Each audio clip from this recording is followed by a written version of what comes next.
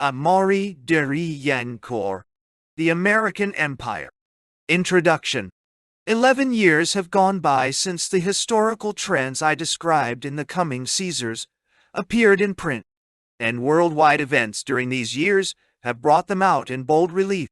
The twin trend toward executive predominance in Washington and toward the imperial extension of American influence throughout the world, which, in turn, provokes the increasing concentration of ultimate power in the hands of the President of the United States. The flow of history has moved fast and dramatically during this decade, and moved decisively in the direction outlined in that study of America's destiny in the light of world history. American presence has made itself felt all over the world with increasing weight. Militarily, the United States landed Marines in Lebanon in 1958 and took a hand, under the Eisenhower Doctrine, in temporarily straightening things out in the Middle East, exerted a powerful and even decisive influence in the Congo when the withdrawal of Belgium's colonial administration plunged the heart of Africa into chaos, proceeded to occupy, if temporarily, the Dominican Republic in 1965 to ward off an alleged attempt at a castrate revolution, and attempted to fasten its grip on Southeast Asia by engaging in large-scale warfare in Vietnam with all its side effects, American military protectorate over Thailand, the collapse of communist influence in Indonesia, and so on. At a time when European powers have set free almost all their overseas possessions and liquidated their military bases overseas, the United States not only retains its own imperial outposts from Panama to Okinawa, although acknowledging other nations' residual sovereignty, but is also steadily extending its sphere of influence in many of Europe's former colonies. 23 years after the end of World War II, 250,000 American troops still garrison West Germany, 50,000 are on guard in Korea, and well over 500,000 occupy South Vietnam and Thailand. America's Seventh Fleet actively promotes the extension of its Far Eastern Empire, while its Sixth Fleet has become the main military force in the Mediterranean, far more important than all the European fleets combined. Other, less visible, forms of American influence are spreading increasingly tight networks around the globe. A vast intelligence, counter-espionage, and counterinsurgency apparatus, a Pentagon, directed authority over dozens of foreign military establishments, a developing financial and economic empire in foreign lands fueled to the tune of almost $9 billion a year, a relentless absorption of foreign talent through the worldwide brain drain. Every item of this staggering American expansion being tightly welded to all the others to form one dynamic force in the process of establishing its imperium all over the non-communist world. This almost mechanical, partly unconscious expansion of worldwide interests and responsibilities has fostered in the 1960s a renewed flow of power into the White House, at the expense of the other branches of the American government. Toward the end of The Coming Caesars, it was pointed out that wars are the main harbingers of Caesarism. Events in the 1960s bear this out, and in November 1967, the United States Senate Foreign Relations Committee, in a unanimously approved resolution, stated emphatically that until Congress restores its limitations on presidential powers, the American people will be threatened with tyranny or disaster, in a desperate effort, in the midst of the fierce Vietnam War which had mushroomed into an armed conflict of unforeseen dimensions, to cancel the blank check given President Lyndon Johnson with its 1964 Gulf of Tonkin Resolution. The Senate Foreign Relations Committee angrily rejected the idea that congressional war powers had somehow become obsolete in an eggshell of undeclared wars and, pointedly, accuse the last 4 presidents, President Eisenhower, she, throw shade, less than dull, the out of the dull, others, of ox, having asserted unrestricted executive to commit the armed forces without the consent of Congress. A 9 the report even went so far as to accuse the executive of having grasped its all war powers by outright usurpation, and claimed that the Gulf of Tonkin resolution granted to President Johnson represented the extreme point in the process of constitutional erosion that began in the first years of the century. When the Senate Foreign Relations Committee's report was published, few bothered to read it, and even fewer cared about the constitutional issues raised in it. True enough, the New York Times commented upon it several times in its editorials. In its most notable paragraph, it had this to say about the report: haunting second thoughts in Congress and the country about the Gulf of Tonkin Resolution of 1964, under protection of which the administration has steadily expanded the American commitment in Vietnam, would alone justify searching debate. But the need is reinforced by enduring doubts about President Roosevelt's shoot-on-sight orders to the Atlantic Fleet prior to the formal American involvement in World War II. President Truman's commitment of American forces to war in Korea without even a request for congressional sanction, and the joint resolutions on Formosa, the Middle East and Cuba adopted on the initiative of Presidents Eisenhower and Kennedy. It is also true that, by breaking out of the narrow confines of the mere moment and reaching back to the troubled period ending in the outbreak of World War II, the Senate Foreign Relations Committee displayed a true and valuable sense of history.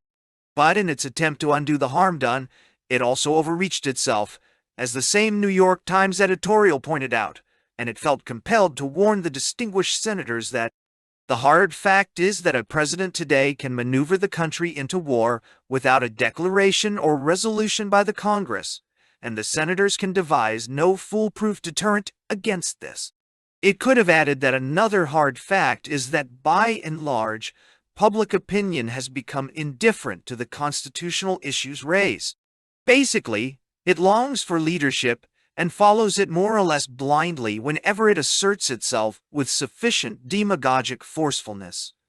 All the passionate controversies stimulated by the Vietnam War notwithstanding, public opinion cares mostly about the staggering cost of the war, the racial riots in American cities, inflation and taxes, the constitutional issue of the eroded division of powers, and the rising Caesarian stature of the president are largely matters of indifference to the broad public. The fact that Democratic presidents were singled out as the main culprits by a Democratic-dominated senatorial committee was in itself significant, symbolizing another of those episodic attempts on the part of Congress, without real public support, to curb the growing powers gathering at the White House, regardless of the fact that the president belongs to the same party. This attempt, besides temporarily disrupting the unity of the Democratic Party, also exemplifies one of the main themes of the coming Caesars: the tight relationship between expanding democracy, growing imperialism, and rising Caesarism. In sponsoring this report on a unanimously approved resolution, Senator Fulbright and his Democratic colleagues behaved more like Republicans than Democrats, proving, in the U.S. process, that American lawmakers are so concerned by the evaporation of their constitutional powers and the side rising threat of full Caesarism that they might be willing to sacrifice party unity in the slender hope of recapturing their waning prerogatives. The 1967 Senate Foreign Relations Committee's resolution, designed to limit the president's power to commit the armed forces to overseas combat without congressional sanction, is another belated effort to thwart the rising Caesarism of the chief executive. Whatever its short-term effect, in the long run, it is bound to prove ineffective. The growing American empire is not the result of short-term, but of long-term historical trends, originating far back in time, and, in turn, the inevitable growth of this empire is bound to enhance the Caesarian stature of the presidency at the expense of Congress. The historical meaning of the Gulf of Tonkin Resolution and of the United States Senate belated effort to destroy its far-reaching implications can therefore be read in the following sentence. Written in the coming Caesar's years before this resolution could be dreamed of, the gradual convergence of historical trends joins ever closer together the unconscious longing for Caesarism and the external emergencies that bring it about. Geoboy 6. The following work is concerned essentially with the development of the American empire rather than the correlative development of Caesarism. A study of the United States' impact beyond its borders rather than a study of the slow metamorphosis of its political institutions.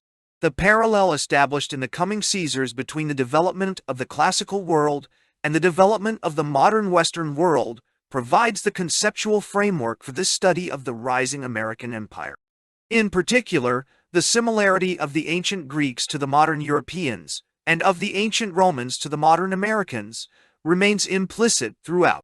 The main underlying thesis is that historical development is conditioned by long-term trends rather than a succession of unpredictable accidents and imponderables, and that, therefore, predetermination plays a far greater role than is usually recognized. The implication is that, in the unfolding of contemporary events, the margin of freedom allowed to statesmen is far smaller than is commonly thought. However unpleasant, not to say distasteful, the idea that we have very little freedom of choice, we must accept it because it alone explains in depth the seemingly irrational or paradoxical developments of history in the making. There is, in this acceptance, something of the spirit of Greek tragedy which sits ill with the boundless optimism generated by our modern scientific outlook.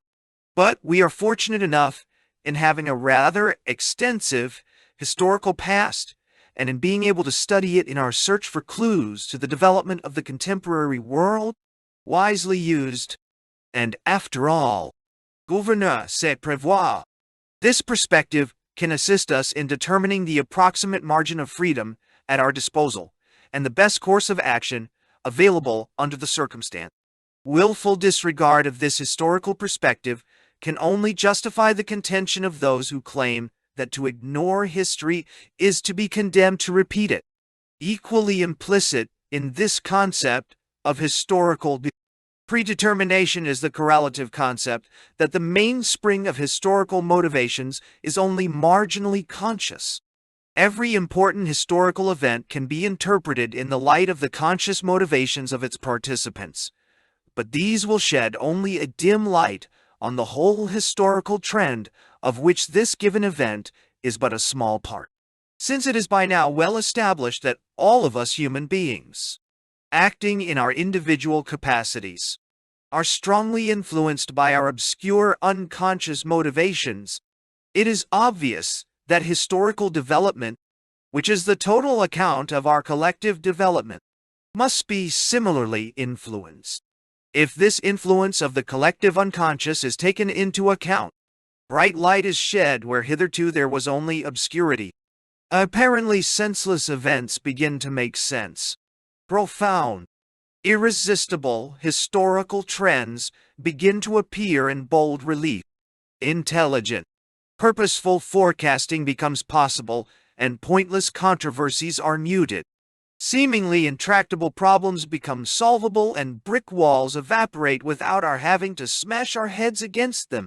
The shaping of a collective unconscious, mysterious as it may seem, is nevertheless amenable to analysis.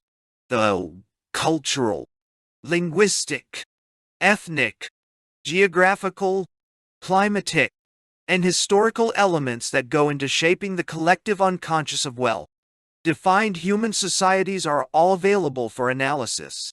Their impact on the collective psychology of a given society can be defined.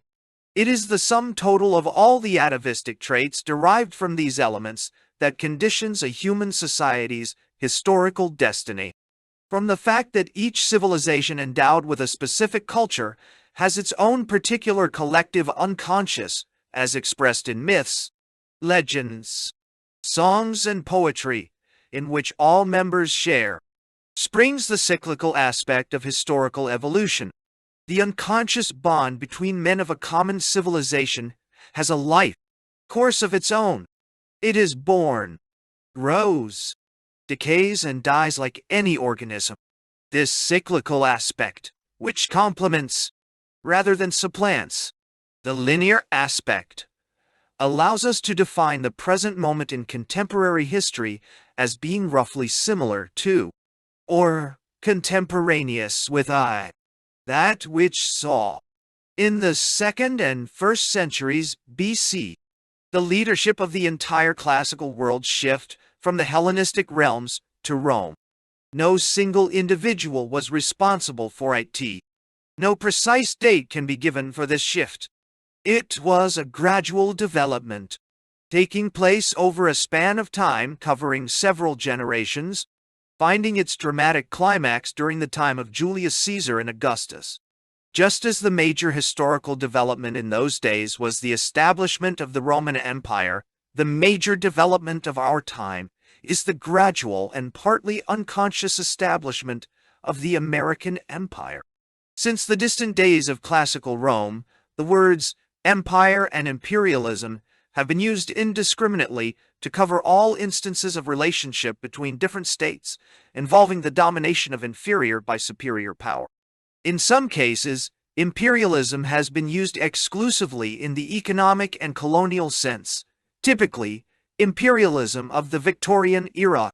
An extreme application of this viewpoint is the Marxist interpretation given by Lenin, with its pre-World War I flavor, which focuses heavily on the economic aspect of imperialism, the monopoly stage of capitalism. In deriding Karl Kautsky's own interpretation of the phenomenon, Lenin pointed out that in the capitalist world, several imperialisms coexisted and competed, and, quite prophetically, he foresaw that the era of several competing imperialisms could not last because of the inherent instability of the colonial structure. But, instead of foreseeing that the conflicting European imperialisms would eventually be replaced by one globally ecumenical American empire, he pinned his faith on the scientifically preordained worldwide triumph of communism, failing to see that the triumph of communism in Russia and China would give new impetus to the atavistic imperialism of the Russians and the Chinese. He himself lost no time, after coming to power, in retrieving Tsarist Russia's own colonial imperialism in the Caucasus and Turkestan, while vigorously denying that he was doing just that. Nor did Mao Zedong lose any time in retrieving the colonial imperialism applied by the former Sons of Heaven in Tibet, Xinjiang, and Inner Mongolia.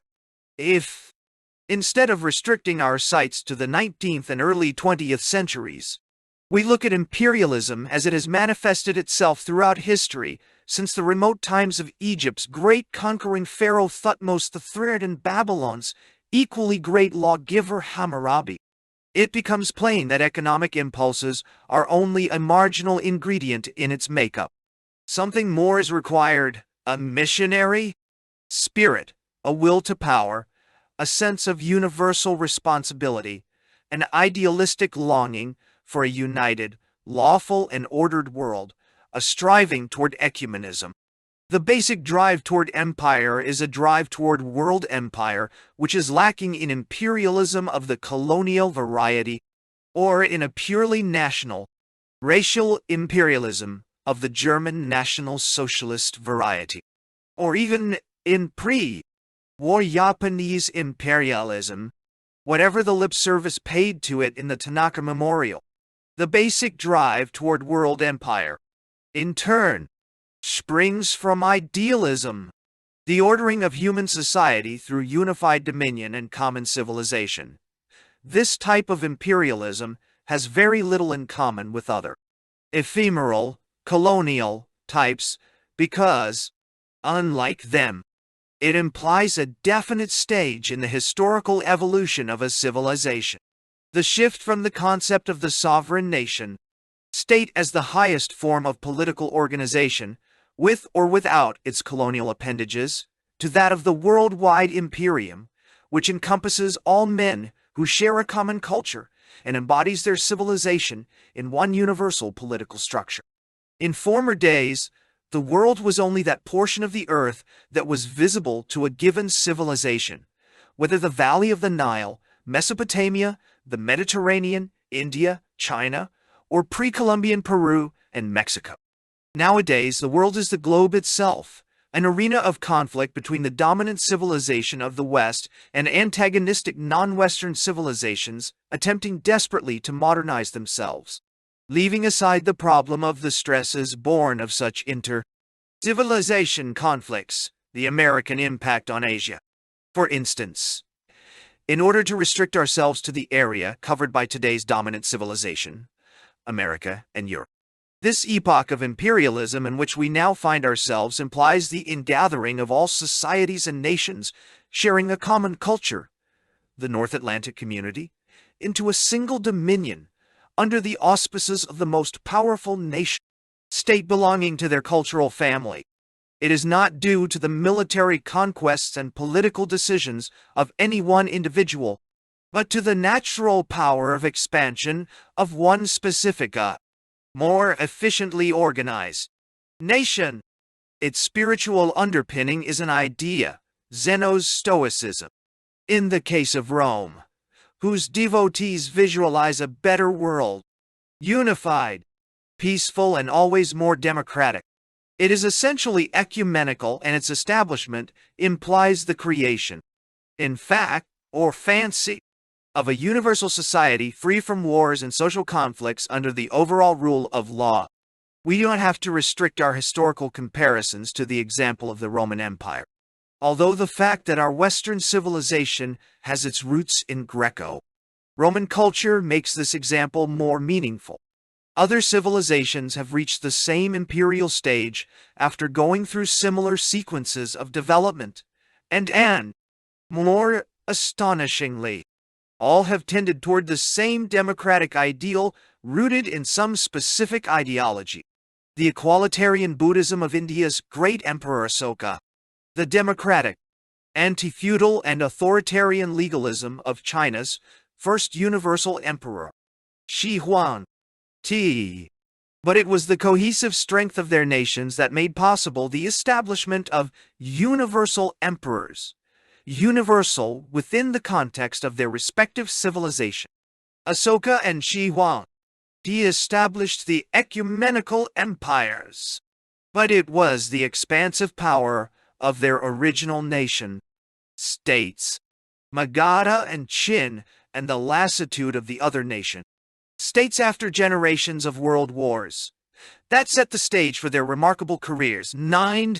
Understood in this ecumenical sense, imperialism represents a definite stage in a given civilization's development, the natural goal toward which the evolution of increasingly democratic societies tends.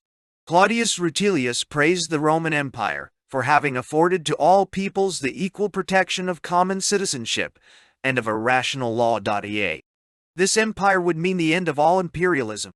The ancient Greeks and the modern Europeans were never able to reach this stage of imperialism and eventually forfeited all their colonial empires, prelude to their being themselves absorbed by their ecumenically minded cousins from overseas. It is not only in terms of size that Roman-American imperialism differs from the colonial Greco-European variety, but also in terms of intrinsic nature. It emerges out of the Greco-European colonialist cocoon and, in its early stages, embodies the predominance of the part over the whole of one nation over all other nations included in its imperial orbit. But, eventually, it sheds its colonialist mantle and evolves toward a res publica, a true commonwealth in which all imperialists and imperialized have equal rights. Roman citizenship was eventually granted by Caracalla to all men dwelling within the borders of the empire, civs vocavit quos domvit. Today, as the unacknowledged American empire strives to find its shape and its limits, the same ecumenical dream is beginning to haunt the lands of Western civilization.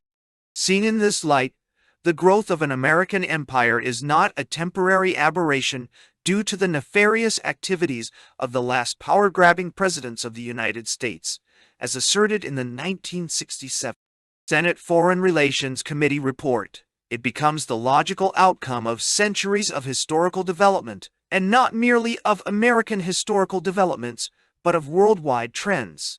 Congressional resolutions notwithstanding, the contemporary drift of events will not be halted or even deflected. It will proceed irresistibly and brush aside all those who refuse to see its depth in time and its magnitude in space. There may be times when, in the trough of the wave, the crest looming on the horizon may be invisible, and normal conditions may seem to have returned, but it can only be a temporary phenomenon, such as the isolationism that beset the United States during the interwar period. The broad direction in which the waves are rolling is clearly visible to those who keep an eye on history. The reluctance of all participants in the contemporary drama is understandable. Not so the willful blindness of those who still refuse to acknowledge the existence of this imperial drift. One can understand that the obligations of an office holder would compel Vice President Hubert Humphrey to state tremulously during a visit to Indonesia in November 1967, "We don't want any Pax Americana. We are not a Roman Empire. The United States can't remake the world." But thoughtful historians and other intellectuals should see in such disclaimers the very proof that, reluctant as it may be, the empire-building process is well underway. And indeed, if one recalls that only a few months before, the same Vice President Humphrey had formulated the Imperial Johnson Doctrine for Asia as Ajo Dal Nedisai and Da. A tremendous new opening here for realizing the dream of the great society in the great area of Asia, not just here at home. It becomes evident that executive power in Washington was committing not just this generation, but future generations of Americans to endless involvements in the affairs of that vast alien continent, through the instrument of a pledge to ourselves and to posterity to defeat aggression, to defeat social misery, to build viable, free political institutions, and to achieve peace. As Hubert Humphrey expressed it, 12. Every new president now aspires to have his historical monument, not in marble but in the form of some idealistic pronouncement. Franklin Roosevelt's Atlantic Charter, Truman's Doctrine, Eisenhower's Doctrine, and now Johnson's Asian Doctrine, Caesarian pronouncements, irrevocably committing the United States for generations to come. As Senator William Fulbright stated it, all this must come as a big surprise to senators who have not even been informed of these sweeping commitments, much less asked for their advice and consent. This in reference to an Asian doctrine which had been in President Johnson's mind for 5 years. No more need be added about the close connection between rising Caesarian power in Washington and the relentless development of an American empire. The burden of the following work is the study of the evolution of the United States' imperial destiny as the Rome of the modern world, from its roots deep in the past to the troubled present and the largely preordained future. Quite probably, the choice no longer lies between building or not building an American empire. The choice lies only between doing a good or a bad job of it. That seems to be all the margin of freedom left in the late 1960s. To paraphrase a remark made at the time of Franklin Roosevelt's attempt to pack the Supreme Court, the United States leaders may not want to know where they are going, but they are on their way. The roots. Empires come in all sizes, in time as well as space. Some are short-lived, others can last hundreds or thousands of years. Some are truly accidental, others the result of long-term historical developments with their roots deep in the past. And the deeper the roots, the more enduring the empire. The coming American empire, which is developing in our time, belongs to the latter category. The result of an immensely long process. A slow tidal wave originating far back in time, long before the American Revolution and the rise of the original 13 colonies to independent nationhood. The roots of all such historical developments are deeply embedded in the human heart and mind, in the emergence of a new personality, a new type of human being, produced by a profound change in the cultural environment. Such a new man was the American Puritan, an iron-hard, practical, sober fanatic dedicated to hard work and economic success.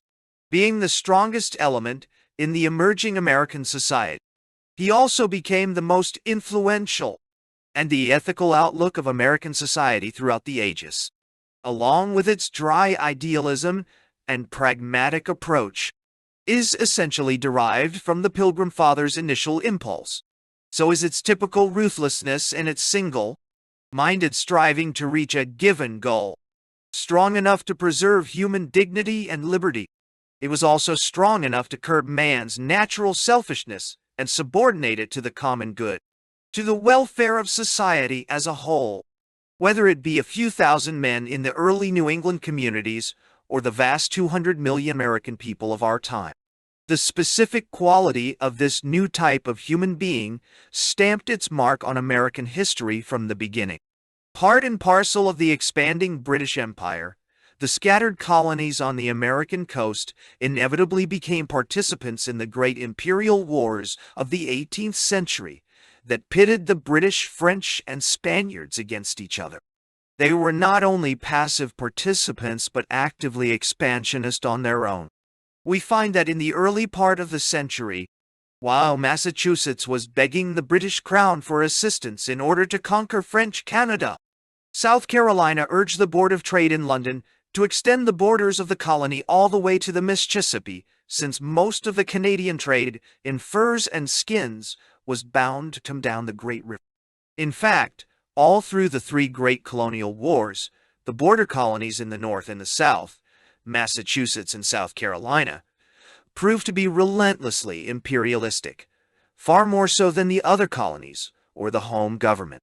Successful imperialism requires power, and this the American colonists knew how to accumulate.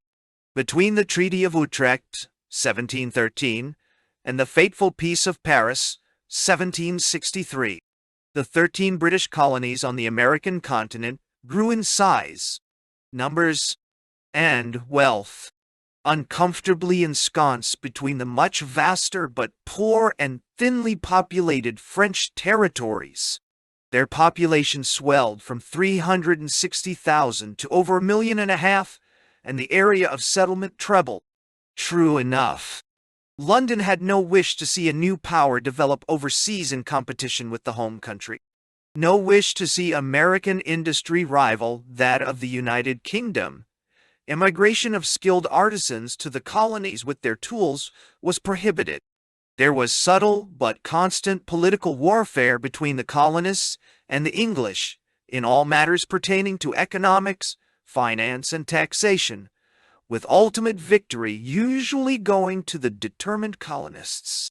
However, there could be no parting of the ways so long as two other powerful empires threatened both the British and their American cousins. And, more often than not, the British relied largely on American militias to fight their wars against Spaniards and Frenchmen, as in the War of 1739 against Spain, when Admiral Vernon attacked Cartagena with thousands of American volunteers from the 13 colonies. This Anglo-Spanish conflict soon swelled into the War of the Austrian Succession, and in 1744, a New England army stormed the French fortress of Louisbourg, only to see it restored to France in exchange for Madras, in faraway India, demonstrating, in the process, that in the global scheme of British imperialism, the 13 colonies were only a small part of the Great British Empire, in the making, pieces of which could conveniently be bargained away without consulting the Americans. The fury of the New Englanders was only partly assuaged by the British assuming the entire financial burden of the expedition, and by their need of British protection against French imperialism. The French were determined to hold and populate their immense but unsettled territories on the North American continent. Not only were the British unprepared to accept this, the American colonists themselves were even more determined to prevent it. And by the middle of the 18th century, the 13 colonies had become a power in their own right, with over 20 times the French population in Canada and the West. Willingly or not, London would have to go to war against the French, if only to satisfy the Americans. Virginians and New Englanders were in the van of the warmongers, and with the assistance of the imperialist lobby in London, American public opinion practically compelled the timid Duke of Newcastle to initiate a state of war with the French. There was peace between France and England in 1755, that is, everywhere except in America. Soon enough, one thing leading to another, the old French and Indian War merged into another global conflict, matching one coalition of European powers against another. After some initial successes, the French began to feel the adverse military weight of large British forces, bolstered by equally large American militias from the colony. Colonel Dudley Bradstreet of Massachusetts and his New Englanders captured Fort Frontenac. George Washington's troops fought alongside General Forbes' army, captured Fort Duquesne, Pittsburgh. General Amherst captured Ticonderoga but never appeared near Quebec, where he was supposed to assist England's General Wolfe. And it was Wolfe who, unassisted by the Americans, broke the power of France in Canada. Perhaps this was a symbolic portent of things to come, the retention of Canada within the British Empire, while the rest of the continent fell under the sway of the original 13 colonies. The collapse of French power in North America was only a prelude to the greater drama to come. The French had disappeared, but the Indians remained as a constant threat to the welfare of the American colonists. In an aggressive mood, the great Indian Confederacy of the Ohio Valley almost wiped out all the settlements in that part of the West and menaced the frontier. This time, however, it was the British redcoats who crushed it, rather than the colonists. Did this influence the government in London when the time came to organize the vast new possessions that had been won from the French? At any rate, it can be asserted that the closing of the West to settlement by the colonists was one of the decisive moves which brought about the American Revolution. The Royal Proclamation of October 7, 1763, emphasized, "We do strictly forbid, on pain of our displeasure, all our loving subjects from making any purchases or settlements whatever in that region." All the western land claims of the 13 colonies were, de facto, wiped out at one stroke by London's decision. The proclamation line following the crest of the Alleghenies would, if respected, have restricted the Americans to the narrow coastal plain between the mountain range and the ocean. Although intended at first to be a provisional measure, to be withdrawn when the Indians were pacified, with large areas west of the line to be open for orderly settlement, it eventually came to be a permanent boundary. London began to view the West as one vast reservation for Indians, to be run by an imperial Indian civil service, for the ultimate benefit of an expanded fur trade. This change took place when Shelburne was forced out of office and replaced by Lord Hillsborough. Let the savages enjoy their deserts in quiet. Where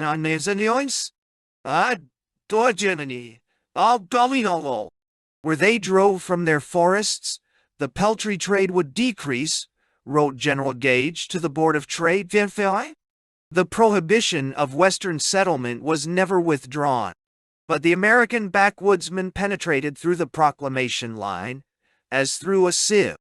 In a letter to the colonial secretary, Lord Dunmore, governor of Virginia, in 1772, wrote, "I have learnt from experience that the established authority of any government in America, and the policy of government at home, are both insufficient to restrain the Americans, and that they do and will remove, as their avidity and restlessness incite them."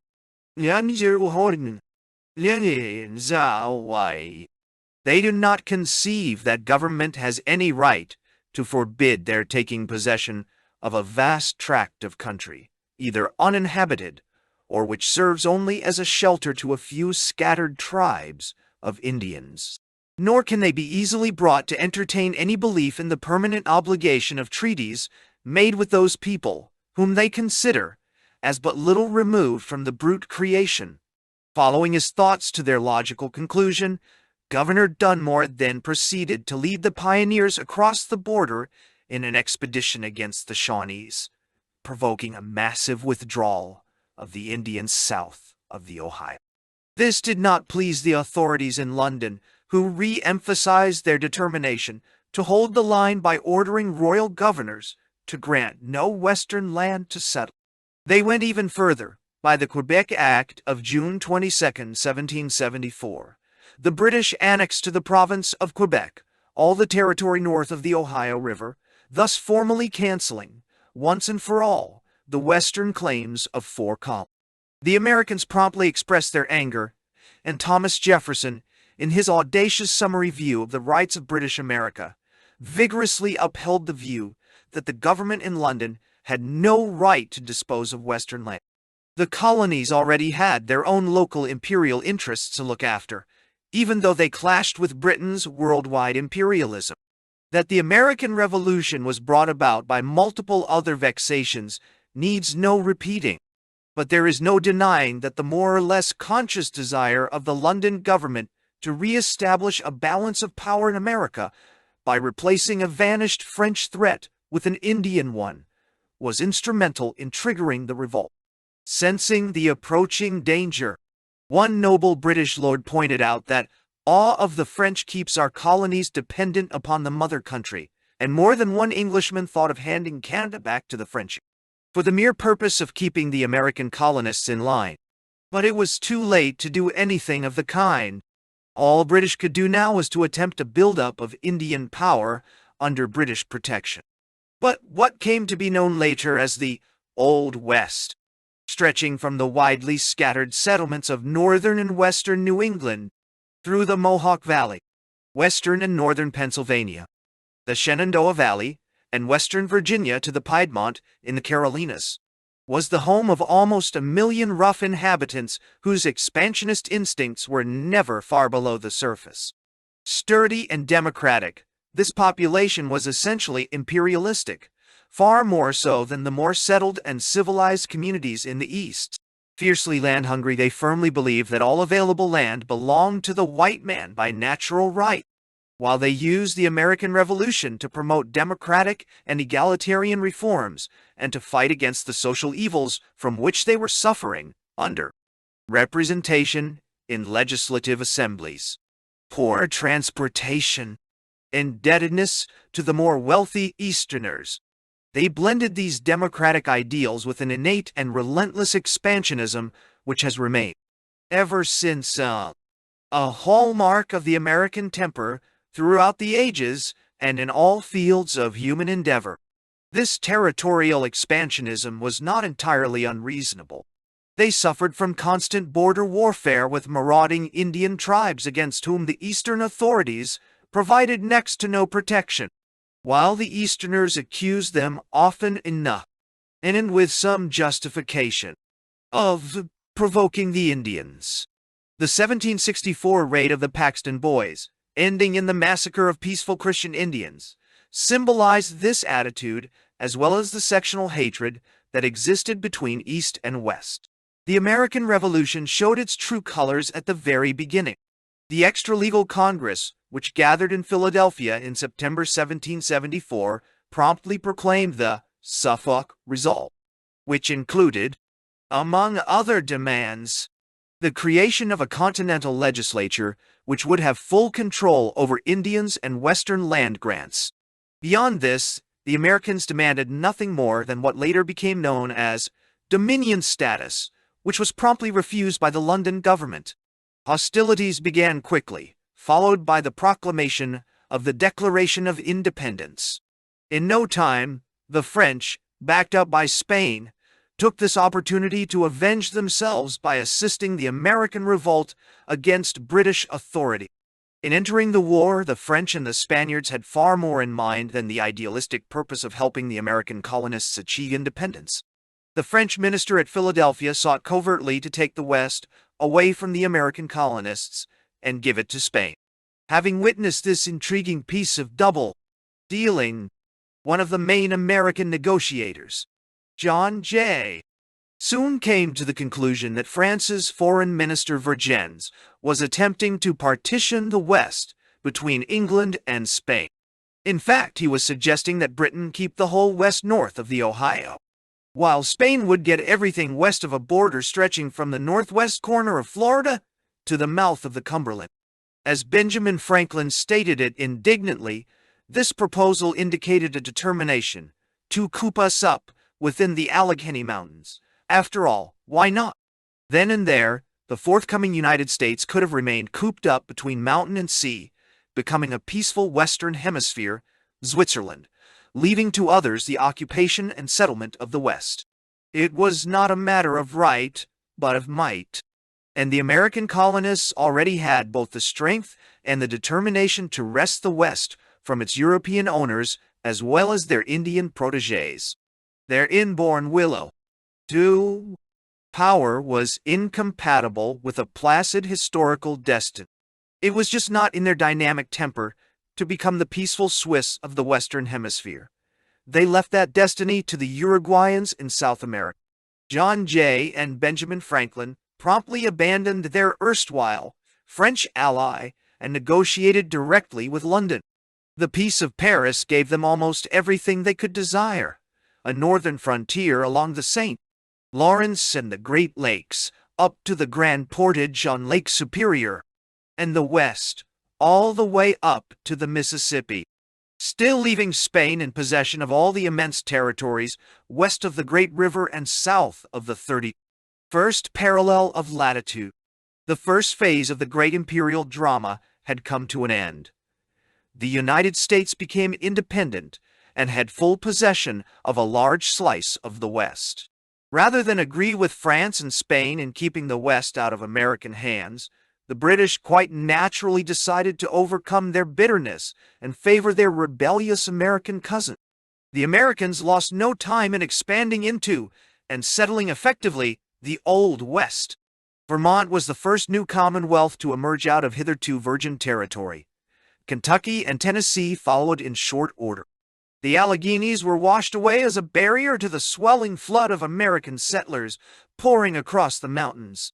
As for the Indians, they were either wiped out, cooped up in reservations, or pushed back into the depths of the West, beyond the Mississippi, streaming out of North Carolina and Virginia and pouring through the Cumberland Gap, or marching out of Maryland and Pennsylvania up to the headwaters of the Potomac and crossing the Alleghenies and down into the Ohio Valley. An irresistible flood of settlers began to inundate the West. This invasion was spontaneous and intensely individualistic, unassisted by state, church, or military protection. Those of the original 13 states who claimed large slices of the West were persuaded to surrender these claims to the federal government. It was then decided to carve out of this western pool 16 new states, to be eventually admitted on a basis of equality with the original 13. A novel formula for growth which betrayed the instinctive political genius of the American leaders of the day, and which found its historical formulation in the Ordinance of 1787, the venerable theory according to which colonies were founded for the benefit of the mother country. The doctrine according to which they were to remain subordinated was thrown aside. A new form of expansionism was substituted, one which provided for organic growth, for the birth of new living social cells to be grafted onto the main body politic, of which they became part and parcel. From that time on, and with the temporary exception of the Philippines, American expansion shed the colonial coloration typical of European style expansion. Territorial acquisitions and possessions were not mere garments worn for the benefit of the mother country, but became part of the flesh and blood of the United States. But of what use was it to expand into the West if these new territories and states had no outlet for their trade? Only the Mississippi and the St. Lawrence could provide it. One step toward expansion automatically entailed another. The main goal of American policy during that period became the possession of the two gates, controlling the commercial outlets of the entire West and shutting off the Americans from further westward advance. New Orleans and Montreal, the two locks on the two main waterways of the continent, respectively in the hands of the Spaniards and the British. Obviously, Spain viewed the new American Federation with a jaundiced eye, in spite of its temporary alliance during the War of Independence. With great foresight, the Spanish king, Charles VI, Prime Minister Floridablanca, wanted to halt the flood-like Western migration. He saw clearly that the growing strength of the American Republic threatened to overwhelm Spain's large but almost empty possessions. In alliance with the Creek, Choctaw, and Chickasaw Indians, who opted for a virtual Spanish protectorate, although dwelling on United States territory, the Spaniards proceeded to strangle the southern outlet of the American West. Armed by the Spaniards, the Creeks and Cherokees repeatedly attacked American settlements on the Cumberland and Tennessee rivers, who retaliated with as much ferocity as the Indians themselves displayed in their raids. Refusing to hand Natchez back to the United States, to whom it had been attributed by the British, and in firm possession of New Orleans, the Spaniards had full control of the lower Mississippi and bottled up the West. Moreover, many Western settlers, willing to listen to Spanish advice, were tempted to secede from the United States in exchange for free navigation on the Great River. In fact, most Europeans in those days expected the Trans-Appalachian West to break away from the original 13 states. Quite clearly, either the United States made up its mind to secure the Great Riverway and control its southern gate, New Orleans, or it would have to forfeit any hope of territorial greatness. Shortly after throwing back a hostile confederation of Indian tribes armed by the British governor of Lower Canada, and securing by treaty with the Indians a large slice of the Northwest Territory, the United States proceeded to wrest from the weakening Spaniards the right to navigate the lower Mississippi on behalf of its western settlers. But now, the problem was no longer with Spain. In the aftermath of the French Revolution, The ruling Directoire in Paris sought to recoup all the losses France had suffered in the Western Hemisphere by persuading Spain to hand Florida and Louisiana over to the French, and by persuading the French Canadians in Quebec to rise against the British and form an independent Canadian Republic. This contemplated nutcracker scheme was a new and deadly threat to the young American Republic. While French persuasion came to naught in Canada, Spain agreed to retrocede the immense territory of Louisiana to France in the secret Treaty of San Ildefonso, 1800. With New Orleans as a base, Napoleon hoped to create a vast and powerful French empire on the North American continent, thus not only thwarting any hope of the United States for further extension, but also endangering the shaky allegiance of the new Western states to the Union. So true it is that wherever and whenever expansion ceases, centrifugal forces take over and disintegration threatens. When Jefferson heard of the treaty in 1801, he stated without ambiguity, "The day that France takes possession of New Orleans, well, no. I didn't.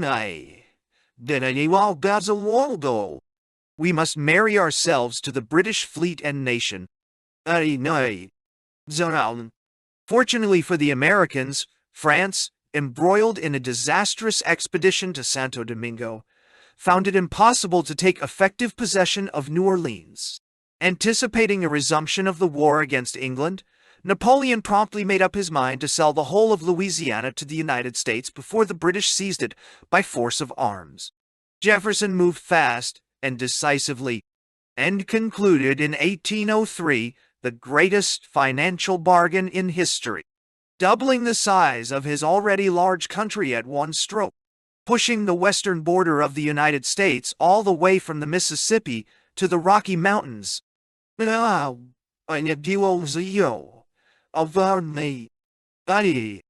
a mere 60 million francs, which was only half of what he had been willing to pay for only a part of it. But Louisiana was not enough, or rather Jefferson felt that he had been cheated on the matter of borders, believing that these should have included both Texas and West Florida. For a while, not much could be done about the matter.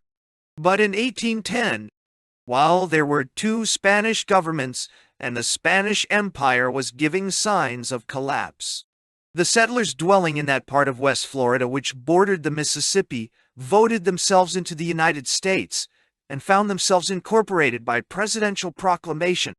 Within 2 years, their territory became the state of Louisiana. Meantime, considerably aggravated by the behavior of the British in Canada, Congress declared war against Great Britain in June 1812. The basic reason for this war was not the multiple vexations inflicted upon American seamen by an England locked in a desperate struggle against its deadly Napoleonic enemy, but the desire of the United States frontiersmen for more land, which could be had only at the expense of the British and the Indian. For reasons of practical necessity, the pioneer farmer of those days was essentially a woodsman, who needed wood for fuel, building, and fencing. He could not settle in the treeless plains of the Middle or Far West, refused to move into the prairies of Illinois, and fight powerful Indian tribes. He would rather fight the Indians living in the woods of Indiana or the fertile and empty regions of Upper Canada, which were in British hands. In addition, the Americans were alarmed at the efforts made by the great Tecumseh to regenerate the Indians, and firmly believed that his organization of a great Indian confederacy threatened the Western settlers. There was widespread suspicion throughout the West that the British were behind Tecumseh, in fact that they were behind every defensive move made by the Indians for sheer survival in front of the endless inflow of American pioneers. Governor Harrison of Indiana Territory lost no time in attacking Tecumseh's Indians and crushed them at Tippecanoe. But war between British and Americans had become inevitable, and the Indian conflict was a mere cover for the Americans' desire to conquer and absorb Canada. A wave of enthusiasm swept through the United States, fueled by talk of its destiny to expand as far as the North Pole. Even though many voices were raised against the shamefulness of attacking the British cousins, at a time when they were locked in a decisive struggle with Napoleon. But the prospect of easy loot was too much for most Americans, who felt that the balance of power favored them. By then, they numbered over 7 million, as against a mere 500,000 inhabitants in Canada, most of them French. Even so, the United States military establishment was in poor shape and no match for the British-Canadian forces, strongly backed by Tecumseh's Indian Confederacy. Furthermore, the young Union was not very cohesive as yet. The British had high hopes that the reluctant New Englanders would secede and either join Canada or form a separate union of their own. When peace finally came with the signing of the Treaty of Ghent, the Americans had not won a single one of their goals. Canada had refused to let itself fall into the United States' lap, largely because of the loyalty of the French Canadians to the British Crown, and their fear of the Americans' power of absorption. In fact, the fledgling United States itself was fortunate in being able to preserve its own fragile unity, which remained at stake until the Civil War decided the matter, once and for all. The war over, settlers began flowing into the Appalachian West again, raising its population in a decade from 1 to over 2 million. General Andrew Jackson invaded Spanish Florida, severely punished the Seminole Indians in 1818, and hauled down the Spanish flag in St. Mark's. Although he was forced to surrender his conquest, the Spanish cabinet in Madrid read the handwriting on the wall. Better sell Florida before it was seized by force of arms without any financial compensation. On February 22, 1819, Spain ceded Florida and all lands east of the Mississippi, as well as all its rights to the Oregon Territory. And with that, the second phase of the United States continental expansion came to an end. The immense territories gained by the United States after independence were no more virgin land than the Old West had been.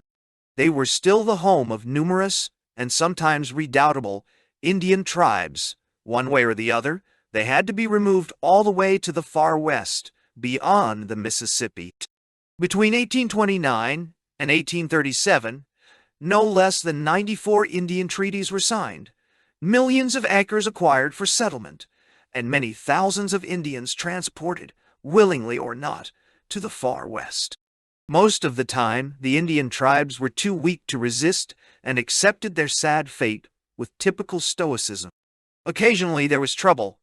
The wanton massacre of Chief Black Hawk's tribesmen and their families by the Illinois militia, for instance. The Cherokees of Georgia were unfortunate enough to be found sitting on rich gold deposits.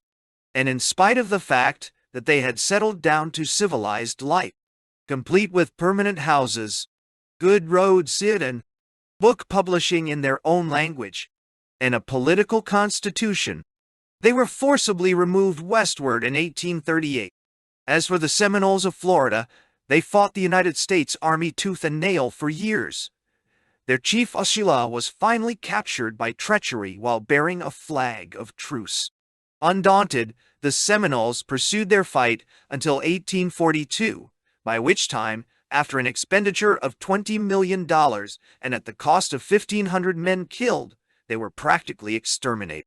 Soon enough, almost all the Redskins had been removed to the far west and were separated from the settled West by a chain of military posts. In 1835, President Jackson pledged the United States to keep this barrier for all times. But within a bare 20 years, most of it was torn aside, and the Indians pushed back further into the wilderness or dwindling reservations. Columns of pioneers started pouring into the far west and southwest, one along the Oregon Trail, another fanwise into Illinois and Iowa, and a third down into Texas, that is, Mexican territory. Some columns even branched off the Oregon Trail into Upper California over the passes of the Sierra Nevada, again penetrating into Mexican territory. A fourth column, consisting mostly of American traders, followed the Santa Fe Trail into what became New Mexico. But it was in Texas that the first substantial settlement of English-speaking pioneers implanted itself within the borders of Mexico. By the 1819 Florida Treaty, the United States had formally given up all its claims to Texas, and no sooner had this been done than many American statesmen began to voice their regrets, especially John Quincy Adams and Andrew Jackson. They did not have to worry. By the time Mexico's President Santa Anna woke up to the fact of Texas's peaceful occupation, it was too late. The Texas colonists threw off the Mexican yoke and applied for annexation to the United States. Washington's hesitation on account of the slavery issue was eventually brushed aside in 1845, but not soon enough to avoid awakening European appetites. Ever since the Louisiana Purchase, a number of European statesmen had become alarmed by the sheer size of the United States in both territory and swelling population. Talleyrand, Canning, and Louis Bonaparte were determined to seize every available opportunity to establish, at some time or other, a balance of power in North America. And at this stage, it could only be done by preventing further American expansion in the South and Southwest. The temporary independence of the Lone Star Republic whetted their appetites. It was an ideal buffer state between the United States and Mexico, which Lord Aberdeen, the British Foreign Secretary, and the French Premier Guizot attempted to bolster through loans and diplomatic recognition. They both urged Mexico to recognize the independence of Texas in exchange for a full Franco-British guarantee of Mexico's frontiers against United States aggression. The Texans would have accepted the scheme, but Mexico would not hear of it. Once again, historical fate played into the hands of the United States. While Mexico stubbornly refused to grant independence to Texas, the United States elected James Polk as president in the midst of a powerful awakening of atavistic imperialism. It was then discovered and proclaimed that it was the manifest destiny of the United States to expand toward the West and South, that it was justified by the Anglo-Saxon genius for colonization and self-government. The Europeans refused to recognize any such manifest destiny and pursued their dream. Guizot kept insisting that France has a lasting interest in the maintenance of independent states in America, and in the balance of forces which exists in that part of the world, to which President Polk angrily retorted, "Jealousy among the different sovereigns of Europe, by day, has caused them anxiously to desire the establishment of what they term the balance of power. It cannot be permitted to have any application on the North American continent, and especially the United States. But then, Texas was only part of the problem, and California was fast becoming an even more tempting prize. The time finally came to fight it out with Mexico, regardless of European reactions. Polk ordered American troops in Texas to cross the Nueces River and occupy the whole left bank of the Rio Grande. Cautiously, the Mexican government refrained from military action. But nothing could now stop Polk's pursuit of his imperialistic design, unscrupulously stating that Mexican troops had invaded United States territory, whereas they had merely attempted to reoccupy territory between the Rio Grande and the Nueces, which had never even been part of Texas. Polk prevailed upon Congress to declare war. Hostilities were short and to the point. American troops eventually reached Mexico City itself, and the American plenipotentiaries had to wait 2 months before finding a Mexican government willing to negotiate away half of its territory.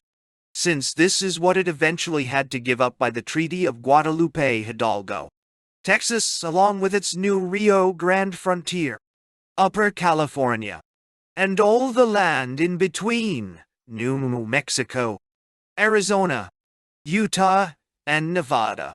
Again, great and cheap success only whetted the appetite of many jingoistic Americans who claimed that the whole of Mexico should be absorbed by the United States, only to be coldly dismissed by Polk, who knew when to stop. From that time on, and apart from minor border rectifications, the continental United States has kept within the limits achieved after the Mexican War. Except for Russia, its size dwarfed that of any European nation, however powerful, In fact, it was, and still is, larger than the whole of Europe without Russia. Conscious of its enormous size, dynamism, and power, the United States felt that it had a right to look down on the Europeans with mild contempt. And rarely was it expressed with such bluntness as in Secretary of State Daniel Webster's reply in 1851 to Austrian protests at the American rescue of the Hungarian revolutionist Kassa. The power of this republic at the present moment is spread over a region, one of the richest and most fertile of the globe, and of an extent in comparison with which the possessions of the House of Habsburg are but a patch on the earth's surface. The haughty court circles in Vienna must have been slightly amazed at this arrogance, worthy of the Chinese emperor, Qianlong. One would have thought that by the middle of the 19th century, the United States could have looked forward to digesting its enormous acquisitions without casting a covetous eye beyond the seas.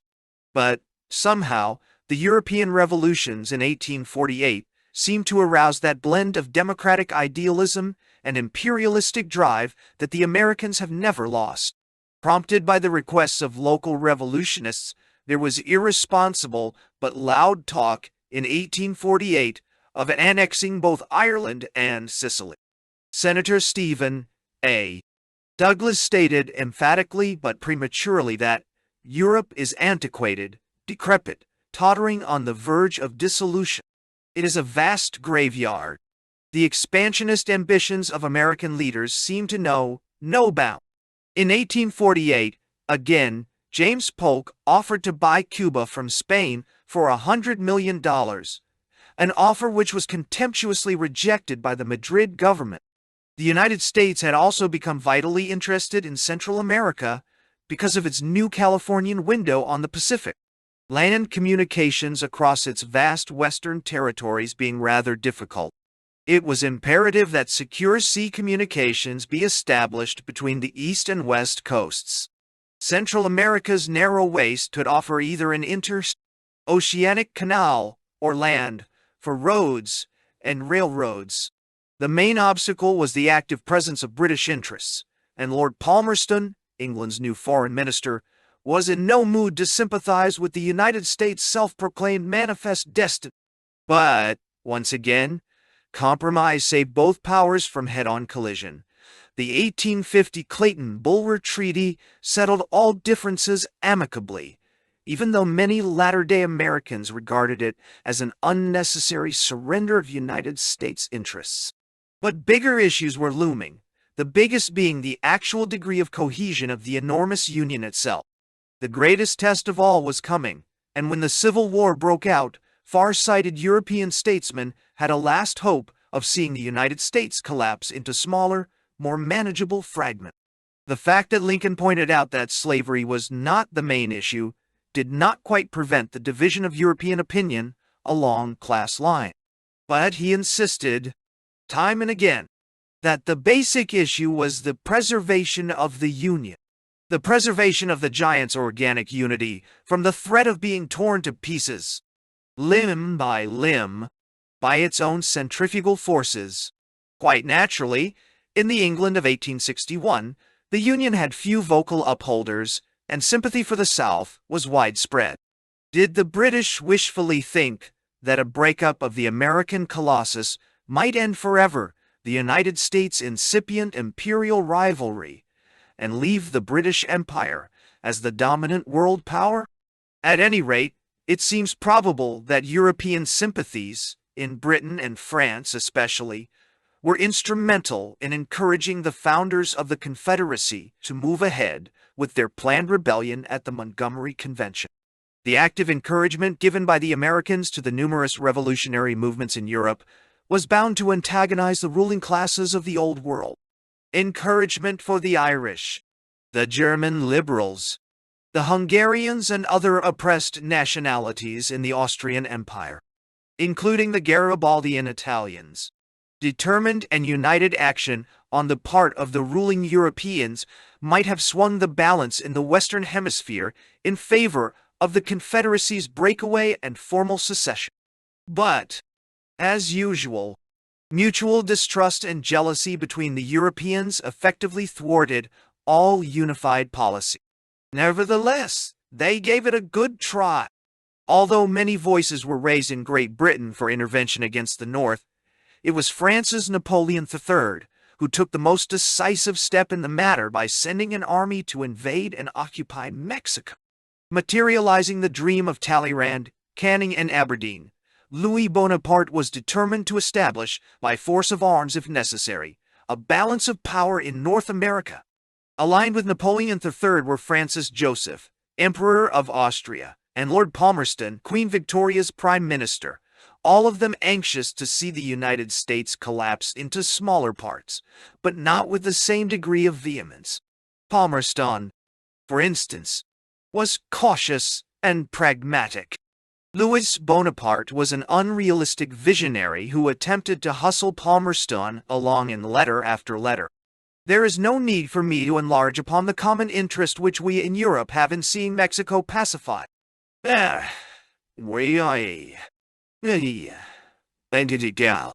If it were regenerated, it would form an impassable barrier to the encroachments of North America, he explained in one of his messages to the British Prime Minister.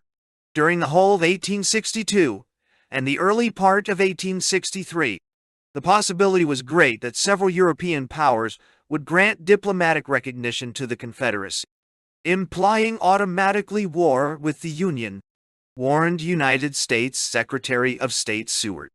This threat did not frighten off the Europeans. Lord Russell, British Foreign Secretary, prepared secretly for recognition, with Palmerston's discreet approval. Karl Marx, who then worked as the New York Daily Tribune's correspondent in Britain, pointedly reminded his readers, in a short historical briefing, that it was Palmerston who, after a severe struggle with his colleagues, dispatched 3,000 men to Canada, an army ridiculous, if intended to cover a frontier of 1,500 miles, but a clever sleight of hand if the rebellion was to be cheered, and the Union to be irritated. He many weeks ago urged Bonaparte to propose a joint armed intervention in the internecine struggle, supported that project in the Cabinet Council, and failed only in carrying it by the resistance of his colleague. He and Bonaparte then resorted to the Mexican intervention as a piece aller. In the end, Palmerston was frustrated, and the British were deterred from diplomatic recognition of the Confederacy by what was going to become a recurring American miracle in their chosen field of endeavor, economic productivity. Economic productivity. The amazing speed with which the Union built and commissioned its navy, from 42 ships at the beginning of the Civil War to 300 in 1862 and over 650 at the end of the hostilities, paralyzed the will of the British leaders. In spite of the early Confederate victories on land, and Napoleon III was not bold enough to go ahead and recognize the South although bold enough to actually encourage Texas to secede from the Confederation in order to save something from the approaching collapse of the South and provide a buffer state for his Mexican satellite. But all his intrigues failed, and French opposition to his policy was growing by leaps and bounds, not only on humanitarian and anti-slavery grounds, but also feeding on the ever-present Anglophobia of the French, the unity and independence of America. That is to say, the sole maritime power that counterpoises England, constitutes for all Europe the only guarantee of the liberty of the seas. Now we say it now. 27 claimed Edouard Laboulaye, one of France's leading public figures at the time. It is worth noting, furthermore, that it was largely Western Europeans that were longing for a breakup of the American Colossus. The Eastern Europeans, deprived of wide openings on the sea and jealous of the growing wealth and industrialization of the western part of their continent, were wholeheartedly on the side of the Union. That was the position of Prussia, before and during Bismarck's rise to power, More strangely still, it was the position of Tsar Alexander II and of his foreign minister, Prince Gorchakov. Quite apart from the fact that the Germans were struggling for national unity and therefore sympathized with the Americans' efforts to preserve theirs. And also quite apart from the fact that Tsar Alexander's emancipation of the Russian serfs seemed to parallel Lincoln's emancipation of the American slaves. There was the atavistic hostility of the Eastern Europeans toward their more fortunate geographically Western European neighbors. The same jealousy of American power that was evident in Spain, France, and Britain was equally apparent in the east of the continent toward the west. With all that, it is clear that had the fate of the Civil War decided otherwise, Louis Bonaparte might have succeeded in materializing his dream. Slidell, the southern agent in Paris, boldly asserted support for the French-backed Emperor Maximilian in Mexico. In his turn, Napoleon III suggested a peace conference in 1863 with the object of securing the independence of the South, a suggestion which was promptly rejected by Lincoln. In its endeavors, France was backed by Spain, and a Spanish historian summed up the problem neatly and wistfully. A little audacity in France was assured of her possessions, England of Canada. Known why? Ourselves of the treasures of our Antilles, and the future of the Spanish race. Mexico and the southern states.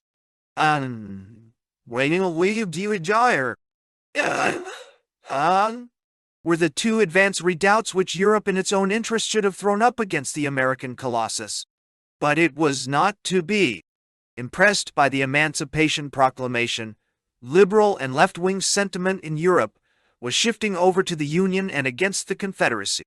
When, in the desperate year 1865, Confederate President Jefferson Davis offered Europe abolition of slavery in the South in exchange for diplomatic recognition, it was too late. The surrender of General Lee meant the re-establishment of the Union in its full extent, and Europe lost its last chance to establish any kind of balance of power across the Atlantic. The American colossus came out of the ordeal bruised but intact, and ripe for further growth and development. The Union had been not only preserved but vastly strengthened. The original Federal Union was no longer federal but national and unitary in everything except its administrative apparatus. The federal image had been preserved, but that was all.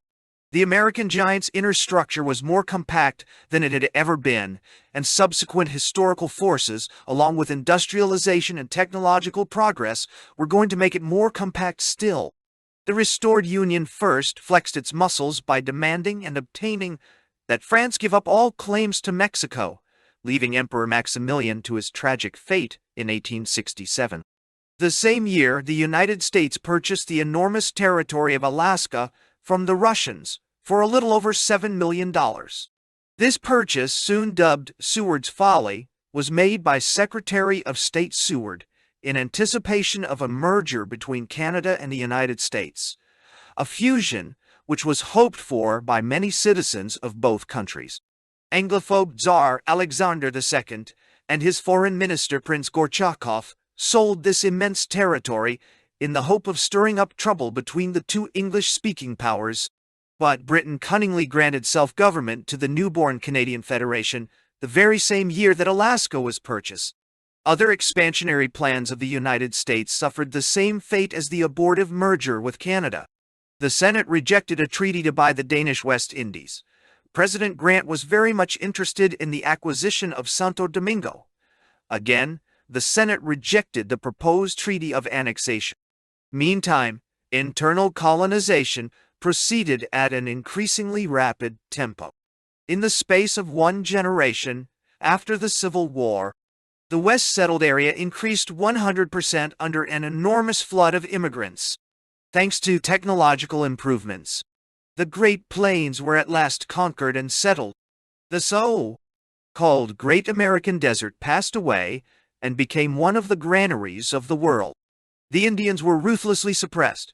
Between 1850 and 1860, their numbers in California alone shrank from 100,000 to 35,000. From 1860 to 1887, the Indians of the Great Plains and the Rocky Mountains were relentlessly pursued and massacred.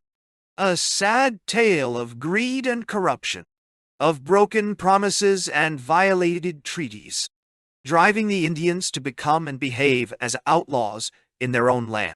It was only with the Dawes Act of 1887 that the American government faced up to its moral responsibilities and obligations, eventually parked within the confines of some 200 reservations. The demoralized Indians began to disintegrate physically and spiritually, some being more fortunate in their ability to adjust to some extent to the strange white man's world erected on the land of their ancestors. And with the last battle of Wounded Knee Creek in 1890, the frontier disappeared on the North American continent. But to this day, its spirit has remained an integral part of the American ethos. The passing of the old continental frontier in 1890, synchronized with a staggering increase in America's industrialization and economic productivity, became the turning point in the United States' relations with the rest of the world. This was the era of worldwide European colonization on a grand scale, of a frantic search for new commercial markets and new sources of raw materials. In this fast-changing world, the United States foreign policy revolved around two axes. The first was the Monroe Doctrine, which excluded European attempts at new colonial ventures in the Western Hemisphere, and left the United States free to dominate it politically and economically. The second axis was American expansion across the Pacific. Having turned its back on the Old World and acquired an immense window on the Pacific, it was only natural that the restless Americans would start looking across the enormous expanse of the world's largest ocean. As early as 1853, Washington had sent a powerful fleet under Commodore Matthew Perry's command to break Japan's traditional isolation, and the following year, the Treaty of Kanagawa opened Japan to the world. The Midway Islands, west of Hawaii, were annexed, and Hawaii, where American missionaries turned businessmen had overthrown the Polynesian monarchy, soon followed suit. In the space of 2 generations, the Western Pacific became included in the American realm, prelude to the whole ocean becoming, in due course, an American Mare Nostrum. Bond, Commodore Perry himself stated the long-term goal of America's policy in the Pacific when he said, "It is self-evident that the course of coming events will ere long make it necessary for the United States to extend its jurisdiction beyond the limits of the Western continent, and I assume the responsibility of urging the expediency of establishing a foothold in this quarter of the globe." Indeed, the ghostly outline of a new American frontier across the Pacific was beginning to loom. The first phase of American imperialism was now in full swing. Dormant for a generation after the Civil War, the spirit of manifest destiny began to stalk the land again. Having once served for the conquest of Texas and California, it was now dusted off and brought into service abroad. And its main conjurer was the brilliant Captain Alfred Thayer Mahan, who, in his famous studies on the political implications of sea power, became the theoretician of the new American imperialism overseas. Caught by the spirit of colonial expansion so prevalent in those days, and fearful of being left behind in the race to fill the power vacuums still left on the globe, Senator Henry Cabot Lodge stated very plainly his, and many of his countrymen's, belief. From the Rio Grande to the Arctic Ocean there should be but one flag and one country. I'm sure. And you always sees. 1. Small states are of the past and have no future. Here was no aspiration to world dominion, just an effort to keep up with the Joneses of colonial imperialism. How to put it into practice was another matter. For a while, this new American imperialism was strictly defensive, being content to uphold the Monroe Doctrine in the Western Hemisphere. The celebrated fracas with Great Britain over the Guyana-Venezuela border prompted Secretary of State Olney to utter a shrill warning. Today, the United States is practically sovereign on this continent, and its fiat is law upon the subjects to which it confines its interposition. The Latin Americans were not even consulted. But, true enough, Britain had been perhaps a little too active in that part of the world. For instance, Palmerston's seizure of Belize, British Honduras, the British takeover of the Nicaraguan customs in 1895. A little twisting of the lion's tail could do no harm, and would certainly sit well with millions of Irish immigrants. And already then, the time was past when the British lion dared roar at the United States, in spite of the backing of a global but aging British Empire. The Salisbury government swallowed its pride, being far too busy in other quarters. Soon enough, however, an opportunity presented itself to switch from a purely defensive imperialism to an offensive one, the Cuban Revolution of 1895. Long before, in words prophetic, not only for the end of the 19th century, but also perhaps for the second half of the 20th, John Quincy Adams had written, "In looking forward to the probable course of events, it is scarcely possible to resist the conviction that the annexation of Cuba to our federal republic will be indispensable to the continuance and integrity of the Union itself. The perennial fear that if the United States ceased expanding, it was threatened with disintegration. And on the eve of the Civil War, a Senate committee was bold enough to state that the ultimate acquisition of Cuba may be considered a fixed purpose of the United States." The Cuban revolt against Spanish tyranny soon led to the Hispano-American War, backed in the United States by an enthusiastic public opinion.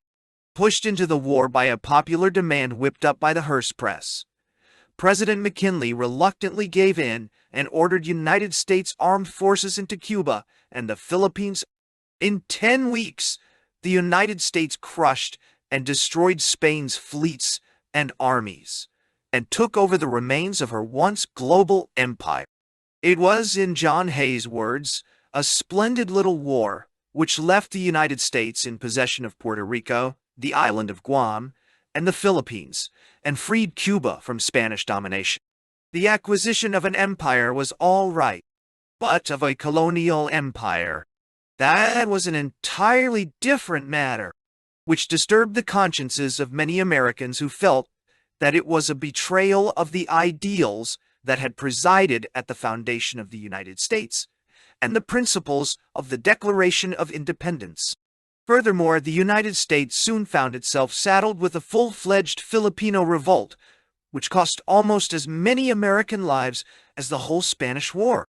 The Americans ended by doing in the Philippines exactly what they had fought Spain for doing in Cuba, and the not unnatural result was a wave of anti-imperialist revulsion in the United States itself, in the course of which Mark Twain pointedly accused McKinley of playing the European game of colonial imperialism. 35 imitating the Europeans was not in the American style. Cuba remained under the rule of the United States Army until 1902 and was eventually evacuated in 1909, only to be taken over again by American Marines in 1912, and again in 1917. American investments in Cuba rose from $50 million on the eve of the Spanish War to about $2 billion half a century later, making it an economic appendage of America rather than a formal colony. Puerto Rico, on the other hand, was slowly absorbed by the United States. An organic act of 1917 granted American citizenship to Puerto Ricans and semi-autonomous government to the island. The acquisition of the Philippines, and also the fear that Japanese immigration would flood the islands at a time when Japan itself was becoming a world power in its own right, finally moved McKinley to proclaim the formal annexation of Hawaii. A year after the annexation, in 1900, full American citizenship was granted to all its inhabitants. As for the Philippines, the American government soon made it clear that it did not wish to annex them, but would prepare them for full independence. In that sense, the United States promptly shed the colonialist mantle which the Europeans wore so proudly. They hoped, permanently. The reason for this was not so altruistic as it sounds, and was strongly motivated by economic factors. A few years after the American conquest of the Philippines, all its local products, including sugar, were admitted into the United States free of duty, hurting the local sugar producers, especially in Utah and Louisiana, whose representatives in Congress became the foremost advocates of independence for the Far Eastern Archipelago. American businessmen were disappointed by the lack of commercial and industrial opportunity in the islands, while American naval experts were of the opinion that the Philippines were indefensible in the case of war with Japan, all of which left the United States leaders with little incentive to retain such a useless and cumbersome colony. Accordingly, the Philippine Independence Act of 1934 set the archipelago on its road to independence, leaving the United States in charge of its military defense, in which state they were caught by Pearl Harbor and the Japanese invasion. The colonial imperialism of the turn of the century was a superficial, ephemeral phenomenon. It was not part of the United States' historical destiny to ape the European powers, and America's voluntary abandonment of the Philippines long before the process of decolonization became worldwide is symbolic of this reality. The true character of the United States' inevitable imperialism was to reveal itself later. Right then, America proclaimed the open-door policy in regard to China while the rest of the world's powers were tearing the prostrate body of the Middle Kingdom apart, casting upon China looks of tiger-like voracity, hustling each other in their endeavors to be the first to seize upon our innermost territories. In the words of the Dowager Empress, of course, the United States open-door policy was not entirely altruistic either. The various powers that were grabbing large hunks of Chinese territory were also threatening the Philippines' trading potential with China, and threatening Great Britain's long-established position in the Far East, which explains Britain's espousal of the United States policy. America's open-door policy in China was not duplicated in the Western Hemisphere when some foreign project was deemed essential for the welfare of the United States. The American leaders did not let scruples stand in their way. Colombia's refusal to let the United States build an inter-oceanic canal across the Isthmus of Panama provoked a violent reaction on the part of President Theodore Roosevelt against those contemptible little creatures in Bogota, and prompted him to encourage an anti-Colombian revolt in Panama while ordering the American Navy to prevent Colombia from crushing the revolt. Within 3 days of its inception, Washington recognized Panama's rebel government, and 12 days later signed with it a treaty granting the United States a perpetual lease on the canal zone. While Colombia was hit over the head with Roosevelt's big stick, the rest of Latin America was put on notice that the United States would stand no nonsense when it came to important matters concerning its hegemony in the Western Hemisphere. The Monroe Doctrine had squarely placed the entire hemisphere under virtual United States protectorate, and Washington saw to it that no European intervention was allowed to challenge its supremacy in the area. Courtesy of the British, of course, since the Royal Navy was still supreme throughout the world, and the American Navy had barely started its buildup. James Gerard, American ambassador in Berlin before and during World War I, records that certain at least of the German statesmen contemplated a rapprochement with Great Britain and a mutual spanking of America and its Monroe Doctrine by these two great powers. Later, I was informed by a man high in the German Foreign Office that Germany had proposed to Great Britain a joint intervention in Mexico, an invasion which would have put an end forever to the Monroe Doctrine. Of course, to be followed by the forceful colonization of Central and South America. I was told that Great Britain refused.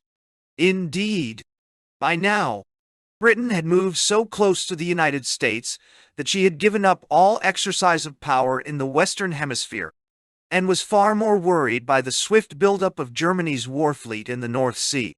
As far as London was concerned, Washington had a free hand in the Western Hemisphere. After the turn of the century, the United States began interfering in the affairs of many Caribbean and Central American republics. In 1904, President Roosevelt announced that chronic wrongdoing, or an impotence which results in a general loosening of the ties of civilized society, may require intervention by some civilized nation. Those words were as good as deeds. In 1906, Roosevelt intervened forcibly in Cuba and put its internal affairs in order, warning, however, that if elections become a farce and if the insurrectionary habit becomes confirmed, it is absolutely out of the question that the island should remain independent, and the United States would again have to intervene. In 1905, Roosevelt intervened in Santo Domingo, and in hardly more than 2 years had put the affairs of that nation in good order. Shortly after, American Marines landed in Nicaragua and ran the country for a while, negotiating a treaty leasing from that country the Gulf of Fonseca and the Great Corn and Little Corn Islands, which definitely curtailed Nicaragua's sovereignty to the extent of being indignantly denounced by the Central American Court of Justice. In 1914, the United States had to intervene in Haiti, then in full anarchy, and in 1915, American Marines occupied the island and ran it until 1930. In 1916, President Woodrow Wilson started another military occupation of the Dominican Republic, which lasted 8 years. All these displays of military power were prompted by American impatience at the lack of self-governing talent in the American tropics, not by colonial ambitions. On the basis of historical analytical comparisons, it has already been made clear elsewhere that the United States' coming imperialism was to be of the Roman and not the Greek type, to which, by reasons of geography and psychological disposition, the European powers were restricted. Roman-type imperialism, in contrast to the Greek, is not of the colonial variety. It does not want to hold foreign nations in bondage for the benefit of the home country, in spite of temporary fits of economic imperialism. It is essentially ecumenical in the political sense, and arises when a whole civilization and way of life are, or feel, threatened. It has definite idealistic undertone, is basically democratic, in contrast to the more aristocratic colonial type, as exemplified by the British Empire, and looks forward to the eventual attainment of equality among all its citizens, conquerors and conquered alike. By which time it has ceased being an empire and has become a commonwealth, a true res publica. More than anything else, it is fundamentally reluctant, is compelled to step into power vacuums when it feels that its way of life is menaced. At the turn of the century, the world situation was not remotely dangerous in that sense. Nowhere was there any visible threat to Western civilization as such. The United States' sole ambition in the world was to stay clear of foreign entanglements of any kind.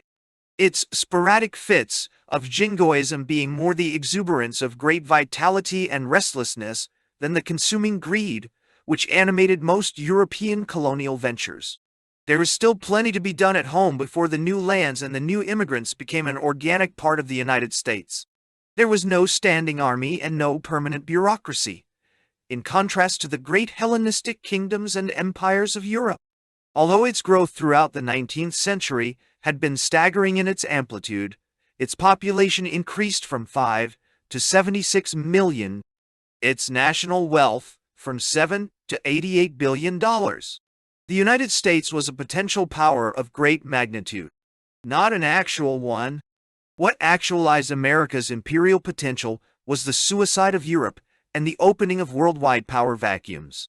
European powers and smaller nations had become so embroiled in their petty quarrels that few European statesmen took the rising power of the United States into account. Following the failure of European intervention in the affairs of North America during the Civil War, they had almost given up hope of destroying the overseas giant, whose influence was beginning to be felt in the Old World in many ways. Still, a few gave it a thought. A leading statesman of Austro-Hungary, Count Goluchowski, advocated drawing Russia into the Triple Alliance and forming a League of European powers in order to preserve the continent against transoceanic influence. But no one listened, and as early as the turn of the century, some of the British thinkers who felt in their bones the approaching hurricanes in which Europe's world ascendancy was going to be shipwrecked consoled themselves with the thought that, after all, it is England who, in southern Asia, in Australia, in Africa, and in America, has founded those parvenu powers which ruffle the complacency of Europe, and has called the New World into being which impairs the ascendancy of the old. 41. Not all citizens of the parvenu powers were blind to the irresistible trend of the times, and none was quite as far-sighted as Walter Hines Page, who had been appointed United States ambassador to the court of St. James soon after Woodrow Wilson became president. In an astonishingly prophetic letter dated October 25, 1913, almost a year before the outbreak of World War I, he wrote from London to the president, "The future of the world belongs to us. A man needs to live here with two economic eyes in his head, a very little time to become very sure of this. Everybody will see it presently. These English are spending their capital, and it is their capital that continues to give them their vast power. Now what are we going to do with the leadership of the world presently when it clearly falls into our hand?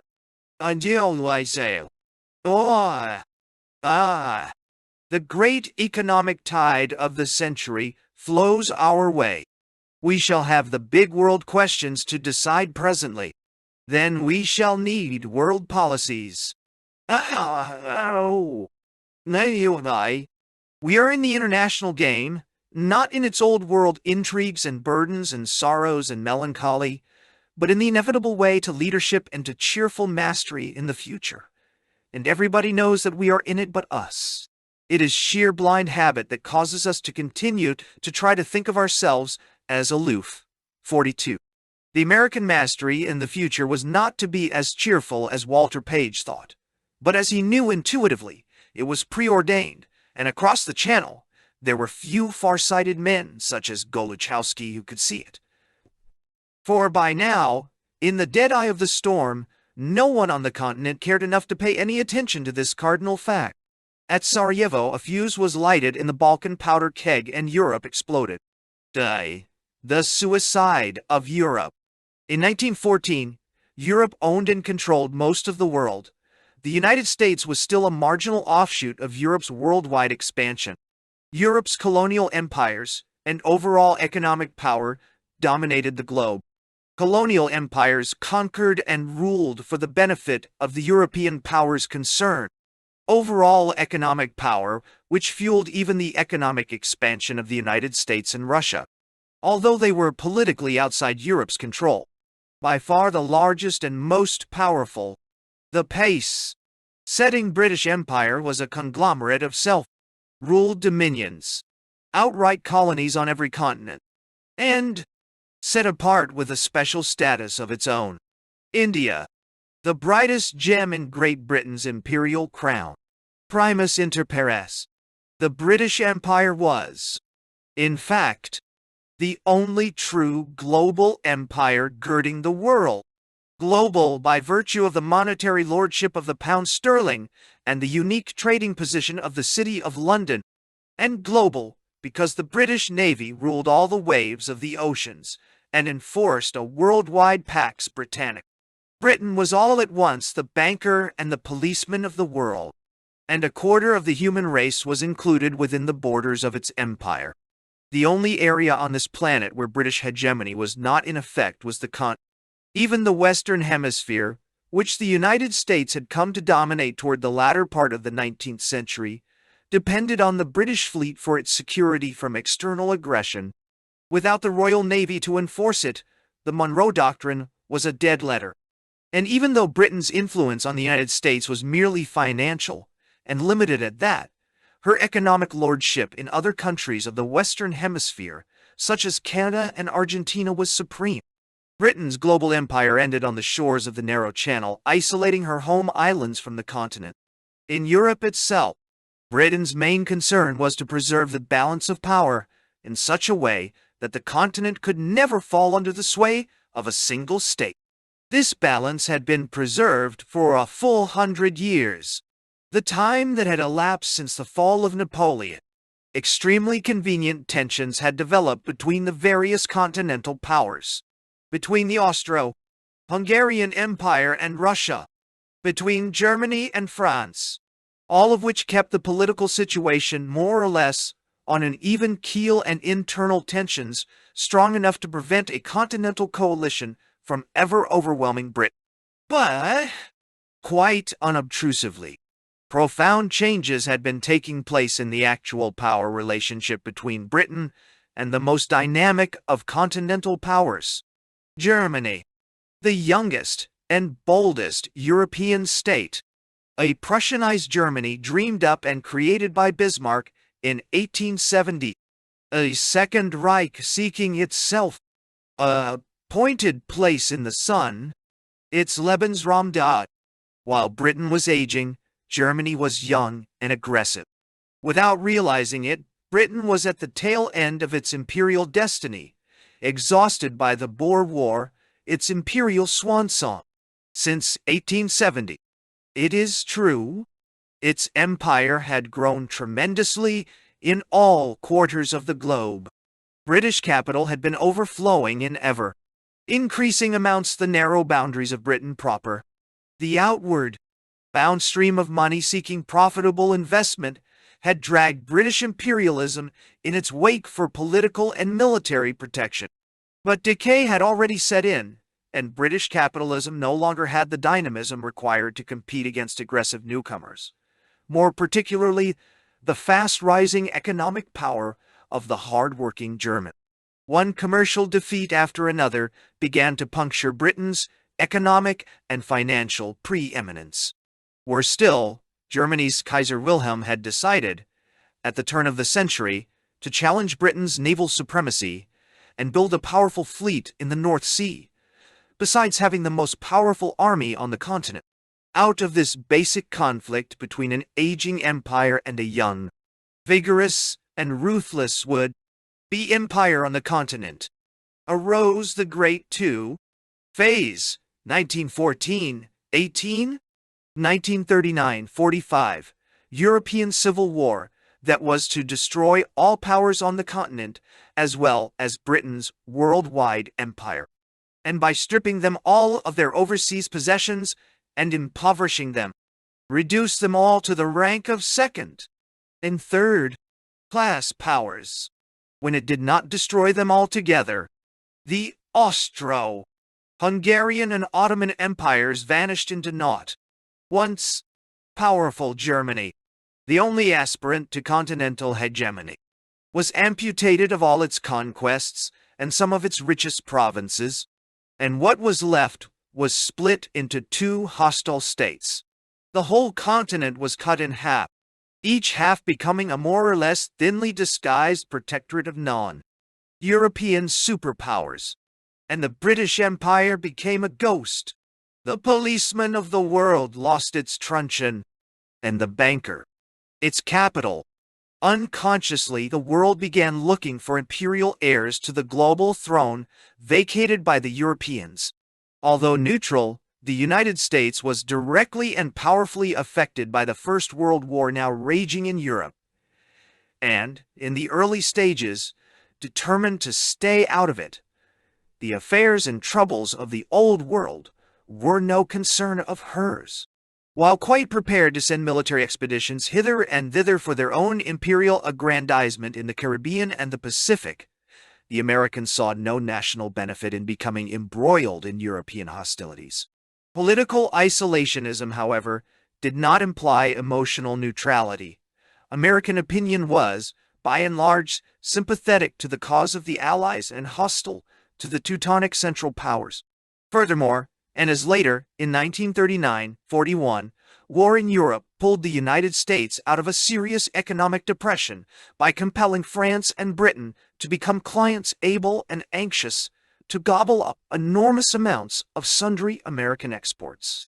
Cecil Springrice, the British ambassador in Washington, pointed out in November 1915, "The brutal facts are that this country has been saved by the war and our demand from a great commercial crisis. These shall harnur Ian. We have therefore the claims of their best customer, and at the present moment our orders here are absolutely essential to their commercial prosperity." A year after the outbreak of the war, the economies of the United States, France, and Britain had become so intermingled that any brutal severance between them would have been disastrous for all concerned. But the intermingling, of course, was all to the advantage of the United States, which, from being a debtor nation at the beginning of the hostilities, promptly became a creditor nation as foreign investors liquidated their securities in Wall Street and floated huge American loans. Europe's holdings of American securities totaled roughly $5 billion in 1914, a figure so large that Wall Street financiers trembled at the idea of having to repurchase such an enormous quantity of stocks and bonds. But this was underestimating their enormous financial power, and the repurchase was made with the greatest of ease. Simultaneously, American money on loan began to pour into Europe. On the eve of the United States' entrance into the war in 1917, the Americans had already loaned $1.5 billion to the Allies, as against a mere $27 million to the Central Powers. When, 3 years later, the dust began to settle on the continent, the United States had spent a grand total of $25 billion for its participation in the war, in addition to lending over $10 billion to its European associates and repurchasing some $5 billion worth of European investments in America. An extraordinary financial feat, accomplished in less than 5 years. As an American financial writer put it a few years later, "To us it was an astounding self-revelation.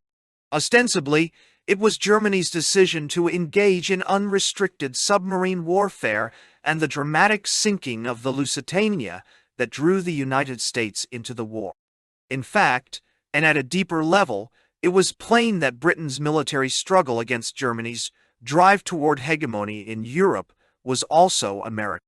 A unified Europe under Germany's economico-military hegemony would be almost as much a permanent threat to the United States as it was to Great Britain, and if Britain had to go to war, the United States was immediately affected. The United States could never afford to let Britain go down to defeat, and in 1917, defeat was staring France and Britain in the face. By then, as the historical record shows, the Allies had reached the limit of their strength and were rapidly going downhill. Russia was disintegrating, the French army was torn apart by devastating mutinies, and in the spring Britain had only 6 weeks' supply of grain. The British government had come to the conclusion that, under the circumstances, it would have to give up the struggle by November 1. With Germany triumphant on the continent, the venerable balance of power was just about to be destroyed forever, consecrating Germany's hegemony in the Old World. The reduction of France to the status of a German satellite, and the drastic shrinking of Britain's geopolitical role to that of a small offshore island at the mercy of a mighty, united Europe under Prussian domination. The United States simply could not afford to see the old mother country placed in such a precarious position. In his memoirs, James Gerard, American ambassador in Berlin at the time, shows quite clearly how vital Britain's defense was for the United States, and how it was Britain's own intervention in the war to preserve the traditional balance of power that, in turn, drew the United States into the European conflict in order to save Britain from defeat. After Kaiser Wilhelm, who had hoped in 1914 that Britain would remain aloof from the affairs of the continent, had remarked despondently that the British changed the whole situation, an obstinate nation. "They will keep up the war," Gerard himself remarked. It was the entry of Great Britain into the war, which saved the world from the harsh domination of the conquest. Hungry Prussians, and therefore saved as well the two Americas and their protecting doctrine of President Monroe. Gerard's theme was to become a recurrent one throughout the 20th century, that Britain was America's advance bastion across the Atlantic, that it should never be allowed to fall, but that it should be militarily assisted only when on the very brink of disaster and at the end of its tether. Gerard illuminates as well Germany's profound misunderstanding of the real nature of the United States and of the remarkable success of its melting pot policy, which was making a compact nation out of immigrants from all over Europe. He once quotes Zimmermann, a high German official, as stating flatly, "The United States does not dare to do anything against Germany, because we have 500,000 German reservists in America, who will rise in arms against your government if your government should dare to take any action against Germany." In fact, nothing surprised and disappointed the Germans so much as the relative indifference of their former compatriots in America, whose descendants had been completely absorbed by the United States and had largely forgotten their European roots. But then, as Hermann Kieserling pointed out, German soul and German spirit are such that they are even less capable of survival in the forms of Americanization than in those of an exaggerated Prussianization. In this power of organic digestion, which no European nation possesses, that the United States' capacity for growth and development resides. In fact, in its superb political and social metabolism. In London, Gerard's counterpart, United States Ambassador Walter Hines Page, summed up in another of his remarkable letters to President Wilson his own view of the interaction between the Allies' plight and the fate of the United States. Dated March 5, 1917, it states, "The inquiries which I have made here about financial conditions disclose an international situation which is most alarming to the financial and industrial outlook of the United States." There is,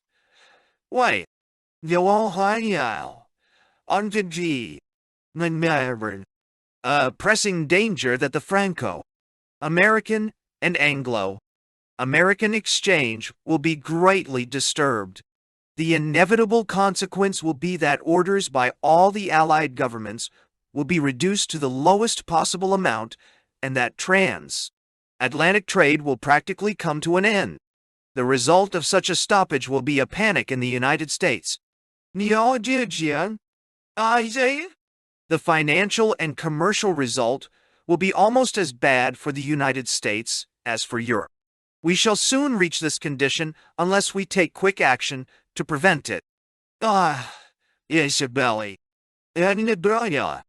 It is not improbable that the only way of maintaining our present preeminent trade position and averting a panic is by declaring war on Germany. Author's emphasis. 48. In other words, it had become clear that an Allied defeat would have been a disaster for the United States, already committed financially and economically to an Allied victory. Having committed itself that far, it now found itself compelled to go all the way and join the war against the Central Powers in order to save its substantial investment in the solvency of the Allies. Given all the elements that went into the tragedy of the First World War, military participation by the United States was all but inevitable. Just as trade and financial commitments had drawn the European nations into colonial ventures they would never have thought about in other circumstances, America's financial and economic stake in Europe was irresistibly dragging the United States into the European conflict. Not only was this intervention inevitable, it was also decisive. As the Allies began to face their doom in 1917, The United States mobilized its manpower and economic resources with stupefying rapidity, while the German submarine fleet was sinking Allied shipping at the rate of 500,000 tons a month before the United States joined the war. New construction started in American shipyards were soon going at twice the sinking rate, nullifying the German threat. Furthermore, the Allies were facing financial bankruptcy and were saved in the nick of time by massive American loans. It was no easy task to accomplish all this and swing around an American public opinion hitherto devoted to isolationism. This swing from apathy and indifference to a positive hysteria was largely the work of propaganda. For the first time, the new technique of commercial advertising, adapted to political purposes, brought to bear with astonishing and even alarming success the full weight of mass suggestion on a whole population reluctant to become militarily involved in the conflict.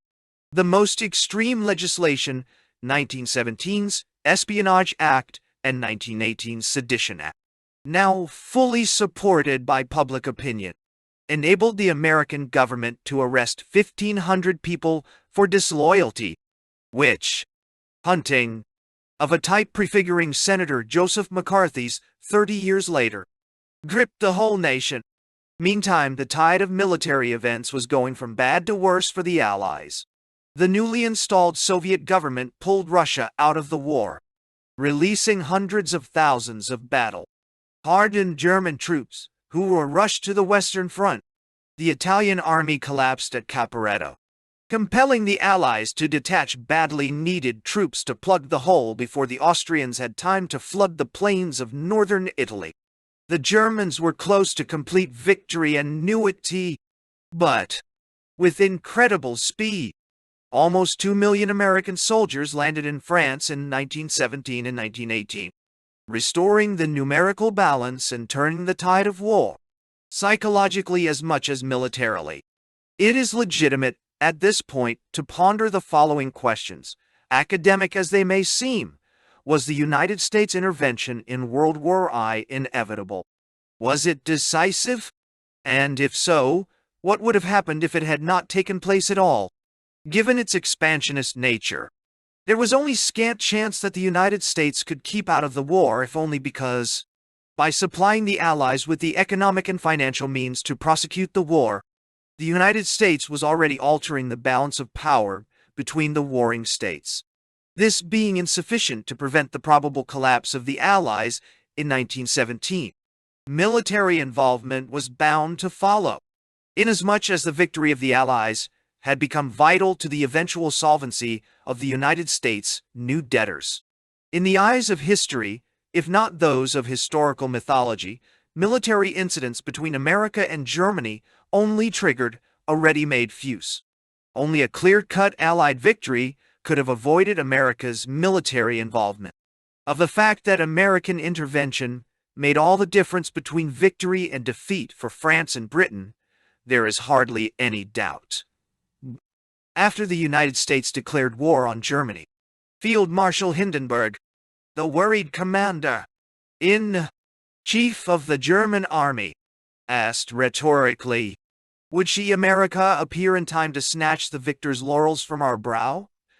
She did, and on the fact that this intervention decisively altered the preordained course of the war, we have the vital testimony of both Erich Ludendorff, Quartermaster General, the German Army, and France's Marshal Foch, Commander-in-Chief of the Allied armies, expatiating at length on the amazement and alarm of the German High Command at the speed with which huge numbers of American troops were shipped over to Europe. Ludendorff stated without ambiguity, "Thereby, America became the decisive factor." Marshal Foch was no less emphatic in his testimony as to the decisive nature of this intervention from overseas. He repeatedly emphasized in his memoirs that both the French and the British were exhausted and fought on mostly in the hope of prompt and massive American support, stressing time and again that American manpower was required immediately. In fact, the decisiveness of this assistance was such that Germany's first peace feelers were communicated to President Wilson through the Swiss government, in the vain hope of making him an arbiter between the Allies and the Central Powers, rather than a CEO, belligerent of the Allies. If the United States was thus the decisive element in the picture, it implies that she disrupted what would have been the normal outcome of the war without overseas involvement. German victory. France reduced to the minor position of a German satellite, and Britain considerably weakened, and both constantly at the mercy of Germany's unchallengeable military might.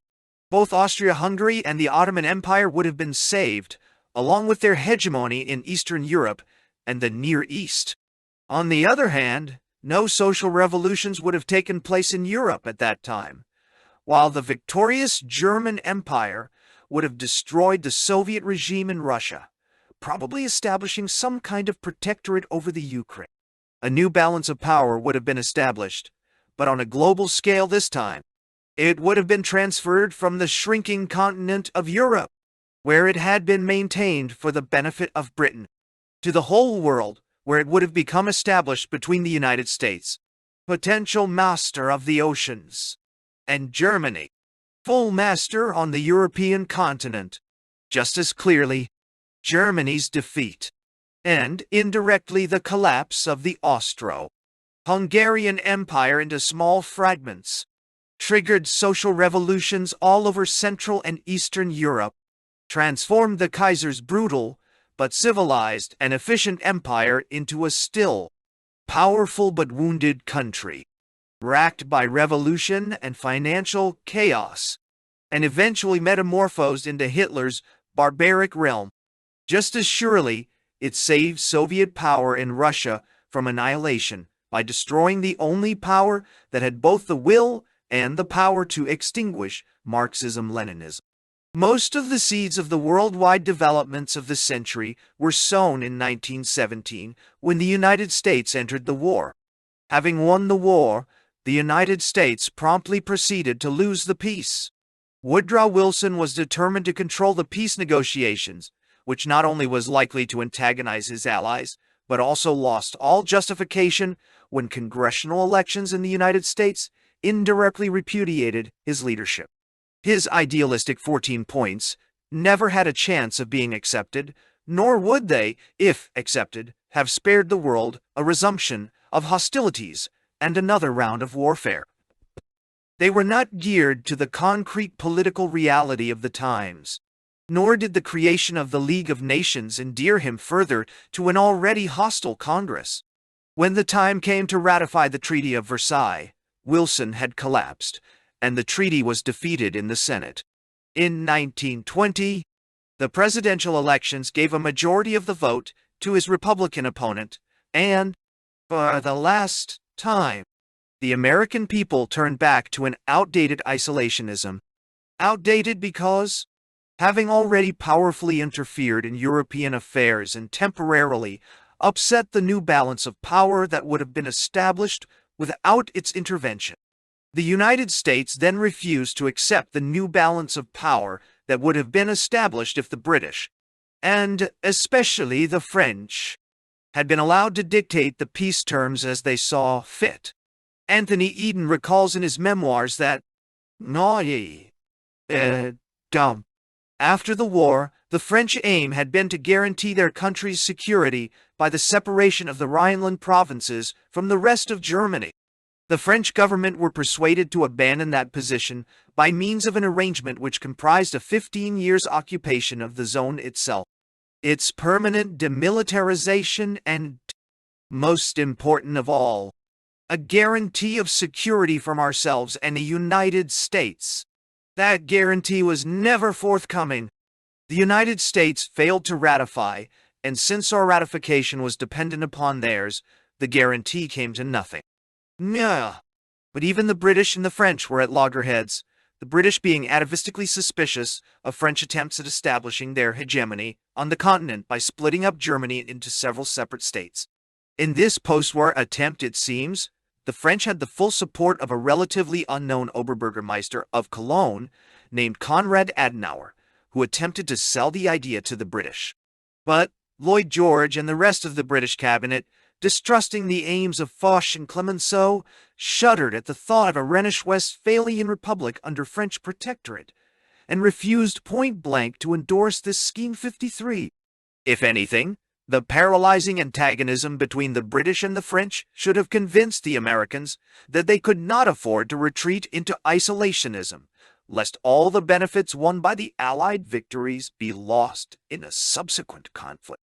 Furthermore, political isolationism was an even greater blunder owing to the fact that it could no longer imply economic and financial isolationism.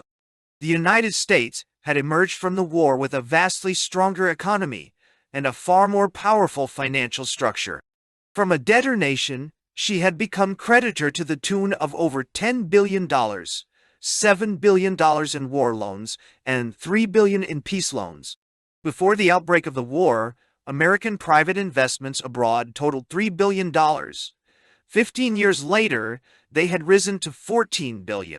These figures imply that the United States now had a big stake to protect abroad, and in particular in Europe, which made nonsense of political isolationism and led to constant American intervention in the economic and financial affairs of Europe.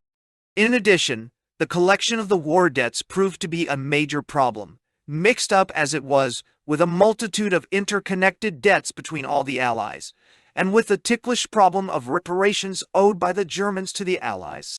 Inter-Allied bitterness mounted rapidly as the outraged Europeans accused Uncle S. Hylock across the ocean of a lack of generosity, since most of the money borrowed had been spent in the United States.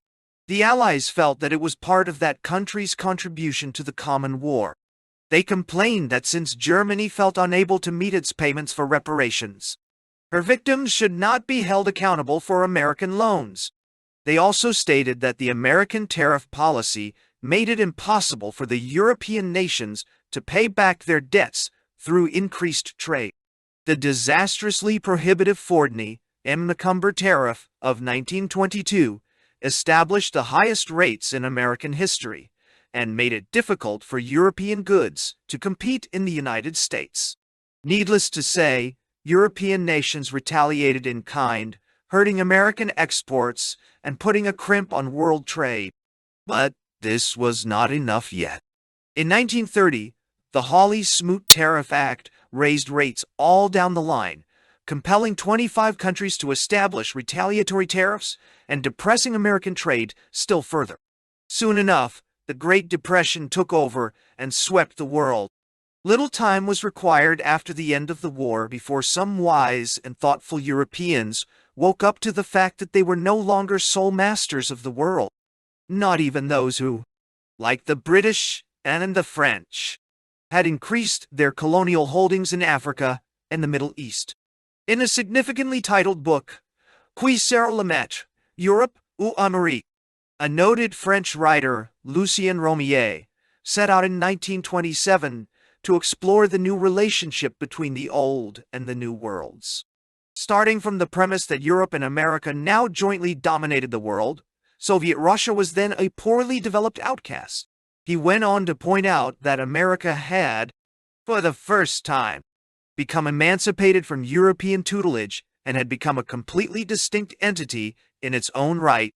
He further pointed out that overpopulation in Europe had produced the vast emigration that had given birth to its American rival, but that what was left of overpopulation had driven Europe to the fratricidal World War, weakening it in relation to the more cohesive United States, where immense space and unlimited opportunity had given it a remarkable degree of social stability. No such immensity existed in Europe, where overpopulation had become the root cause of bitter national and social conflicts. The structure of European society itself was being challenged from within, whereas the United States, focusing on the twin ideas of service and profit, enjoyed both social flexibility and political stability. His thesis, in the age of the revolt of the masses, to which the United States had already become fully adapted, Europe had defined a new formula for survival. Counting its blessings, Romier then emphasized that Europe had preserved its creative genius. How to keep on preserving it while entering an age of mass civilization was the problem he attempted to solve.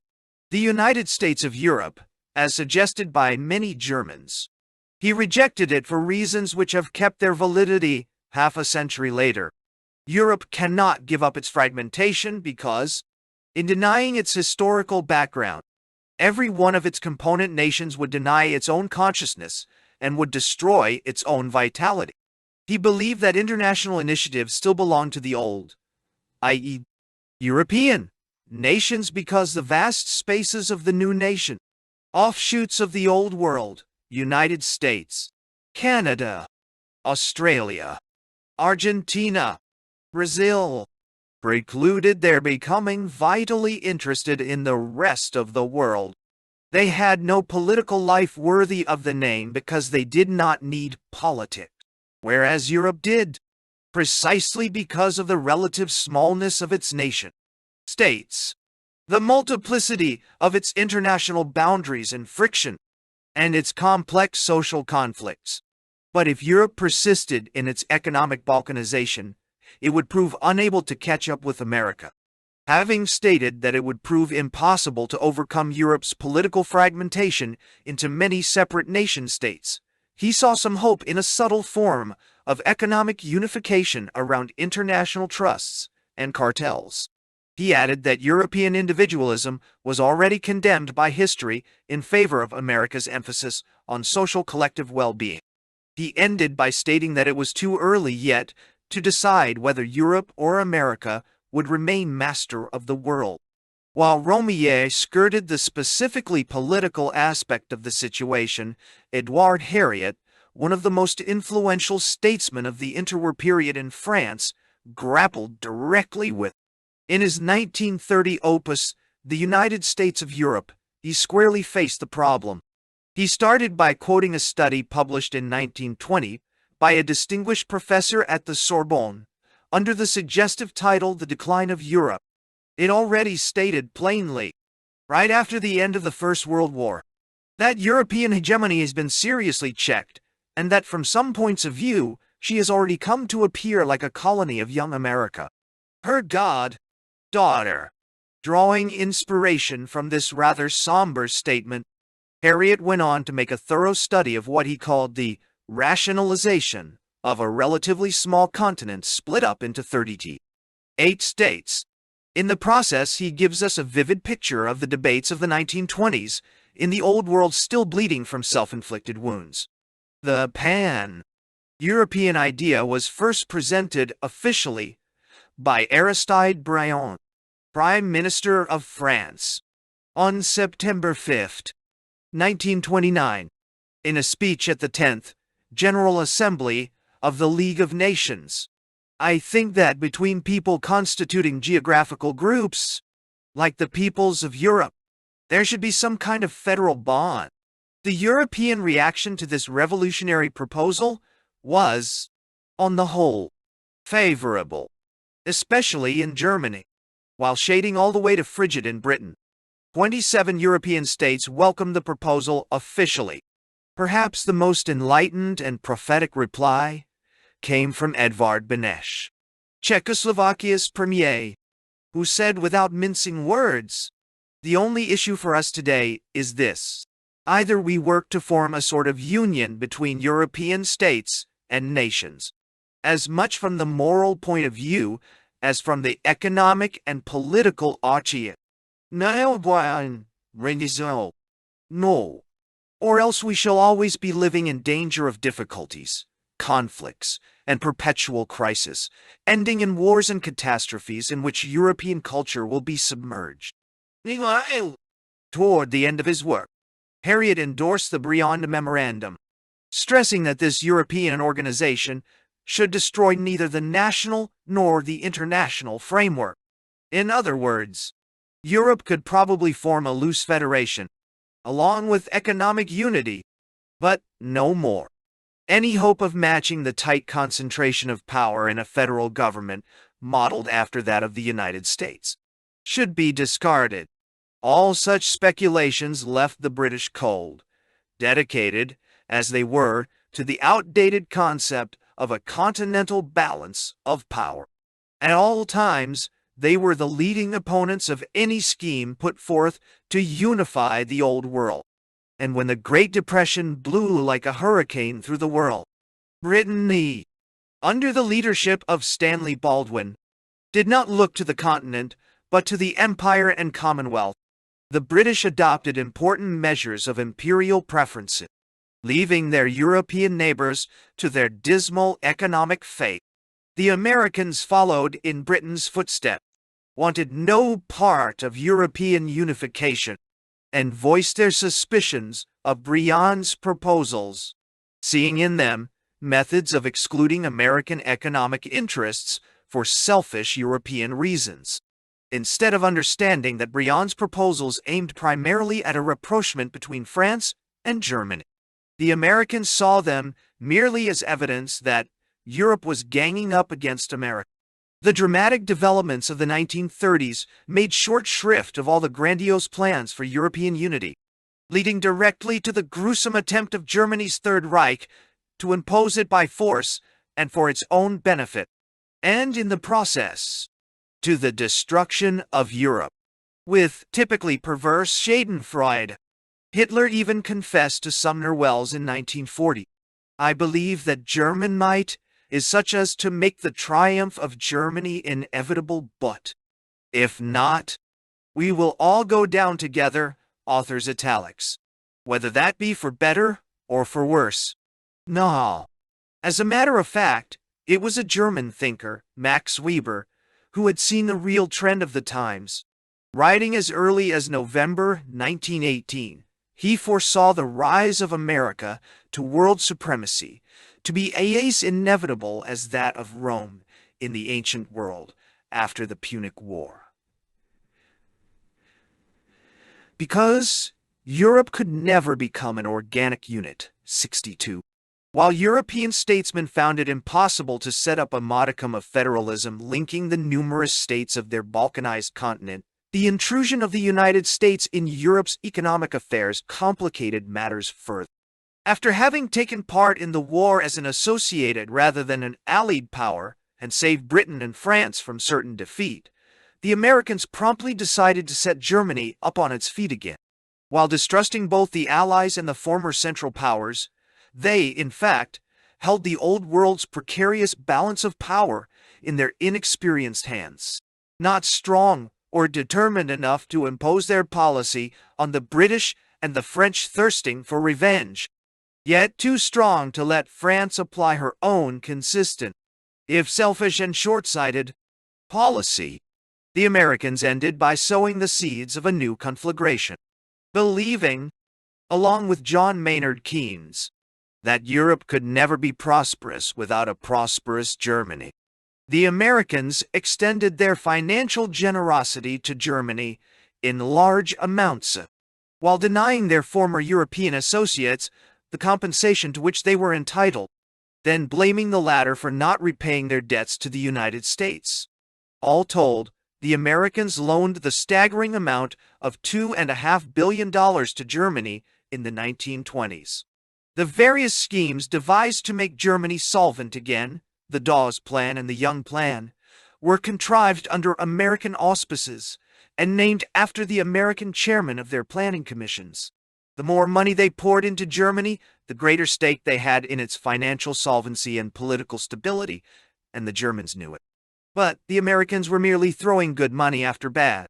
When the Great Depression began to sweep the world and compelled President Hoover to ask for a moratorium on war debts and reparations in order to save Germany from financial collapse, an American financial writer noted at the time, comment in Germany was brutal and a little exultant. The Americans were obliged to save Germany from bankruptcy in order to protect the $2.5 billion or more they had already loaned to her. It was to save themselves they were saving her and saving Europe. In fact, the United States had seen, in the 1920s, a reformed and renovated Germany, an Americanized Germany, as the cornerstone of peace in Europe. there was a shadow of substance to this illusion. The ease and speed with which a substantial portion of the Germans Americanized themselves in the post-war era certainly misled many Americans.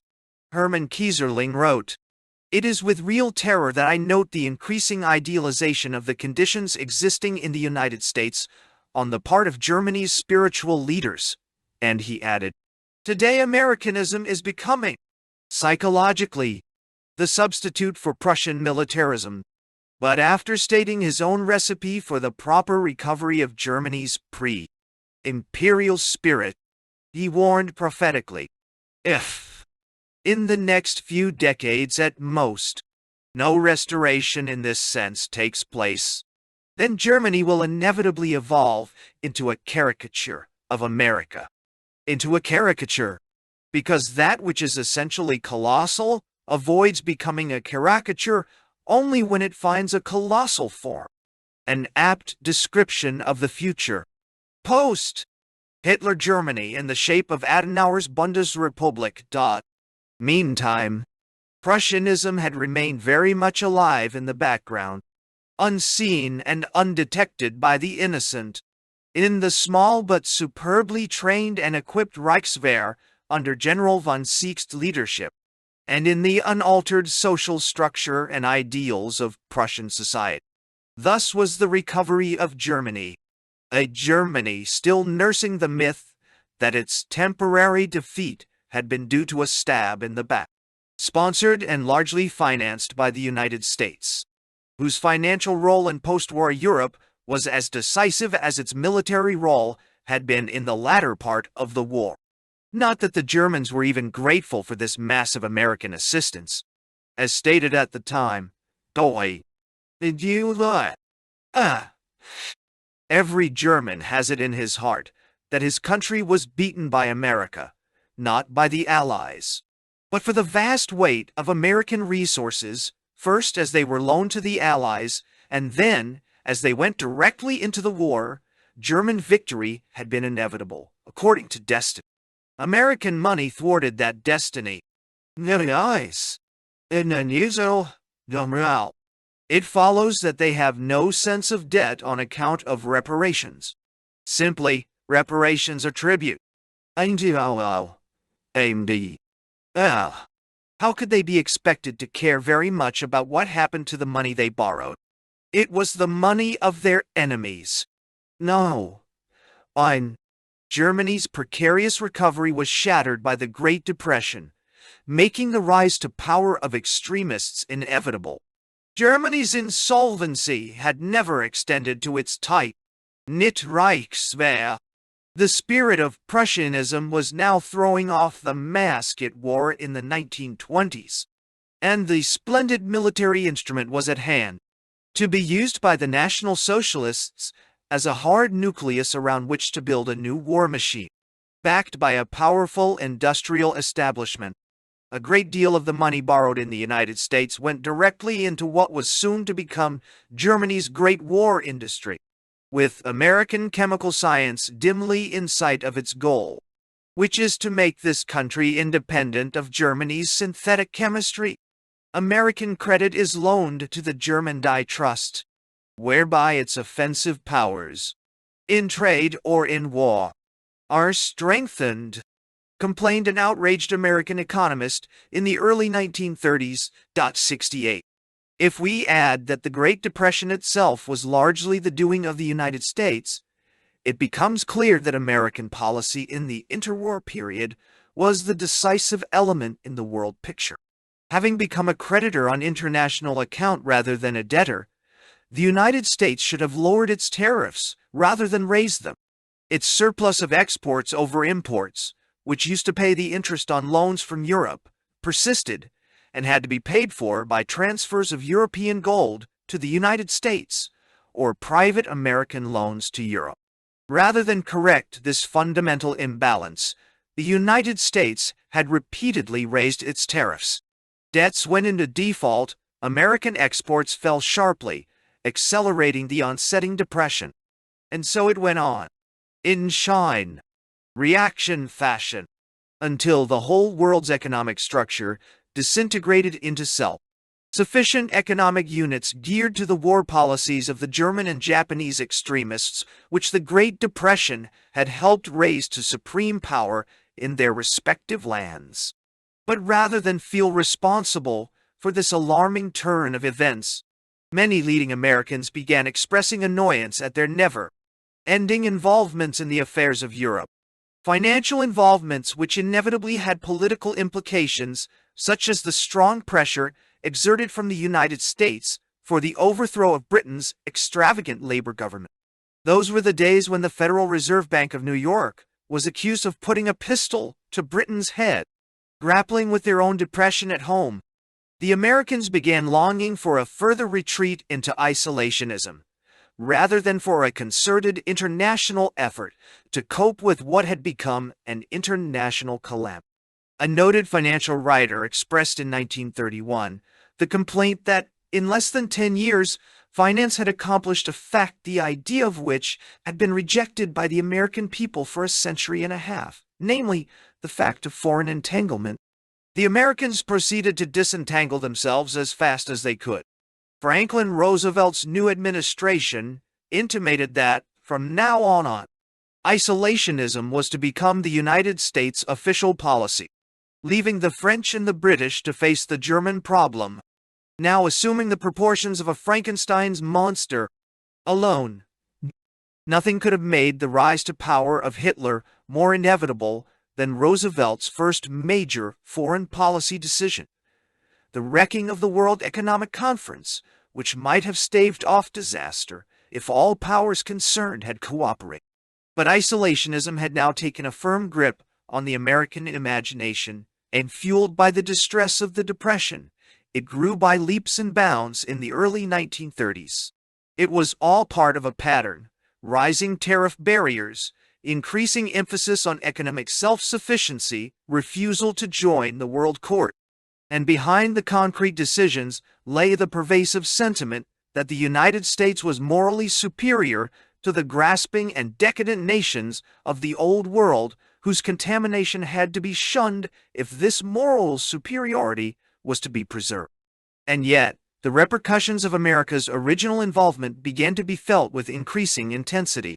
Having repudiated the Treaty of Versailles and claimed that Germany had been unjustly victimized, American historians and political and financial leaders had effectively encouraged Germany's resurgence without noticing that, under a superficial veneer of Americanization, Prussianism was gathering strength for another round.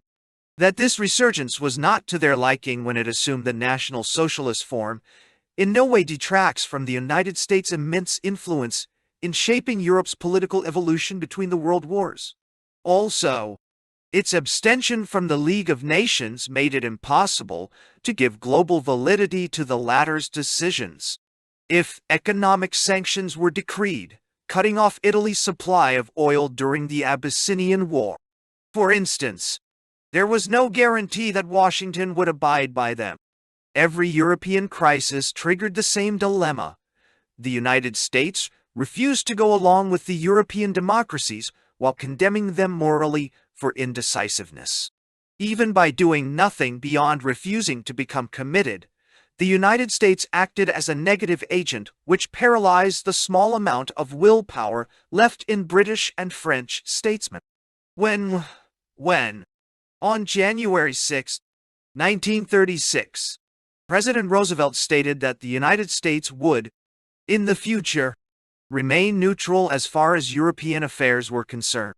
Hitler is reported to have said, "There has been no development during recent years more welcome than this." Results followed promptly. 2 months later, violating the 1925 Locarno Treaty, which Germany had signed of her own free will, Hitler sent the German army into the demilitarized zone of the Rhineland, quite confident that France, lacking any backing from Britain and the United States, would not have the nerve to put up a fight. And it was the same all over the world, even in the Far East where, after having raised a storm over the Japanese occupation of Manchuria in 1931, the United States refused to join Britain.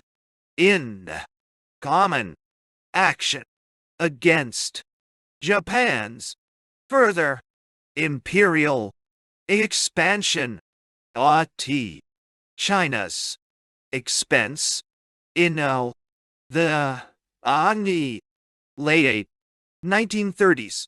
Roosevelt was lucid enough to fear that Britain's position in the Far East was one deteriorating to such an extent that she might be compelled to withdraw from her position there.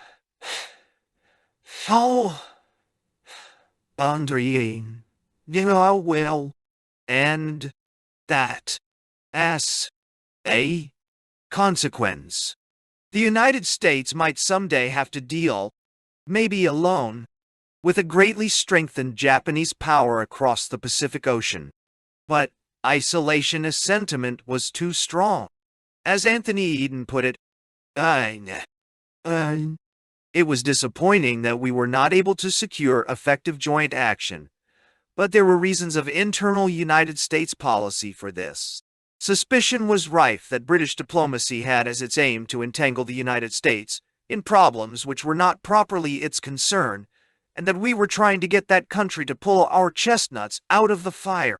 Now, in late 1936, isolationist sentiment in the United States had reached its zenith. Had it remained there, a new balance of power would have been gradually established throughout the world as a result of American inaction.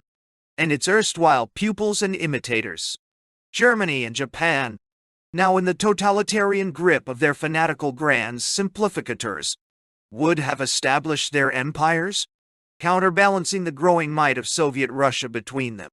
But from this zenith, isolationist sentiment began to recede. And when, early in 1937, Washington displayed a greater interest in propping up France and Britain, to the extent of promising them ample supplies, but not to the extent of actively participating in an eventual conflict. The inevitable result was bound to be a new round of European warfare in which, eventually, all Europeans would lose. Staunch isolationism on the part of the United States would have paralyzed the will of Britain and France to fight Germany. German hegemony in Western Europe would have been achieved without firing a shot through a succession of Munich piecemeal surrenders. The temporary results of the First World War and the Versailles Treaty would have been undone without bloodshed. Alternatively, a straight alliance between America and the European democracies, backed by massive rearmament, would most likely have deterred German aggression altogether. There's plenty of evidence that the German General Staff, alarmed at the recklessness of Hitler's foreign policy, would then have had the courage to strike him down. Instead of a straightforward, consistent American policy, the European democracies had to contend with vacillations, due to the swing of American public opinion's pendulum, from a greater to a lesser degree of isolationist feeling. Already in the late 1930s, the vital decisions concerning the future of the world originated, spasmodically, unconsciously, and instinctively, it is true, in the United States, no longer in Europe, caught between American moral judgments and promptings, and the unwillingness of the United States government to do anything positive to assist Europe's democracies. France and Britain procrastinated and made war more certain. Germany's military occupation of the left bank of the Rhine in 1936. The Anschluss with Austria in 1938. The Sudetenland crisis and the Munich surrender late in the same year. The German invasion and occupation of Czechoslovakia early in 1939. Fateful landmarks in a steady retreat in front of Hitler's swelling ambitions, accompanied by mounting anger and frustration in the Western democracies. Sooner or later, war had to break out, as it did in September 1939. The steady approach of war in Europe has to be seen, in retrospect, in the light of internal conditions in the United States at the time. A decade after the onset of the Great Depression, its sequels were still quite visible. America was economically and socially sick, its enormous productive machinery still half paralyzed. 10 years of New Deal and considerable efforts had not cured the disease. In 1933, the gross national product was about a third of what it had been 4 years earlier. The physical volume of production did not reach the level of 1929 until 1937, and then promptly slid down again. And until 1941, the dollar volume of production remained below that of 1929.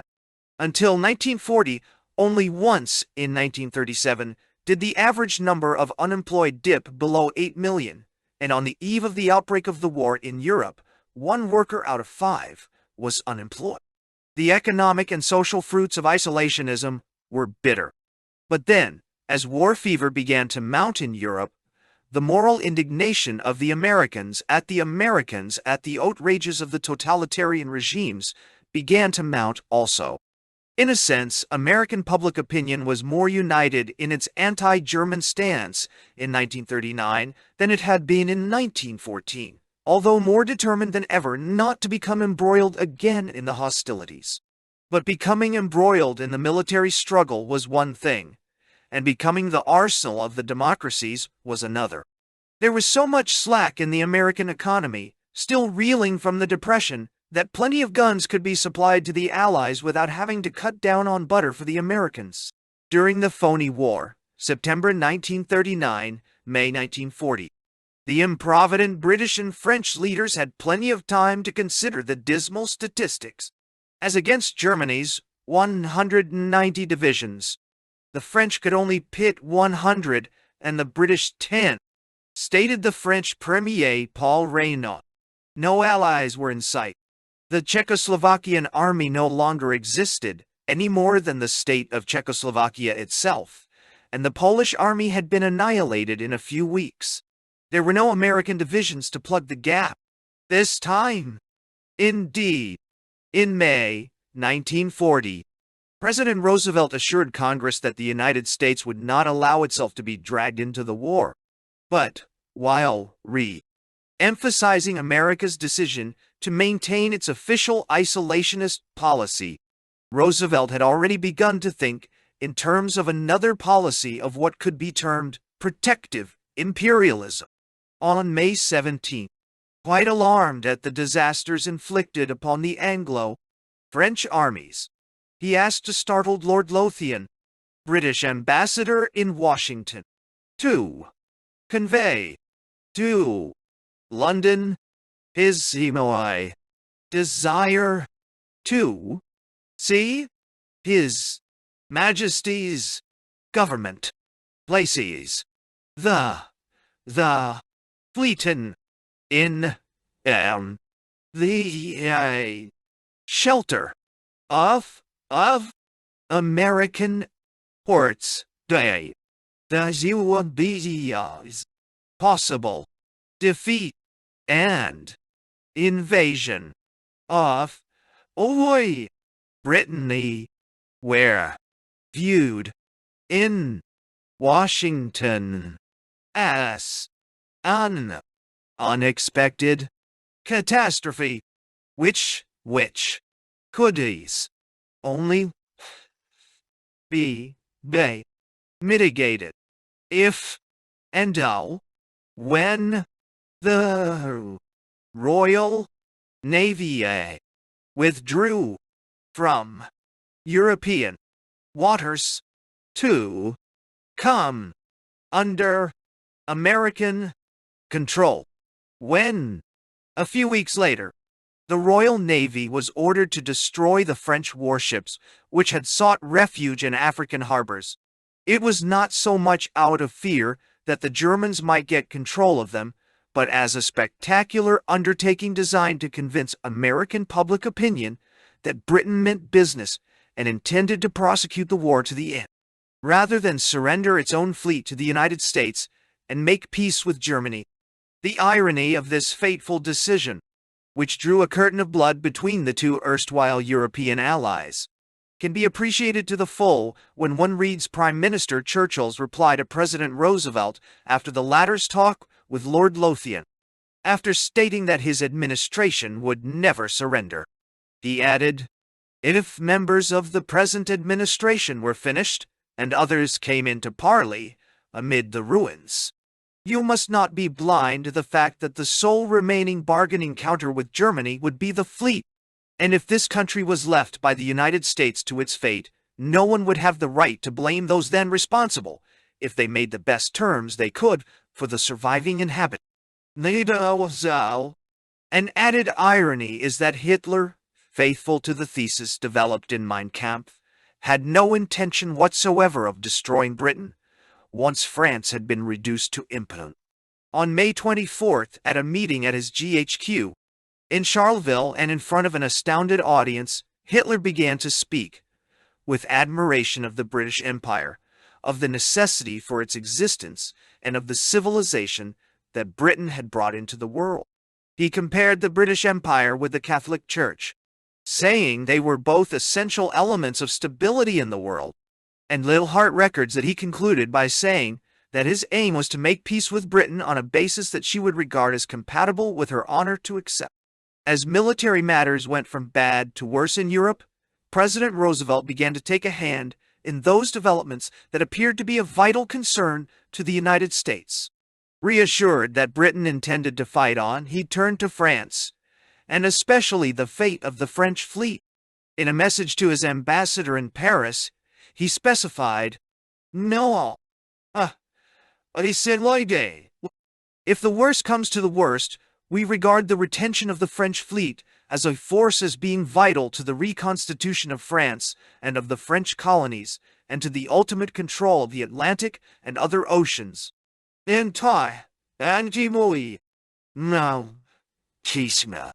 This means that the French fleet must not get caught bottled up in the Mediterranean.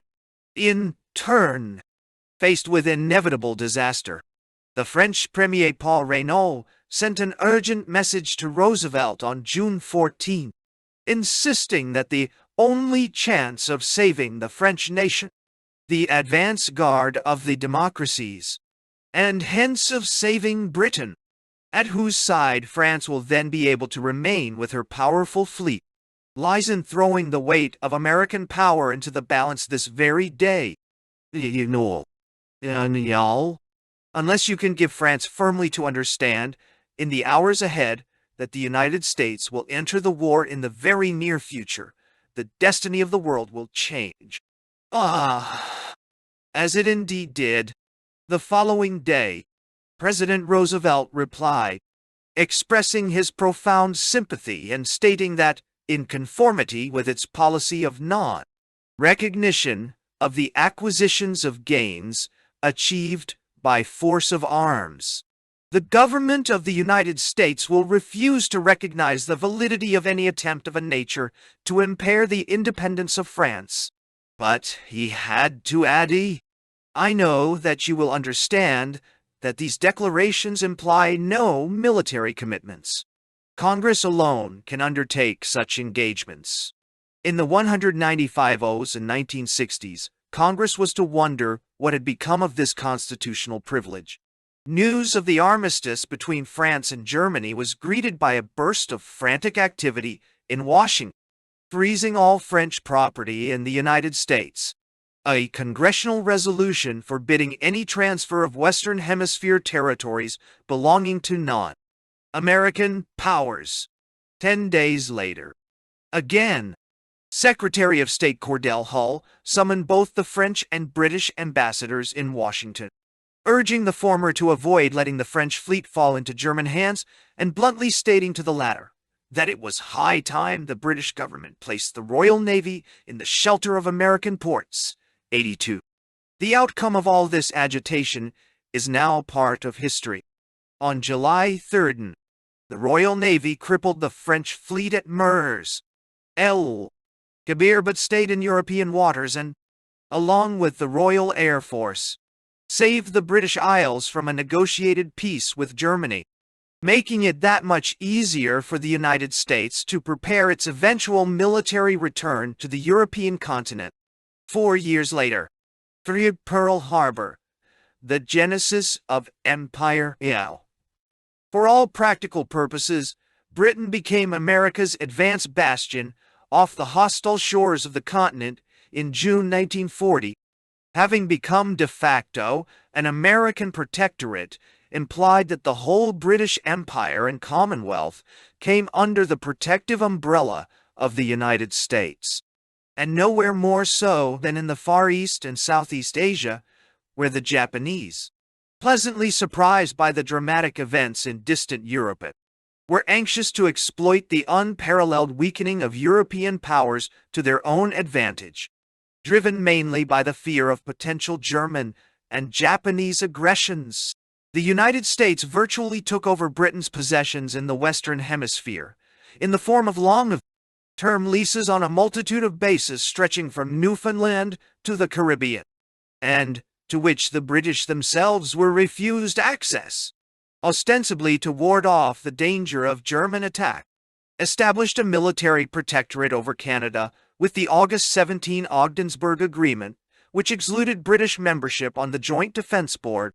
83 brought Greenland and Iceland into its military sphere of influence, and eventually concluded an agreement with the Portuguese government concerning the Azores.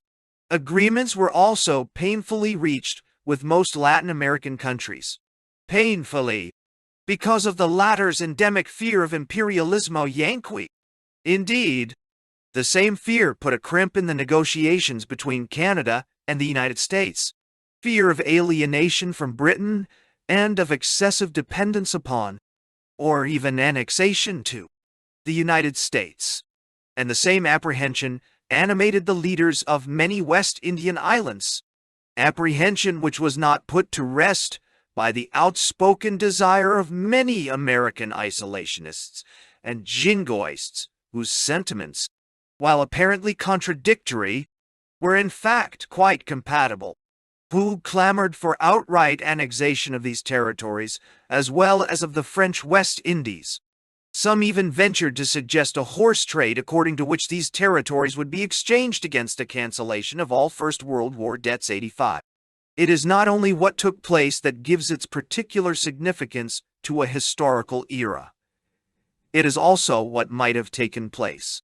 What might have happened, for instance, had German policy been more active in the Atlantic and the Western Hemisphere instead of marching east and getting lost in the depths of Soviet Russia.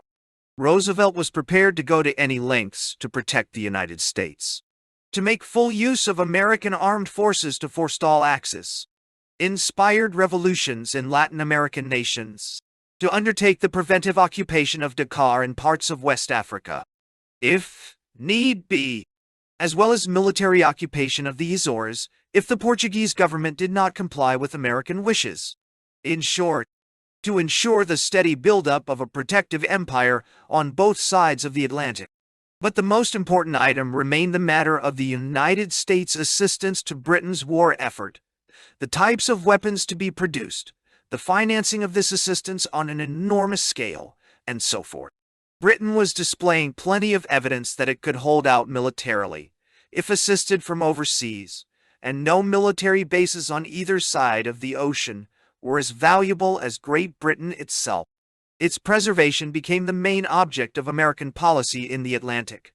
But from now on, the relationship between Washington and London became that of a suzerain and his vassal. In every respect, London had to bow to Washington's inflexible will. Painful as it was to British pride, the Americans decided to impose weapons of American design, in spite of the hardships this switch inflicted on the British armed forces. But beggars cannot be choosers. Britain was virtually out of dollars by the end of 1940, although it still owned substantial investments in the United States, which its government was not inclined to liquidate.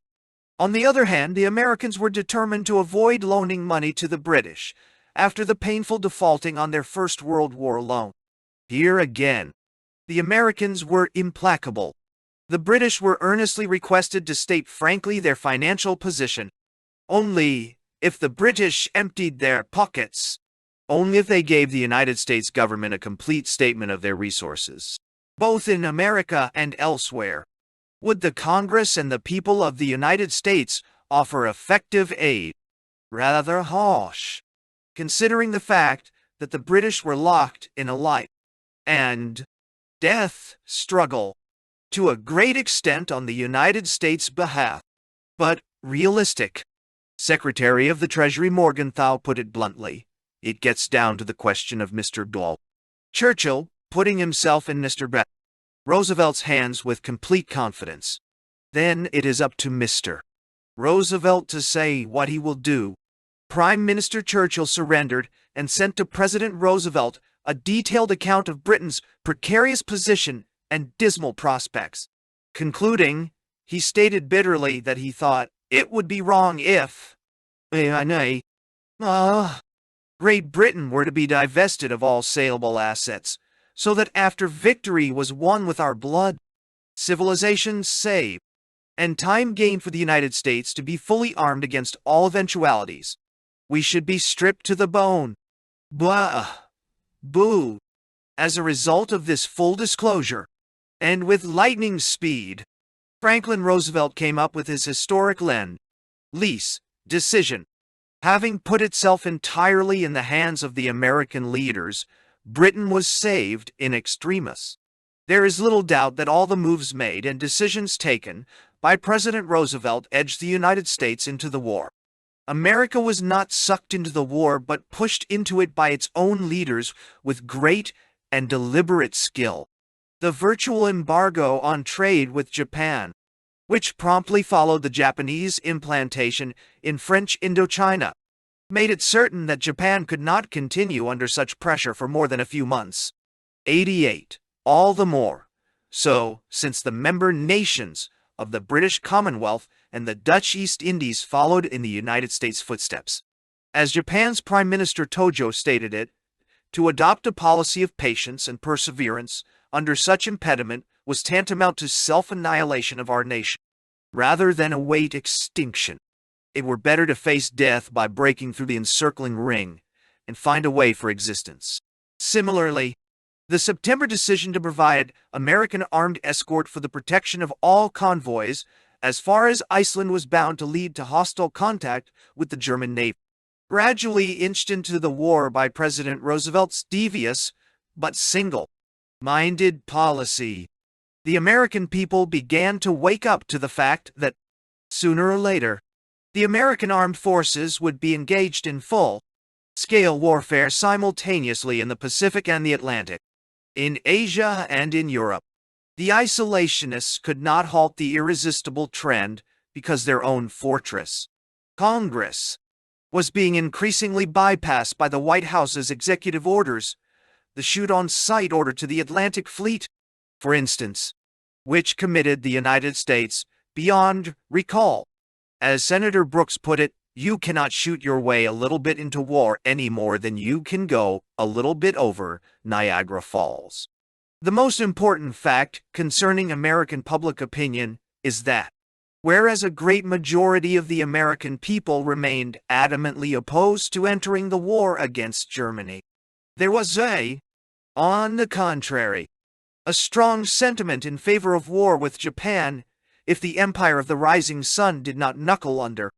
Isolationism had always applied to Europe rather than the Far East, in which many leading Americans were emotionally involved through their missionaries in China and politically committed through their military retention of the Philippines. Also, and not far below the surface on the West Coast, there was a feeling of racial antagonism going all the way back to the harsh exclusion acts against Asian immigrants, and now focusing on the Japanese. This anti-Japanese sentiment grew steadily through 1941, and on November 14, Japanese Ambassador Nomura telegraphed Tokyo his acute analysis of the situation. There are even now many arguments against war with Germany, as opposed to internal questions. But there is not the slightest opposition to war in the Pacific. It is being thought more than ever that participation will be carried out through the Pacific area. Indeed, Roosevelt was so well aware of this favorable psychological disposition that he yes, dreaded the thought of missing the coming war in the Pacific through miscalculation and searched for every conceivable way to provoke the Japanese into firing in the first shot. Toward the end of 1941, it was quite plain to the American authorities in Washington that it was only a matter of time before the Japanese attacked, but where, when, and whom remained an open question. If the Japanese attacked either the British in Malaya or the Dutch East Indies, the American government felt fairly confident that the United States could declare war, even though the Japanese would not have assaulted the Americans directly. But an American public opinion would remain reluctant and divided. Thus, on November 25th, as noted in Secretary of War Stimson's diary, Roosevelt raised the question of how to maneuver the Japanese into firing the first shot without too much danger to the United States. Roosevelt even went so far in his search for a cheap casus belli that, on December 2nd, he ordered the admiral in command of the Pacific Fleet to charter 3 small vessels under the American flag to be stationed in the path of the Japanese fleets sailing toward British Malaya and the Dutch East Indies. One incident would have been enough.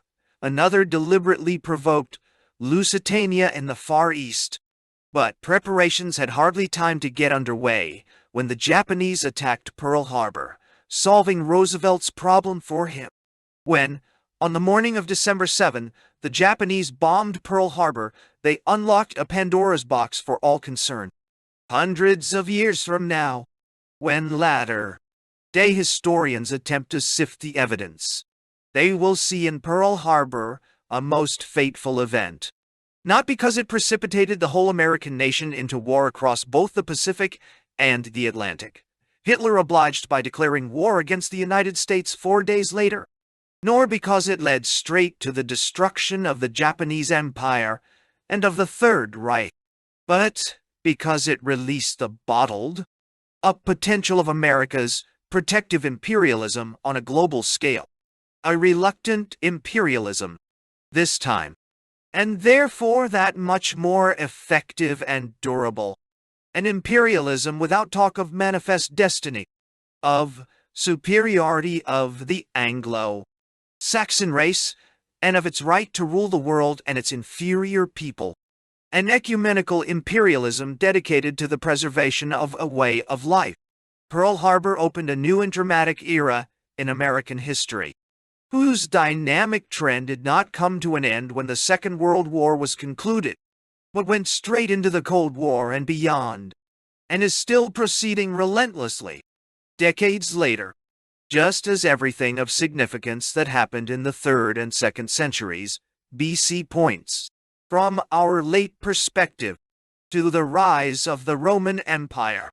Everything that happened in the 19th and 20th centuries will probably seem, to future historians, to point to the rise of the American Empire as the most striking event of our time. This amounts to stating that the buildup of this empire is no accident, but the inevitable result of long-term trends spanning several centuries. To return to Pearl Harbor and its aftermath, the United States' internal situation in 1941 was vastly different from that of 1917. This time, America was fully prepared to go to war. As late as 1938, the United States Regular Army ranked only 18th among the world's standing armies. But, starting in January of that year, and overcoming the strenuous opposition of isolationists of all hues, President Roosevelt struggled forcefully and successfully to build up America's military power. Thanks to selective service, the American forces now numbered over 1.5 million men, with over 100,000 officers as well as facilities for training 30,000 pilots a year. Industry had gradually switched over to armaments manufacturing, while military bases were being built from Alaska and Greenland all the way down to the Caribbean. As for the fleet, ever since Congress passed the Two-Ocean Navy Bill in 1940, it had increased rapidly in size and had acquired valuable experience since mid-1941 in the Atlantic, where it actually patrolled under wartime conditions. The whole American structure, both in its productive capacity and in its fighting capability, had been geared up since 1940, all its depression-born economic slack taken up. Unemployment was virtually wiped out as 6 million workers were added to public and private payrolls. From 1939 to 1941, the index of industrial production rose from 109 to 169, roughly a 50% increase in a mere 2 years. This immense productive apparatus was now ready to switch instantly to full war production. All it needed was a Pearl Harbor to kick it up to a pitch of colossal efficiency. All told, over 15 million men and women served in the armed forces of the United States during World War II. Progress between the two world wars had taken place, not only in terms of numbers, but in quality too. While only 1/10 of the draftees of the First War had a high school education, almost half were high school graduates in the Second War. They did not have to be rushed into battle more or less untrained, as in 1917 and 1918. This time, they had had a breathing spell during the undeclared war, which afforded them ample time for thorough preparation. The greatest fallout of the war effort was undoubtedly technological. Nothing else could have given the United States the overwhelming military and technological supremacy that its early lead in the development of nuclear weapons eventually gave. In a gigantic and top-secret operation enlisting many of the greatest scientific brains, both American and foreign, including the tight cooperation of countless universities and laboratories with the armed forces, the United States eventually produced the first successful nuclear weapon the world had ever seen, and retained the atomic monopoly for several crucial years after the war. And after Soviet Russia broke its monopoly, retained an unchallengeable lead in quantity and quality of nuclear weaponry down to this day. As Secretary of War Stimson put it, the atomic bomb was the greatest achievement of the combined efforts of science, industry, labor, and the military in history, under the auspices of the federal government. It is worth pondering for a while the deeper reasons for the United States' remarkable success in a scientific field in which most of the outstanding brains were actually European. The fact that most of the leading European physicists, Germany's Albert Einstein, Italy's Enrico Fermi, Denmark's Niels Bohr, Holland's Samuel Goudsmit, Austria's Victor Weisskopf, Hungary's Leo Szilard and Edward Teller, and countless others, were irresistibly drawn into the vortex of America's scientific and military power structure, is no more accidental than the fact that the few noteworthy physicists who remained in German occupied Europe should have successfully struggled against or escaped from German power. Friedrich Curie to become a pillar of the French resistance, Werner Heisenberg to slow down to a crawl German progress in the development of nuclear weaponry, and Niels Bohr to escape from Denmark to America. The utter madness of Hitler's regime struck the overwhelming majority of physicists, both German and non-German, with horror. Even before war broke out in 1939, the tight-knit international fraternity of physicists, transcending parochial nationalist sentiment, was determined to prevent any kind of German hegemony in nuclear military power. Furthermore, Germany's National Socialist regime itself distrusted theoretical physicists and was mentally geared to technological progress only in the strictly utilitarian engineering sense.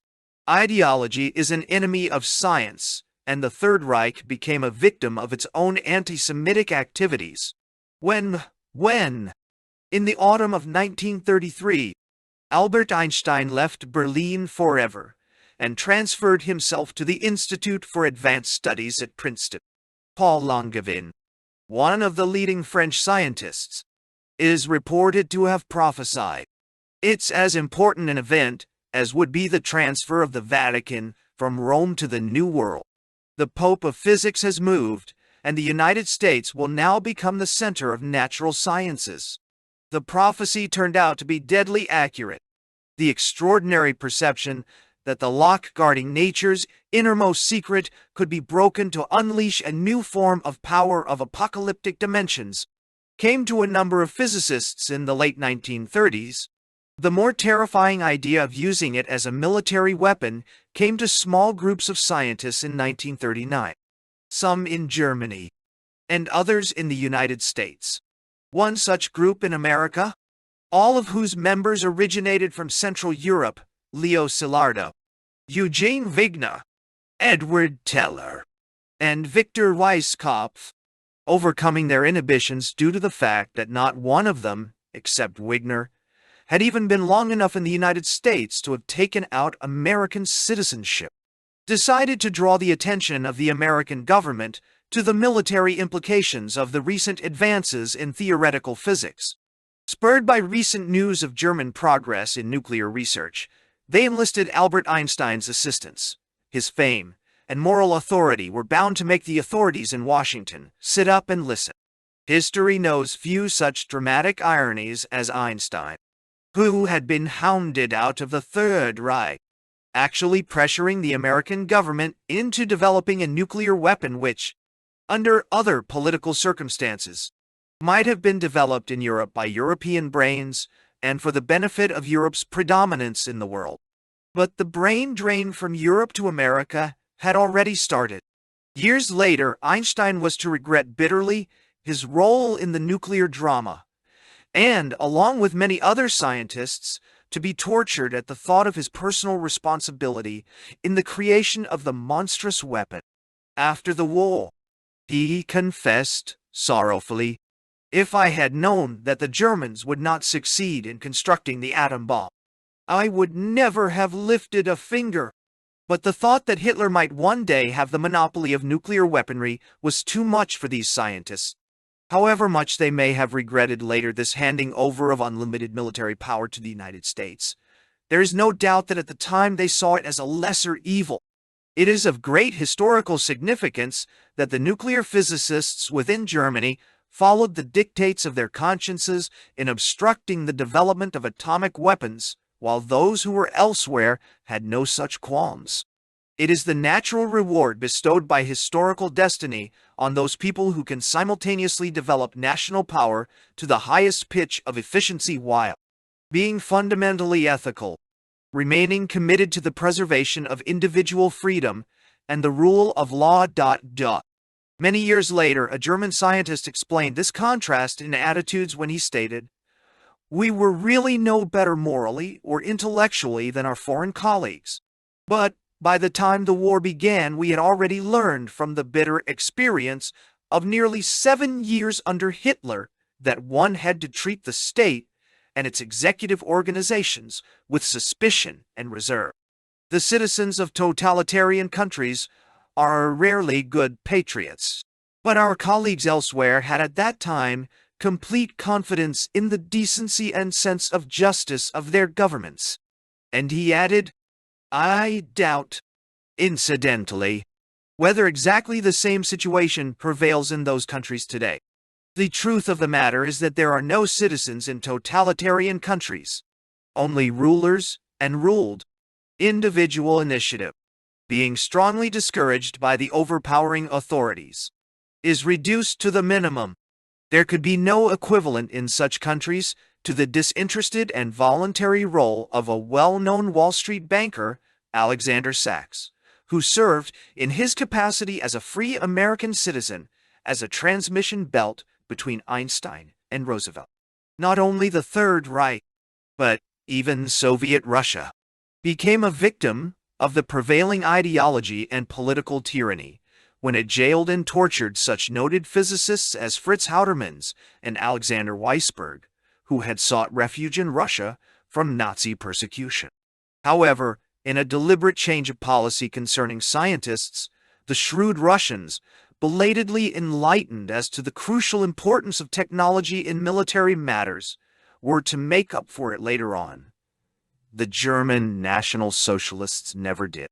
Only the United States had the means and foresight to harbor all the refugee scientists from Europe, going to the lengths of seeking them out and offering them top positions, even when they showed no signs of wanting to become refugees. In the summer of 1939, for instance, the chairman of the physics department at Columbia University offered a professorship to Werner Heisenberg to induce him to remain in America. In vain, for although Heisenberg told him at the time that he was sure that Hitler was going to lose the war he was about to unleash, he did not want to desert Germany. It is actually possible, if not probable, that Heisenberg was more useful to the Anglo-American cause by breaking nuclear progress inside Germany than working at furthering it in the United States. At any rate, the main spur to frantic work on what was becoming the Manhattan Project was the overcoming of the Germans' presumed lead. We were told day in and day out that it was our duty to catch up with the Germans, recalled a scientist later. This, of course, soothed the uneasy consciences of many leading physicists. Nor was this atmosphere of frantic urgency in any way disturbed by the vital message, emanating from Houtermans and transmitted in 1941 by Professor Reiche, who had just escaped from Germany, to the effect that the German physicists had hitherto not been working at the production of the bomb and would continue to try, for as long as possible, to divert the minds of the German military authorities from such a possibility. The news was promptly conveyed from Princeton to Washington by another immigrant physicist, Rudolf Ladenburg, but never reached the scientists engaged in the Manhattan Project.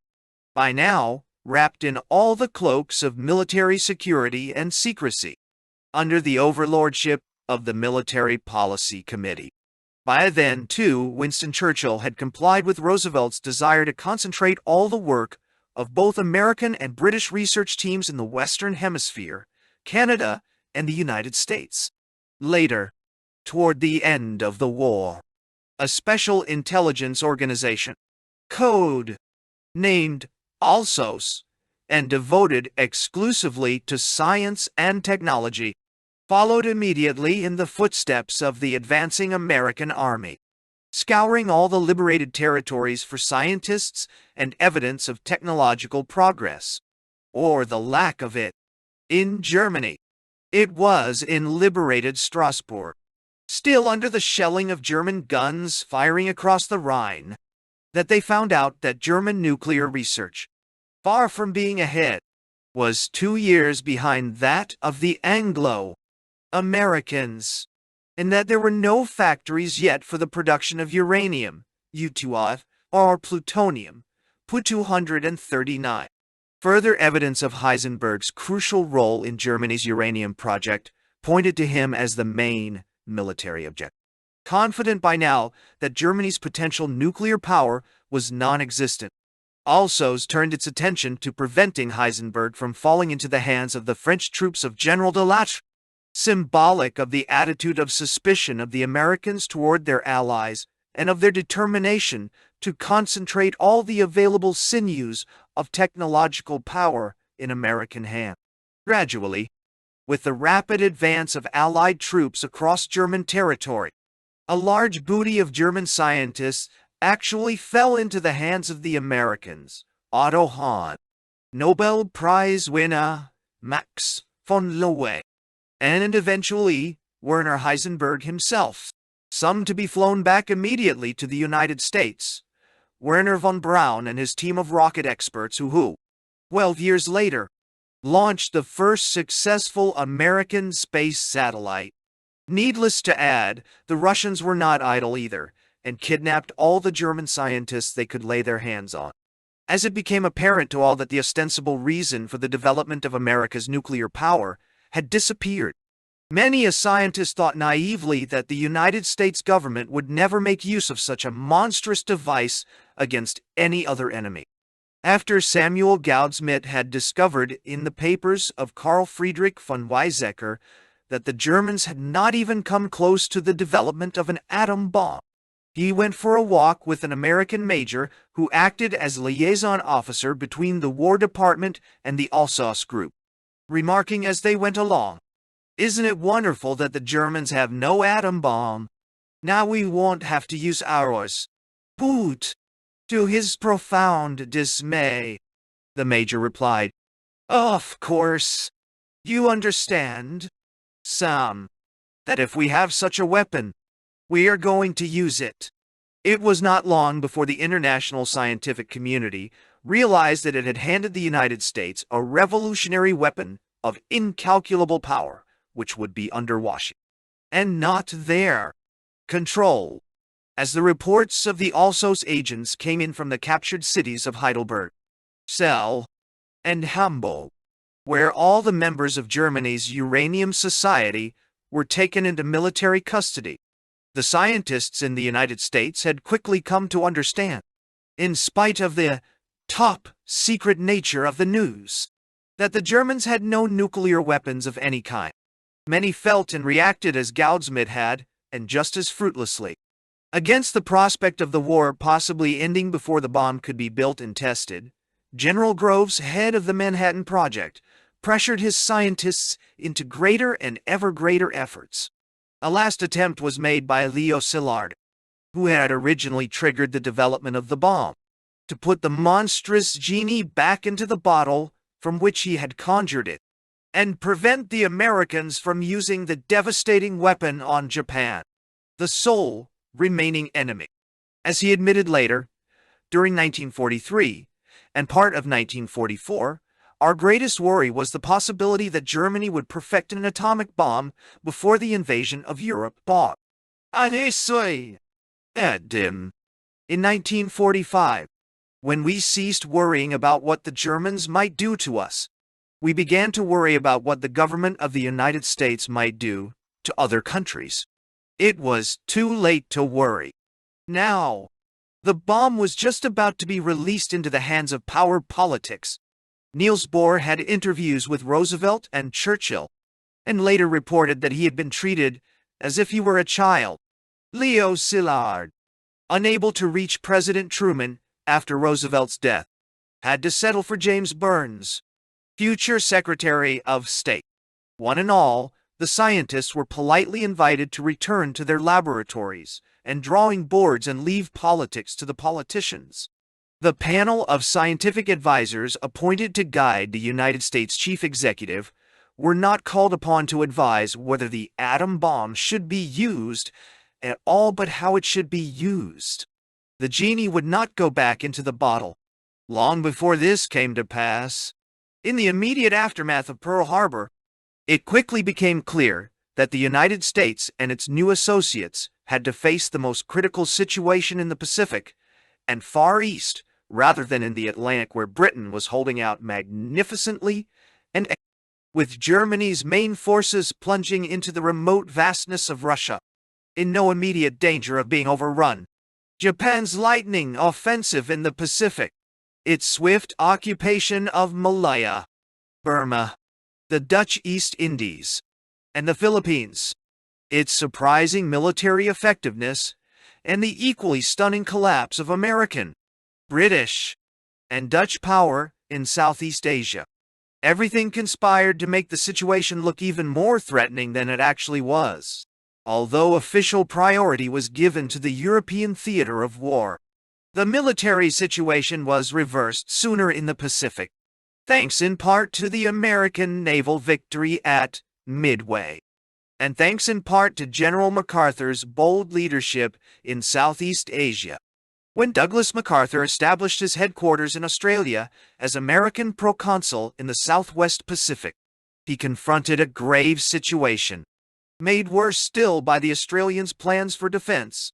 Panic-stricken, they had decided to abandon 3/4 of their continent and erect Alaska ditch line of defense along the Darling River from Brisbane to Adelaide. At the other end of the world, their British cousins, hard-pressed themselves, could be of no assistance to their Commonwealth partners. Only the United States could be relied upon. Only the United States ruled the waves of the South Pacific, no longer Britannia. From that fateful period in Australia's history dates its increasing reliance upon America and its gradual inclusion in the American sphere of influence. MacArthur's leadership, in itself, was instrumental in promoting this gradual shift of allegiance. With great courage and foresight, he rejected the Australian plan of defense and substituted one which set up its first line of defense 1,000 miles to the north of the continent. Along New Guinea's jungle-covered Owen Stanley Range, where almost impenetrable mountains could stop any large-scale Japanese penetration toward I. In his reminiscences, MacArthur stated that this decision gave the Australians an exhilarating lift, and they prepared to support me with almost fanatical zeal.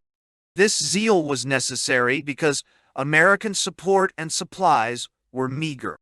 MacArthur explains that Australia's contribution throughout the war was of paramount importance. Less than 100,000 tons arrived from the United States during the critical final quarter of 1942. But, he continues, our ground and air forces in the Southwest Pacific area were vastly more self-sufficient than those of any other theater of operation. Local produce and materials furnished 65 to 70% of the resources needed by them for the second half of 1942. To the adjacent South Pacific Theater, I shipped a greater tonnage of supplies than the United States delivered to my own area. In general effect, therefore, the Southwest Pacific, far from being a drain on the United States, was self-sufficient. Indeed, it was as if an autonomous, self-supporting portion of the United States itself had been detached and towed across the Pacific, to remain anchored in its southwest corner as bastion and staging area for a northward thrust against the Japanese Empire. 150 years of British occupation and settlement of a virgin continent, built up into a completely westernized and anglicized replica of the mother country, became irretrievably included in the United States coming empire in the Pacific as an increment to American, and no longer British, power. But for all its self-sufficiency, it still remains, however, that American military leadership and technical skills, along with some vital supplies, were needed to save Australia from invasion and destruction. While the United States forces were slowly reconquering the Pacific and grinding the Japanese Empire into dust, Washington did not forget that Europe came first in its order of priority. First, because it was geographically closer to America's center of gravity. First, because it was the old world from which most Americans' ancestors had come, and where millions of near relatives still dwelt. And first also because it was the only other area in the world that could match in population figures, in human skills, and in industrial potential the United States itself. Americans took the eventual defeat of Japan as a matter of course, and, in a sense, so did the clear-sighted but despondent Japanese themselves, who knew that, given enough time, America could crush them. Not so the defeat of Germany, whose huge and restless realm, at the height of its extension, included 400 million human beings and stretched all the way from the Pyrenees to the Caucasus, from the North Pole to the Sahara. Adolf Hitler's domain seemed to be invasion-proof, and his armies, then sweeping victoriously through Russia, invincible. His festung Europa was the greatest and most extensive military fortress ever erected in history. His army, the most efficient military machine ever built. The United States had hardly entered the war against Germany when the first step in its new role as unquestioned leader of the Allies was taken: the creation of a common command, the combined chiefs of staff. the most complete unification of military effort ever achieved by two allied nations. In General Marshall's own words, the combined chiefs of staff operated under the joint direction of Roosevelt and Churchill. That is, mostly Roosevelt. For his own political reasons, the American president had promptly accepted the British priority on victory in Europe. A bold and clever decision since, and it is worth repeating, whereas all Americans were united in their desire to crush Japan, they were more divided by old national loyalties and by the feeling that their vital interests were not so much at stake in the old world. Besides, Germany had inflicted upon the Americans no such stinging blow as Pearl Harbor. And again, subdued but real, there was an undercurrent of racial antagonism toward the Japanese that was lacking in their feelings toward the Germans. In a sense, the ultimate destruction of the Third Reich and the liberation of Western Europe were a byproduct of the popular hostility felt in the United States toward the Far Eastern upstarts. The most important development, however, was psychological. The swift metamorphosis of the isolationist sentiment into a more or less unconscious form of protective imperialism. Suspicion of General de Gaulle because, as Anthony Eden put it, they feared his dynamic personality. Hostility to any form of British hegemony in post-war Europe, such as would naturally flow from Norway's foreign minister Trygve Lie's plan, according to which Western Europe's smaller states would have become virtually British satellites. But some of the smaller and weaker European states were not blind to the United States' potential imperialism. At the time of the discussions with Portugal about the use of the Azores, the Portuguese were strongly pro-British, but they did not feel the same sympathy for the United States. They suspected that whereas we would withdraw at the end of the war, the Americans might prefer to stay, recalled Anthony Eden. Looking at Washington's policy toward France, he stated further, so far as I have been able to piece together the various indications I have received, I would say that the United States government did not wish to see a strong central administration for the French Empire built up in Algiers. They would have preferred, if possible, to deal separately with each part of the French Empire.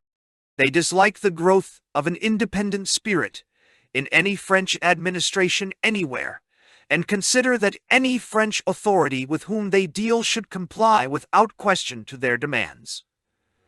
107.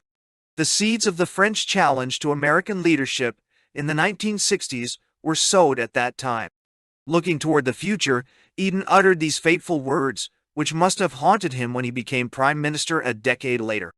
In dealing with European problems of the future, we are likely to have to work more closely with France, even than with the United States.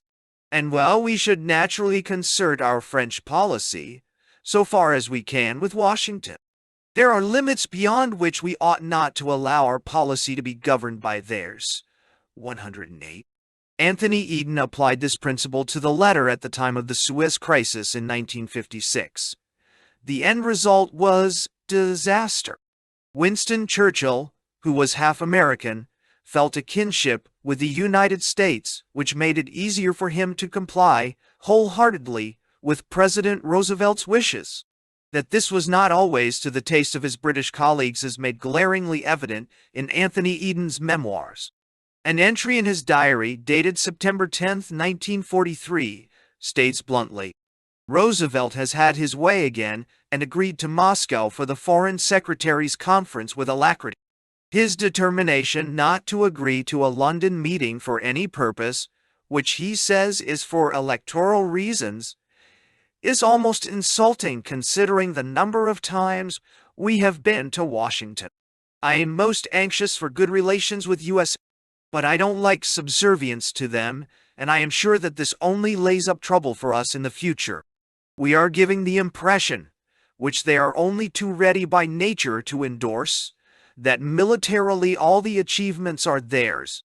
109.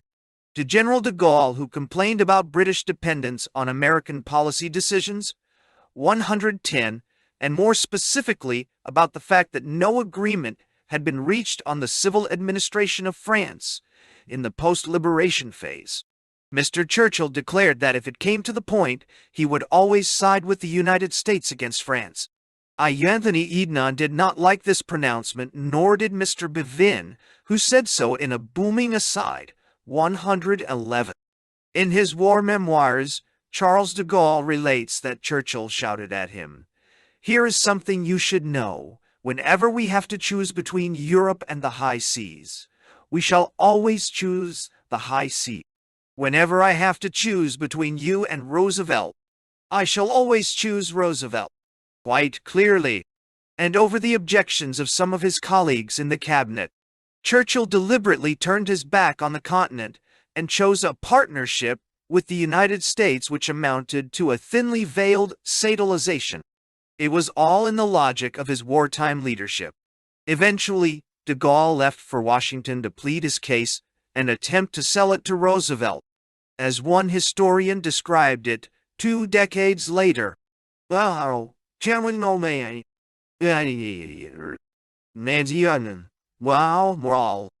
Gaulle had the American standpoint explained to him in Washington by Roosevelt himself. What it amounted to was that the post-war world would be ruled by a quadrumvirate composed of the United States, the Soviet Union, Great Britain and China, with a parliament of smaller countries, the future United Nations, acting as a chorus and giving a democratic look to the directorate of the Big Four. Among the latter, Washington then counted on having China on its side, so that the USSR would be isolated and outmatched. For the rest, there would be American bases throughout the world, some of them on French soil. The coming peace would be an American peace, and the world would enter the American century, all in the name of democracy, of course. 113. That Roosevelt, for all his beliefs in democracy, was in fact an unconscious imperialist. There is hardly any doubt. As de Gaulle stated it, comme cela est humain. L'idéalisme est habile la volonté de puissance. How human it is that idealism cloaks the will to power. In Roosevelt, the striving for Caesarian authority within the United States was combined with a truly imperial view of America's destiny in the 20th century. And from that historic interview dates Charles de Gaulle's unshakable determination to fight the hegemony of the new Romans of the modern world.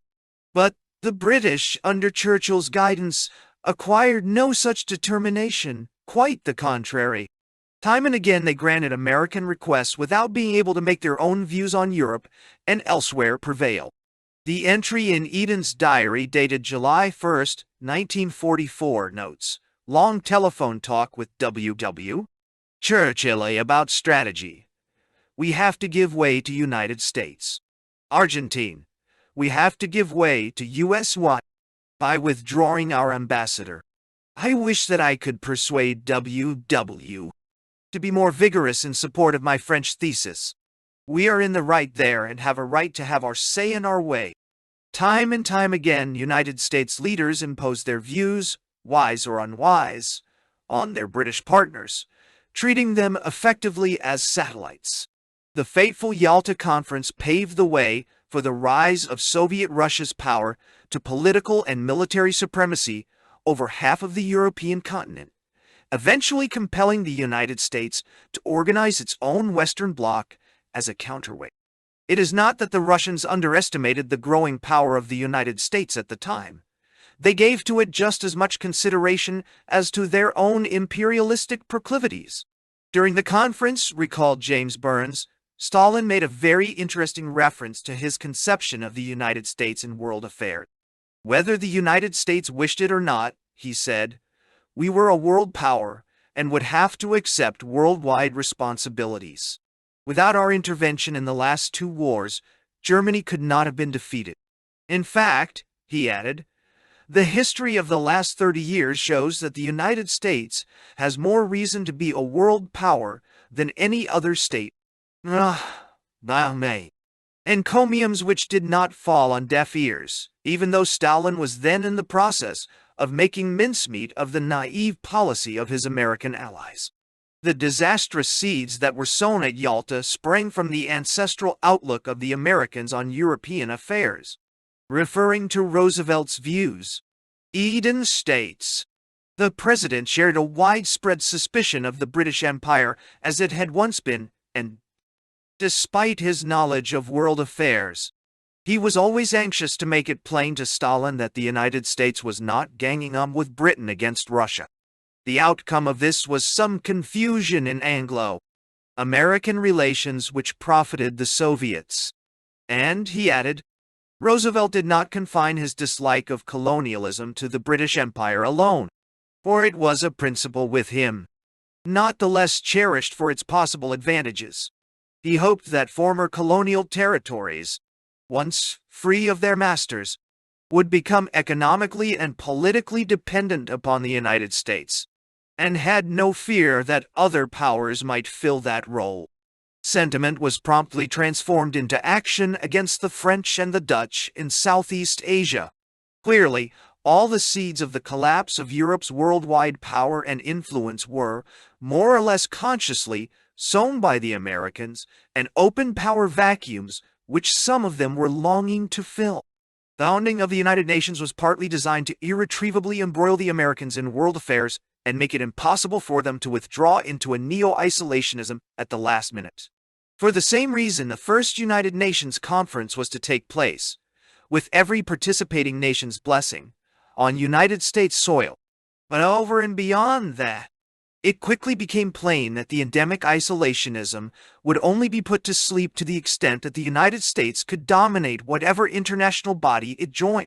The Americans would only join it wholeheartedly if they could make it their own. In the case of the emerging United Nations, indirect control of the enormous block of Latin American votes was bound to give the United States a predominant influence which the forthcoming communist bloc could not effectively challenge. The nuclear annihilation of Hiroshima and Nagasaki was viewed by many, especially the scientists, as barbarous and unnecessary. Certainly, the awesome power suddenly unleashed in the Far East was responsible for bringing the war to an almost immediate conclusion, although there were many signs that the Japanese were getting ready to offer an honorable surrender before the atomic holocaust took place. However, it is clear, in the light of hindsight and in view of subsequent misgivings about Soviet Russia's attitude, that Hiroshima was meant just as much as a warning to the Russians as an effort to subdue the Japanese.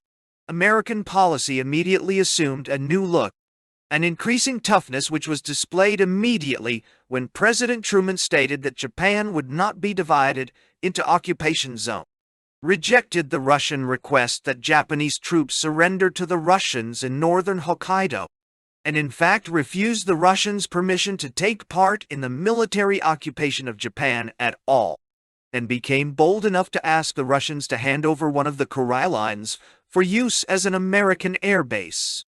The Russians were not sufficiently awed by America's new nuclear power to comply, but of the deep anxiety of the Russian leaders, there is no doubt, nor of their utter determination to equip themselves with the new and terrifying weapon as promptly as they could. IV Cold War. The establishment of empire.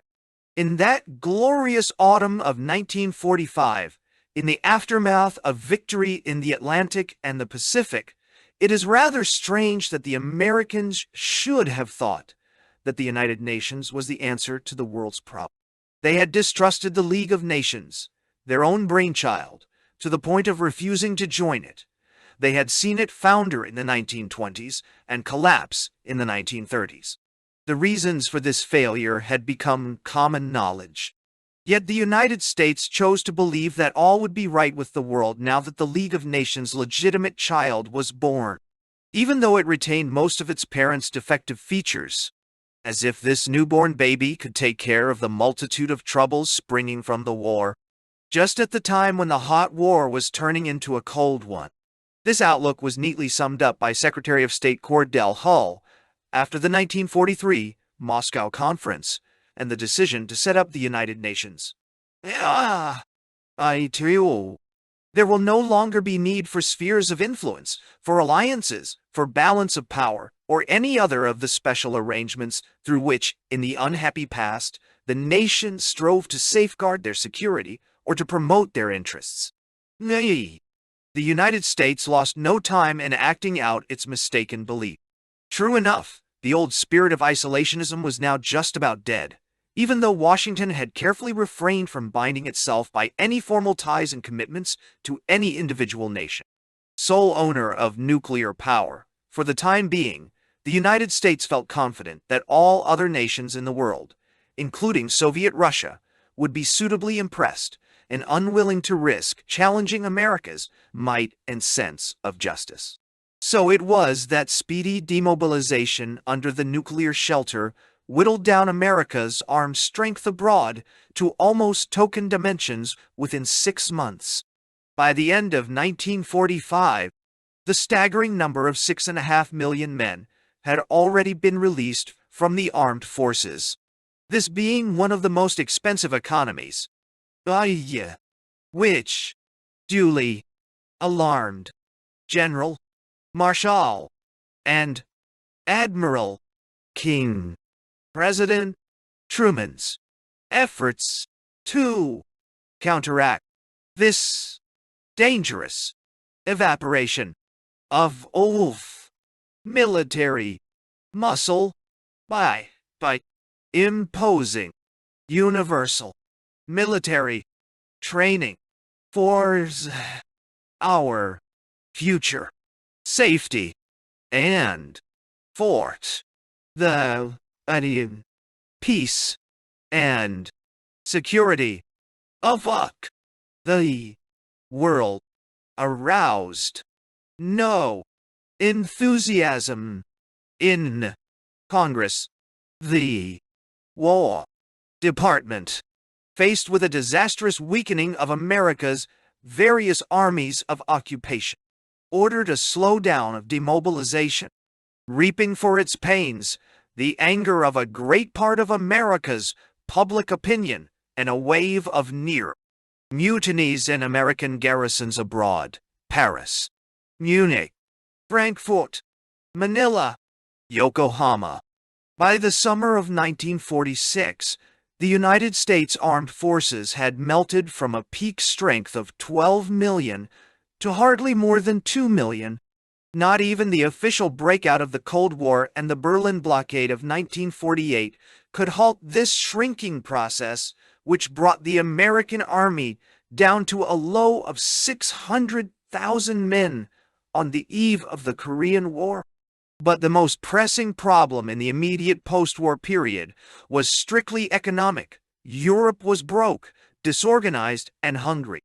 Lend-Lease came to an end a few days after the end of the hostilities with Japan.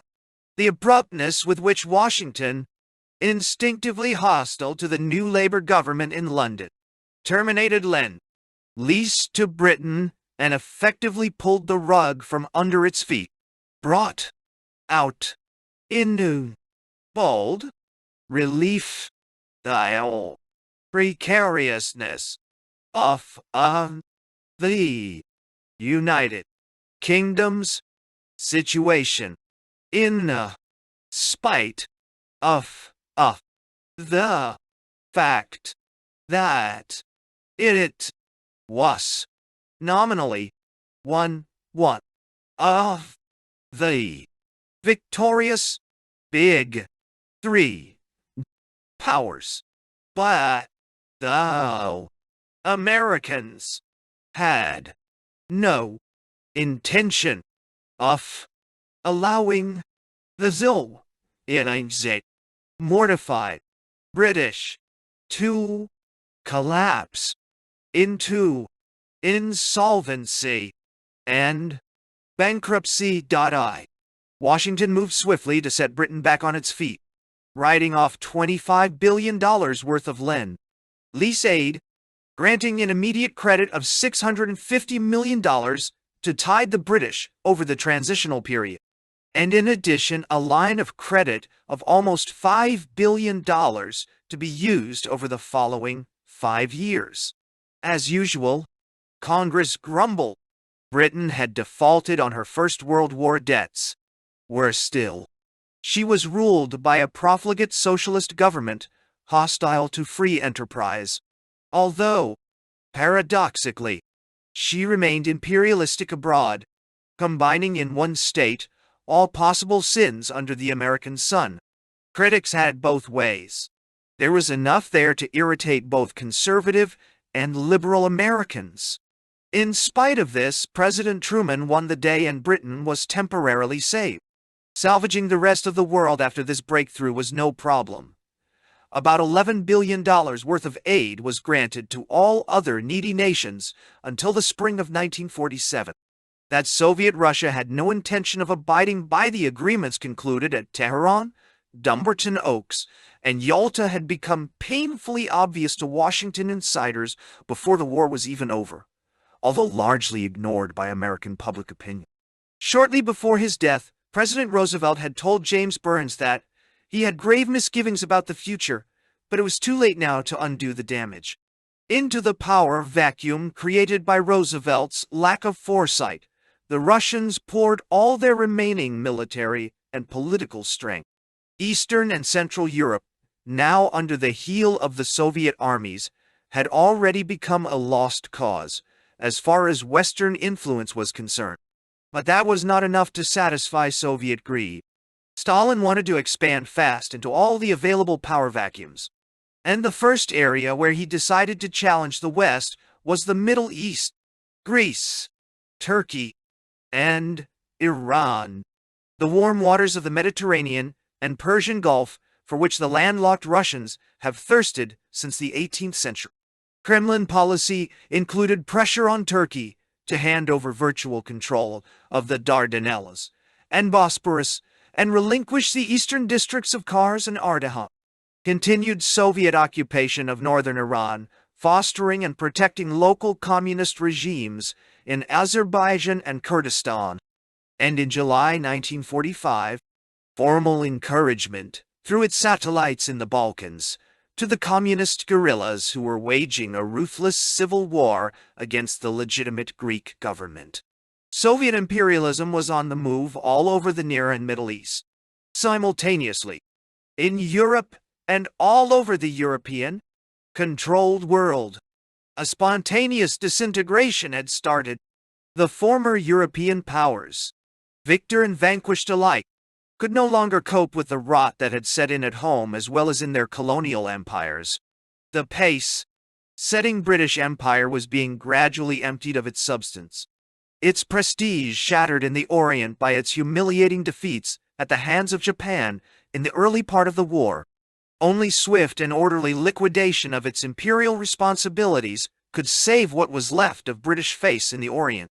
And, one by one, the major pieces of the once great empire were set free. India, Pakistan, and Ceylon went off in 1947. Burma in 1948. The Dutch were unable to reconquer their immensely wealthy East Indies, thanks in large part to American opposition. The French faced insurmountable hostility in their former Indochinese possessions, which led them, in less than 10 years, to a disastrous collapse. Wherever a vacuum occurred between retreating European power and advancing communism, the United States was bound by historical compulsion to step in. The tale of the immediate post-war era is the tale of this gradual, involuntary, and reluctant involvement leading to the Korean War and the Great Debate, which marks a watershed in the history of the United States, and, consequently, in the history of the modern world.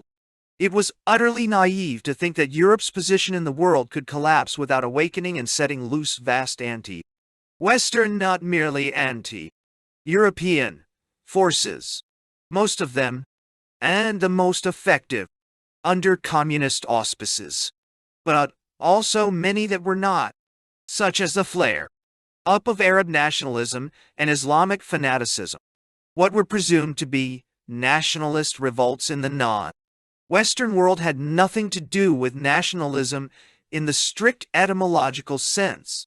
These were, broadly speaking, anti-Western revolts, rebellions against the disruptive impact of Western civilization.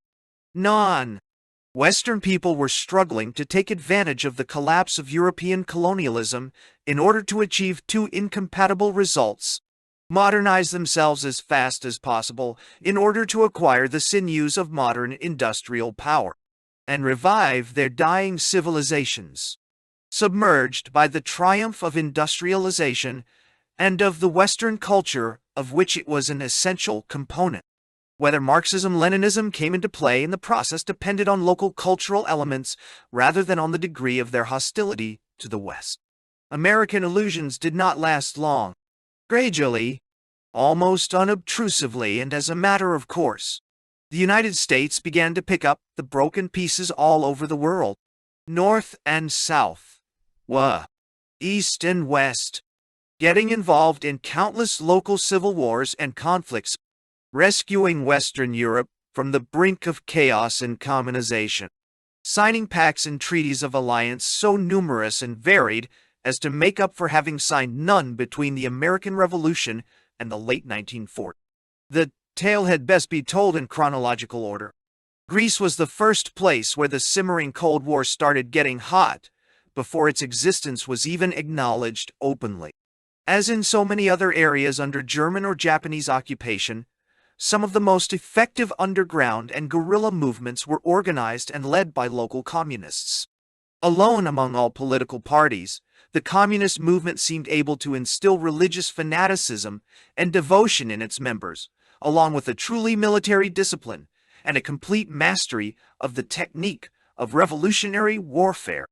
Powerless in a well-organized state, they became highly dangerous when the state organization collapsed in the aftermath of a foreign military invasion and the virtual destruction of its regular armed forces. In order to prosecute the war against implacable enemies, the Anglo-Americans often thought it convenient to assist and subsidize what they believed to be the most effective underground movements, which were almost invariably communist-led.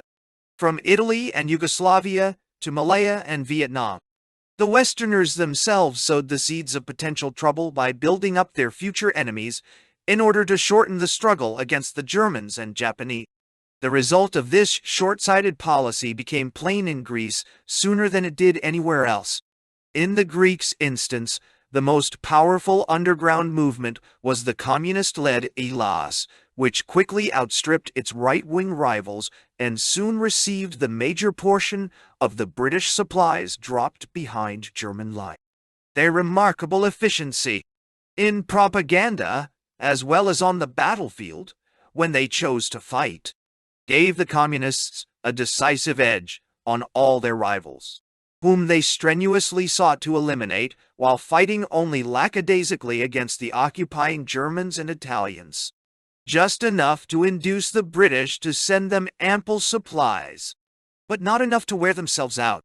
When Royalist Colonel Grivas, of latter-day Cyprus fame, formed his own right-wing underground, XX, the British at first declined to add it to their payroll or supply it with weapons. 124.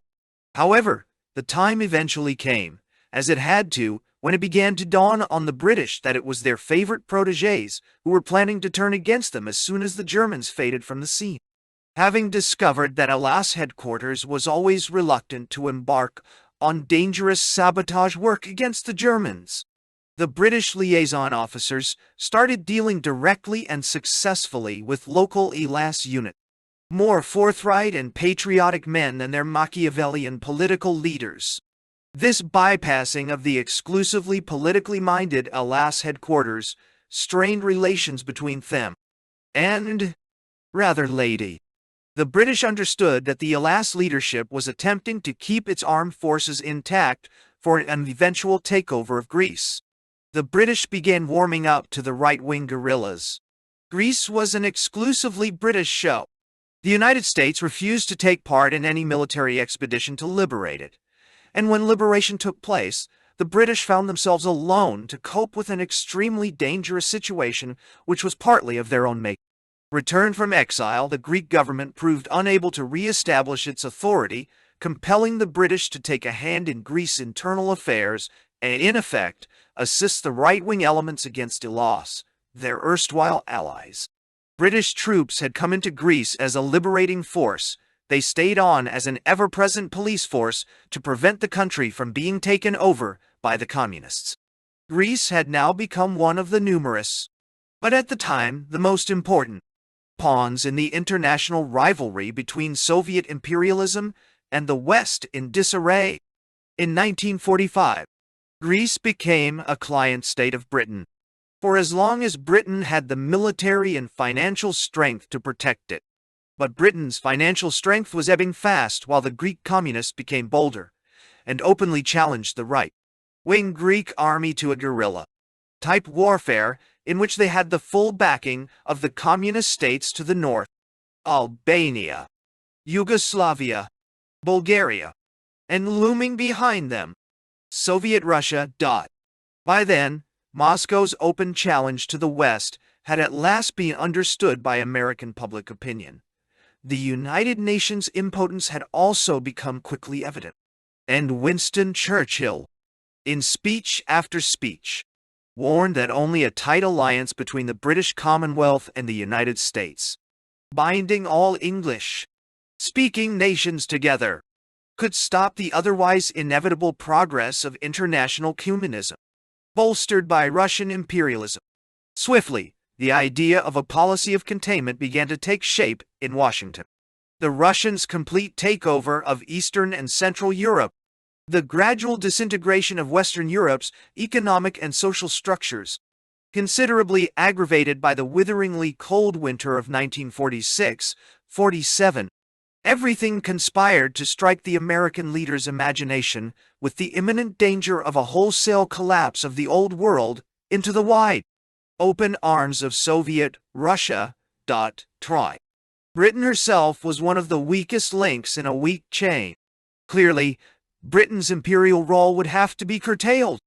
The dramatic announcement of this fact came suddenly with the publication on February 21, 1947, of a white paper entitled The Economic Survey for 1947, which predicted a severe economic crisis in Britain, and, as a consequence, her inability to honor any longer her worldwide commitments. The treasury was empty. Coal supplies were running low. Unemployment rising. Industrial plants closing down. A dismal picture for the mistress of the world's greatest and most venerable empire. Simultaneously, Britain's Foreign Secretary confidentially informed Washington that Britain would have to drop the Greek and Turkish burden on March 31st, being unable to extend them aid of any kind beyond that date. Could the United States step in and take over? March 1947 saw the beginning of that transfer of imperial power and responsibilities from the disintegrating British Empire to the United States, which is still going on a generation later. On March 12, President Truman addressed a joint session of Congress. Later, he was to define the plan he put forth as the turning point in America's foreign policy, which now declared that wherever aggression, direct or indirect, threatened the peace, the security of the United States was involved. This became known as the Truman Doctrine, the foundation stone on which the United States' reluctant imperialism was going to be erected. The key word in the statement is indirect. Direct aggression is easy to define, and although it might not always justify the open intervention of the United States, it could be partly warranted if Soviet Russia were to attack a weaker neighbor, or openly back an aggressor.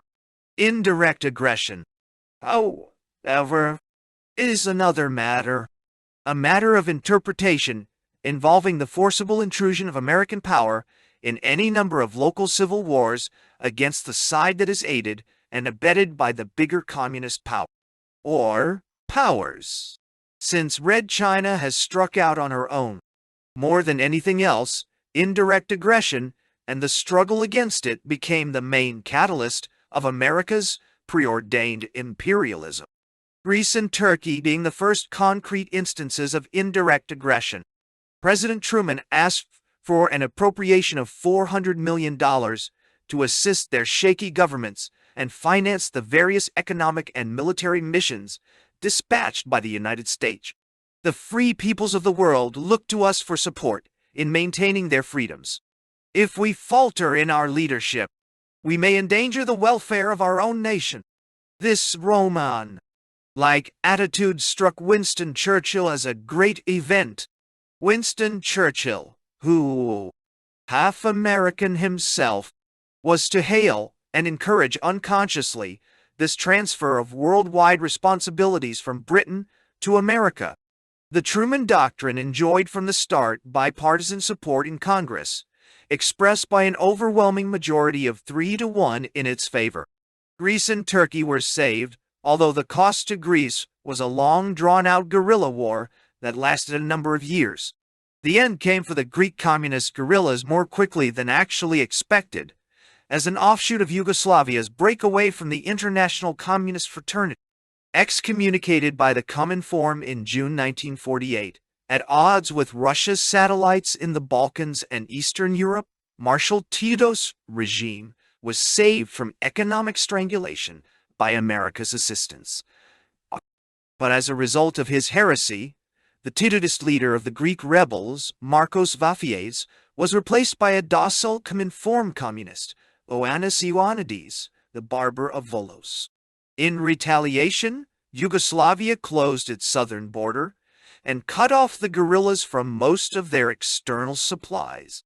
A quick mopping up of the Vitsi and Gramos mountains by the American-advised and equipped Greek army was all that was required to put an end to communism's armed threat to Greece. More serious even than in the Balkans, the situation in Western Europe had become dramatic during the drastic winter of 1947. All the loans and forms of aid extended by the United States since the war had been unable to prevent the gradual dislocation of the continent's economy. Secretary of State Marshall, in his historic speech at Harvard on June 5, 1947, stated flatly that Europe could not pay the cost of feeding and housing its inhabitants and would not be able to do so for years to come. Aid and charity were not enough. Europe had to be rebuilt from the ground up, and given the means to do so. What had been done since the war had been a mere palliative. What was now required was a cure, the Marshall Plan. The essence of the Marshall Plan was that it was not a dictation of the United States to Europe, but an invitation to the Europeans to join together in planning their mutual recovery and sending on their collective requests for economic assistance to Washington within the framework of a continental program. Britain and France invited all the other European nations to attend. On July 12, the Conference on Economic Cooperation. 16 free countries attended, but all communist countries declined.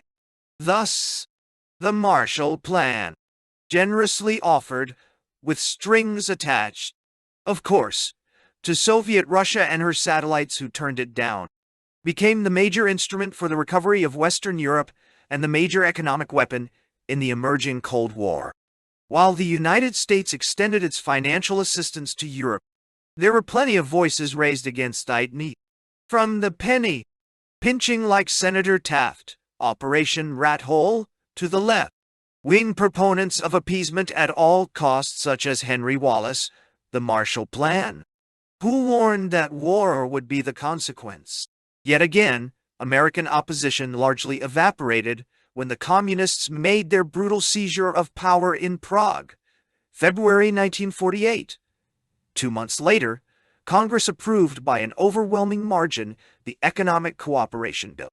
Until 1951, when the Economic Cooperation Administration, ECA, was superseded by the Mutual Security Agency as a result of the Korean War, the ECA expended over $12 billion worth of aid, which boosted Western Europe's industrial production some 40%.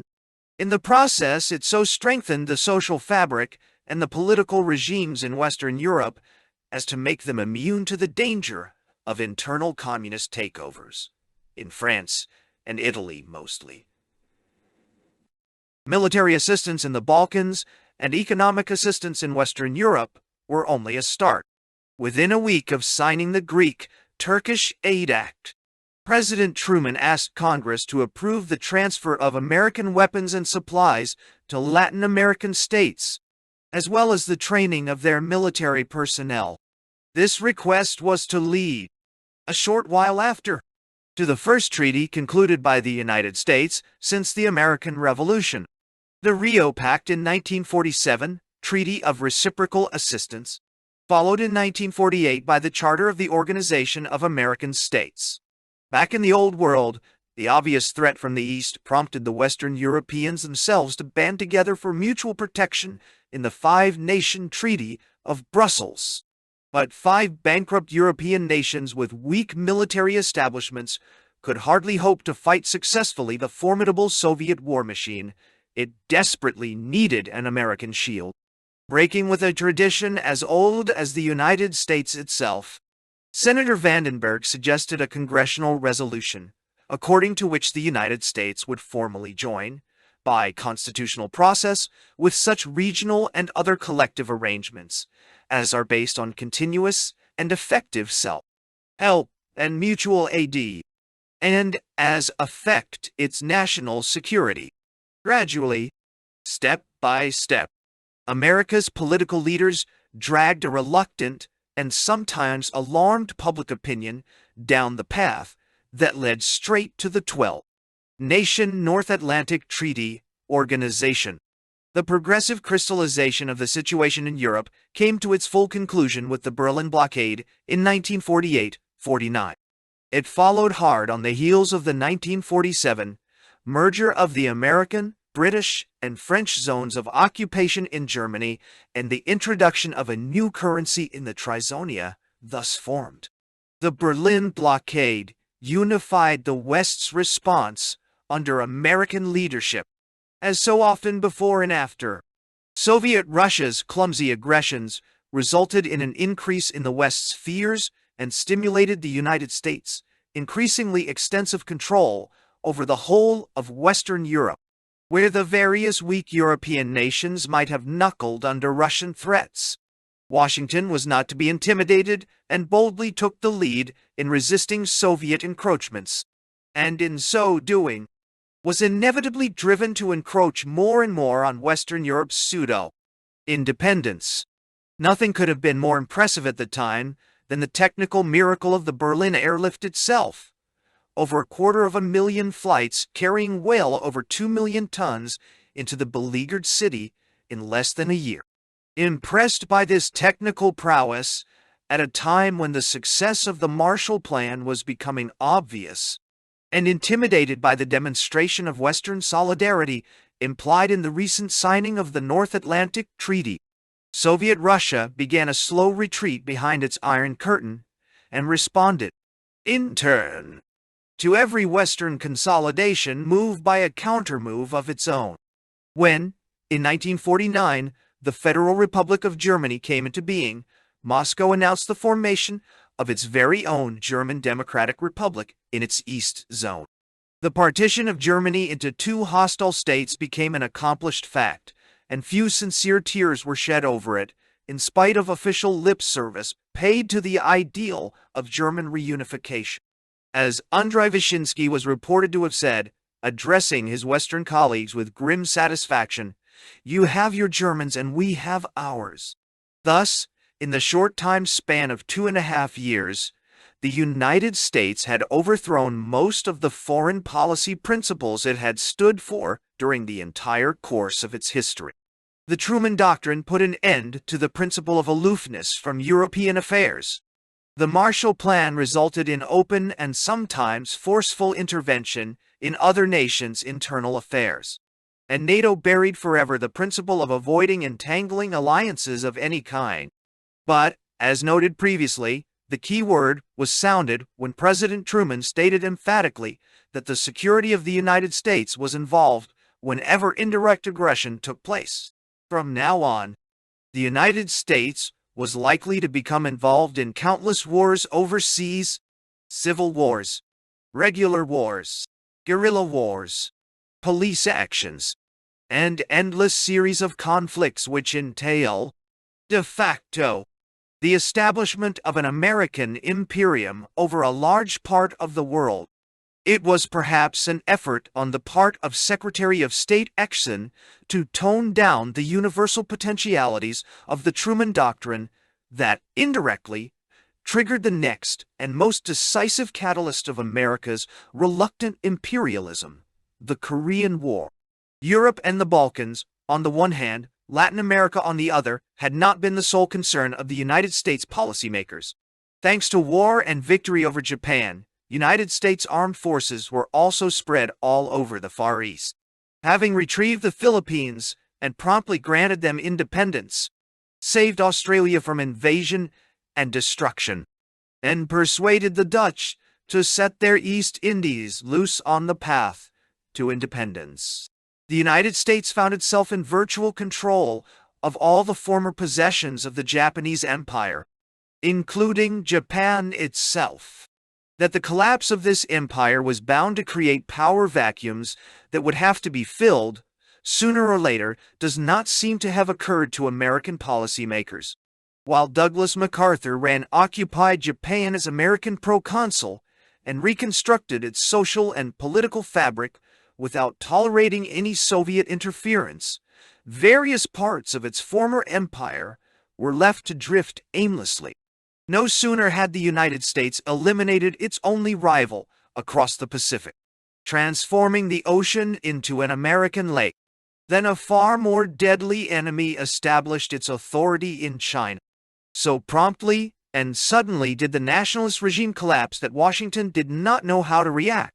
The Kuomintang sought refuge in Formosa, greatly embarrassing the American government, which had just barely avoided being dragged into the Chinese Civil War, and wanted to wash its hands of the whole mess. On January 12, 1950, Dean Exon addressed the National Press Club in Washington, and what he had to say was quite remarkable. In effect, in his effort to set some artificial limits on the applicability of the Truman Doctrine, he stated without ambiguity that Formosa was outside the United States defense perimeter, and, for good measure, he incautiously excluded South Korea too. Having drawn the limits of this defense perimeter from the Aleutians through Japan and the Ryukyu Islands down to the Philippines, he carelessly added, as if it were an open invitation to aggression, so far as the military security of other areas in the Pacific is concerned, it must be clear that no person can guarantee these areas against military attack. It is a mistake, I think, in considering Pacific and Far Eastern problems to become obsessed with military considerations. Within a few months, the United States found itself involved, in other areas in the Pacific, in its first major war since 1945. American armed forces had been withdrawn from Korea 2 years before, and the Joint Chiefs of Staff had repeatedly stated that the United States would be unwilling to defend South Korea if it came under attack from the north. Not only was this statement an open invitation to communist invasion, besides being an inaccurate forecast of America's instinctive reaction if such an invasion were to take place, it also truly reflected Washington's policy, which was focused on an even greater distrust of its own allies and satellites than of its open, avowed foes. South Korea's 4 divisions were no army, but a mere constabulary force with light weapons, lacking in artillery and tanks, without a navy or an air force, this extreme weakness being necessary, according to State Department spokesman, to prevent the South Koreans from invading the communist-controlled North. It is highly likely that had South Korea been granted an army to match that of North Korea, no communist aggression would have taken place at all. And in view of the part played by the Korean War in reshaping America's foreign policy all over the world, it is difficult to escape the conclusion that weakness invites aggression, which in turn evokes unnecessary violence and response on the part of the heretofore weak. As MacArthur pointed out in his reminiscences, referring to the Korean situation, now was the time to recognize what the history of the world has taught from the beginning of time, that timidity breeds conflict, and courage often prevents it. Almost overnight, acting by instinct rather than according to a well-thought-out plan, President Truman reversed Washington's whole policy in the Far East, instructing MacArthur to use his Navy and Air Force against the North Korean invaders.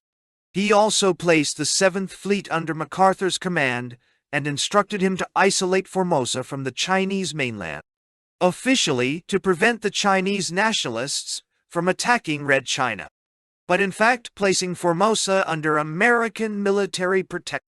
On June 30, fortunate in being able, through an oversight of the Russians at the Security Council, to enlist the United Nations under its banner, the United States decided to send American ground forces to assist the hard-pressed South Koreans and Mule, in effect, also placing South Korea under its military protectorate. And a few weeks later, the United States' new Far Eastern policy was made explicit, following MacArthur's quick visit to the Chinese island late in July. President Truman issued a public statement emphasizing that the Vietnam occupation of Formosa by communist forces would be a direct threat to the security of the ZY Pacific areas and to the United States forces performing their lawful and necessary functions in that area. The American defense perimeter had suddenly been stretched to include several areas involved in Asian civil wars, irretrievably involving the United States in every single one of them. The Korean War became the main catalyst of American military involvement in the Far East and Southeast Asia. Not only that, it prompted the Americans to become more deeply involved all over the world, wherever they saw, rightly or wrongly, a threat of communist penetration or subversion. Japan was allowed to rearm under American supervision, and a peace treaty was signed with it in September 1951, which, besides consecrating the total loss of its former empire, also included the transfer to American control, under a United Nations trusteeship formula, of its strategically valuable island possessions in the Pacific, notably the vast archipelagos of Micronesia, and retention by the American military of the Ryukyus.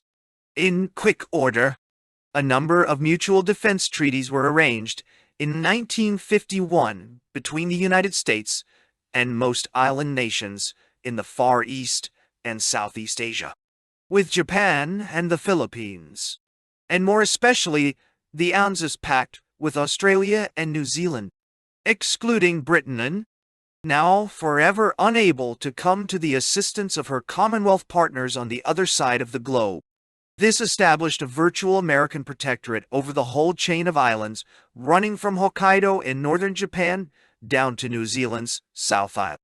Everywhere, whenever needed, United States armed forces, stationed in countless military bases, were ready to spring into action at a moment's notice.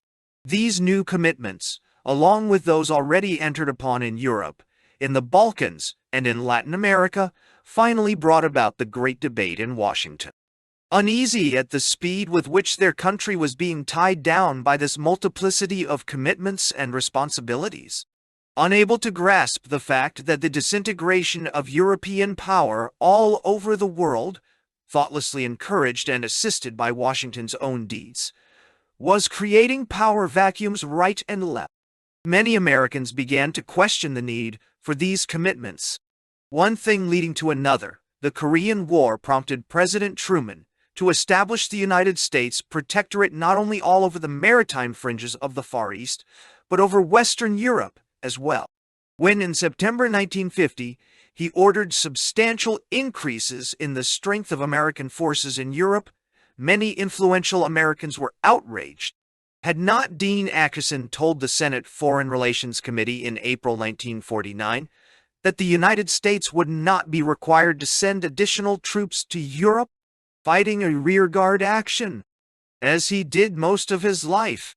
Former President Hoover stated that the United States should confine itself to strengthening its own defenses by developing its own naval and air power, make the whole Western Hemisphere impregnable, Gibraltar of Western civilization, presumably abandoning the rest of the world to its fate. Senator Taft, alarmed at the growth of the president's Caesarian powers, challenged his right to commit in advance American troops to fight in NATO's multinational army. Everyone seemed oblivious of the fact that no country in the world was strong enough to drag the United States into a conflict against its will. That, in fact, it was the United States itself that was in full control of the destinies of those numerous nations that were tied to it by mutual treaties. In the last resort, Washington could always do as it pleased, by looking at the world scene through the wrong end of the telescope. The isolationists doomed their last offensive from the start, by making short shrift of the immense weight of the historical past which was inexorably dragging the United States forward on the road to empire. They displayed a remarkable misunderstanding of the contemporary evidence. The Senate Foreign Relations Committee and the Armed Services Committee held open hearings in February 1951, and the great debate concluded on April 4 of the same year when the Senate approved President Truman's appointment of General Eisenhower as Supreme Allied Commander in Europe, military proconsul of the Old World. It also confirmed the President's decision to send 4 additional American divisions to Europe, and eventually, as a sequel, both Germany and Italy, now firmly welded to the Western cause, were allowed to rearm as part of NATO. And thus, the great debate was lost by the die-hard isolationists, who never understood that the Second World War had made their views obsolete. That Pearl Harbor had set them on the road to empire, and was won by those who were bound to become unconscious imperialists, and when eventually conscious, reluctant. Defeated on Capitol Hill, the isolationists continued the great debate in speeches and in the press. Not all were blind to the imperial overtones of America's multiplying involvements in the affairs of all and sundry. But they could no longer find a way out of their fast accumulating commitments. America's top soldiers, Eisenhower and MacArthur, saw no other choice but armed resistance to communist expansion in Europe and Asia.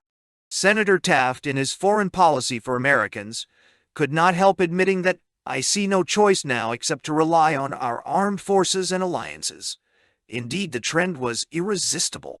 Along with the steady growth of executive power at the expense of Congress, the metamorphosis of America's position in the world brought to the fore the military establishment, which is never a self-liquidating establishment.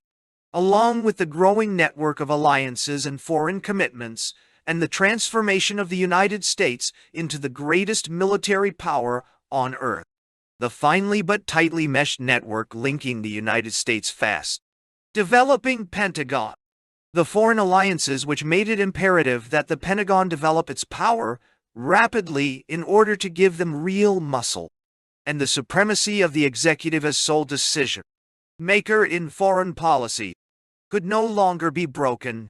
Business interests followed in the footsteps of the soldiers abroad, and were also attracted by a military establishment at home that was becoming, by far, the major business contract. In other words, there was a mechanical process whereby a self-generating cluster of power was in the process of taking over the direction of American foreign policy, and directing it straight onto the road of imperial expansion. But the great debate never really came to an end.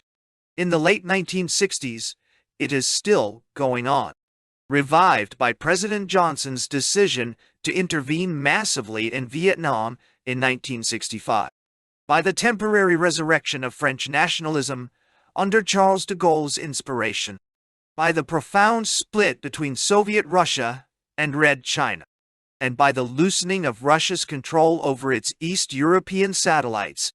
The great debate is still raging, but working with different material and a different set of circumstances. The unconscious heirs of the old isolationists now claim that the American empire was acquired accidentally as a result of the Cold War 132, as if the Cold War itself was an accident rather than the inevitable, even if temporary, sequel to the two world wars. The new isolationists further claim that this empire has been incapable of protecting America's true interests, that it is too burdensome, that it involves the United States in the affairs of countless nations, and that it has a nefarious effect on American society. They further argue that the loosening of the ties binding together the communist countries and the Sino-Soviet breakup imply that there is no further reason why the United States should maintain its empire. Since there is no more communist bloc, they argue, why attempt to preserve a Western one?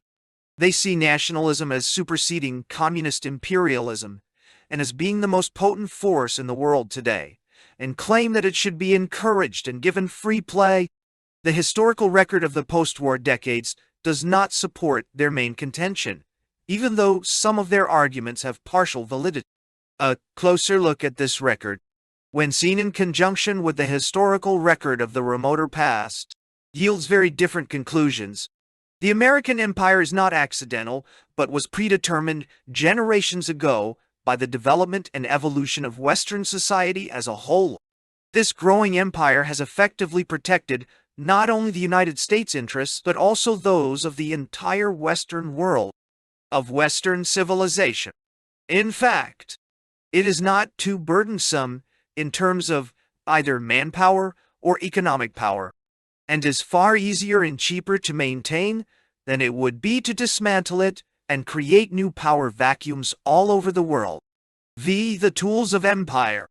In a few short years in the late 1940s and early 1950s, the international commitments of the United States began to gird the world.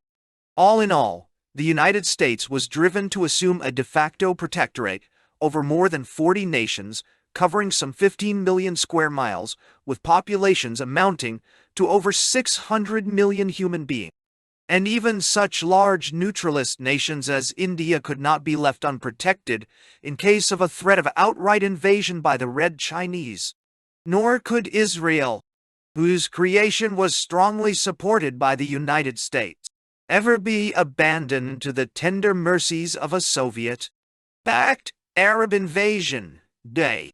Alongside formal treaties of alliance and pledges of economic assistance, the United States entered into countless agreements involving the uses of bases and military assistance with other nations, providing arms, giving military aid and advice, teaching hundreds of thousands of officers and men from dozens of foreign countries in its military training centers. The United States has been compelled, in fact, to become profoundly involved in the internal policies of all its allies. Thus starts the road to empire. The fact that the United States must be defended all over the world as far away as possible from its own shores. In Latin America, Europe, Asia, and Africa, implies the unlimited liability to go to war in any part of the world at the slightest provocation. In the process, the United States has gradually become a garrison state in which the military establishment controls the largest business undertaking in a country noteworthy for the already huge size of its business concerns. Maintaining a sizable lead over the Soviet Russians in ICBMs and an overall nuclear power, the United States military leaders are now convinced that their main task is going to be to fight large and small brush fire wars against subversion and insurgency, while maintaining the nation's present lead in nuclear weaponry. Nor is the American military machine's influence and effectiveness limited to its own armed forces. It controls, in effect, the military establishments of scores of allied and protected states. To a greater or lesser degree, the armed forces of South Korea, Japan, Taiwan, the Philippines, South Vietnam, Laos, and Thailand are controlled by Washington. The military protection of Australia and New Zealand is almost entirely in the hands of the American Navy and Air Force, and their own forces are just as dependent on American training and equipment as are those of all the European nations, France excepted, bound by NATO integrated alliance. The ties binding Latin American armed forces to the Pentagon make them into semi-autonomous units of the United States military apparatus. Such pervasive influence is costly. From 1949 to the middle of 1966, for example, the United States government sold to foreign nations over $16 billion worth of arms and equipment, and gave away another $30 billion worth, a total exceeding by $4 billion the amount of economic grants and loans handed out all over the world since the beginning of the Marshall Plan. This enormous outlay has its advantages, besides helping, in a minor way, to keep a huge armaments industry going at a greater rate than it would if limited strictly to supplying the American armed forces.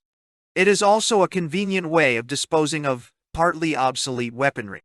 But the chief advantage lies in binding to the Pentagon satellite military establishments in Latin America, the Far East, and Europe, and by doing this, not only strengthening American influence with the military of a given country, but eventually giving Washington the potential use of much less costly troops for service outside their own borders, the very effective South Koreans in Vietnam. For instance, already in 1957, it was estimated that, whereas it cost a yearly average of $7,000 to keep an American soldier overseas, it cost the Americans a mere $125 to keep a nationalist Chinese soldier on Taiwan during the same span of time, 134. In addition to supplying weapons, which binds the recipient army to the extent that it depends on American spare parts, the United States trains thousands of foreign military personnel and generally instills in them a pro-American outlook, which the official American Handbook on Military Assistance Training points out clearly. As a side effect, trainees from underdeveloped countries obtain a better appreciation of Western culture. Mutual understanding and communication are enhanced by English language training. Field reports attest to the strong pro-Western orientation of foreign personnel who have received training under the Military Assistance Program, especially those who have received training in the United States. From all this, it is clear that the actual military power at Washington's disposal is far greater than the Pentagon's raw statistics would suggest. This is an entirely new situation for the United States, looking upon its permanent military apparatus with a deeply rooted suspicion.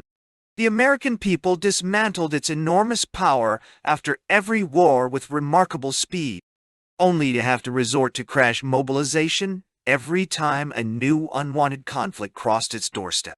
To a lesser extent than formerly, the same thing happened after the Korean War, when the Eisenhower administration put forth the Dulles doctrine of massive retaliation.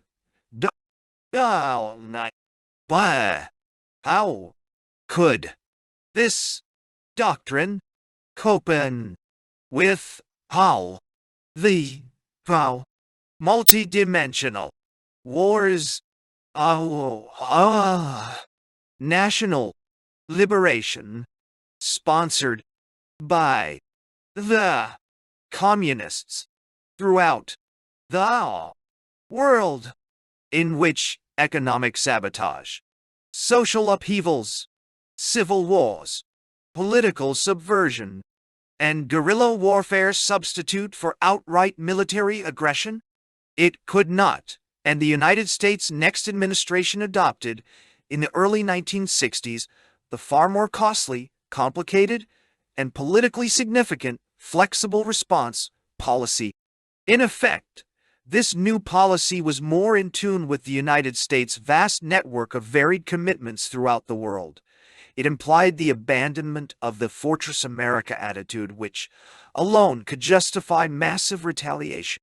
But it also implied a great increase in the American military apparatus and an even greater increase in the United States' political involvement in the internal affairs of scores of allies and satellites, fighting a multi-dimensional war on the military, social, and political levels, determined to crush communists, inspired rebellions almost before they have had time to get started. The United States government finds itself deeply concerned and compelled to influence the internal and local policies of half the world. So that, while the nuclear stalemate with Soviet Russia has resulted in probable peace at the highest technological level for our time, the enormous potential for smaller international conflict, civil wars, and guerrilla wars now compels the United States to maintain an equally enormous military establishment on a permanent basis in order to deal with the countless brush fires that are sure to flare up repeatedly over a great part of the world. Having become the policeman of the non-communist world, in addition to shielding it from outright communist aggression, the United States finds itself saddled with a military apparatus the relative size of which has never been seen. Mutatis mutandis. Since Rome established its imperium over the civilized world, the increasing role of the military in American society has to be seen in historical perspective.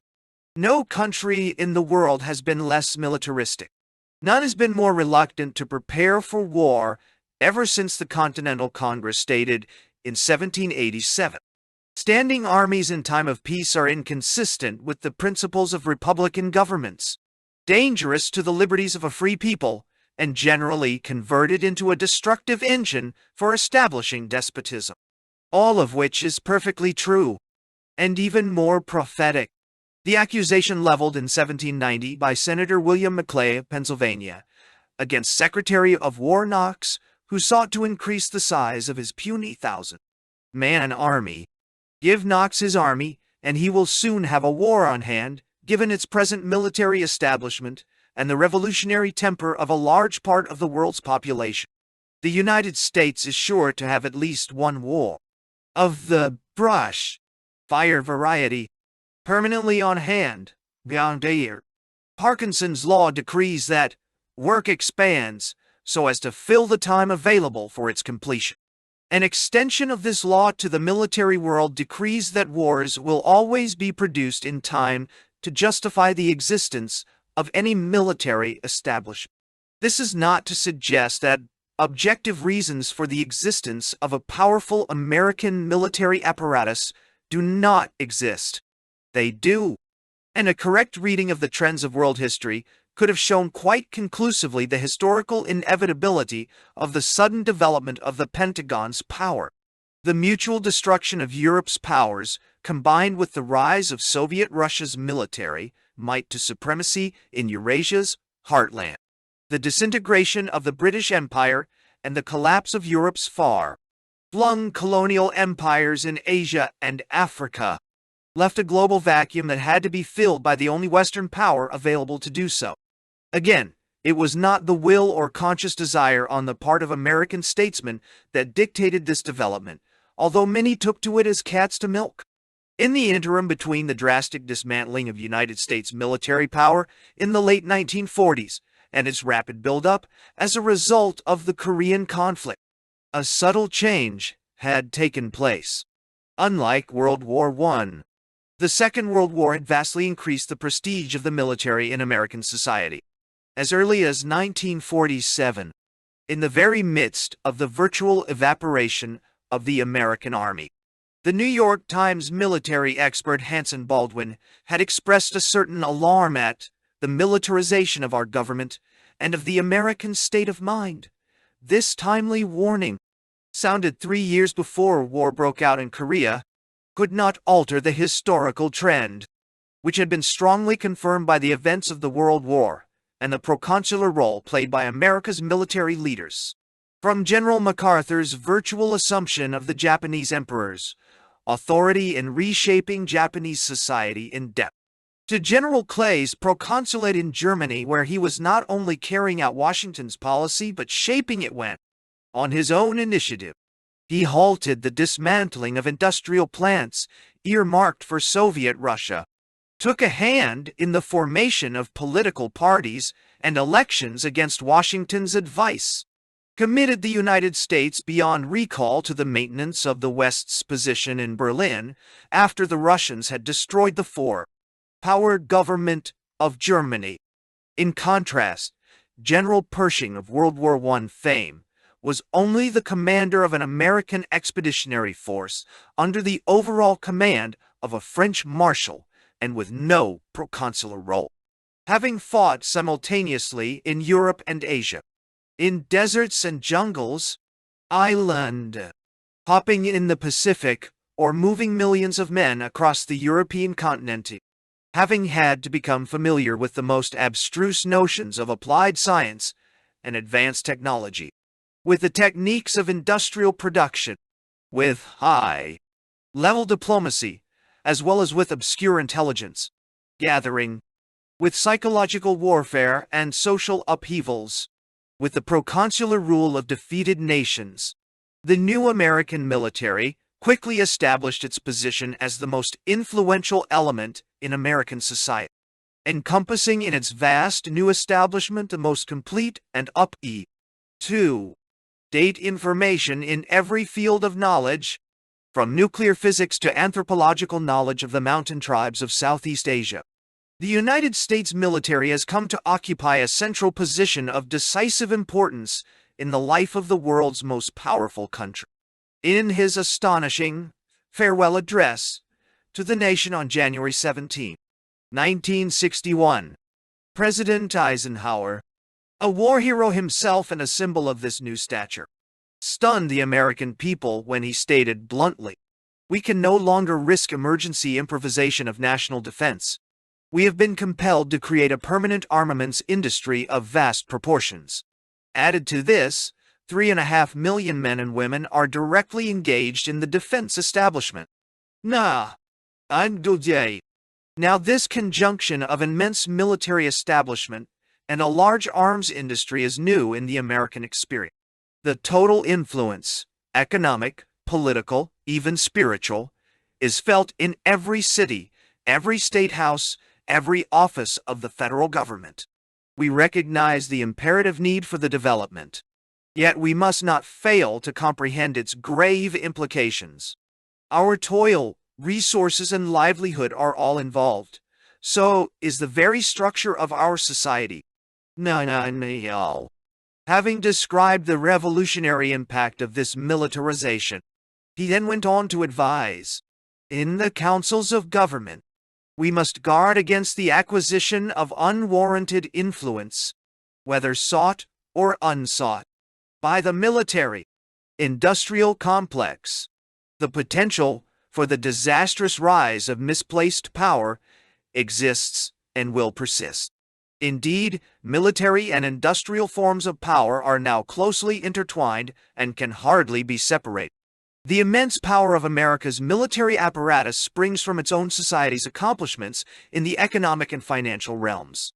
Its dedication to relentless research, its managerial skill, and its utter devotion to the ideal of bringing up its productive capacity to the highest pitch of efficiency, whatever the purpose to which it is applied. The same ideals which animate its economic life animate its military endeavors. They help one another, and technological breakthroughs in one field are immediately applied to the other, merging in one gigantic expansionary drive all the benefits of free enterprise, unlimited initiatives with the federal government's almost limitless resources. Ever since the first atom bomb was built under military supervision, the American military have been acutely research-minded, more so than any other military establishment anywhere, save perhaps Russia. With a yearly budget of over $6 billion, the Pentagon's contribution to the American industry's overall progress is staggering.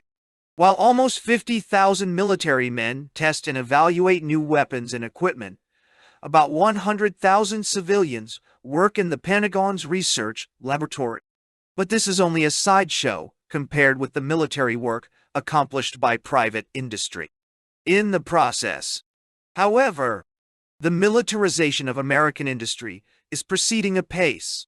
Not only has the Pentagon become, by far, the biggest and therefore most influential contractor, not only have the boards of directors of innumerable American companies engaged in defense work been hospitable in the extreme to retired generals and admirals. A large segment of this industry has come under military supervision through the increasing enforcement of its security regulations in countless plants working for the Defense Department, subjecting millions of workers to security clearance. This is not all. A great deal of the technological superiority enjoyed by American industry springs from the government-sponsored secret research carried out in many universities. In spite of the reluctance, and sometimes outright anger, of some scholars and students, it is only by participating in classified research that they can hope to remain on top of vital technological developments. In a sense, both the industrial and the academic worlds have been satellised by the Pentagon. Occasional complaints are heard that the defense load is too heavy a burden to bear, complaints which rise in a steep crescendo whenever a large military operation is undertaken overseas. The figures disprove this contention. Since the gross national product was approximately $260 billion a year in 1951, whereas it had reached beyond $800 billion in 1968. Translated in military expenditure, the Pentagon, at the Korean War peak in 1952-53, absorbed 13% of GNP, whereas from 1965 to 1967, during the much larger build-up for the Vietnam War, it had risen from 7% to only 9%. If anything, the relative economic and financial burden has decreased from the Korean to the Vietnam War. Furthermore, having become so completely meshed with the private sector of the economy, military spending now has a vital importance for the entire economic structure.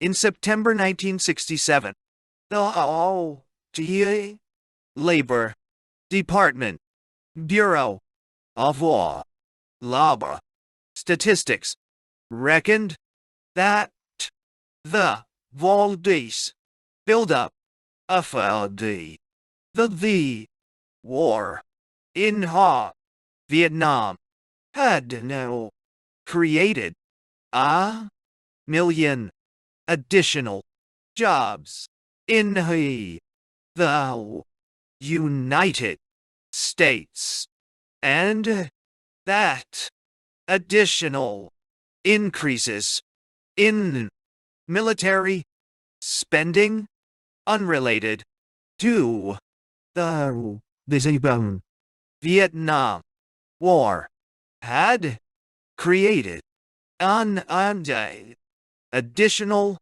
$2 million. Further statistics from the same source illustrate the extent to which defense expenditures contribute to the economy. 22% of all electronic and electric technicians, 18% of all engineers and science technicians, and 14% of all draftsmen held defense jobs in 1967. In spite of President Eisenhower's warning, the military-industrial complex has become increasingly powerful and has gradually acquired a vested interest in the development of the American empire, by force of arms or otherwise. In fact, Charles Wilson, Eisenhower's Secretary of Defense, stated the case quite well when he claimed that One of the serious things about this defense business is that so many Americans are getting a vested interest in it. Properties, business, jobs, employment, votes, opportunities for promotion and advancement, bigger salaries for scientists and all that.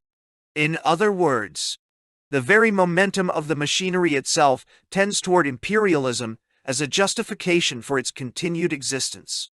In December 1967, Senator William Fulbright noticed with alarm, in general, industrialists, businessmen, workers, and politicians have joined together in a military industrial complex, a complex which, for all the inadvertency of its creation and the innocent intentions of its participants, has nonetheless become a powerful new force for the perpetuation of foreign military commitments, for the introduction and expansion of expensive weapons systems, and war, as a result, for the militarization of large segments of our national life.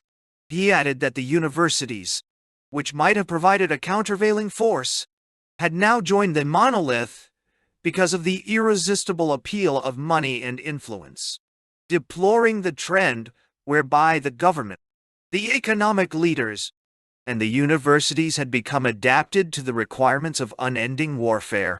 He wondered on the floor of the United States Senate whether America had to give up its traditional self-image of a creative democracy in exchange for that of a traditional world empire. If the military has acquired such predominance in American life in our times, it is partly due to the deleterious effects of pre-war isolationism. John J. Voll McCloy pointed out, the isolationism of the 1920-40 period had produced a vacuum of political objectives. The State Department did not have, indeed it was not encouraged to have, any political aims in the world. More thinking along political lines was being done and being asserted in the munitions building. This was before the era of the Pentagon. Then in the old State Building. From this deficiency of political objectives, the State Department never really recovered. Wartime conditions after Pearl Harbor further reduced its role and influence in what amounted to a thoroughly militarized nation, headed by a president with almost dictatorial powers. The Secretary of State found himself barred from attending many meetings of great import in foreign affairs. In his memoirs, Cordell Hull, the wartime incumbent, made no bones about this steady downgrading of his department's role. Prior to Pearl Harbor, I had been a member of the War Council. And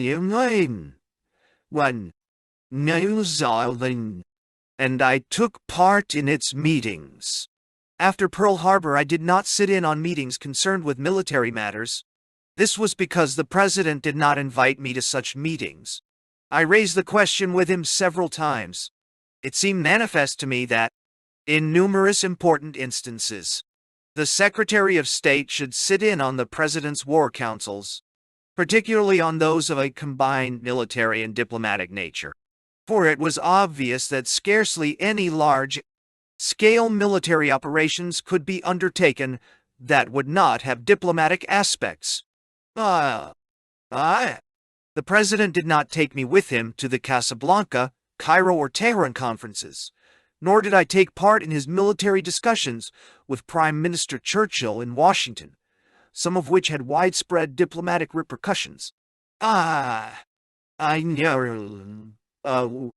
learned from other sources than the President what had occurred at the Casablanca, Cairo, and Tehran conferences. I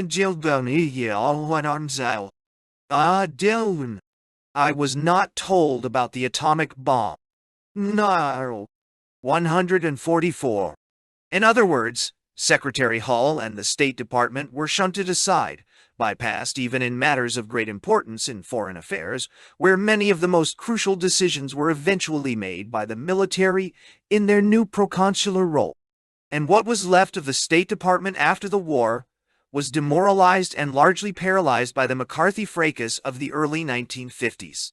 Secretary of State John Foster Dulles, pre eminent role in the 1950s had nothing to do with the State Department as such. He was primarily President Eisenhower's alter ego in the realm of foreign affairs, which he handled personally, flying all over the world from one capital to another, while making minimal use of the diplomatic personnel at his disposal. While the foregoing explains both the supremacy of the military in foreign policy planning and the extreme weakness of America's conventional diplomacy, it also explains that some substitute had to be found for a deficient State Department. In any case, every country's conventional diplomacy came out of the Second World War badly damaged. The Cold War and its aftermath of revolutions and subversions had made it largely obsolete as a means of international information, communication, and influence. And while the supremacy of the military was accepted as almost inevitable in the post-war United States, no one wanted to hand over to it all the imperial tools that had been forged in the emergency of the Cold War. One of the major fallouts of the surprise attack at Pearl Harbor, as was stated by the Hoover Commission in 1955, was the prompt recognition of the need for better intelligence. At Pearl Harbor, the United States finally lost its innocence dating back to the days after the First World War when Henry L. Stimson closed down the State Department's Black Chamber for deciphering, because gentlemen don't read other people's mail. British gentlemen did. But then, Britain was still running the world's largest empire. Now it was the United States' turn, and American officials would have to start reading other people's mail. Following the wartime OSS, a relatively small, scale cloak, and dagger organization, it was deemed essential in the late 1940s to create a centralized organism for the collection of confidential information. And, as Allen Dulles insisted, one that would be headed by civilians and would not be merely a coordinating agency for the military intelligence services. He wanted a central espionage organization which would not be under the heel of the Pentagon, but an all organization in its own right under the National Security Council, after having insisted that this organism should have nothing to do with policy making and merely collect the facts on which others would base their policy.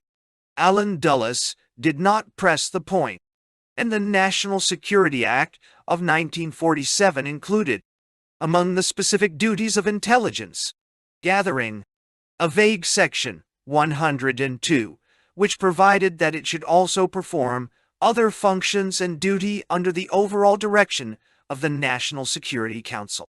Indeed, Allen Dulles himself, in a memorandum submitted to Congress in 1947, demanded that the newborn Central Intelligence Agency, CIA, have exclusive jurisdiction to carry out secret intelligence operations.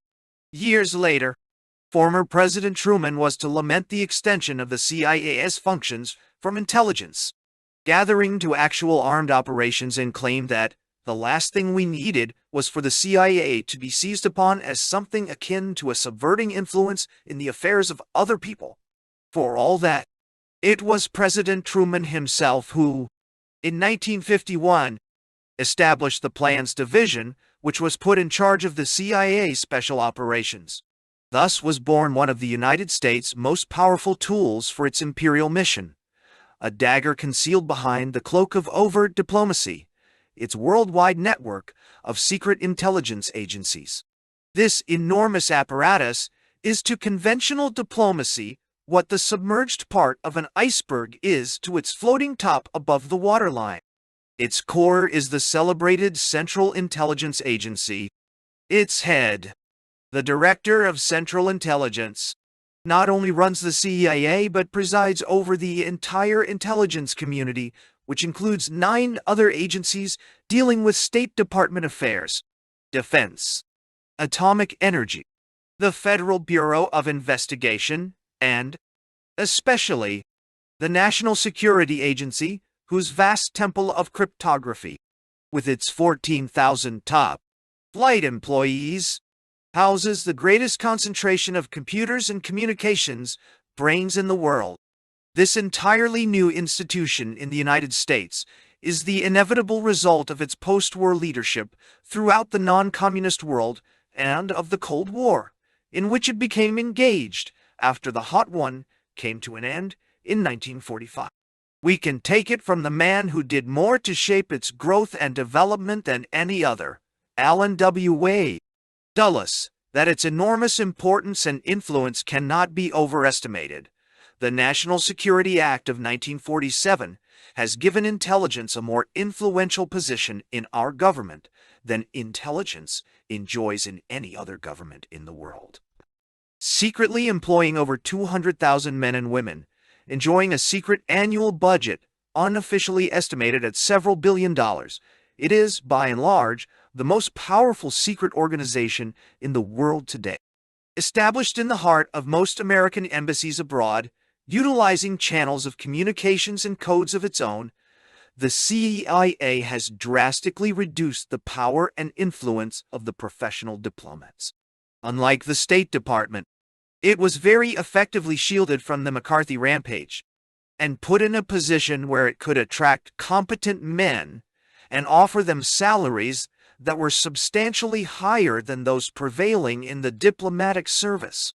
Putting aside those instances where the CIA's cloak and dagger operations have erupted in a dismal explosion of unfavorable publicity, it is certain that an increasing number of covert operations are carried out with considerable success. Past successes testify eloquently, although they were less publicized than the failures. The overthrow of Premier Mohammad Mossadegh in Iran, 1953, the destruction of President Jacobo Arbenz Guzman's pro-communist regime in Guatemala, 1954, salvaging the Congo from the brink of chaos in the early 1960s, and countless other operations, some large and some small, some successes and some failures, most of which we shall never hear about in our lifetime.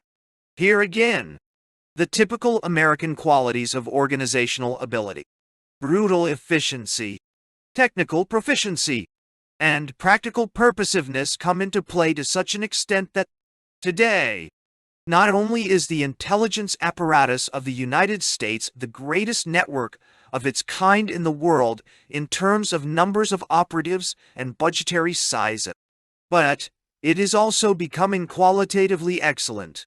It is obvious that it has become a precious tool for the extension of American influence throughout the world.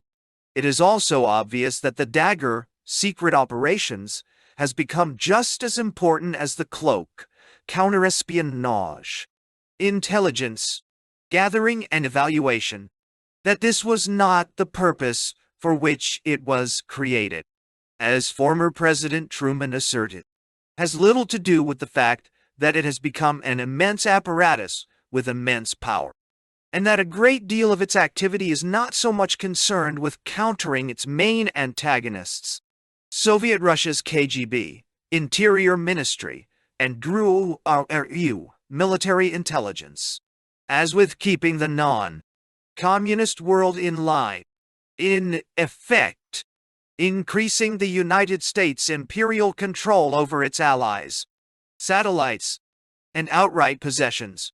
For instance, the CIA engineered overthrow of the Laotian government of Premier Fui Seninakone on January 1, 1960, was largely a failure because its willing tool, General Fomi Nozavan, had no support in the country. Still, it was a remarkable, if dangerous, display of remote control power, only lacking in better political engineering.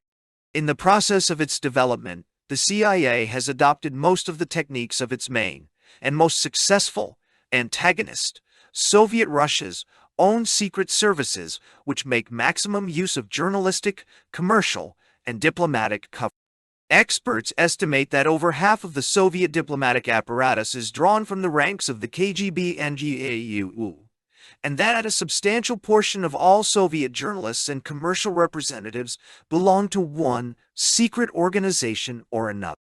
Nor should it be forgotten that they all have at their disposal, throughout the world, many members of the local communist parties who are fanatically devoted to furthering the aims of the mother country of all socialist parties, an inestimable advantage which the United States does not possess abroad. In his papers, Oleg Penkovsky quotes the following instance.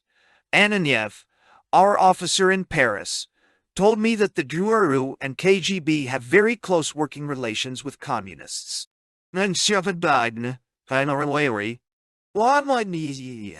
It is true that if we approach an ordinary Frenchman, and he realizes that he is talking to Russians, he will immediately run and report the contact to the police. But French communists, generally speaking, readily agree to work for us, asking only directions on how and what to do. The same is true the world over. Since it is difficult to fight an opponent without using his own best weapons, the Americans were quickly driven to duplicate, to a certain extent, the Soviet apparatus.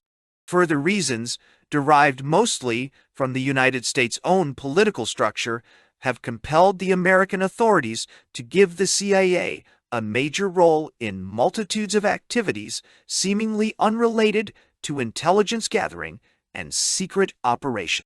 One major reason is that the executive, in its endless struggle to overcome or bypass the obstacles raised by Congress, has found it convenient over the years to use the only tool at its disposal, which is not publicly supervised or audited, for purposes for which it was not originally intended. In a country such as Soviet Russia, where all social organisms, labor unions, academic institutions, student organizations, commercial and industrial firms, are part and parcel of the state apparatus, there is no such need, and its intelligence and subversive activities have, at all times, the free and discreet use of any such organisms. In a free society, the problem is vastly more complex and requires an additional degree of secrecy. So it was that the news exploded in 1967 like a bombshell. The CIA had been financing for years just about every American institution working abroad and many more at home. The immense spiderweb covering the entire non-communist world had drawn into its fine mesh an extraordinary number of respectable organizations. The Institute of International Labor Research, headed by old-time socialist leader Norman Thomas, Billy Graham's Spanish-American Crusade, the Friends of India Committee, the International Food and Drink Workers Federation, the National Council of Churches, the Harvard Law School, and hundreds of others. Universities and colleges, churches, labor unions, and legal organizations, American and foreign publications in Europe, Asia, and Africa. Some were assisted merely for the purpose of enabling them to stand on their financial feet. Others, on the contrary, were practically managed by the CIA, such as the National Student Association, to whose budget it contributed up to 90% of the total amount, and many of whose representatives abroad were in fact intelligence agents rather than student representatives. While the explosion of publicity compelled the American government to devise some other means of financing these institutions that were merely drawing money from the CIA without necessarily being under its influence. It would be naive to think that America's secret services are going to interrupt a highly effective and successful way of spreading American influence throughout the world. Many instances of this effectiveness have been revealed. For example, in 1962 and 1963, the American Federation of State, County, and Municipal employees had turned its International Affairs Department over to the CIA to be used as a base for strikes and subversive activities aimed at the overthrow of Premier Cheddi Jagan's pro-communist regime in British Guiana, which was duly accomplished when pro-American Forbes Burnham took over as premier in December 1964, thus avoiding turning what was renamed Guyana into a new Cuba 150. Everything is grist to their mill. Not only do they collect precious information, as they did after the war through the International Transport Federation's work among European dock workers, seamen, and train crews. They also work actively to influence and shape events as they did when they went to work in Italy and practically won the crucial 1948 election for the Christian Democrat, or when they actively supported the emergence of a third force in France and its foundation of the ill-fated Fourth Republic. A furor was raised when it was disclosed that Michigan State University had been used from 1955 to 1959 as cover for CIA agents in South Vietnam who were working on a large-scale program of technical assistance to train the local police. Often enough, the CIA assists enemies of the United States allies, and by doing it secretly, avoids antagonizing those allies while keeping all its options open for the future and undercutting communist influence. Thousands of students fighting colonial regimes in Algeria, Mozambique, Angola, South Africa, and Southwest Africa, and many others, were and are subsidized secretly. In 1967, the Spanish authorities publicly accused the CIA of assisting unrest on Spanish university campuses, in spite of the fact that anti-communist Spain leases a number of valuable bases to the United States Armed Forces. It was common knowledge in the 1950s that the American Federation of Labor's representative in North Africa was actively encouraging the buildup of anti-communist labor unions and simultaneously striving to undermine French authority and influence in the area. It is only years later that the decisive role played by the CIA has come out in public. Strong links between the CIA and the merged American Federation of Labor Congress of Industrial Organizations have been hinted at by a top official of the United Auto Workers Union, who claimed that it is a lot bigger story than that of the CIA's support for student groups 154. It is easy to imagine that, on top of its own gigantic resources and organization, the CIA also has at its disposal all the secret intelligence services of its allies and satellites. Primus inter pares, of course, is Britain's famed but drastically shrunken apparatus, I-5 external intelligence, and MI-6 counterespionage, to many of whose multifarious activities the CIA became heir. No great effort of imagination is required to figure out that, while the CIA probably has its own intelligence network inside Red China, alongside the technological eyes provided by overflights and space satellites. A great deal of its information must be provided by the extensive Chinese network directed from Formosa. Similar ties bind it to similar Japanese services. When, after the war, the CIA recruited one of Germany's master spies, Reinhard Gehlen, it was able to mount an German espionage structure of great effectiveness. And when the Gehlen organization was turned over to the West German government in 1955, the CIA remained at the receiving end of the information provided by its numerous activities on both sides of the Iron Curtain. In other words, it is with the CIA as with the Pentagon. They have to be seen in toto, with all their external ramifications and satellites. In 1963, Harry Truman complained again. There is something about the way the CIA has been functioning that is casting a shadow over our historic positions, and I feel that we need to correct it. Correct what? It would be the height of naivety to think that the United States, inescapably saddled with a growing empire, can dispense not only with secret intelligence services, but also with outright cloak and dagger operations. Faced with uncompromising enemies, it has no choice. But the drift of events is such that a great deal of the CIA's work consists in the process of struggling against communist subversion, in keeping allies and satellites subservient to Washington's wishes. In the plainest sense of the term, it is a prime tool for the task of empire building.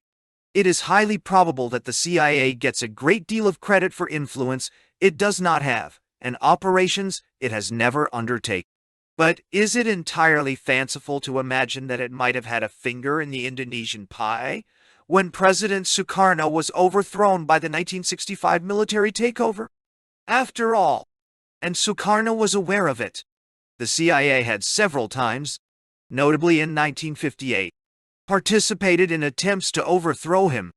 Would it be naive to think that, when the overthrow was successfully carried out in 1965, wresting well over 100 million people from the clutches of an impending communist coup, the CIA had something to do with it? Or was it just spite that prompted former Congolese Premier Moise Tshombe to accuse it of being responsible for his kidnapping to Algeria in 1967? 157. The motive was beer. Of course. Obvious. Washington was backing to the hilt Congolese President Mobutu and wanted to rid him of his only dangerous rival. Accusations fly right and left. Few can ever be proved, but many are plausible. After 20 years' experience, the machinery of the United States intelligence network is well-oiled and has all the spare parts required to keep and even gain indirect and relatively discreet control of client states throughout the world. Its growing reputation is such that the merest rumor about it can actually influence the decisions of foreign statesmen and shape their policy. In 1965, for instance, a vast plot was uncovered in Cairo, presumably linking the powerful underground Muslim Brotherhood and the CIA in a joint effort to topple President Nasser. The Egyptian premier was soon convinced that Washington had, at long last, lost patience with him and was determined to destroy his power. Washington's loss of patience was subsequently made increasingly plain when the Americans decided to curtail their economic assistance unless Cairo complied with American wishes, withdraw its troops from the Yemen, and settle its quarrel with Saudi Arabia. Early in 1967, the worried Egyptians were beginning to feel the tightening of the screws and apprehended an approaching blow, without knowing where it would come from or when it would fall. When on April 21st, the Greek government was overthrown by a military junta, the Egyptian apprehensions became certainties. The screws were being tightened further. Syria was presumed to be next on the list, and the general strike which had paralyzed Damascus a few days before this event was probably a warning of worse to come. Israel's own exasperation against the regime in Damascus and its open threat to destroy it confirmed the ruling Egyptians in their conviction that they had to Syrians or be struck down by the Syrian. War became inevitable. 158. While all this may sound fanciful as far as the factual development of events is concerned, it represents in schematic form the actual thought process of the leading Egyptians during the months preceding the lightning war between Israel and the Arabs in 1967. In other words, the mere threat, real or imaginary, of CIA underground action in the Middle East and the actualization of the military coup in Greece were enough to influence the overheated imagination of the Egyptian leaders in Cairo. Another instance of this spreading fear of American cloak and dagger activity was printed on the front page of Borba, Yugoslavia's major newspaper, on October 31, 1967. It listed and simultaneously discounted rumors about the CIA's presumed activities in Yugoslavia, denying that it was responsible for the drop in the price of Scotch whiskey, for the burning of hundreds of Croatian factories mysteriously destroyed by fire, for the escape of a leading Nazi war criminal, and countless other phenomena.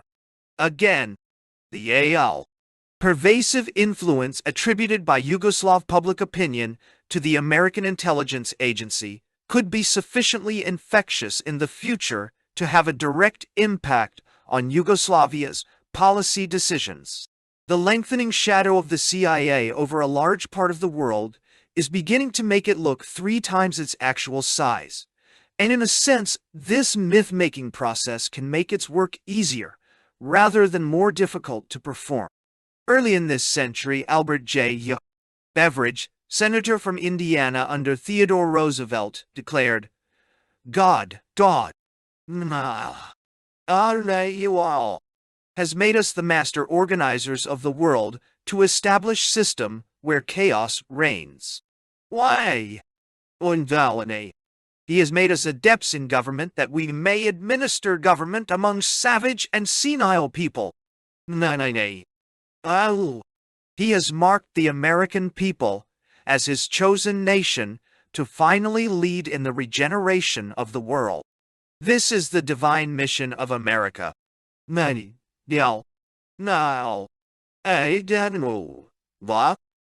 will not renounce our part of the mission of the racin', trustee under God, of the civilization of the world.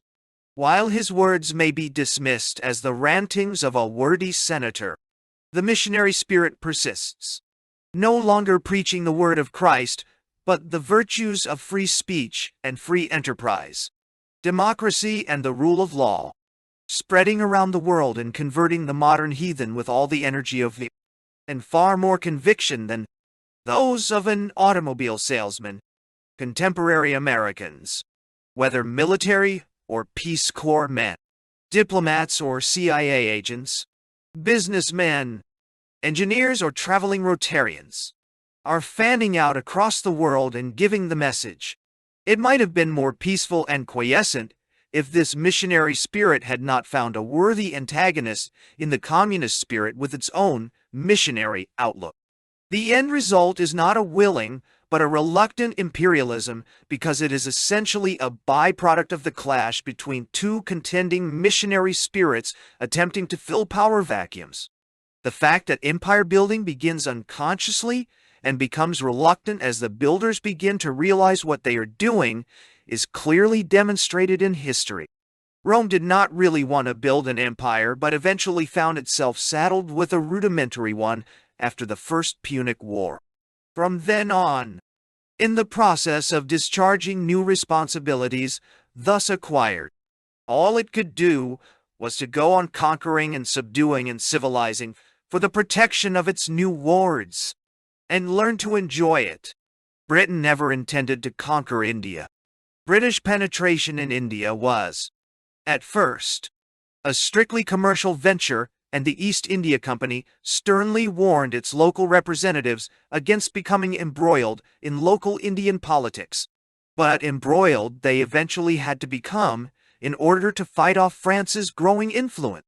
And, one involvement leading to another, the British found themselves unwitting masters of an enormous Oriental empire in India, which they then had to protect by securing all the entrances to the Indian Ocean and putting locks on them, so that a new string of possessions had to be added in South Arabia and the Persian Gulf in South and East Africa.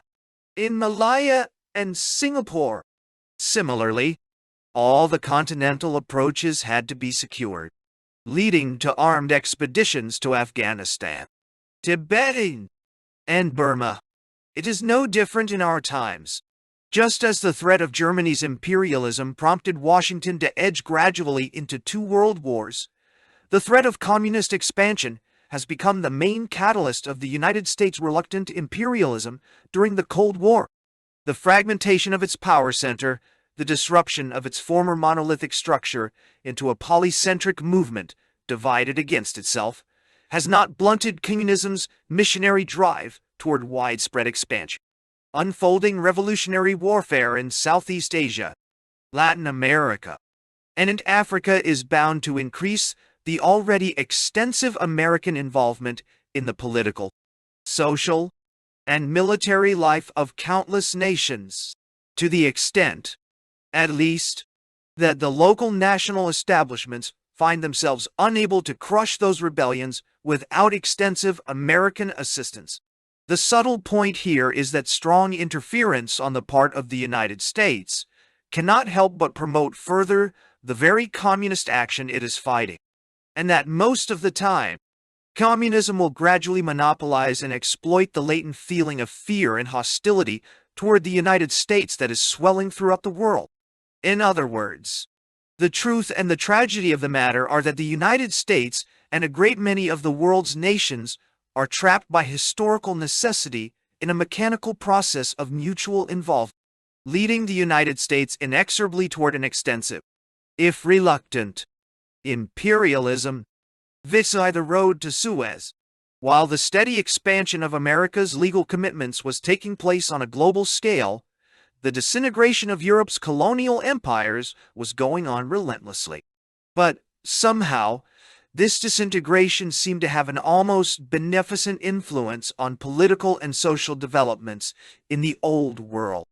Europe had been set on its feet economically by the Marshall Plan, militarily by the setting up of NATO, with the addition of a substantial body of American troops and limited rearmament of the European nations involved, and politically, by the impotence of the local communist parties.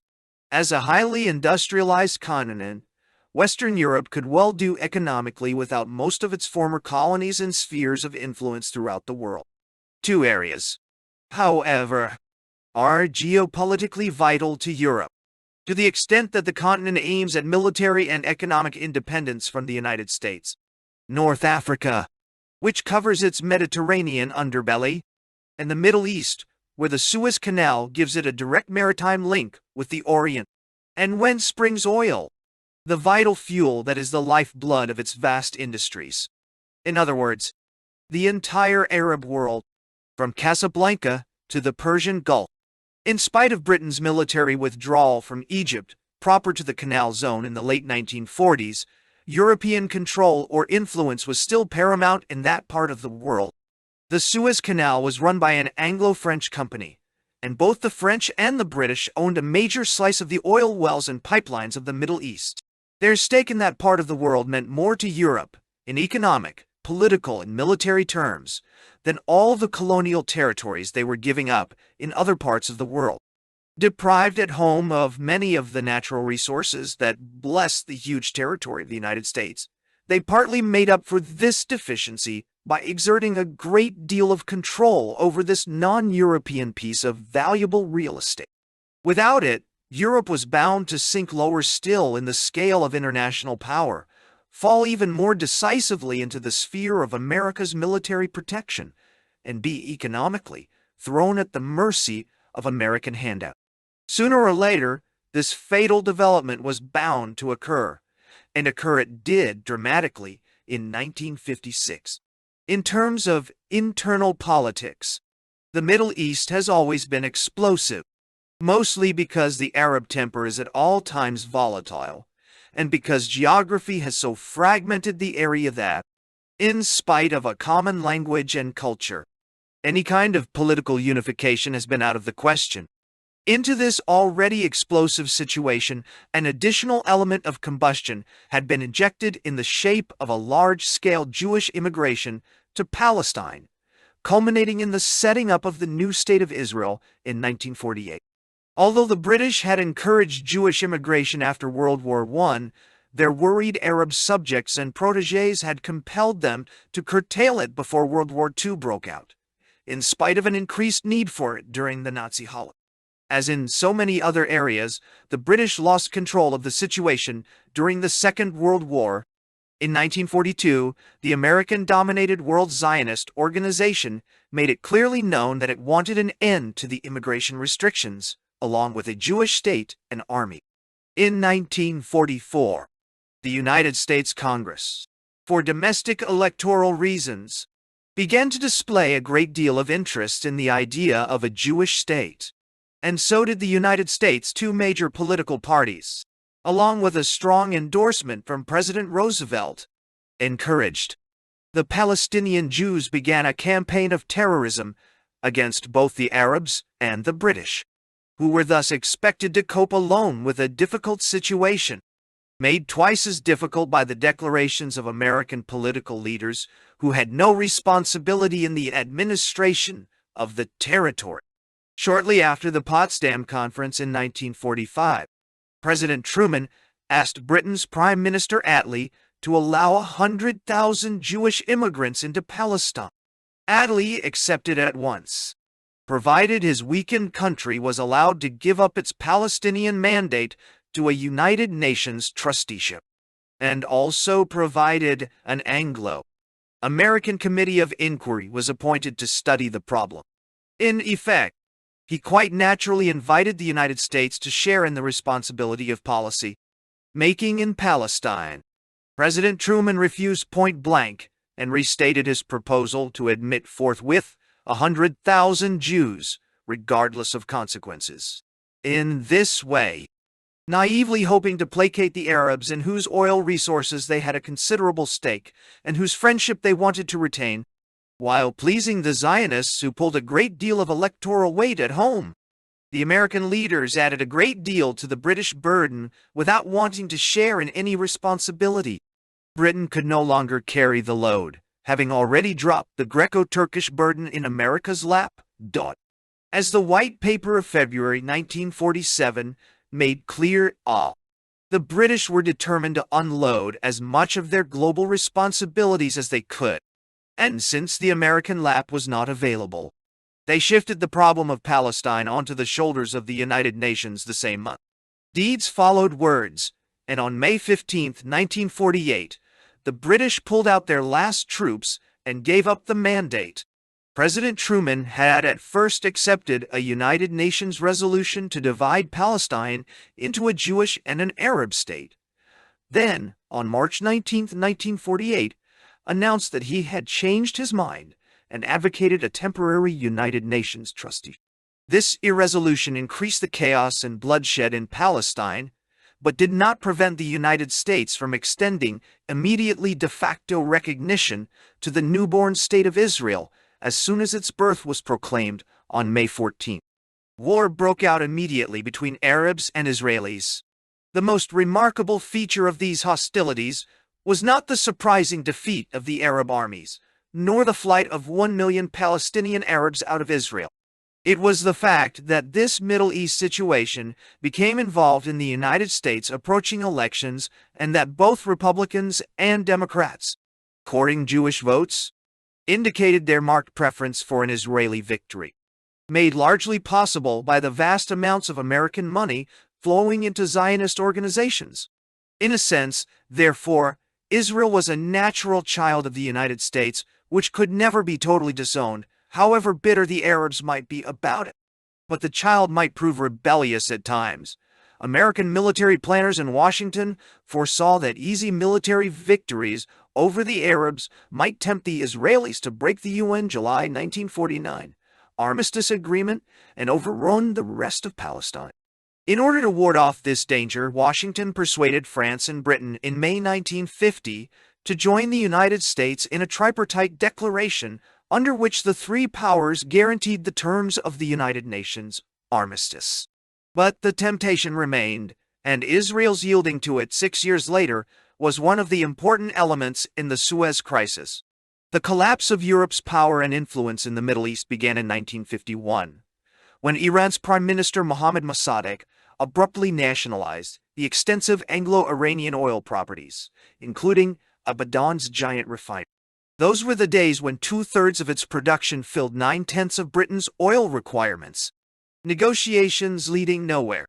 Britain's Labour government, behaving out of necessity in true old imperial fashion, spoke of taking severe measures.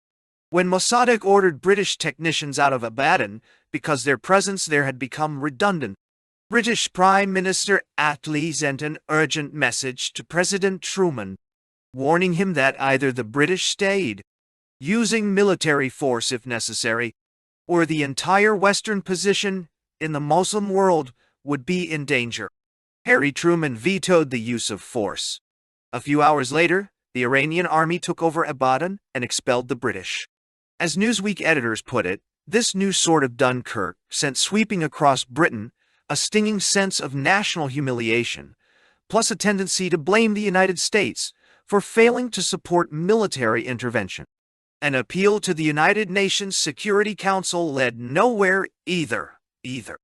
And while Washington's State Department genuinely tried to assist Britain in its diplomatic struggle, there was no doubt that Britain's privileged position in Iran had received a blow from which it would never recover.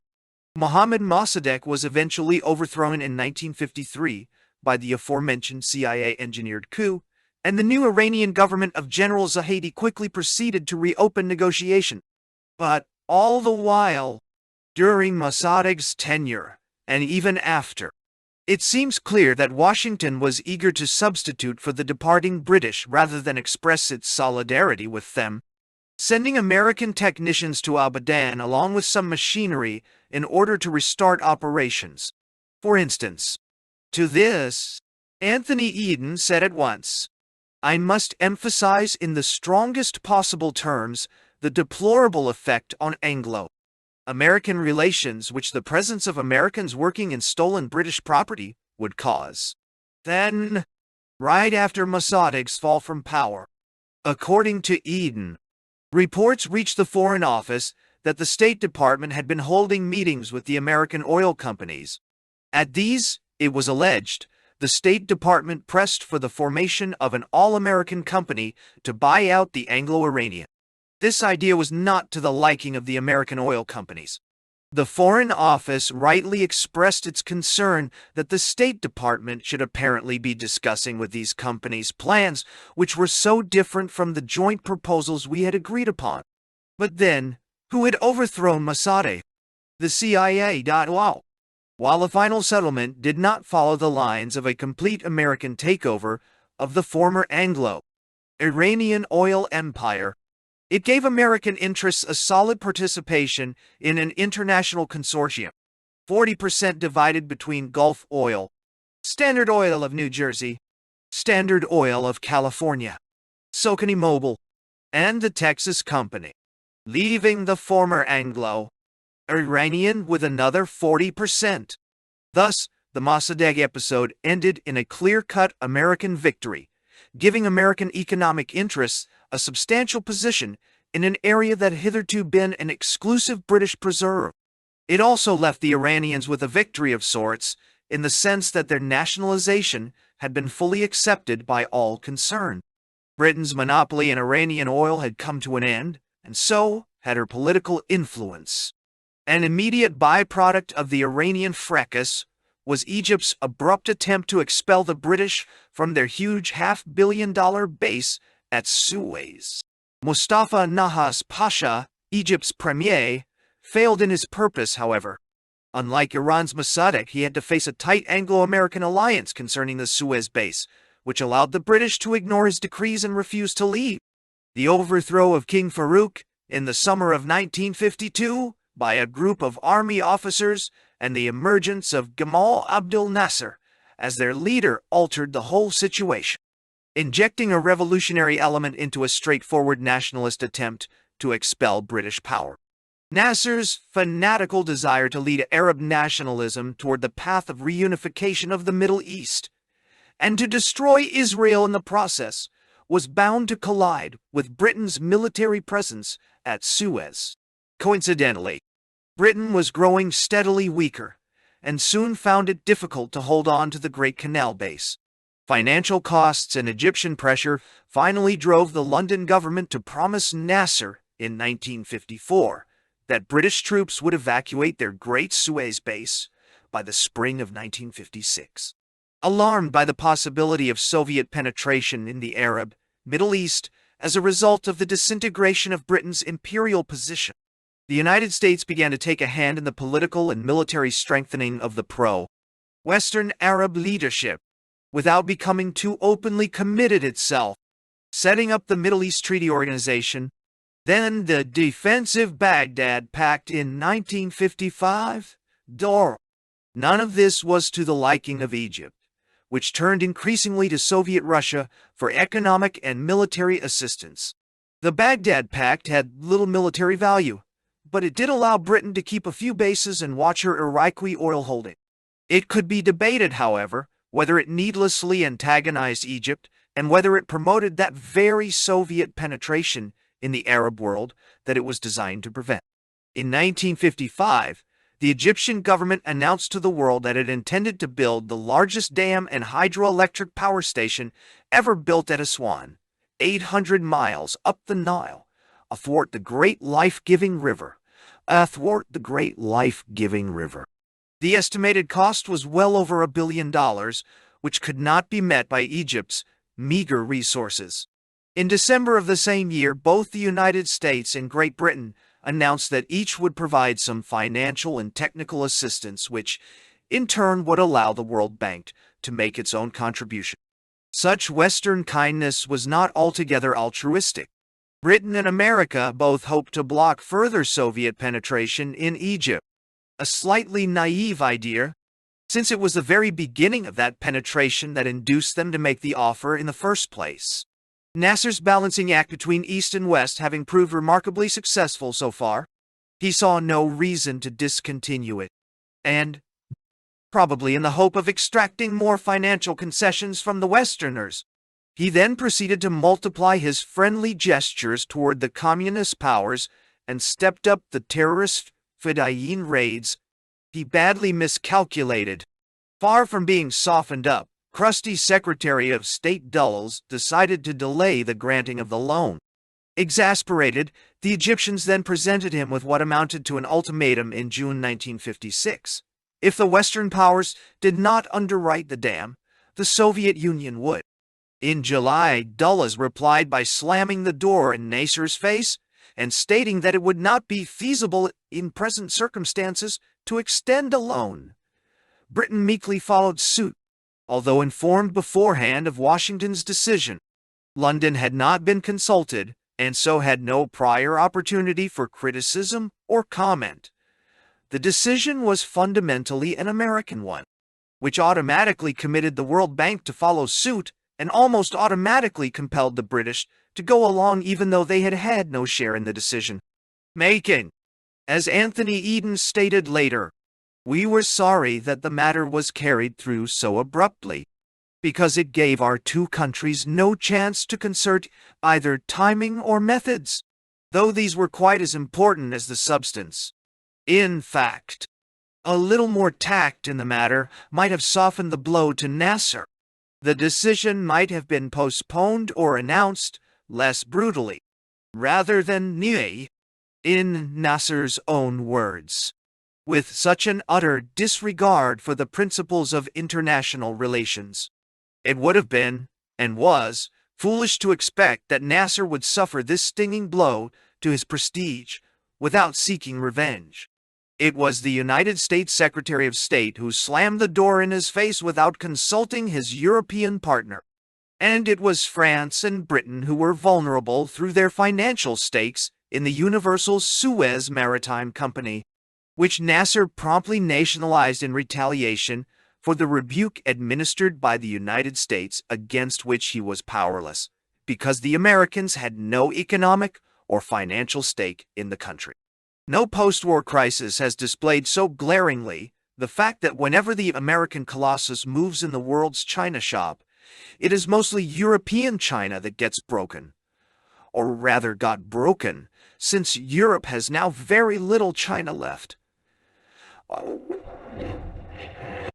It was no coincidence that Nasser nationalized the Suez Company on July 26, 1956, almost immediately after the British pulled their last troops out of the Suez base in June, in fulfillment of their 1954 pledge.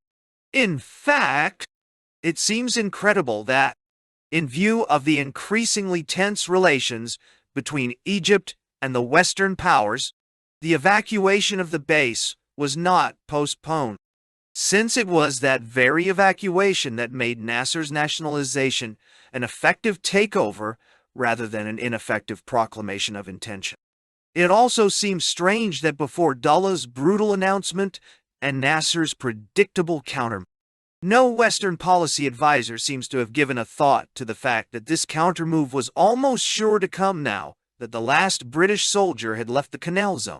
What made the situation infinitely more dramatic than at Abadan in the days of Mossadegh was that British and the rest of Western Europe's oil reserves on hand totaled hardly more than a month's supply. As Eden summarized the situation, the continuing supply of fuel, which was a vital source of power in the economy of Brittany, was now subject to Colonel Nasser's whim. Indeed, in 1955, half of the 140 million tons of oil produced in the Middle East came through the canal, and another 40 came through the pipeline streaking the territories of other Arab states, Saudi Arabia, Iraq, Syria, and Lebanon.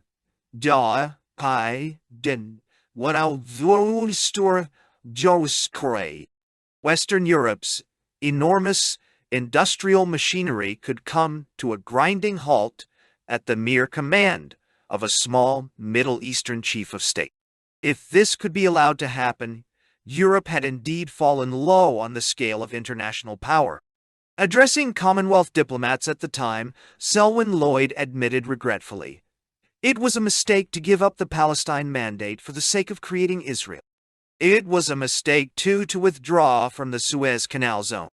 On both occasions, we submitted to strong American pressure, and ever since we have striven hard to arrive at a common Anglo-American policy without success. We have to look after ourselves now.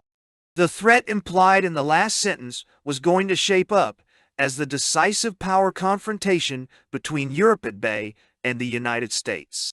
The wonder is not that the two European powers eventually took military action, but that they took it so belatedly. One reason was sheer military inability to quickly mount an expeditionary force of sufficient size to regain control of the canal.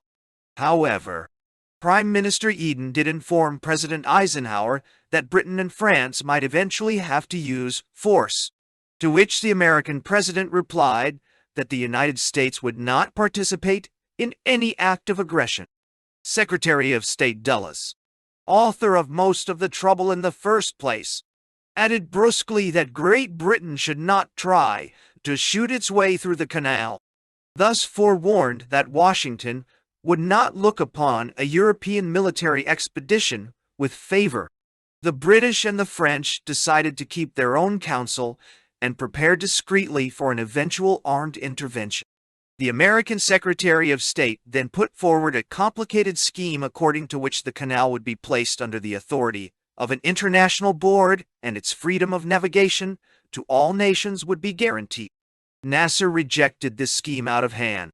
On September 6, Anthony Eden wrote a long letter to President Eisenhower in which he attempted to convince the president that military action might have to be taken, and which concluded thus: if our assessment is correct, and if the only alternative is to allow Nasser's plans quietly to develop until this country and all Western Europe are held to ransom by Egypt acting at Russia's behest, it seems to us that our duty is plain. We have many times led Europe in the fight for freedom. It would be an ignoble end to our long history if we accepted to perish by degrees. Yet, perish by degrees they did, A military action might, in fact, have proved quite unnecessary. The mere credible threat of one would have probably been enough. And, time and again, when the Europeans attempted to intimidate Nasser with the prospect of military intervention in order to avoid one, some official or other in Washington quickly proclaimed the United States' determination to find a peaceful solution. Determination which almost invariably leads to armed conflict. For instance, Australia's Prime Minister Menzies, speaking in Cairo on behalf of the Europeans, warned Nasser of forceful action and felt sure that Nasser had been duly impressed, only to be completely undercut the next day when President Eisenhower made another statement about his determination to find a peaceful solution.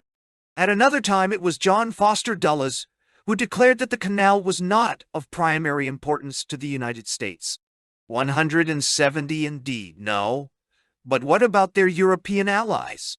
The work of intimidation of Nasser, carried out by the Europeans, was thwarted at every turn by American statements reassuring to the Egyptian leader, making him more determined and uncompromising than ever. Secretary of State Dulles then put forth the Users Club scheme, which was duly accepted by the Europeans, who were only to discover that the United States would do nothing to enforce this American project, and that each nation was free to act as it pleased. The whole purpose of the Users Club had been by a display of unity and association with the United States, to avoid having recourse to force. American torpedoing of their own plan on the first day of its launching left no alternative but to use force or acquiesce in Nasser's triumph. Anthony Eden later recalled, and continued, with appropriate indignation. Yet, here was the spokesman of the United States, saying that each nation must decide for itself, and expressing himself as unable to recall what the spokesman of a principal ally had said. Such cynicism toward allies destroys true partnership. It leaves only the choice of parting, or a master and vassal relationship in foreign policy. The master and vassal pattern of relationship was going to develop soon enough. Unencumbered by Great Britain's moral qualms and desire to remain on good terms with the United States, the French had taken a practical view of the matter by sending arms and supplies to Israel, while working discreetly with the British on the buildup of an Anglo-French military expedition to the Middle East. Events now began to unfold with increasing rapidity, the only predictable factor being the approaching presidential elections in the United States. Believing, mistakenly, that the need to court Jewish votes would compel President Eisenhower to refrain from condemning their planned attack on Egypt, the Israelis began to prepare themselves for their military campaign in the Sinai. The Hungarian Revolution, which was then tying up Soviet Russia's troops in Central Europe, clinched the matter and determined the timing for them. On October 29th, Israel launched its lightning four-day campaign across the Sinai Peninsula and destroyed the Egyptian army. Had this stunning blow been left to resound throughout the Arab world, without any further intervention from any quarter, it is quite likely that the apparent desire of the French and the British would have been promptly fulfilled. Nasser's prestige and power would have been largely destroyed, and he might well have collapsed in ridicule. He had been in power for only a few years, and it was only recently that he had been able to destroy the far greater popularity of his predecessor, General Naguib, whereas, by the time the next Arab-Israeli conflict broke out in June 1967, he had truly become the indispensable popular leader of Egypt. 13 years in power had made him the father of his country. In 1956, he was still a new, untried leader whose hold on the imagination of the Egyptian masses was precarious. Under the circumstances, he could never have retrieved the prestige and authority required for his dictatorial office and, in all likelihood, would have had to give way to a more responsible leader of the old pre-revolutionary school, who might have come to terms with the West an Egyptian Zahadi. However, this was not to be. It was not to be for the simple reason that the Suez Crisis was one between Egypt and Israel on only one level, and one between the Franco-British allies and Egypt on only another. On the real historical level, the Suez Crisis had finally become a crisis between the United States and the leading Western Europeans. For the last time, European nations attempted to behave as big powers in their own right and demonstrate in action their independence of the United States. The British and the French attacked Egypt and occupied Suez, not for the hypocritical reason put forth at the time, that they were intervening to separate Israelis and Egyptians and bring peace to the area, nor merely for the more obvious reason that they wanted to re-establish their military and economic influence in the Arab world, but mainly to retrieve their former independence from America, which was fast slipping. True enough, the British wanted to regain control of the vital hinge between three continents, through which flowed most of the oil that was the lifeblood of Europe's industrial complex. The French wanted to strike an indirect blow against the elusive Algerian guerrillas they could not pin down in Algeria itself. Both wanted to restore their vanishing prestige in the Arab world. But more than anything, and quite unconsciously, they now wanted to prove to Washington that they had not yet become anyone's vassals. Harold Macmillan was quite correct in stating that if the British did not react to Nasser's challenge, Great Britain would become a new Netherlands. And when, in August, the French Parliament, by a crushing majority of 422 votes to 150, all communists, voted full powers to the government to use force if need be, a French commentator summed up the situation by stating that the French bourgeoisie thus freed itself from the American tutelage to which it had been subject. Since 1946, in all fairness to the Americans, they were largely unconscious or unaware of this element of hidden struggle between Europe and America, still mentally wrapped in the traditional anti-colonial mythology. Many thought only of putting down a last attempt of the Europeans at gunboat diplomacy. Completely misreading the true significance of the events, Vice President Richard Nixon even went so far as to claim that Dulla's attitude toward Europe constituted a new declaration of independence. So it was that, quite effectively, Washington decided to show the world that the Europeans had indeed become vassals in everything but name. The General Assembly of the United Nations met on the morning of November 2. As Anthony Eden stated it later, it was not Soviet Russia, or any Arab state, but the government of the United States which took the lead in the assembly against Israel, France, and Britain. The American delegation introduced a resolution urging all members engaged in hostilities in the Middle East to cease fire immediately.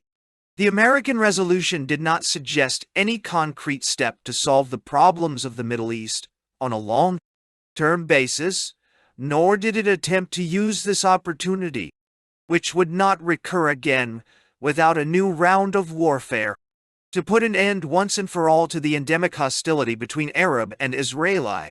The Americans did not try to strike while the iron was hot, because they did not know how they wanted it shaped. All they instinctively knew was that they wanted to crush the Franco-British show of independence, once and for all. Sensibly, Canada refused to join the United States in a mere condemnation, and suggested instead the setting up of a United Nations police force. Eden recalls bitterly, had the United States been willing to play a part as balanced as Canada's, the course of history must have been different, but this was not to be. The Assembly was in a mood to punish. The hunt was up after Israel and the colonial powers. There could be no doubt as to the issue. Condemned in the Assembly by 64 votes to 5, humiliated by the United States' sharp rebuke, Britain and France agreed to a ceasefire on November 6, followed shortly after by Israel. When, in the interim, the British and the French urged the Security Council to debate the unfolding Hungarian tragedy. The United States representative was reluctant and voiced his suspicion that we were urging the Hungarian situation in order to divert attention from Suez, which was exactly Britain's and France's intention. But the United States government would not be diverted from its primary purpose: to break the will of its European allies. The United States government appeared in no hurry to move. Their attitude provided a damaging contrast to the alacrity they were showing in arraigning the French and ourselves. Being temporarily allied with Soviet Russia did not bother the authorities in Washington. Even the fact that, encouraged by the United States government's attitude, Soviet agents were busy whipping up Egyptian crowds in Port Said and increasing their activities in the rest of Egypt. While Soviet military supplies were pouring into the country, the French and the British had not only miscalculated politically, they had not only mismanaged their military campaign to the extent of making it almost ineffective through lack of speed. They also seemed to have completely overlooked the economic and financial consequences. Prime Minister Eden states, "A more formidable threat than Marshal Bulganin's confronted us. A run on the pound at a speed which threatened disaster to our whole economic position had developed in the world's financial markets." No. The position was made immediately critical by speculation against sterling, largely in the American market or on American account. In November alone, British dollar reserves fell almost 15%. The game was up. In complying with American wishes on November 6th, the British had thought that the Americans would prove more amenable to their suggestions for a lasting settlement of the Middle Eastern problem. They were wrong. I did not foresee then, stated Eden, that the United States government would harden against us on almost every point and become harsher after the ceasefire than before. Indeed, success inspires admiration and failure contempt. Failure to proceed with their military operations was second only to the Franco-British mistake in starting them at all. As Robert Murphy claims in his Diplomat Among Warriors, to the amazement of many Americans, including myself, when the operation seemed about to achieve its goal, Prime Minister Eden decided to quit short of the objective. But the final touch of irony was put by Dulles when he asked Selwyn Lloyd, who had come to see him in hospital after the fracas was over, "Why did you stop?" All efforts on the part of the British and French premiers to be allowed to come to Washington and confer with President Eisenhower were strongly discouraged. The Europeans first had to give up their occupation of a small part of the Canal Zone, without even the compensation of a United Nations military force to replace their garrison in Port Said. Furthermore, the French and the British wanted to get on right away with the task of clearing the canal, in which the Egyptians had sunk 32 ships. In fact, they were frantical to get on with it all, the unknown, more so than Miguel than BP, because the United States showed no sign of full readiness to assist France and Britain with oil supplies from the Western Hemisphere. By the United States held a knot firm and refused to cooperate until the Europeans had evacuated Port Said. Eden even claims that Washington's only reaction to reports of Russian infiltrations in the Middle East was to press us to remove our forces more quickly. President Eisenhower postponed indefinitely the consultations which the European premiers were seeking, did not receive Britain's foreign secretary, nor Australia's foreign minister when they came to Washington. Eden wrote, "The United States administration seemed to be dominated at this time by one thought only, to harry their allies, and harry them out of port, said they did, before the year was out. The Europeans could no longer hold on. Their currencies were under strong attack. They were not allowed to clear the canal of its sunken ships, and they were, sooner or later, going to run out of oil." The Secretary of the Treasury, Mr. Humphrey, telephoned to Mr. Butler and made it clear that the United States would not extend help or support to Britain until after a definite statement of withdrawal had been made. The drama was coming to an end. The French and the British gave in and started their withdrawal. The Americans then came forth with financial assistance to shore up the weakening pound and supplied Europe with Western Hemisphere oil through the following winter and spring. Never again could any European power or combination of powers challenge the paramount authority of Washington.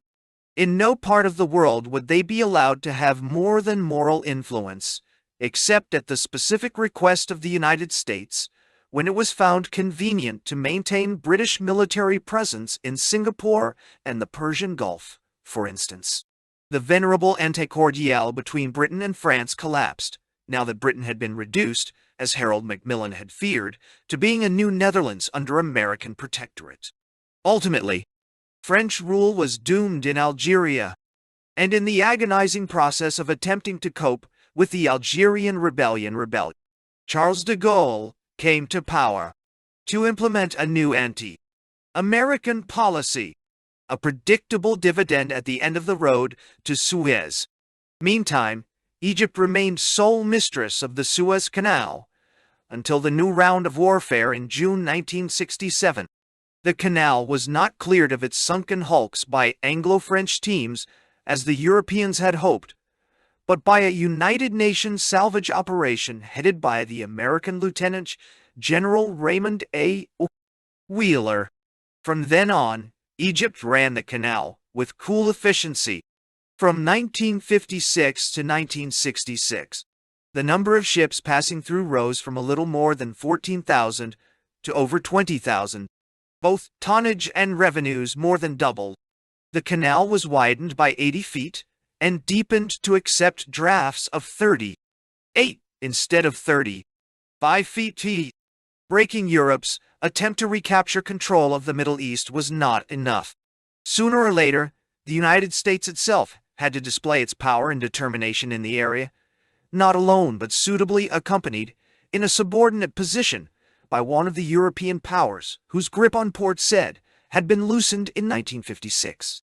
The collapse of the European position in the Middle East was bound to create another of those power vacuums, and into this vacuum Gamal Abdel Nasser naively thought that he could move without running into American opposition.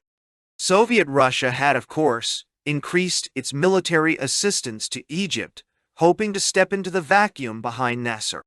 At the same time, Nasser, who only a short time ago had been about to collapse in ridicule, had now become a hero to the Arab masses everywhere. The Franco-British aggression had given him his alibi. He became the outspoken leader of Arab nationalism from Algeria to Aden, and steadily undermined the moderate, pro-Western regimes that had seen the collapse of European influence with deep misgiving. But the Americans themselves lost no time in making their intentions plain to the people of the Middle East. The last European troops had scarcely left Port Said forever, when, on January 5, 1957, the President proclaimed the Eisenhower Doctrine, a bold declaration of virtual American protectorate over the whole area, a modern Monroe Doctrine for the Middle East. More specifically, it stated that military assistance should be extended to any countries that sought such help, and further, that such assistance could well include the employment of armed forces of the United States to secure and protect the territorial integrity and political independence of such nation, requesting such aid against overt, armed aggression from any country controlled by international communism. Here was the United States further committed, by presidential fiat, to eventual military action in a part of the world that had been left, until now, to the tender care of the Europeans.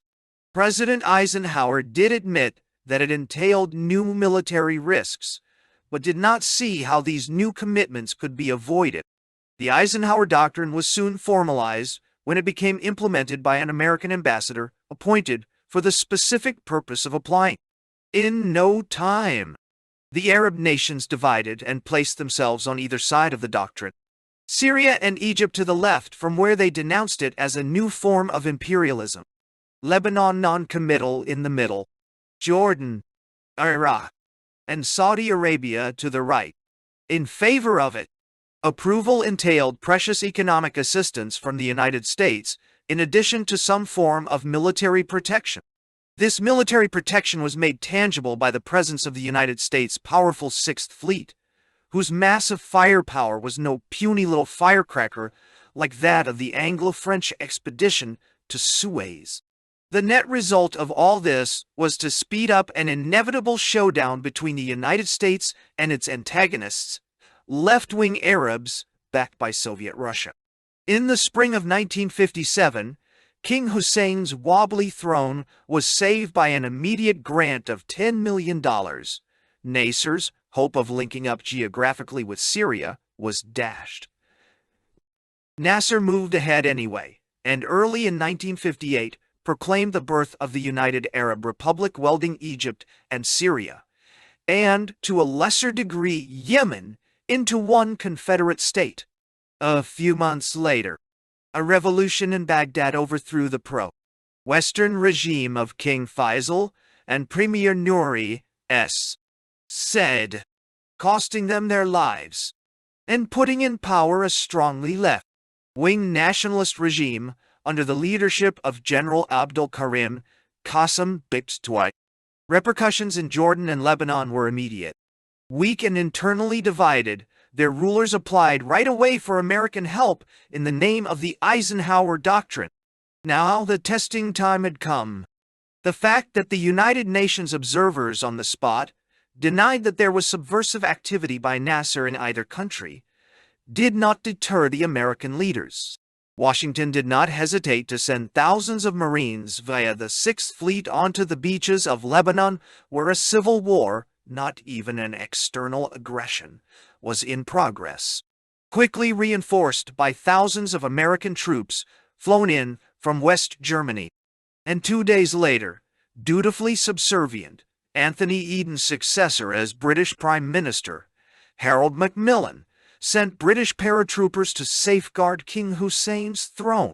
Iraq they abandoned to its revolutionary fate. The world's neutralists protested loudly but could do nothing. And Soviet Russia, although protesting with verbal violence, was put on notice that henceforth it would no longer be dealing in the Middle East with pusillanimous Europeans, but with determined Americans. The crisis eventually fizzled out. The two regimes in Lebanon and Jordan having been saved by the Anglo-Americans and tempers having cooled, the Western nations felt free to withdraw their troops in October. From now on, the West spoke with one voice in the Middle East, and that voice was Washington's. No permanent solution had been found for the problems of the Middle East, and none is likely to be found for a long time because, quite apart from the complexity of the local issues, it has become a prime area of the global confrontation between American and Russian imperialism. It is not so much a matter of halting the penetration of communist influence, since Marxism-Leninism as an ideology has little appeal for the Muslims in general and the Muslim Arabs in particular. Most of the time, Nasser has kept his few Egyptian communists under lock and key, even at the height of his flirting with Moscow. It is not fear of communist infiltration, as such, but fear of Russian imperialism, divorced from its Marxist component, that induces the Americans to become involved in an area it is determined to defend against Russian encroachment. Therefore, while Nasser came closer to Soviet Russia and announced in December 1958 that the Russians had offered to underwrite at least part of the Aswan Dam, the United States bolstered the Baghdad Pact. now shorn of Iraq, by identifying itself officially with its purposes and by increasing its military assistance to its member nations, Turkey, Iran, and Pakistan. The former Baghdad Pact became the Central Treaty Organization, CENTO, in August 1959. However, the United States refused to become a full member and remained content to let Britain, now a safe and obedient satellite, act as proxy for Washington. But the festering sore was still there. Arab-Israeli tension remained as fierce as ever, symbolizing on the local level the worldwide Soviet-American tension. With the stepped-up military assistance provided by Moscow to its Arab friends, Egypt and Syria, a new round of local warfare was inevitable. The crushing defeat inflicted by Israel on the combined military forces of the Arab world in June 1967 was widely interpreted as a defeat for Soviet Russia and an indirect victory for the United States. In the global scheme of things, Israel has largely become the more or less willing instrument used by Washington in its attempt to expel Russian influence from the entire Arab world and establish an Arab lands sound business-like types of administration on the pattern of Indonesia's post-Sukarno regime.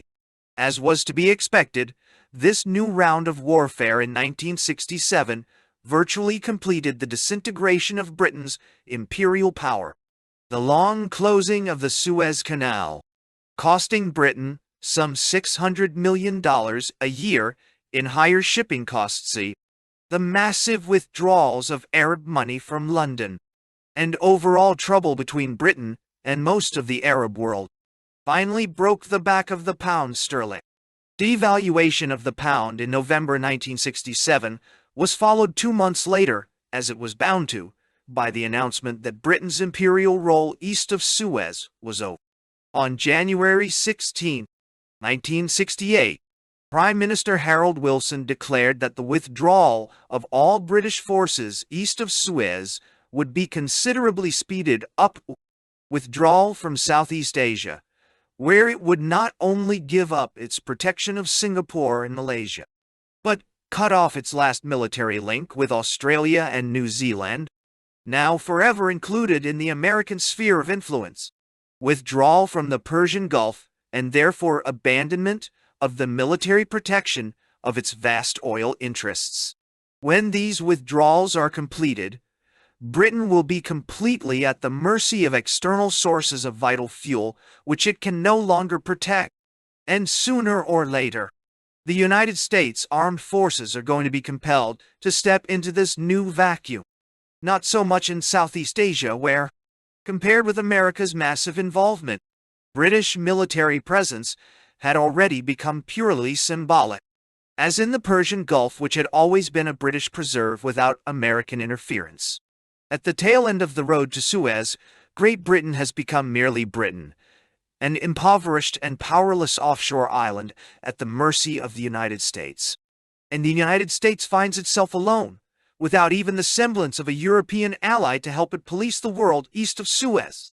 The psychological consequences of the Suez Crisis were far-reaching in Britain. France took its political defeat with an amount of cynical philosophy. It was one more defeat on the long road of its shrinking world power, taking its due place between Dien Bien Phu and the final loss of Algeria. Britain was not accustomed to ringing defeat, nor to being publicly spanked by her elder daughter. Without any outside prompting, London had gracefully relinquished its hold over the various components of the British Empire, and had withdrawn, and was still withdrawing, with great dignity. But the Suez Crisis was a traumatic experience. Not only because it was a stinging defeat, but because, as many Britons admitted at the time, it became a moral crisis of the first order. No such qualms tormented the French, to whom international morality means little, and to whom the Suez adventure appealed in part precisely because it was morally indefensible. It tickled their cynicism pleasantly, and they sighed with regret only because it had failed. To the British, it was an extreme emotional shock, And that shock produced in the British soul a quick and startling metamorphosis. In the late 1950s and early 1960s, Britain underwent its first historic mutation since it entered the dour Victorian era door. Centuries of world leadership and responsibility now lay behind her forever. Her largest overseas offspring had taken over, with callousness and occasional brutality, but with commendable determination and efficiency. Almost with a sigh of relief, rid at last of a world empire on which the sun never sets, the British began to retrieve a lightness of heart and a careless joy of living that had disappeared under the heavy Victorian mask. Britain's younger generation quickly stripped off this Victorian mask of hypocrisy as its elders were stripping off the empire. From now on, the Americans would have the pangs of conscience, not the British, who began to devote their newfound talents to the development of a new art of gay, careless, bohemian living. It all started during the dark and shameful days of Suez, when thousands of puzzled and tormented Britons gathered at Trafalgar Square to protest the appalling fiasco. When the Speaker had to suspend the sitting in the hallowed House of Commons because of the undignified uproar caused by the protesting Labour members. Revolt was in the air and struck out in every direction at a traditional way of life. Following John Osborne's look back in anger, one play after another began to hit the venerable ruling classes, slowly collapsing along with the empire they served. The Profumo scandal dealt a death blow to the establishment's prestige and moral authority. Strange rhythms began to shake the stately mansions of London's West End. Carnaby Street became the mecca of the new foppish fads. All sex taboos collapsed in one great roar. Merry old England had found a reincarnation. It was no accident if, in the process, new centrifugal tendencies began to threaten to tear Britain apart, destroying the carefully built-up unity of the British Isles. The departure of Ireland in the 1920s was a first, ominous sign of the times, to be followed by spasmodic outbursts of anti-English nationalism in both Scotland and Wales. In the 1960s, however, anti-English nationalism acquired new momentum in both Celtic countries. The Scottish nationalists claimed 2,000 members in 1962. By 1967, the figure had swollen to 60,000, and a Scots Nats member was voted into Parliament, beating simultaneously both Labour and Conservative candidates, and claiming that the time had come to end the union with England that had lasted since 1707. And on the same venerable bench of the House of Commons sat a Welsh nationalist MP advocating a similar divorce from England. Summing up the grave implications, a Scottish nationalist wrote in The Spectator, "It was primarily the British Empire that made and kept us British. Now that it has gone, the word British is almost devoid of meaning. With the empire gone and grave economic difficulties ahead, the rise of regional nationalism is all but inevitable, just as it would be unthinkable today that the states of Maine or California would want to secede from the Union. Since the United States imperial expansion is in full swing, it is quite possible that, sometime in the future, a majority of the populations of both Scotland and Wales will opt out of Britain altogether and divorce the English as peacefully as the Norwegians divorced the Swedes at the turn of the century. This disintegration of British unity, and consequently power, would ultimately leave its fragments with little choice except some form of incorporation in a larger entity. Death and transfiguration of the Commonwealth. The remarkable structure of the British Commonwealth, as distinct from the Empire, was born out of the trials and tribulations of the American Revolution. The loss of the greater part of their American possessions taught the British a bitter lesson which they were not likely to forget. And since they were in a position to send out waves of emigrants to populate largely empty overseas territories, they had many opportunities to start all over again and make a better job of it, eventually to grant them all the freedoms that had been denied their American cousins.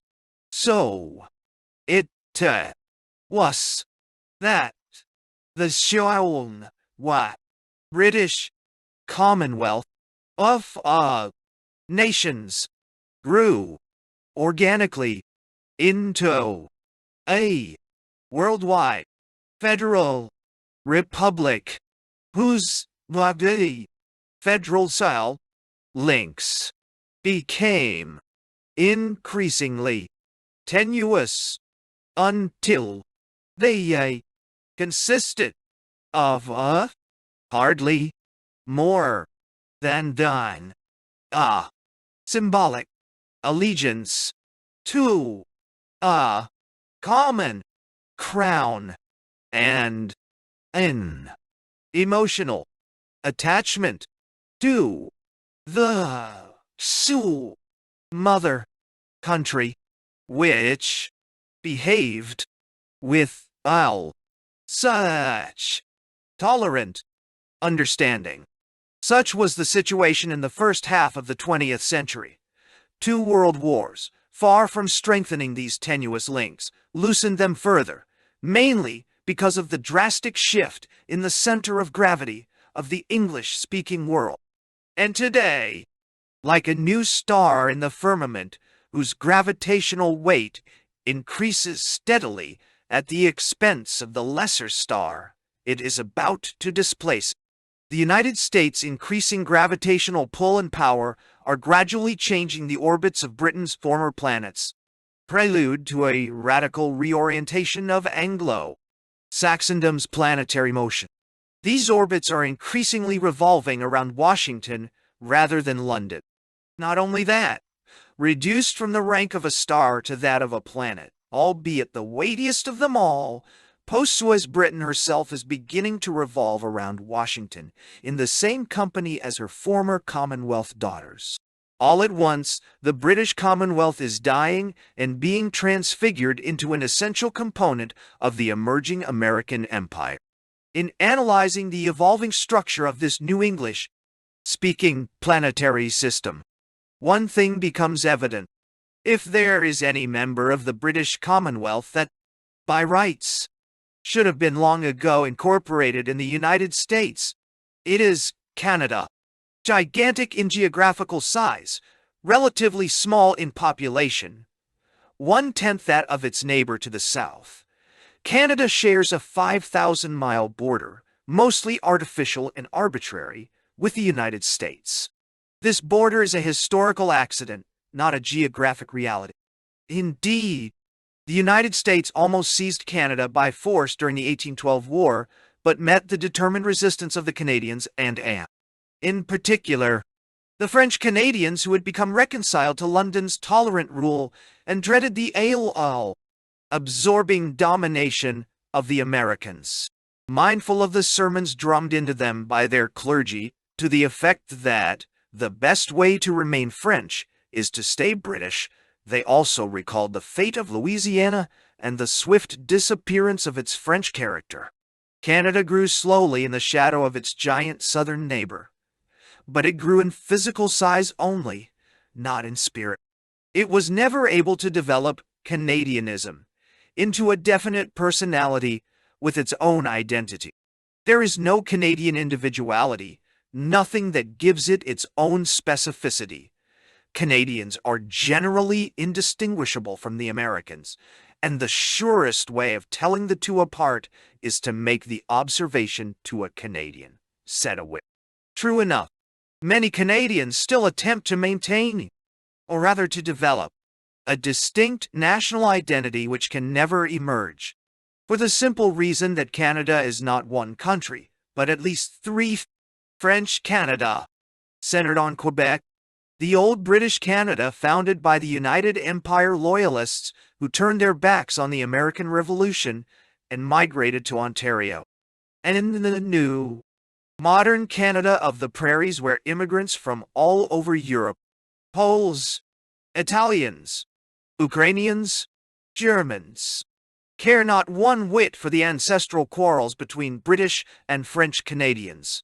To these 3 major components can be added such disconnected fragments as British Columbia, cut off from the rest of the country by the Rocky Mountains and entirely focused on the Pacific, and the maritime provinces, equally cut off from the rest of English, speaking Canada by French, speaking Quebec, and all of them live, with different degrees of apprehension, in the shadow of the United States' overpowering influence in all walks of life. Forgetting for a moment the massive presence of the southern neighbor, it is quite clear that Canada is virtually torn apart by inner forces, and that these forces have sharply increased since the war. Just as the racial problem has taken on an entirely different complexion in the United States because of the large-scale immigration of southern rural Negroes to the northern and western cities, the Canadian problem has completely changed its nature as increasingly large numbers of French Canadians moved from the rustic countryside to the great cities. The French Canadian has always resented the English Canadian's superiority complex, but so long as he remained in his villages and hamlets as a docile hewer of wood and drawer of water, there was no great political problem. The province of Quebec enjoyed a large degree of autonomy, and the majority of its population still looked up to their French-speaking Roman Catholic clergy as their natural leader. But things changed as the migration to the cities increased in momentum. Docility disappeared, and so did a great deal of clerical influence. French Canadians began to resent with increasing fierceness their inferior social position, their lower standard of living, and their inability to achieve equality in the social and economic life of the country. In the late 1950s and early 1960s, an ugly word began to appear with increasing frequency in speech and in print: separatism. French-Canadian nationalism pushed to the extreme of complete secession from the rest of Canada. French Canada is undergoing simultaneously an economic and a social revolution which is leading it away from the rest of the Federation.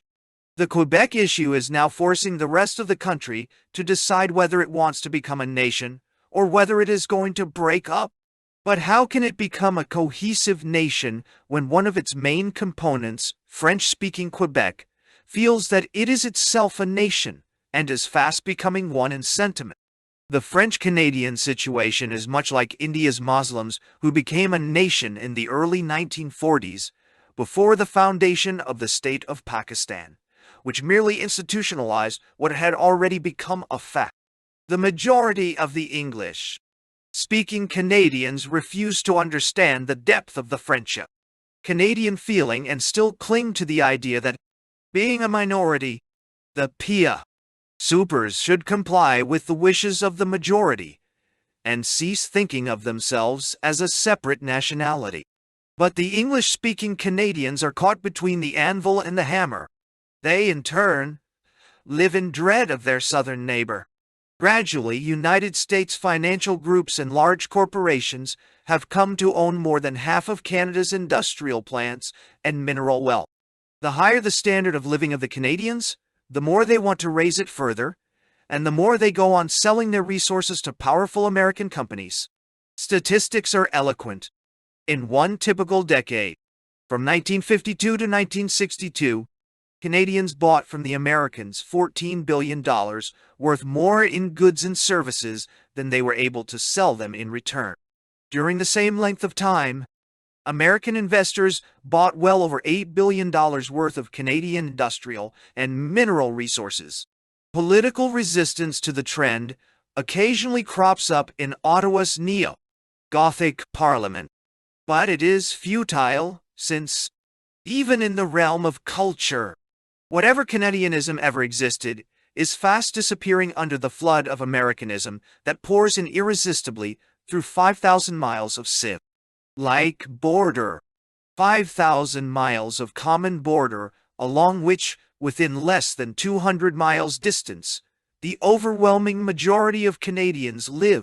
Their cities strung along this thin ribbon of populated land, like beads on a long necklace. While inhabitants of the maritime provinces look to Boston rather than Toronto as their main city, the central provinces look to Chicago and Minneapolis, and British Columbia to Seattle and San Francisco. It is clear today that a substantial minority of Canadians believe that, in the long run, Canada will break up, and that its fragments will be absorbed by the United States. Canada's inner centrifugal forces being what they are. If the United States thought it in its self-interest today, as distinct from the past, to see Canada splintered so that the segments would clamor for statehood, there is little doubt that State Department practice would be to fan the flames. Canadians who favor such a union with the giant southern neighbor usually belong to the low-income groups who believe that their standard of living would rise appreciably after incorporation. More than anywhere else, it is in matters of military defense that Canada has become almost completely integrated in the American structure. In case of nuclear conflict with Soviet Russia, for instance, Canada would have to act as a shield covering the United States from the polar regions of Siberia, a shield which Washington, rather than Ottawa, would have to control. Canada's military orientation, which used to be focused on Britain in an east-west direction, is now entirely north-south, with control virtually vested south of its border in Washington's Pentagon. Canadian defense can only be a hemispheric defense, especially in a nuclear age. The Canadian Air Force, long a stepchild of Britain's Royal Air Force, is now completely Americanized in terms of weapons and procedure, and has fallen into the integrated structure of the Hemispheric North American Defense Command, NORAD, which was established in 1958. That NORAD cannot be anything but an American show through and through is evident from the figures. Canada's RCAF has roughly 15,000 men in it, as against the United States' 200,000. It is on Canadian soil that the United States' first lines of radar warning are located. The distant early warning line, DEW, and the mid-Canada warning line, built by American technicians and financed by the United States. When differences of opinion arose between Washington and Ottawa, then under John Diefenbaker's premiership, over the nuclearization of Balmark squadrons stationed on Canadian soil, Washington reacted with such verbal brutality that Prime Minister Diefenbaker had to resign. A general election was called, and a new Prime Minister, Lester Pearson, took over and mended Canada's fences with the United States by giving in to Washington's wishes. Most Canadians had to resign themselves to the fact that their country had become, for all practical purposes, part and parcel of the United States hemispheric defense structure. Diefenbaker's outburst of anti-Americanism was, and could only be, a passing phase, a temporary revolt against the inevitable. As a member of the Socialist New Democratic Party put it wistfully, we can't contract out of North America. If Canadians have accepted the United States military domination as inevitable, they are still fighting its cultural and especially economic domination. $20 billion worth, 30% of America's total investments outside the United States of Canadian mining and manufacturing wealth, of which about 2/3 is direct investment in subsidiary companies. It is not just passive ownership but actual controlling investment. If one recalls that at the turn of the century, Britain's investments of $1 billion, 75% of all foreign investments in Canada at the time, completely overshadowed the United States' $170 million. One can clearly see the complete metamorphosis of the situation. In the 1960s, British investments have shrunk to a mere 15% of all foreign investments in Canada. As things stand in the late 1960s, the Americans control over half of Canada's mining and smelting, 95% of the automotive industry, 75% of the oil, and 90% of the rubber industries, along with 65% of electrical appliances. All these percentages of American control increase steadily, year in and year out, in spite of Canadian efforts to legislate against them. Interest and dividend payments flowing out of Canada cripple its international balance of payments. But any practical steps to halt the trend or reverse it would lead to such a drastic fall in the Canadian standard of living that they could never be tolerated.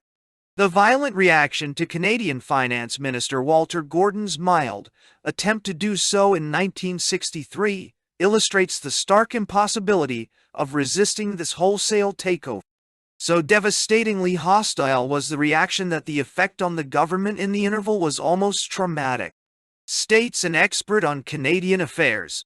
What is clear is that an increasingly large proportion of Canadian businessmen are merely employees of American companies headquartered in New York, Detroit, or Chicago. And these American companies, parents of Canadian subsidiaries, owe their first allegiance to American, not Canadian, legislation and interests. As a result, no Canadian subsidiary dares contravene the United States antitrust laws or the Trading with the Enemy Act. Inevitably, unobtrusively, American legislation applies in Canada in an extraterritorial way. It is also obvious that if the international market for goods produced on both sides of the border were to shrink substantially, American companies would probably not hesitate to close down their operations in Canada so as to maintain full production in the United States. Those who believe that there is no threat to Canadian independence point to the fact that the United States was developed out of British capital in the 19th century. But that capital was in the form of redeemable bonds, whereas United States investments in Canada are in the form of outright ownership of subsidiaries. American investments, again, are controlling investments, providing not only the financial resources but the technical skills, the managerial know-how, the research and development, and the overall business policy. Furthermore, not only are a majority of the large Canadian corporations American-owned, but they also happen to be in the most dynamic sectors of the economy. And, not content with mere economic activity, they have begun to lobby in Ottawa, contributing financially to Canadian political parties and becoming involved in Canada's internal politics for their own self-protection, inevitably impinging on Canada's political freedom and sovereignty. The ironic sidelight to this state of affairs is that French Canadians have long held the same complaint against English-speaking Canadians that the latter now raise against the Americans. For instance, they point out that almost 100% outside ownership now exists in Quebec, whose industrial plants and mines all have their head offices outside the province. While French Canadians complain that their English-speaking compatriots relegate them to subordinate positions, the English-speaking Canadians now raise the same complaints on their own behalf against the American. To all this, many hard-headed Canadian economists reply that all talk of economic independence is pointless, that a full integration of Canadian and American economies is desirable, that the Canadian public should not be taxed for the privilege of having a national identity, and that they see no harm in an eventual political union as the ultimate consequence of an economic one. But so far, recent surveys indicate that 2 Canadians out of 3 favor economic union with the United States, while the proportion is almost exactly reversed when it comes to political union. That one would inevitably follow the other is evident.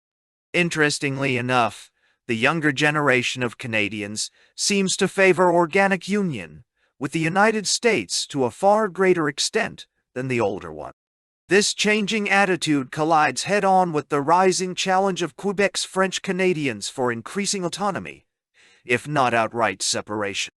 And, simultaneously, the faint interest manifested only too occasionally by English-speaking Canadians in their French-speaking compatriots arises from their understanding that it is Quebec and nothing else that gives a certain distinct flavor to whatever Canadian identity there is, that it is in Quebec that lies the last-ditch defense of Canada as a whole against complete Americanization.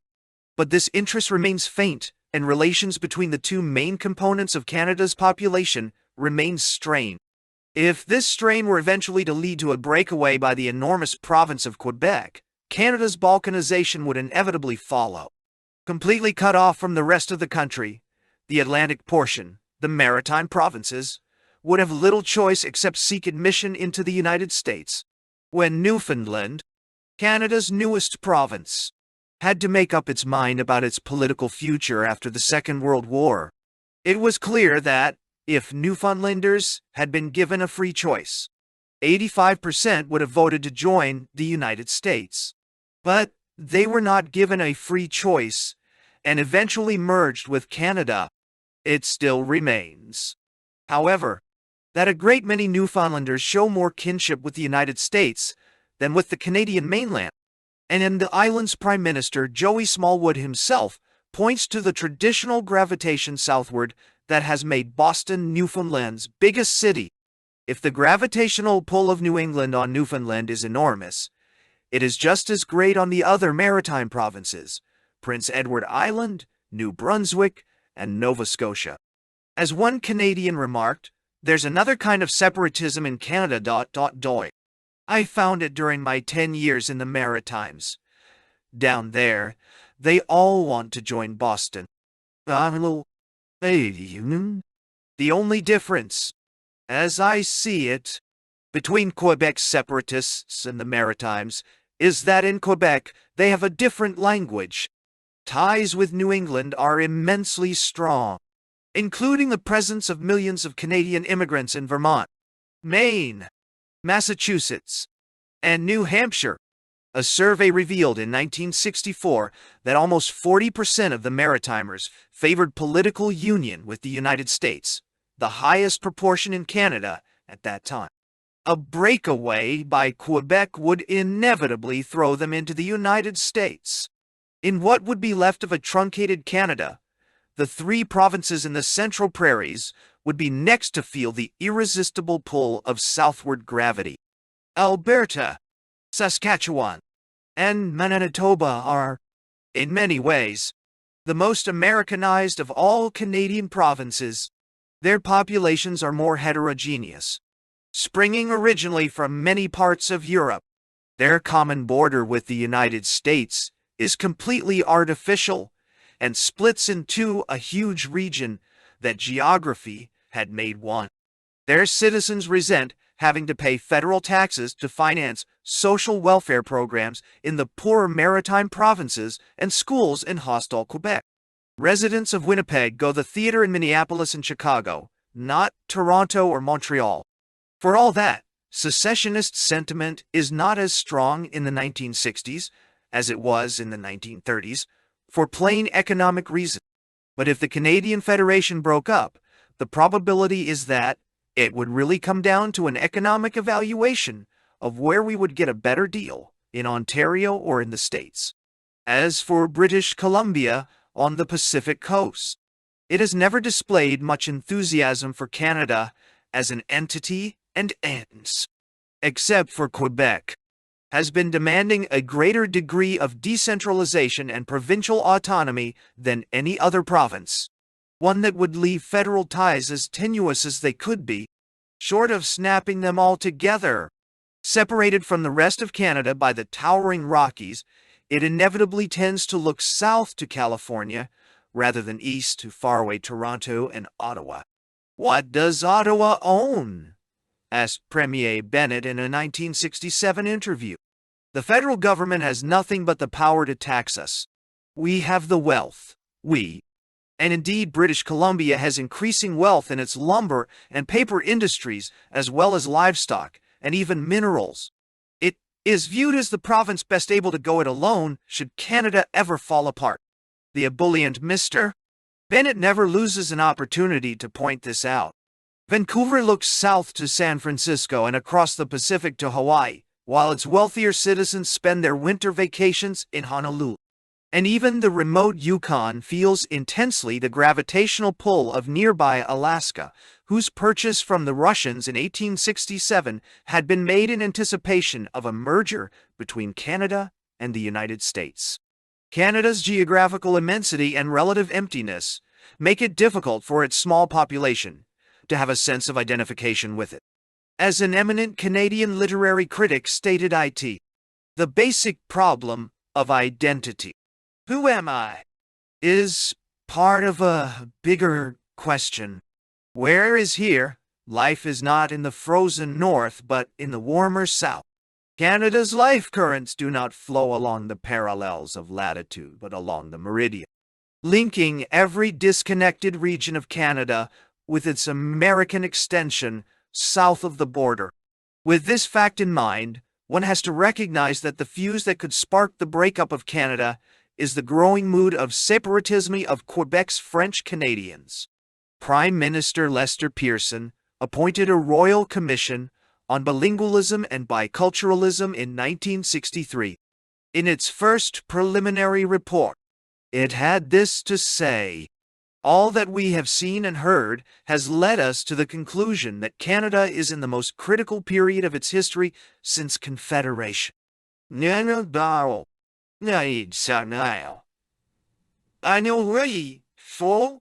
We must reiterate that we have found overwhelming evidence of serious danger to the continued existence of Canada. Many English-speaking Canadians who refused to take the danger quite as seriously, nevertheless saw a real threat to federal authority in the agreement signed in 1965 between Quebec and France covering an exchange of professors, an agreement which Quebec's Education Minister Gérin Lajoie described as "NT and accord." Rather than a formal treaty, Quebec, so far, was just feeling its oats, testing Ottawa's reaction. And gradually, leading French Canadians began drifting away from Ottawa back to Quebec, no longer wanting to play a part in federal politics. Into this complex and delicate situation, France's President de Gaulle decided to tread with heavy boots during his July 1967 visit to Canada. Traveling in a motorcade from Quebec to Montreal amidst enthusiastic crowds, de Gaulle whipped up successfully the atavistic separatism of the French Canadians, and his utterances became so undiplomatic that he had to cancel his visit to Ottawa. "French Canada is a country which is becoming master of itself," he proclaimed, adding more pointedly, "You are French. You are part of French Canada. And to cap it all," he cried, "Long live free Quebec!" The hue and cry raised by de Gaulle's intrusion in Canada's internal affairs obscured a cardinal fact: that the great majority of the French Canadians approved his behavior. Quebec's Premier Daniel Johnson gave his wholehearted blessing to the French president's controversial words, while blaming the federal government in Ottawa for its own frosty response to de Gaulle. By and large, French Canadians welcomed the opportunity thus created to air Canada's most fundamental problem. And back across the Atlantic, de Gaulle soon proved that he had not uttered empty words, but meant to follow up on his proposal to help French Canada achieve freedom. In September 1967, the French government announced that France would multiply its assistance to Quebec 10 times over the following 3 years.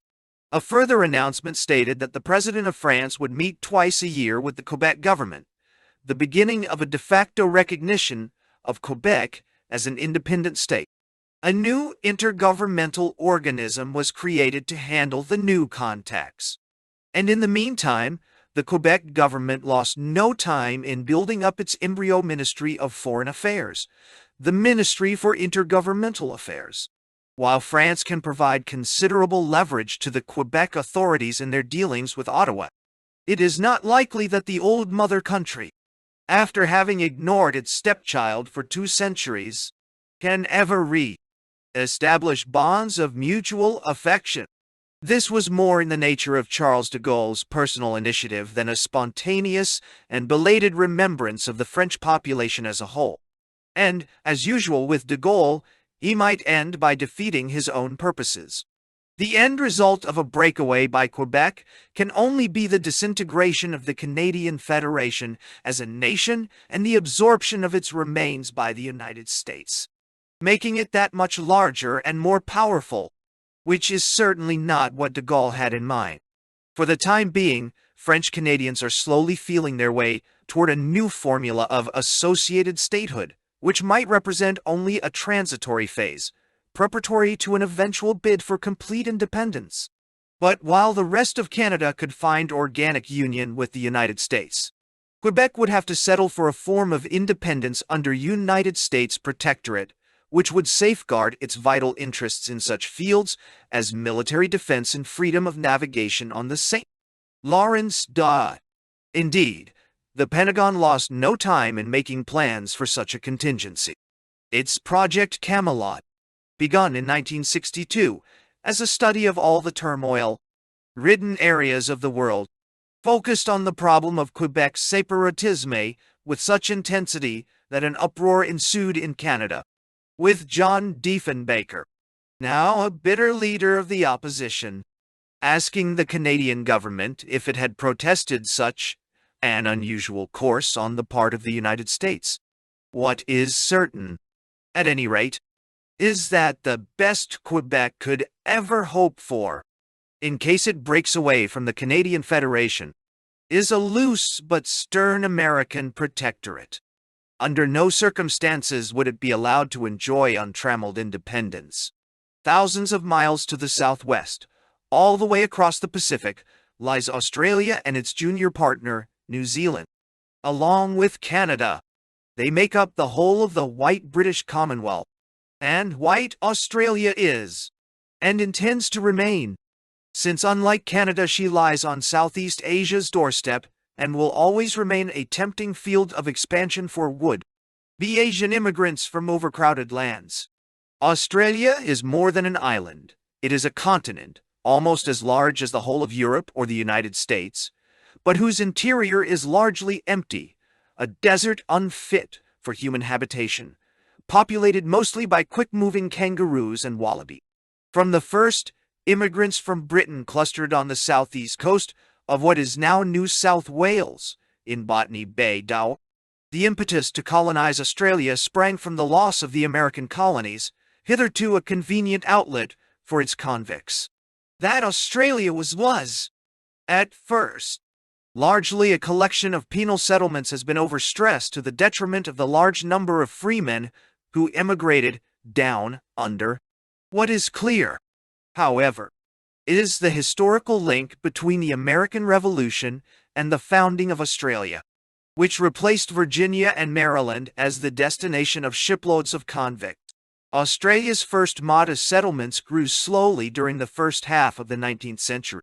Political rights were quickly won by the rebellious squatters, after the transportation of convicts had been discontinued, and a new society began to grow on the Australian shores that resembled America's far more than Britain's. The hard-working squatters did not develop into a class of cultured and leisured gentry as in England, nor could the established Anglican Church make much headway against the opposition of Roman Catholics, Presbyterians, and all kinds of dissenters. Nonconformists, artists, and radicals combined to build up an extremely equalitarian and democratic society, and, in their opposition to Britain's royal governors, were joined even by the wealthy squatters who were violently antagonized by the government's land policy, anxious to avoid the errors that had led to the loss of the American colonies. The British were not slow in granting a great deal of autonomy to their various Australian colonies. By now, settlements had begun to spread around Australia's east, south, and west coasts. Still, there was often tension between the Australians and their British overlords, and in a famous clash between British Commissioner Bigg and a leading Australian personality, the latter threatened that people of New South Wales might look to the United States of America for help. As seemed likely, the colony were to be goaded into rebellion, the American example, and also potential assistance, were never far from Australian minds when in conflict with British authority. The area of conflict shrank rapidly as the Australian colonies were granted an increasing amount of self-government.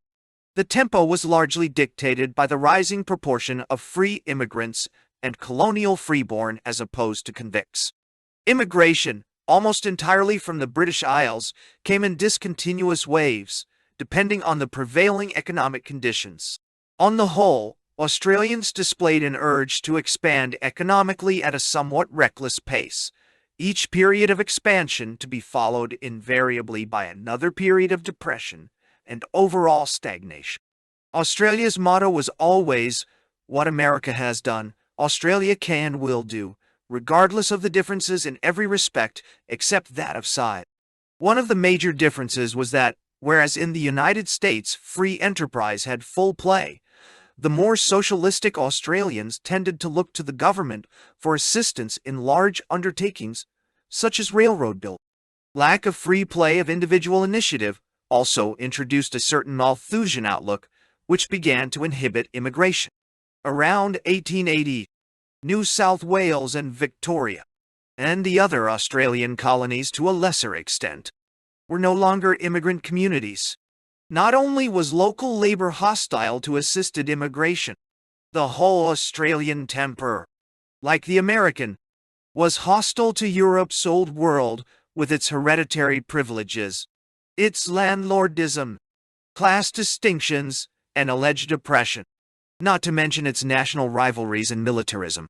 These same reasons motivated America's isolationist sentiment.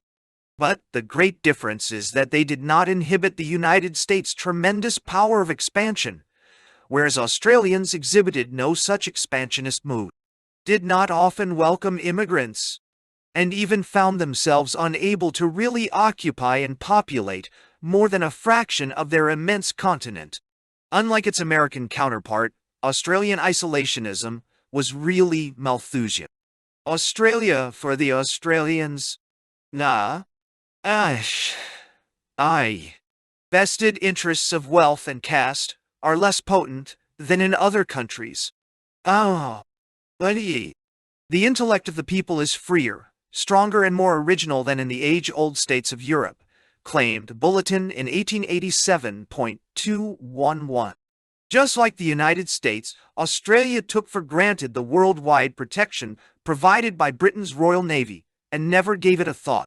It enabled the Australians to experiment with new social formulas and give free play to its radical labor movement. Furthermore, Australia did not develop a ruling class comparable with the Boston Brahmins or the South's plantation aristocracy. Australian society remained fundamentally egalitarian as well as freedom-loving. The people were also intensely race-conscious and feared that an influx of Asian immigrants might drown them in their underpopulated land and destroy their way of life. Almost at the same time as California, the various Australian states, before Federation came into being, began to curb Chinese immigration drastically. Despite China's official protests and the embarrassment of the British government, the Australians remained firm. Neither for Her Majesty's ships of war, neither for Her Majesty's representative, nor for the Colonial Office, do we intend to turn aside from our purpose, stated the Liberal leader, Sir Henry Parkes. The danger of Chinese immigration was only one of the bones of contention with the mother country. Australians, although not expansionist-minded, did take an interest in the islands located in their immediate vicinity. Queensland's desire to annex New Guinea in 1883 had been frustrated by Gladstone, and the Big Island's northeastern part had promptly been occupied by the Germans. It required a great deal of rough talk on the part of Australia's Alfred Deakin at the First Colonial Conference to nudge the British into doing something about France's intention to take over the New Hebrides. Unlike Canada, however, where federal ties have weakened and are still weakening, Australia, since the inception of Federation in 1901, has developed federal power at the expense of the states. A true Australian nation came into being.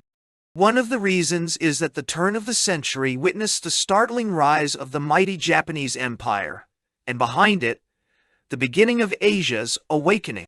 Conscious of their precarious isolation, the Australians woke up to the fact that their security was dependent on Britain's Royal Navy and on the British Empire's overall strength.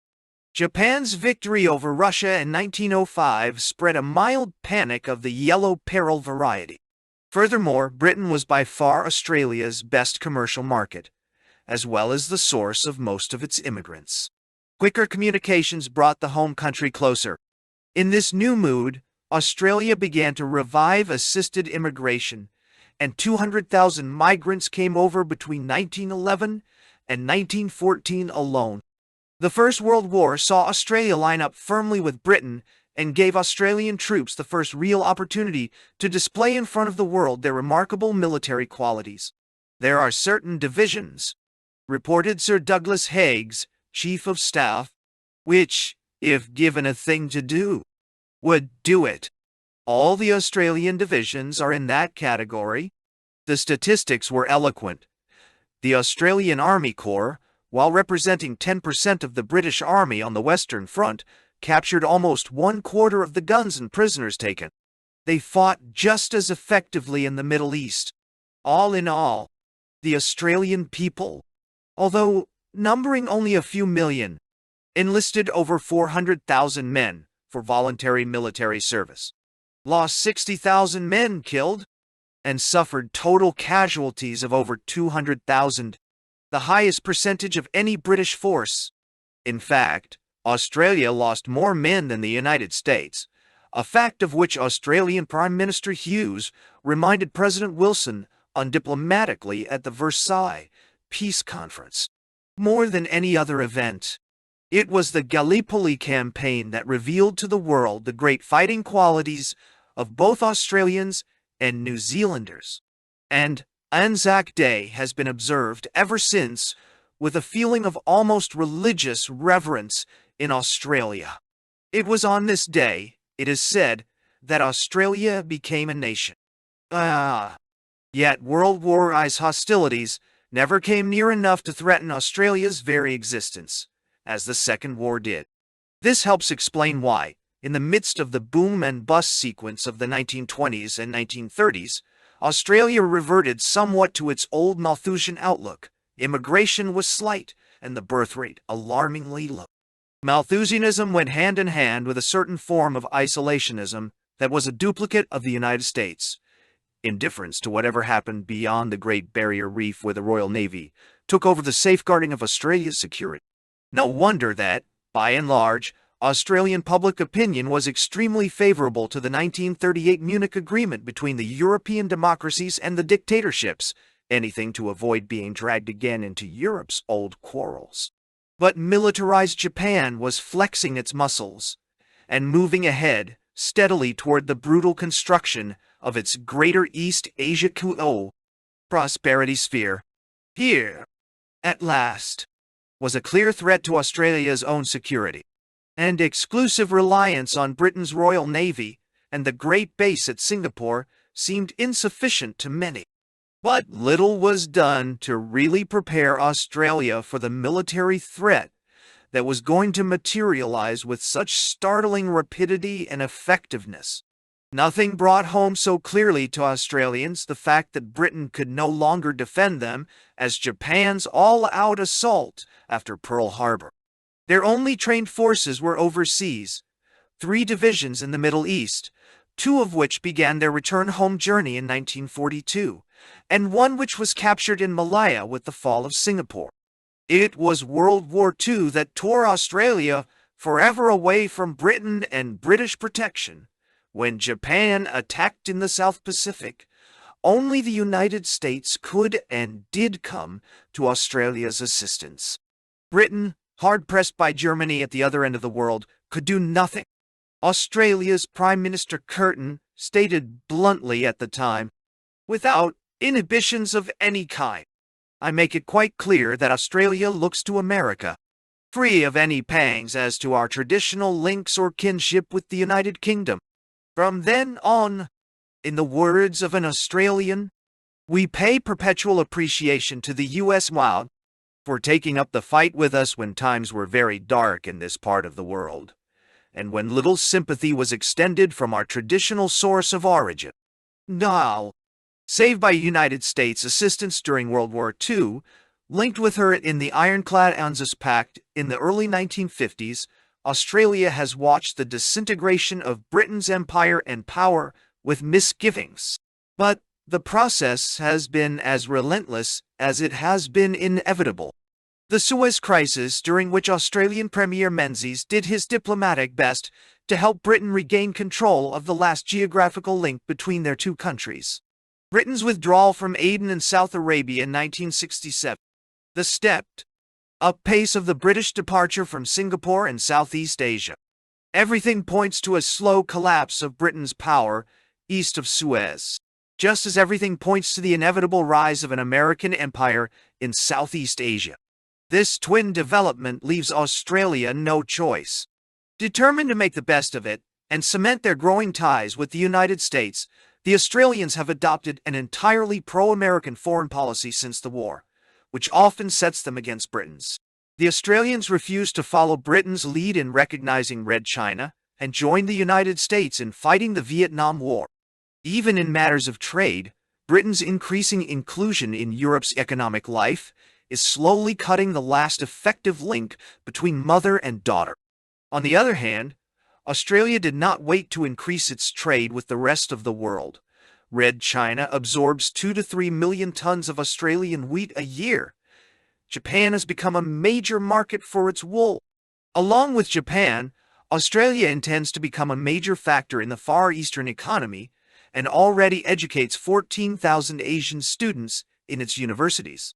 Geopolitical developments have increased the centrifugal tendencies inherent in the structure of the British Commonwealth, to the point where its British phase has almost passed out and its American phase is beginning. But other, internal, and more subtle processes are also beginning to Americanize Australia and alter her personality, hitherto exclusively British. The massive post-war immigration of almost 2 million Dutch, Poles, Italians, Hungarians, Greeks, Germans, and Yugoslavs has diluted the peculiarly British character of the native population. And this immigration is continuing at the rate of 100,000 a year. Along with the new post-war native-born generation of Australians, which has no personal memory of the old awe-inspiring British Empire. The immigrants have no atavistic feeling of loyalty to Britain and look upon the United States as their natural leader. Signs of Americanization abound. The pound has given way to the dollar. The armed forces use American equipment. Australians travel increasingly to the United States and attend American universities in growing numbers. American investments, down under, pour in at a much faster rate than Britain's, having already reached the $2 billion level in 1968, up from $400 million in 1957, increasing at a current rate of $200 million a year, and fast accelerating. Over 500 American companies have a substantial stake in Australia. Large industrial-scale agriculture, financed almost exclusively by American capital, is opening up virgin land. The nostalgia of the older pro-British generation of Australians is no longer a match for the realistic pro-United States attitude of the younger one. Realistic because it faces hard facts without sentimentality. And for the United States, Australia has truly become one of the extensions across the Pacific of the old western frontier, ready and willing to become a new, huge California with its vast and largely untapped natural resources, hanging precariously on the outer rim of Asia, where 1.5 billion underprivileged Asians are potentially hostile because Canberra's immigration regulations cling tenaciously to the White Australia policy, depriving them of resources and wide, open spaces on their doorstep.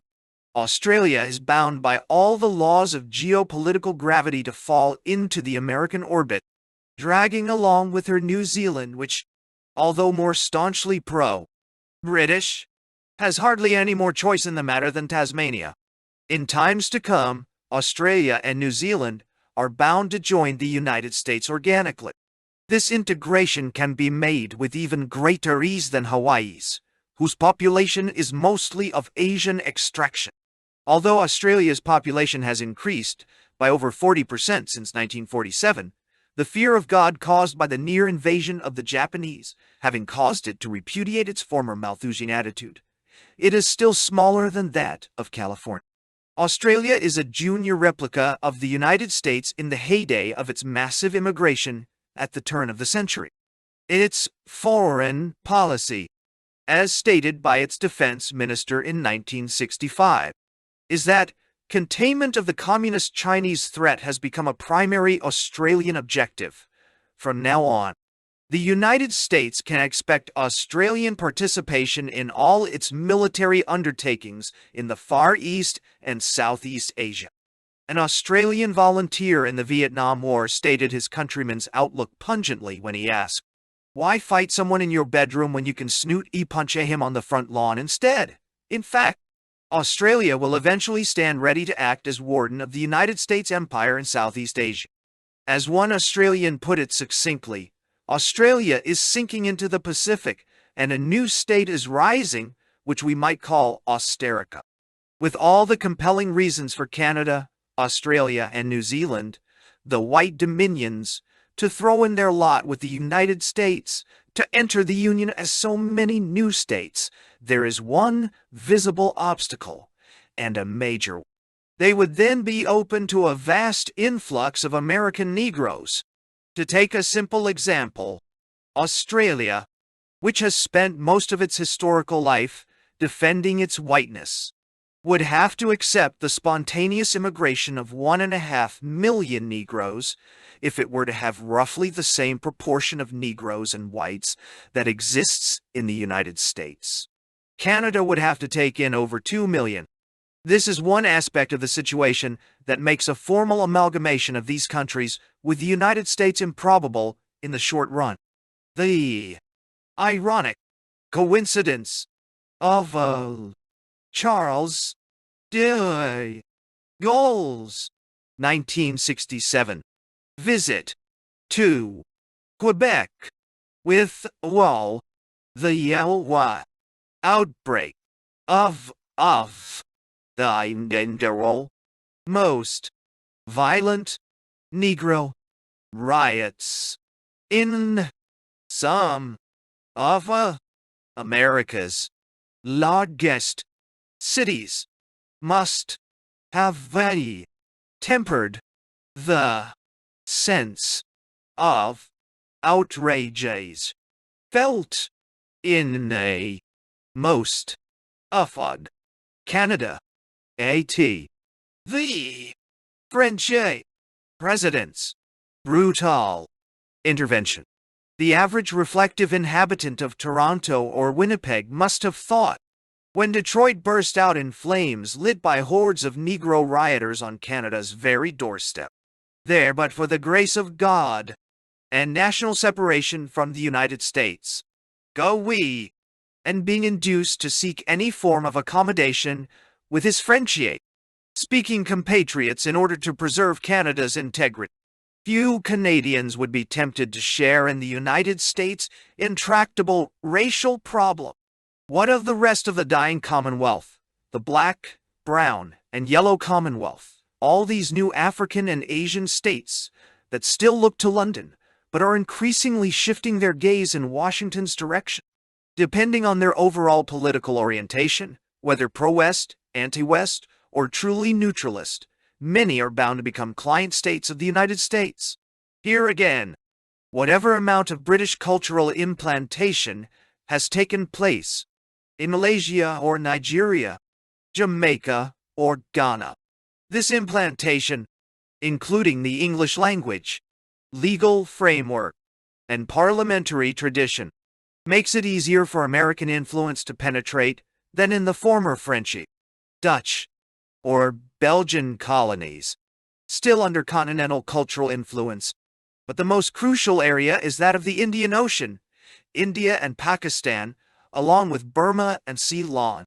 More than anything else, it is the integrity of the Indian Union that is bound to be the United States' main concern, just as its disruption is one of Red China's main goals on the Asian mainland. Ironically enough, the drive to preserve India's unity, military safety, and economic progress is not only a primary Washington objective, but fast becoming one of Soviet Russia's major preoccupations as well. Indian unity is the one achievement that robs Red China of a dominant position on the Asian mainland.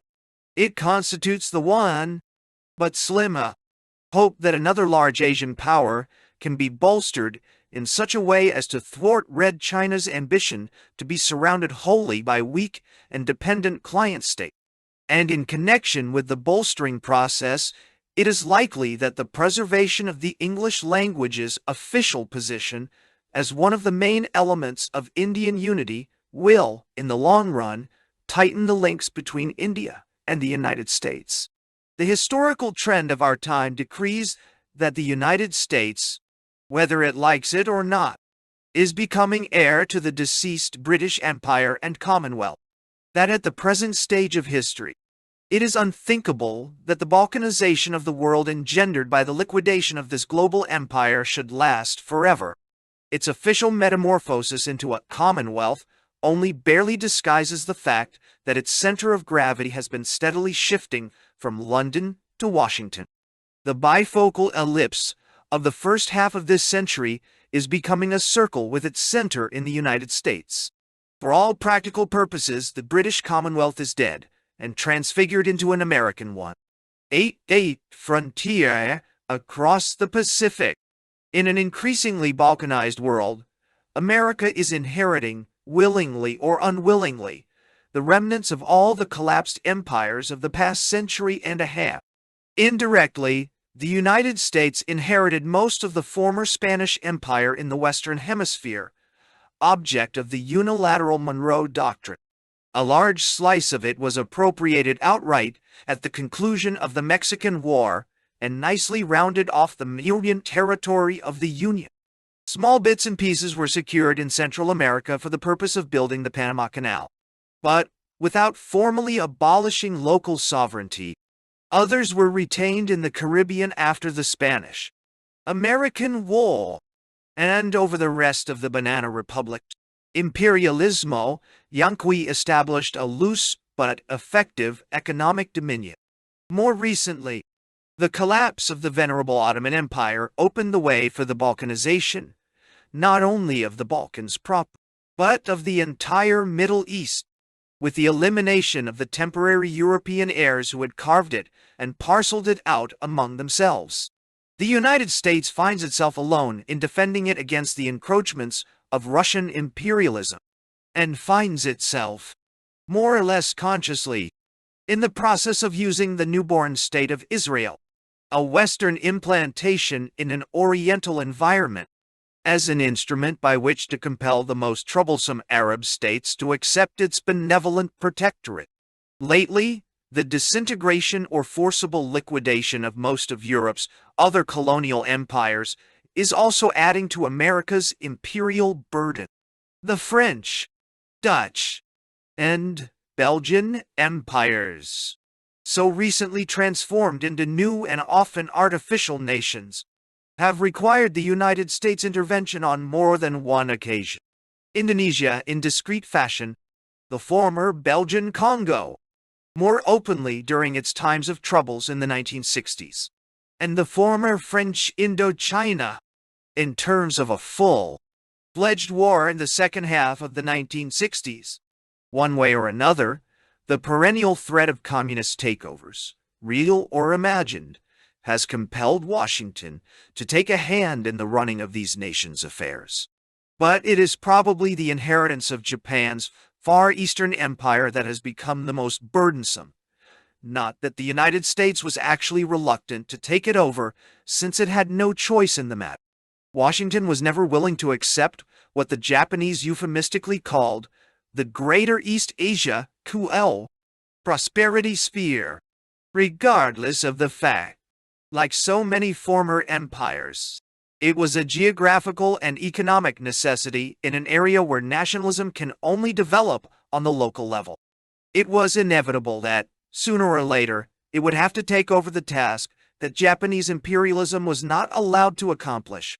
But the fact that the United States was bound to collide with Japan in the Pacific has its roots far back in the 19th century past, long before the United States' western frontier had been overcome in the Western Hemisphere. It had already leaped across the Pacific. Even before they reached California, Americans had started trading with China from their East Coast ports. the acquisition of California, and a long stretch of Pacific coast after the Mexican War added to their interest in the Pacific. Britain's victorious Opium War against China helped increase America's trade with that vast and mysterious empire. Robert Walker, Secretary of the Treasury, claimed in 1848 that Asia has suddenly become our neighbor with a placid, intervening ocean, inviting our steamships upon the track of a commerce greater than that of all Europe combined. This new neighborhood, at one stroke, gave the United States a potential preponderance in the Far East, where it could, whenever the development of its west coast enabled it to do so, outstrip, in time, all of its European competitors put together.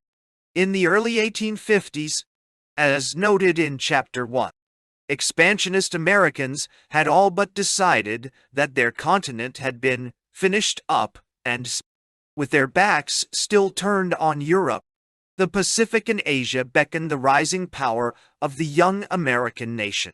Matthew Perry was convinced that American expansion was inevitable and equivalent to the progress of mankind.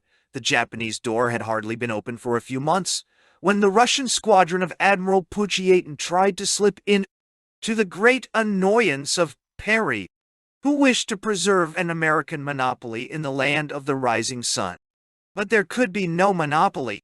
Once the door was opened, all the great powers came in. The resulting breeze of fresh air blew the old shogunate away and ushered in the Meiji era, the quickest and most amazing metamorphosis of an Oriental feudalism into a highly efficient, modern industrialized state. The Christian missionary spirit, as well as trade and economic expansion, motivated the growing interest of the Americans in these distant shores. This missionary spirit was not confined to the export of the biblical message. It was just as much political and social. A genuine and naive belief that America's republican institutions and democracy were the best political institution, that they should be exported and assist in the overthrow of decrepit Oriental despotisms. Blended with it was a strong belief, in the words of William Allen White, that it was the Anglo-Saxons' manifest destiny to go forth as a world conqueror. He will take possession of all the islands of the sea, a credo revived toward the end of the century. The growing might of the American Navy. The writings of Alfred Thayer Mahan, who wanted to establish Anglo-Saxon supremacy in the Far East. The search for new commercial markets in Asia. The imperialistic drive of statesmen such as Theodore Roosevelt, Henry Cabot Lodge, Albert J. Beveridge, and John Hay. Everything drove the Americans to push their western frontier all the way across the Pacific.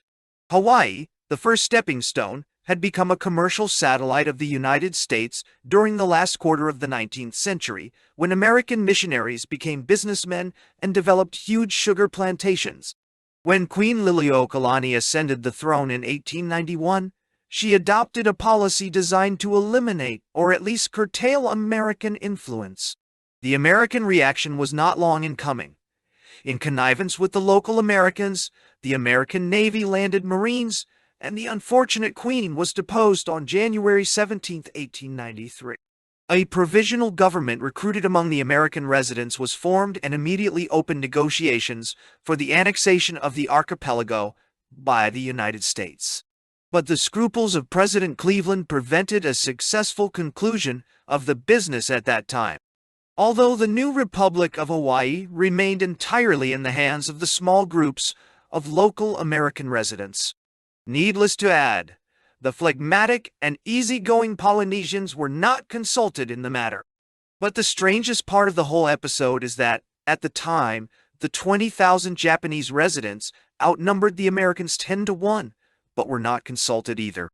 Formal annexation had to wait a few years, but there was hardly any doubt that it would come, just as it had in the case of Texas. In order to ease the way, the first of a series of war scares was conjured up in America, the scare that a swiftly modernized Japan was planning a trans-Pacific expansion aimed at invading California and the rest of the West Coast. The annexation was actually carried out during the Spanish-American War. The war itself, and its aftermath, implanted American power and sovereignty all the way across the Pacific. Guam was annexed, and the Philippines taken over in 1899, now viewed, in its turn, as a stepping stone to the valuable China trade and a base for the protection of American missionaries on the Chinese mainland. It is rather striking that, at the time when Cuba in the hands of the decrepit Spanish Empire was viewed as a potential threat to the United States, few Americans gave any thought to the fact that the takeover of the Philippines by the far more vigorous, expansionist-minded Americans was bound to be similarly interpreted in Japan. A cry of alarm was raised in Tokyo. From then on, an inevitable chain reaction set in, compelling both powers to develop their respective navies for the protection of their imperial outposts, America's Philippines and Japan's Formosa. Nonetheless, American opinion tended to be pro-Japanese in those days, largely out of pride that the United States' erstwhile pupil should have been capable of modernizing itself so fast that it was able, unassisted, to defeat in turn the huge Chinese Empire and the powerful European Russian Empire. However, Japan's increasing power and population explosion prompted Tokyo to try and break down the obstacles so as to free Japanese emigration to Australia, Canada, and the United States. But in vain. Racial discrimination in the white areas around the Pacific increased rapidly, and for all their growing might as a nation, the Japanese, as well as the Chinese, had the strange feeling that they were looked down upon as second-class human beings who should remain on their side of the Pacific and not intrude in the white man's domains. In 1920, a distinguished member of the Japanese Diet spoke for most Japanese when he said, "America appears to think she's divinely appointed to rule the world with a big stick. What is the purpose of her colossal navy if it is not to make her power supreme in every part of the Pacific?" American statesman Torrell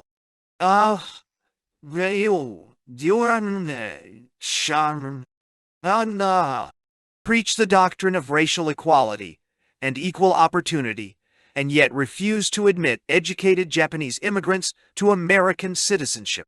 The 1924 Immigration Act, with its amendment banning all future Japanese immigration to the United States, was bitterly resented in Tokyo as prime evidence of racial discrimination.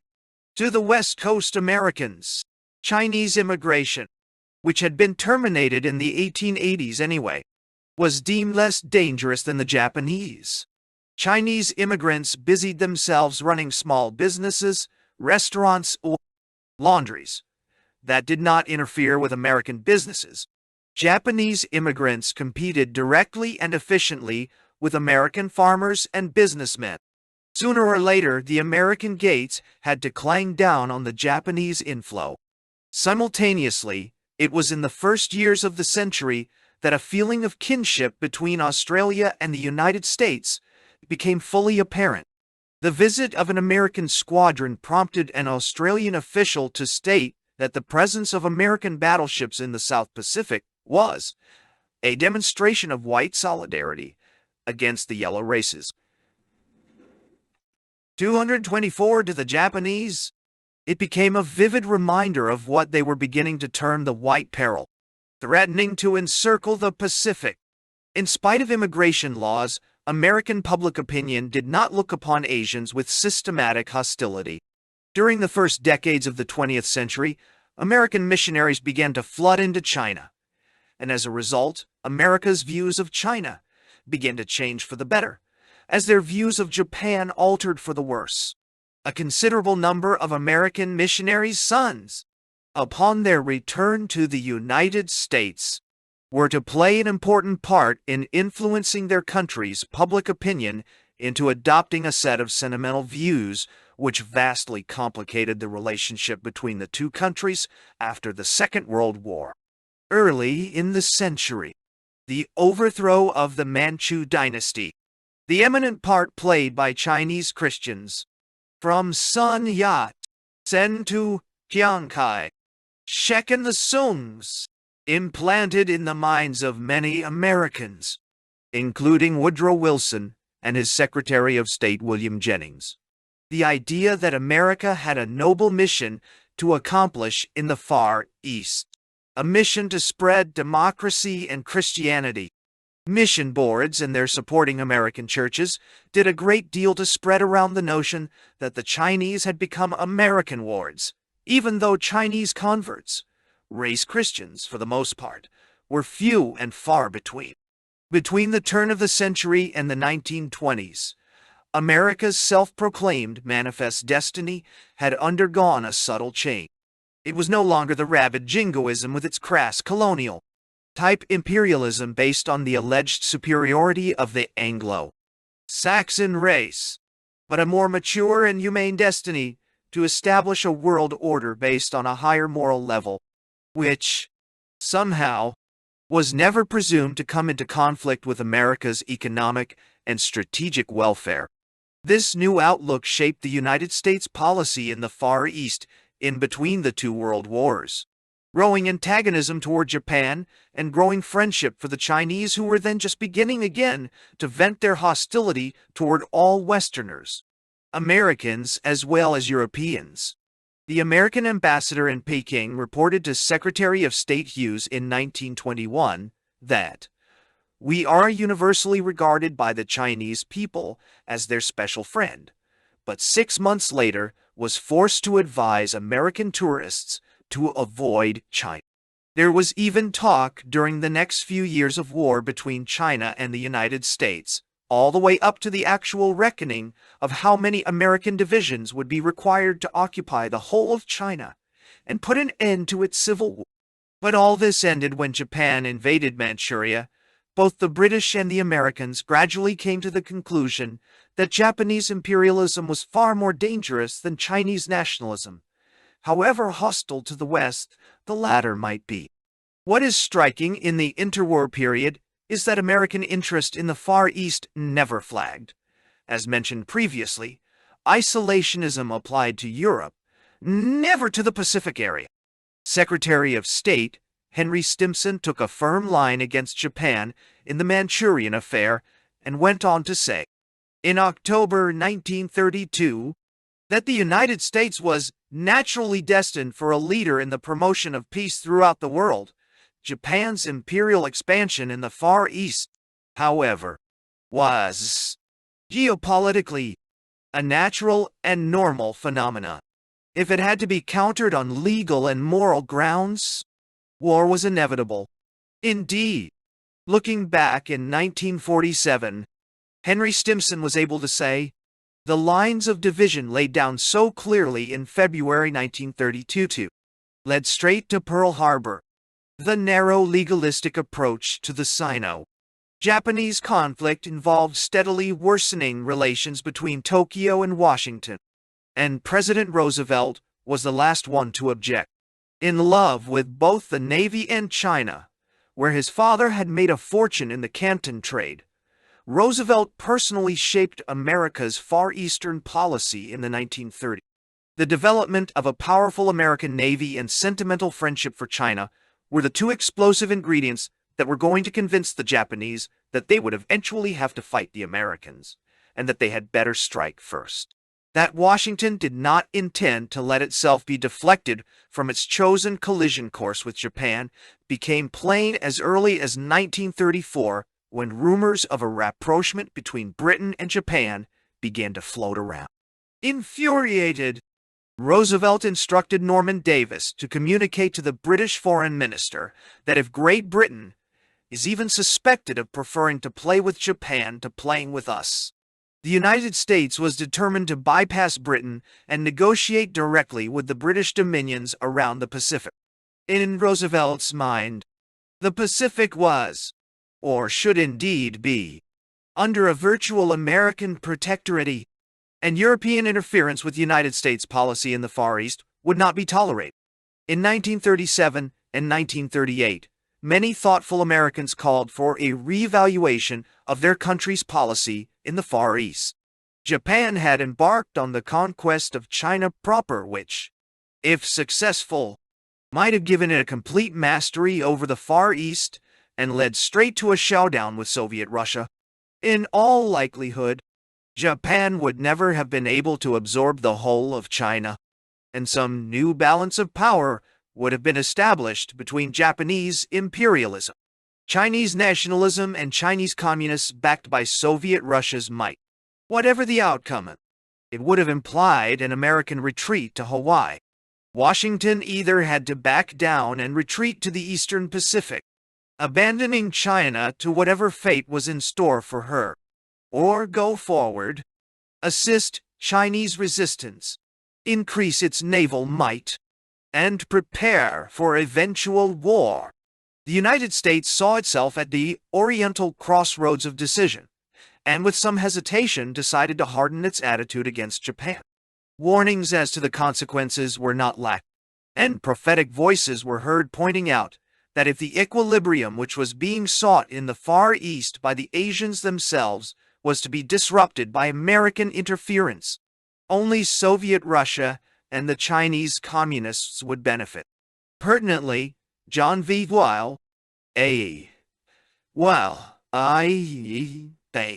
McMurray, former chief of the Far Eastern Division at the State Department, pointed out that, whereas Japan's empire was bound to be geographically circumscribed and limited to the Far East and Southeast Asia, the triumph of communism in China would stimulate anew the Fisuan's revolutionary forces in every wine country, and he added that it was a delusive hope to expect that the destruction of the Babylonian Japanese Empire would cement good relations between the United States and China. If we were to save China from Japan and become the #1 nation in the eyes of her people, we would thereby become not the most favored, but the most distrusted of nations, prophesied McMurray as early as 1935.23.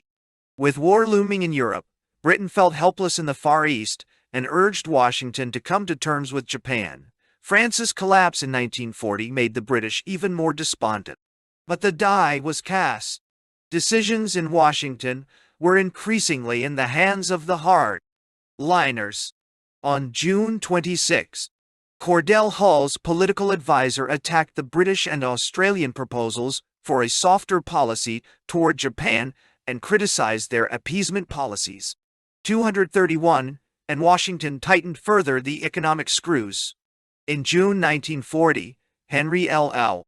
Stimson became Secretary of War and threw his considerable weight on the side of the hard-liners. A year before, he had advised the State Department to begin a frank attack in Asia instead of Europe, having always found the American people much more willing to take an affirmative policy in Asia than in Europe.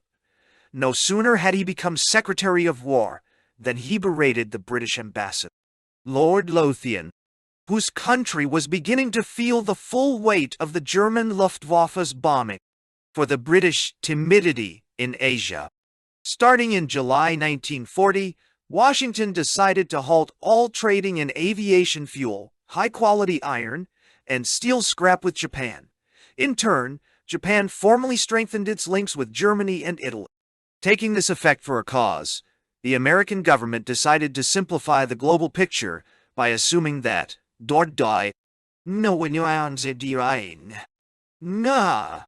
there is at present going on in the world one war, in two theaters. The convenient thesis of a single world conflict in which Japan, Germany, and Italy formed a cohesive team is not confirmed by a post-war examination of the record. On the contrary, it shows conclusively that their real ties were far weaker than assumed at the time. A quarter of a century later, the same psychological urge to oversimplify led the American authorities to continue talking in terms of an international communist bloc, long after the bloc had broken up. Of a Soviet imperialism years after it became obvious that Chinese and Russians had become bitter enemies. At any rate, behind the 1940 thesis of one world war lurked the idea that American public opinion could be far more easily aroused and mobilized against Japan than against Germany. In effect, it was an indirect appeal to an atavistic instinct of racial dislike. The economic screws were tightened further, and assistance to the Chinese Kuomintang was stepped up. On July 26, 1941, Roosevelt launched total economic warfare. All Japanese assets in the United States were frozen. The British Empire and the Dutch East Indies followed suit, and Japan's foreign trade came to an almost complete standstill. As one Japanese expressed it, his country felt like a fish in a pond from which the water was being gradually drained away. The encirclement, aimed at reducing Japan through its extreme economic vulnerability to the state of a small Oriental power, was complete. Only war could break it. In October 1941, Secretary of the Interior Harold Ickes had inscribed in his diary, "For a long time I have believed that our best entrance into the war would be by way of Japan. Japan has no friends in this country, but China has. And of course, if we go to war against Japan, it will inevitably lead us into war against Germany." Indeed, it did. But the decision to compel Japan to go to war was to have far-reaching consequences in the entire Orient. The main one being that the United States was bound to fall heir to the Japanese Empire and, without warning, would be compelled to build an American empire in its place. Although many American leaders saw in the war against Japan a means to an end, the end being American involvement in the European War, American public opinion focused on the Far East rather than the Old World. When Winston Churchill visited Washington shortly after Pearl Harbor, he was amazed to find the extraordinary significance of China in American minds, and that even among the higher-ranking Americans it was, strangely out of proportion, that in 1942 and 1943. Public opinion polls found that twice as many Americans pointed to Japan rather than Germany as their major enemy. Obviously, most American leaders gave very little thought to the ultimate disposal of the broken pieces of the Japanese Empire, feeling that everything would fall into place by itself, giving no thought to the perennial fact that a power vacuum always has to be filled, and that this filling process is bound to bring into conflict antagonistic expansionary forces. In this instance, communist ideology and American power.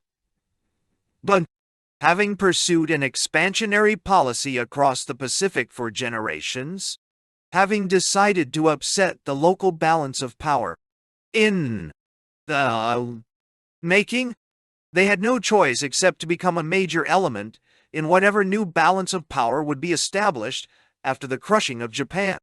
This crushing had another unforeseen consequence. In order to ensure that it would not be the West's game, local Japanese representatives and military commanders in former Western colonies did their utmost to tear away what was left of European power and prestige, encouraged local anti-European movements, fanned all the flames of Asian nationalisms, to the point of handing over their weaponry to the local communists whenever they happened to be the most powerful anti-Western group. For instance, the Japanese commander in the former Dutch East Indies, General Terauchi, was the first to proclaim the birth of the Indonesian Republic in 1945. Quite naturally, the Dutch were anxious to get back to their East Indies and strangle the nationalist movement at birth, before it had time to gather strength. But this could only be done with the full approval and logistical assistance of the United States. Neither was forthcoming.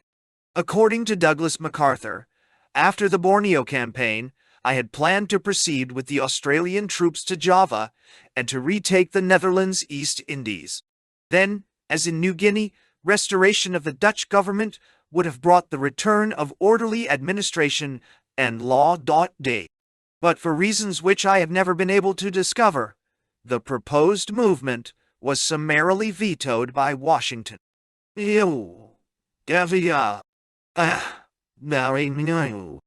This reversal soon bore fruit in the chaos that ensued in that portion of Indonesia.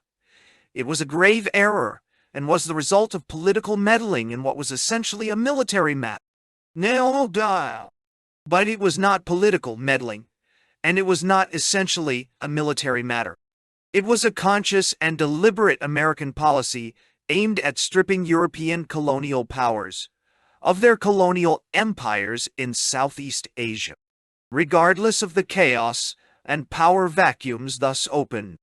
And often, all they had to do was to let the already defeated Japanese complete their own work of anti-European destruction. Washington's attitude toward the French in Indochina was similarly motivated. One thing was clear as soon as hostilities came to an end.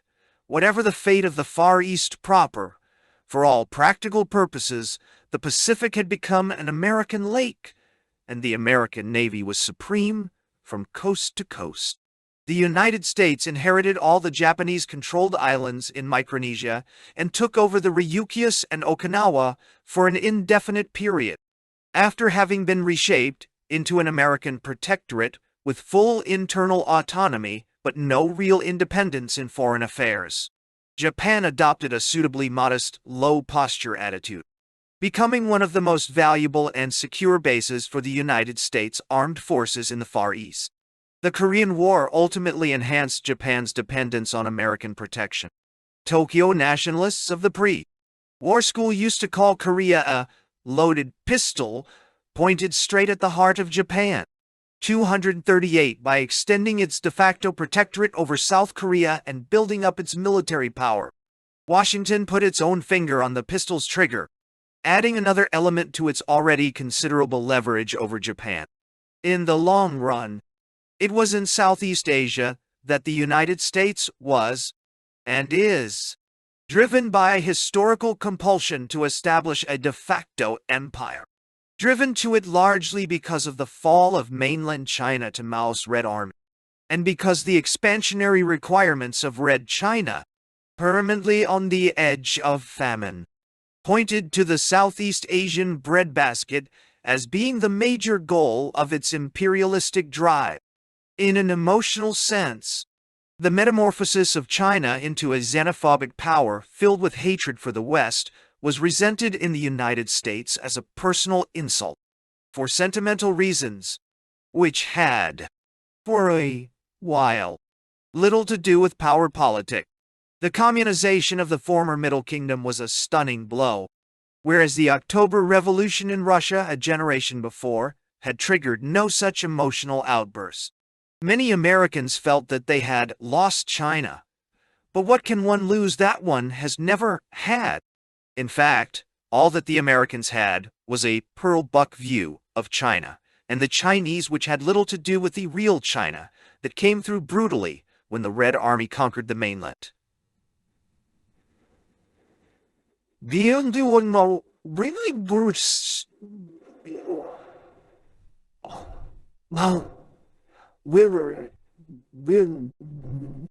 The sentimental link through the missionaries had made them feel that the Chinese were amiable wards who should be grateful for all the time and expenditure doled out to them by devoted Americans. They knew that the Chinese were the best cooks and launderers in the world, clever traders, individualists to the core, quaint ancestor, worshippers, and apparently anxious to be Americanized. When this picture postcard view of China and the Chinese was torn to shreds by the Red Chinese, and the displays of the Chinese, atavistic xenophobia, assumed such unpleasant ferocity, American public opinion reacted as if stung in the soul. From then on, whether in uneasy alliance with Soviet Russia in the 1950s, or increasingly antagonistic toward Moscow in the 1960s. Red China became the main enemy of the United States, and, as such, the main catalyst of the expanding American empire in the Far East and Southeast Asia. It was the change of administration in Washington early in 1953 that really set the new course of American involvement on the far southern side of the Pacific. The situation in Europe had by then become geopolitically frozen, and Soviet-Russian communism could no longer be rolled back without all-out nuclear warfare. But in Asia, situations were still fluid, all at once full of danger and full of opportunity. The tone of the new policy was set forth by John Foster Dulles in 1952, a few months before he became Secretary of State, when he stated that those who think only of Western Europe and of making it impregnable, without regard to the Near, Middle and Far East and Africa, are just as blind as those who think only of the United States and of making it impregnable. Policies that do not defend freedom in Asia are fatally defective. He then listed 20-odd nations lying next to the Soviet world, living close to despair because the United States, the historic leader of the forces of freedom, seems dedicated to the very negative policy of containment and stalemate.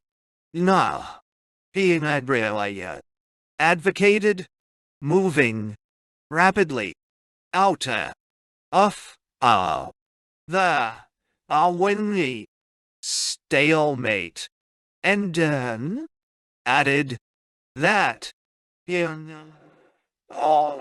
was in favor of committing always offensive military power to the deterring of full aggression and the preservation of peace.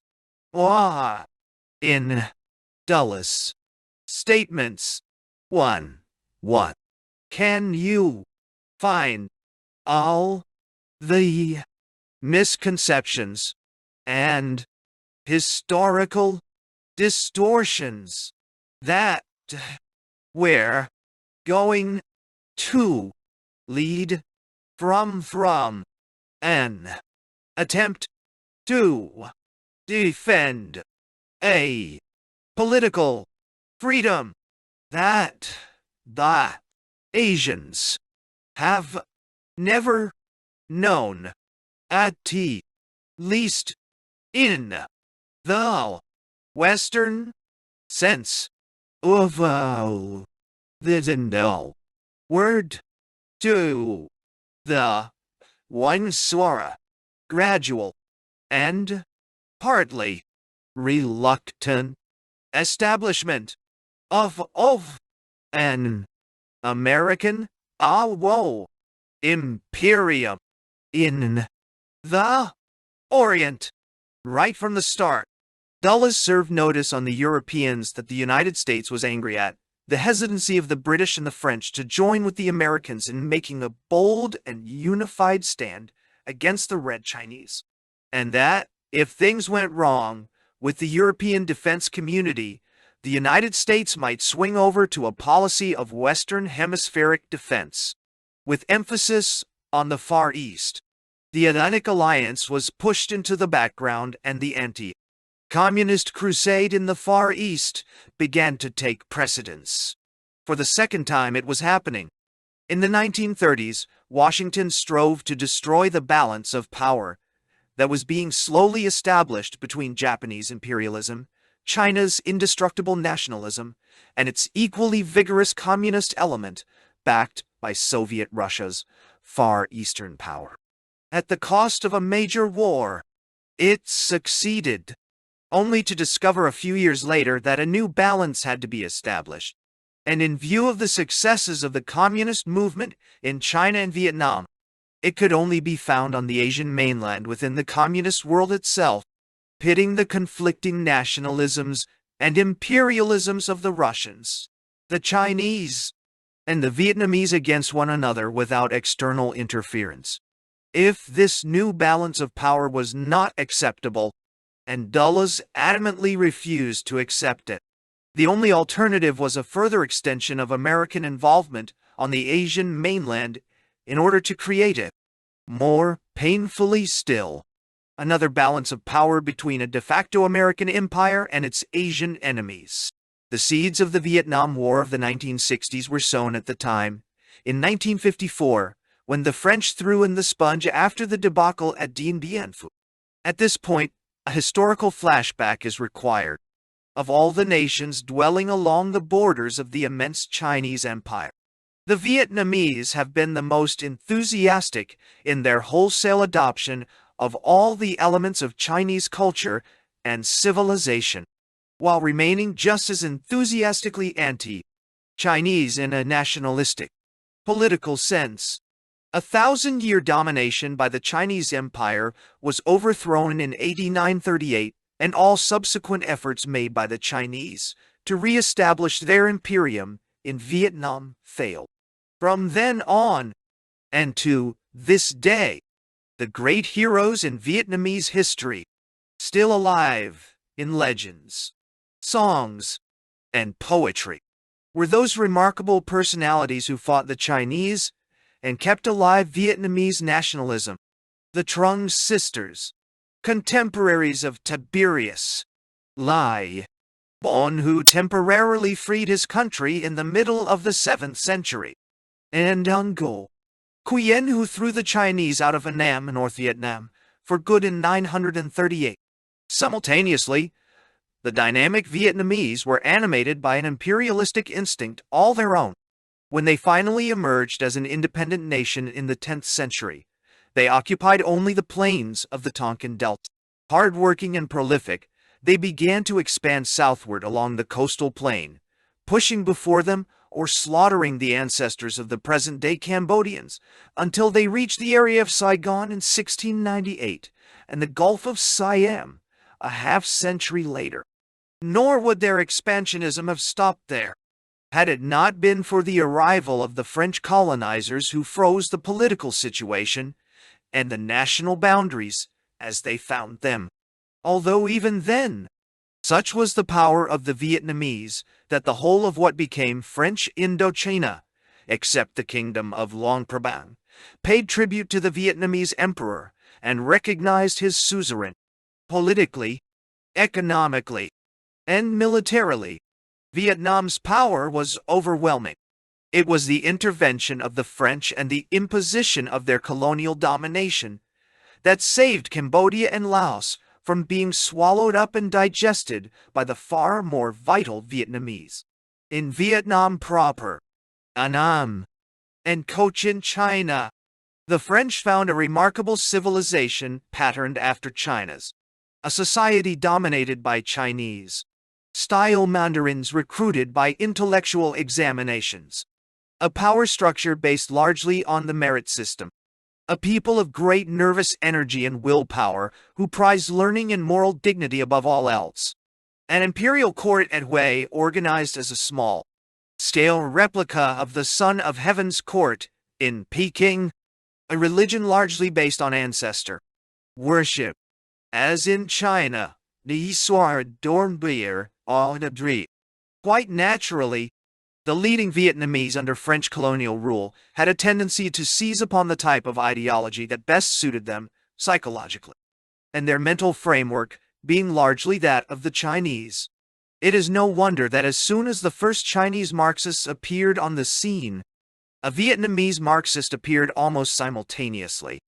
Mao Tse Tung, Chu and Dao, Lai, and Nguyen Ai Quoc, alias Ho Chi Minh, embraced the communist movement at its inception. In fact, Ho Chi Minh took part at the historic Congress at Tours, in France, where the final divorce between the French Socialist and Communist parties was proclaimed in the early 1920s. Soon after, he set out to build a Vietnamese Communist Party, while realizing full well that, under the French colonial regime, Marxism would have to disguise itself as revolutionary nationalism for decades before he could hope to have at his disposal a purer, orthodox communist party. As in so many other parts of the world, it was the Second World War that gave his Viet Minh movement its opportunity and enabled it to display the immense superiority enjoyed by all communist-led revolutionary movements over those which are merely dedicated to a national struggle for independence. All the politico-cultural elements that were going to ensure the eventual triumph of Mao Tse-tung's Red Army in China were present in Vietnam, especially in the north, but with an added complication: the superposition of a Japanese dominion on top of that of the colonial French. In 1945, however, a few months before the war ended, the Japanese did away with French rule and took over for a brief spell. The next decade following the war was filled with the unsuccessful attempts of the French to re-establish their domination. In order to understand the bitterness of the struggle during these 10 years, it is essential to realize that the Americans had already become involved in the problem. Involved in the sense that President Roosevelt had made it clear as early as 1942 that he was opposed to a re-establishment of French domination in Indochina after the war, and in the sense that a tacit agreement between the United States and China's Kuomintang regime provided for a thinly disguised Chinese protectorate over North Vietnam. When the Japanese abolished French rule at the tail end of the war, the Americans found themselves suddenly deprived of their main source of information and immediately sought to replace it. The best one available was the Communist Viet Minh Network, with which the OSS immediately linked up, committing the same error as the British in Greece and Malaya. Providing the Vietnamese communists with a considerable amount of weapons and supplies, associating with them in their guerrilla warfare against the Japanese, the Americans naively thought that they had recruited genuine allies in the war. In fact, the Viet Minh played its own game with consummate skill, preparing its takeover of the country in the anticipation that Japanese rule would, in any case, come to a quick end. Again, it is worth recalling that, in their hour of defeat, the Japanese in Indochina, as elsewhere in the former European colonies in Asia, decided to hand over their weapons to Asian nationalists and not to their Western victors. In so doing, they gave meaning to their unsuccessful war against the West, and made sure that European domination could never be re-established on the Asian mainland. Their East Asia, prosperity sphere, had collapsed. So be it. At least, their struggle to chase the white man out of Asia might still end in an Asian, if not Japanese, victory. Having promptly come to the conclusion that the Viet Minh was the most influential and effective party in northern Indochina, the Japanese decided to hand over power to the communists in Hanoi in the north. However, the Viet Minh was far weaker in the south, and the Japanese found it more convenient to transfer power to a conglomerate of anti-communist nationalists and religious sects. In all cases, and whenever feasible, the main purpose of the Japanese was to frustrate the inevitable return of the Westerners. Meantime, the victorious Allies had decided at the Potsdam Conference to slice Indochina in two, north and south of the 16th parallel, for the purpose of accepting the surrender of the Japanese. The north was handed over to the Kuomintang Chinese, the south to Siege, Admiral Mountbatten's command. Strangely enough, the temporary wartime coalition between Americans and Viet Minh was quickly re-established in Hanoi, a coalition directed essentially at the prevention of a French return to northern Indochina. The Viet Minh received assurances of American support in its forthcoming struggle against the re-establishment of French colonialism, 144. And simultaneously, the Americans supported the anti-A Communist Kuomintang Chinese who occupied North Vietnam and were hostile to the Viet Minh. In turn, the Kuomintang Chinese supported the anti-communist nationalists in Hanoi. Out of this confusion, one thing soon became clear. Ho Chi Minh's communists were in danger of losing control of the revolutionary movement. Ho Chi Minh, more patient and far-sighted, was outflanked at every turn by the more violently anti-French nationalists. His cool Marxist analysis of the situation eventually classified his antagonists, in order of decreasing importance, as being the other nationalist parties, the Chinese Army of Occupation in Tonkin, and its American supporters. The French seemed almost harmless by comparison. The Kuomintang Chinese appeared to have inherited the Japanese dream, the liberation of Asia from Western domination, but under Chinese nationalist auspices this time. Obviously, their chosen instrument in Hanoi could not be the communist Viet Minh, but the right-wing nationalist parties such as the Dong Minh Hoa, Dai Viet, and other such groups, eventually linked organically in a nationalist bloc. Meantime, the Americans had come to realize the mistake they had made in assisting the Viet Minh communists. Shortly before, they also realized that their Kuomintang allies in China were about to go down to defeat in front of Mao Zedong's armies. The Chinese Army of Occupation had, in the meantime, evacuated North Vietnam. In this complex situation, Ho Chi Minh moved with the cool assurance of an old professional revolutionist. He simultaneously made a serious effort to come to an understanding with France and gradually destroyed his nationalist rivals. But the French, having returned to North Vietnam on the heels of the departing Chinese and haunted by old dreams of colonial glory, were in no mood to come to terms with him. Inevitably, the First Vietnam War broke out in the fall of 1946. This war drained the resources of a weakened France. But what soon made it more dramatic still was the arrival of the triumphant Red Chinese on the Vietnamese border in 1949. The Viet Minh was now backed by the formidable power of Red China. Even though France officially abandoned its sovereignty over Vietnam in December 1949, the war went on.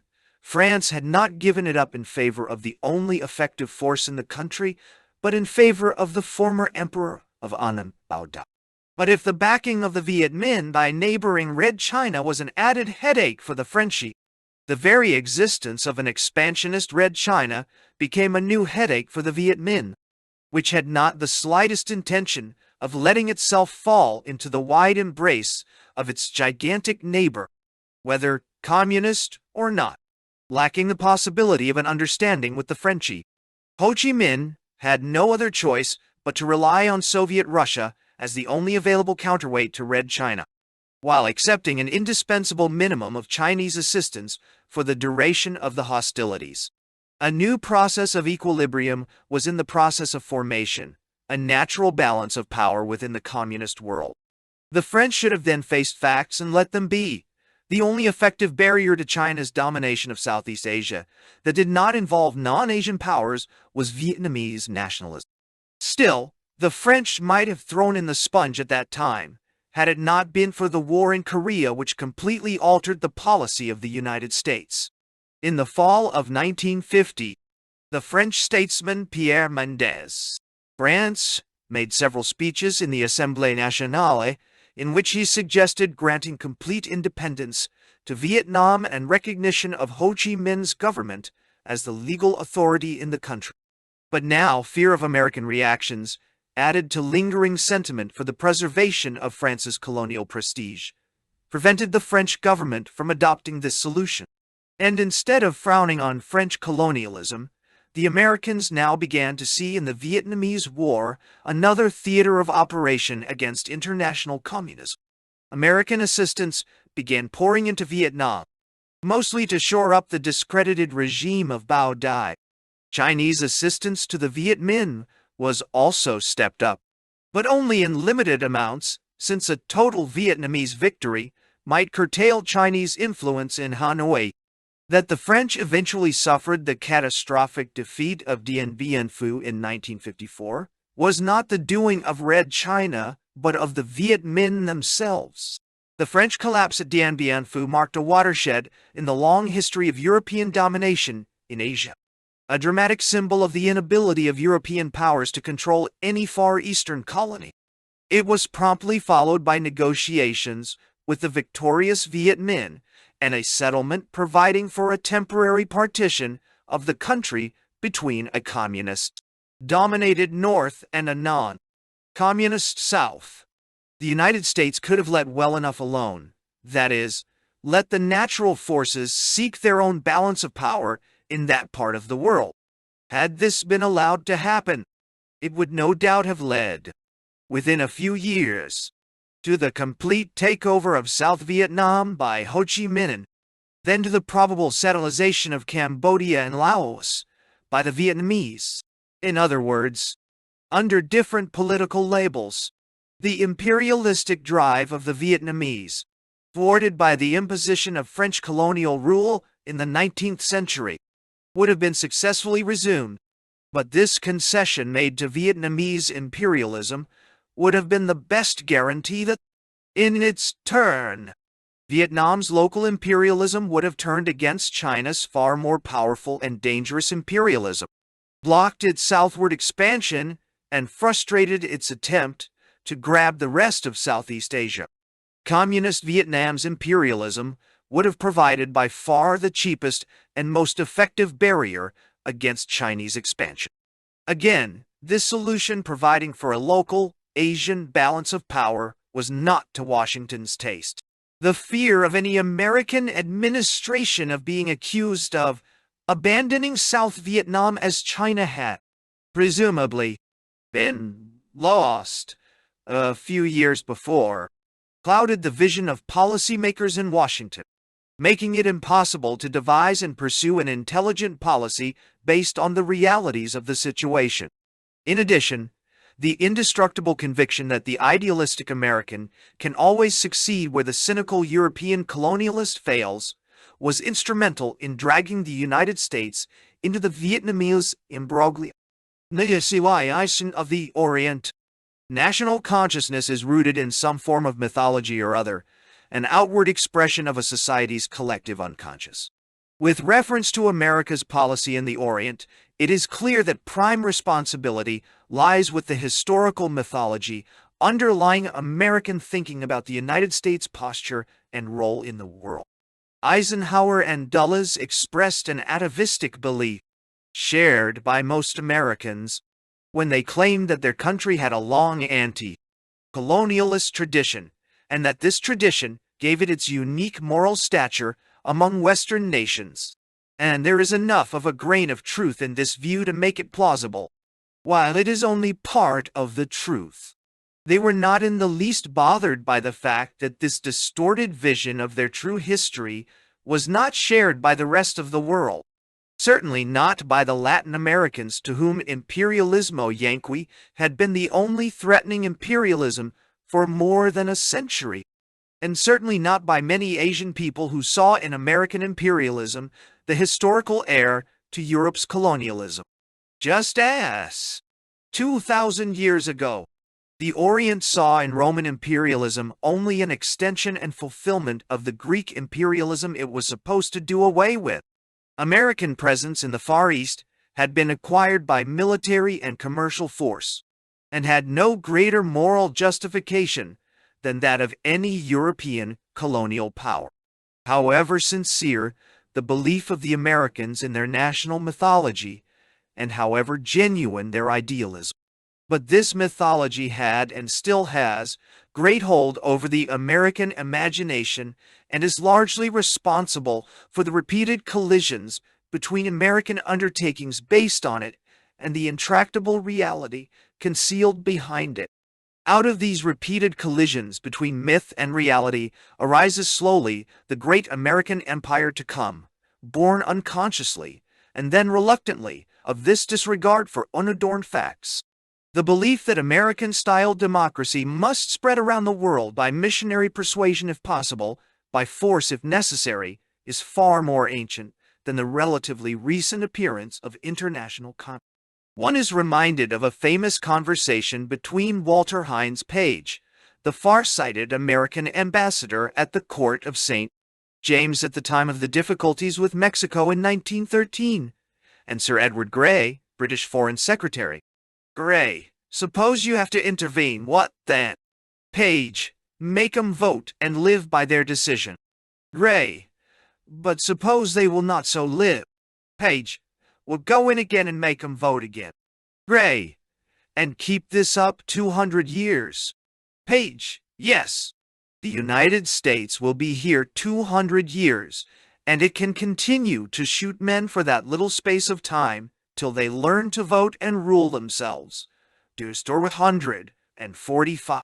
This missionary urged to compel aliens to abide by a democratic process which may be quite unsuitable to their national temper, can only result in the involuntary buildup of an empire. In this context, the communist urged to convert aliens to Marxism. Leninism is only the mirror image of America's far more ancient democratic spirit, and the clash between their contending imperialism, preordained generations ago, has become the main political leitmotif of our times. By now, under the sway of John Foster Dulles, in his capacity as Secretary of State, the American nation was ostensibly engaged in an anti-communist crusade which made, with the exception of Yugoslavia, hardly any distinction between different brands of communism. International communism and the Sino-Soviet bloc were seen as two sides of a monolithic movement calling for containment all around the rim of Eurasia. The Americans, profoundly hurt by the fall of mainland China to Mao Zedong, saw in the eventual triumph of Ho Chi Minh's communists in Vietnam an extension of the China debacle, whereas it would, in all probability, have been quite the reverse.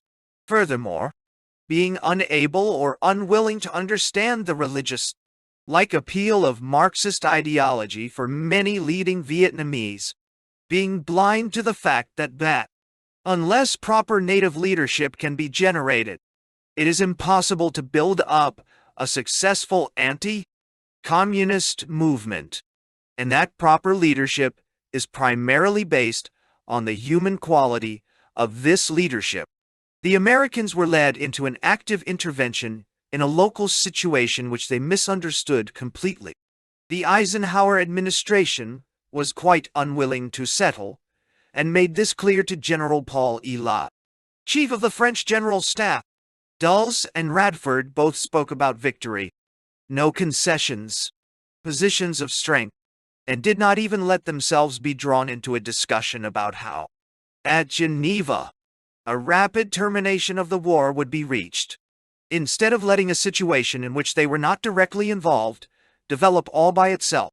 The Americans, once again, decided to take a hand and frustrate the natural course of events that would have established a new and purely Asian balance of power in Southeast Asia. In Washington's view at the time, one complete communist conquest of Indochina would have had far graver consequences for the West than a red victory in Korea.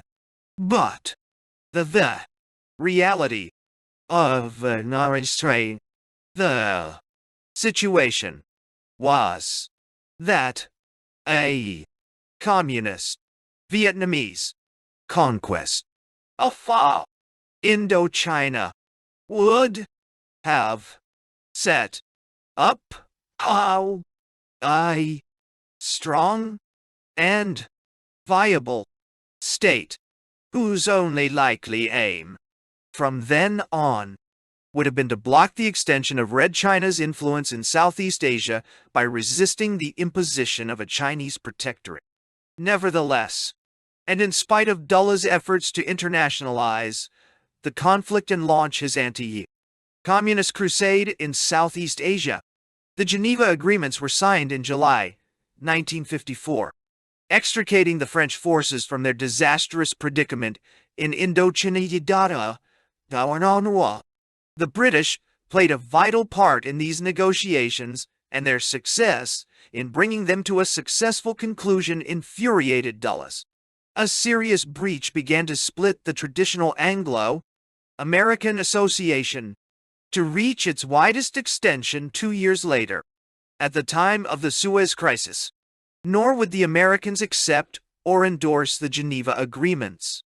The new artificial state of South Vietnam, stretching from the 17th parallel to the Gulf of Siam, was devoid both of true leadership and national consciousness, and whatever power there was fell into the hands of Ngo Dinh Diem, a narrow-minded, incompetent Vietnamese Catholic and anti-communist nationalist. While refusing to endorse the results of the Geneva Conference, the United States turned out to be the only power eager to assume an obligation to defend these results. What, for the participants of the conference, was merely a face-saving device which in no way obligated them to safeguard the temporary settlement arrived at, was taken at face value by the Eisenhower administration. As for the proviso that elections were to take place, it could only be a farce, and the South Vietnamese representatives never accepted it. Thus, the United States came to occupy, of its own free choice, the position of sole guardian of South Vietnam's independence and territorial integrity. Led into this trap by its uncompromising anti-communist crusade, Washington then proceeded to shore up Diem's regime. Worse still, Dulles, haunted like so many of his compatriots by the idea that any association with colonialist powers, such as France and Britain, would harm America's moral stature in Asia, decided to go it alone in Saigon. The creation of the Southeast Asia Treaty Organization Pact, the stillborn brainchild of Dulles, did nothing to ensure the territorial integrity and independence of South Vietnam, which could only be achieved by some settlement inside this artificial state. How artificial it was, the United States soon discovered. Contrary to widespread belief at that time and later, Diem never drove the remnants of the French army out of South Vietnam. Quite the contrary. It was the French who kept him in power at a time when he had no police, no army, no government nor administration, and no popular support. It was the French government's own decision, and no one else, to withdraw the French authorities from the all administrative management of South Vietnam's public utilities, and from the newly formed Vietnamese army. But when the French attempted to curb Diem's incipient dictatorial rule and counteract the civil war he began against the semi-autonomous religious sects Cao Dai and Hoi Hao. Many Americans saw in this French opposition a desire to protect their commercial interests. The more the French warned the Americans that Diem was dictatorial and dangerously incompetent, the more the Americans warmed to him. Senator Mike Mansfield, who later was to become a determined opponent of the use of military force in Vietnam, sowed the seeds of this American military involvement when he stated, in his October 1954 report, that in the event that the Diem government falls,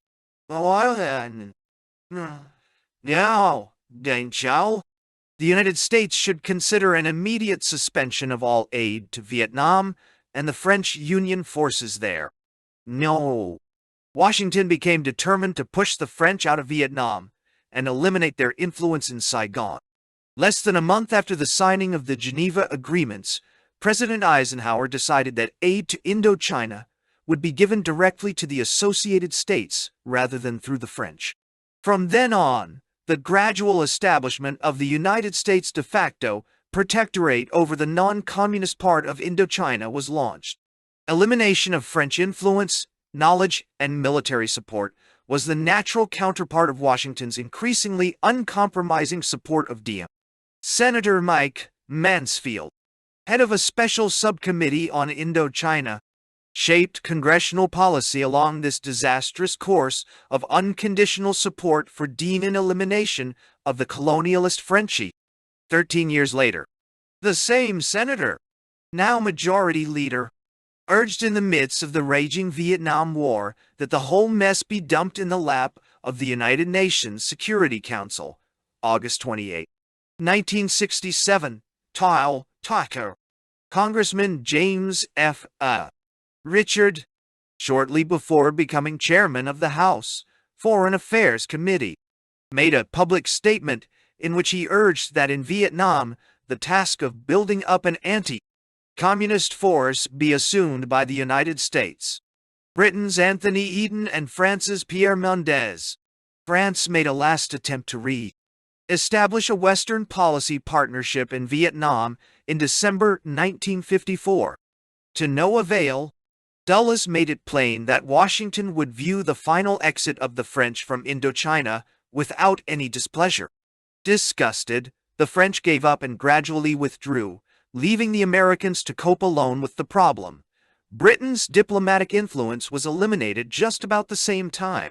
Several years later, under another administration, the American government attempted to undo the harm and invite the Europeans back into Vietnam. And again, but in reverse this time to no avail.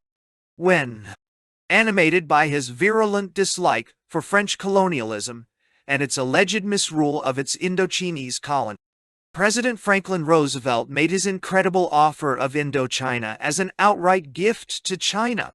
Chiang Kai-shek refused point blank and pointed out quite rightly that the Vietnamese had a long tradition of hostility to the Chinese. Nevertheless, Washington had insisted that the French should not return to Indochina and had handed over North Vietnam to the Chinese as a zone of occupation after World War II. In the ensuing conflict between the returned French and Ho Chi Minh, the United States had, at first, favored Ho Chi Minh. Was he less of a communist in 1946 than he was in 1966? As a British commentator wrote at the time, in the international field, the Americans show a tendency to kick into their own goal. Quite suddenly, in American eyes, the whole picture turned from white to black, or red, after Mao Zedong had conquered mainland China, as if the enduring fact of Vietnamese hostility to the Chinese, whatever their political persuasion, had evaporated overnight. It simply needed to be fitted into a new context. At any rate, America's growing influence in Saigon had delivered South Vietnam to Ngo Dinh Diem, whose repressive rule was theoretically justified by the threat of communist subversion. Diem had turned against practically everyone else in South Vietnam, except his Roman Catholic religionists, the Hoa Hao, the Seodaists, the Buddhists, liberals, socialists, and Democrats, and all those South Vietnamese who had friends or family north of the 17th parallel.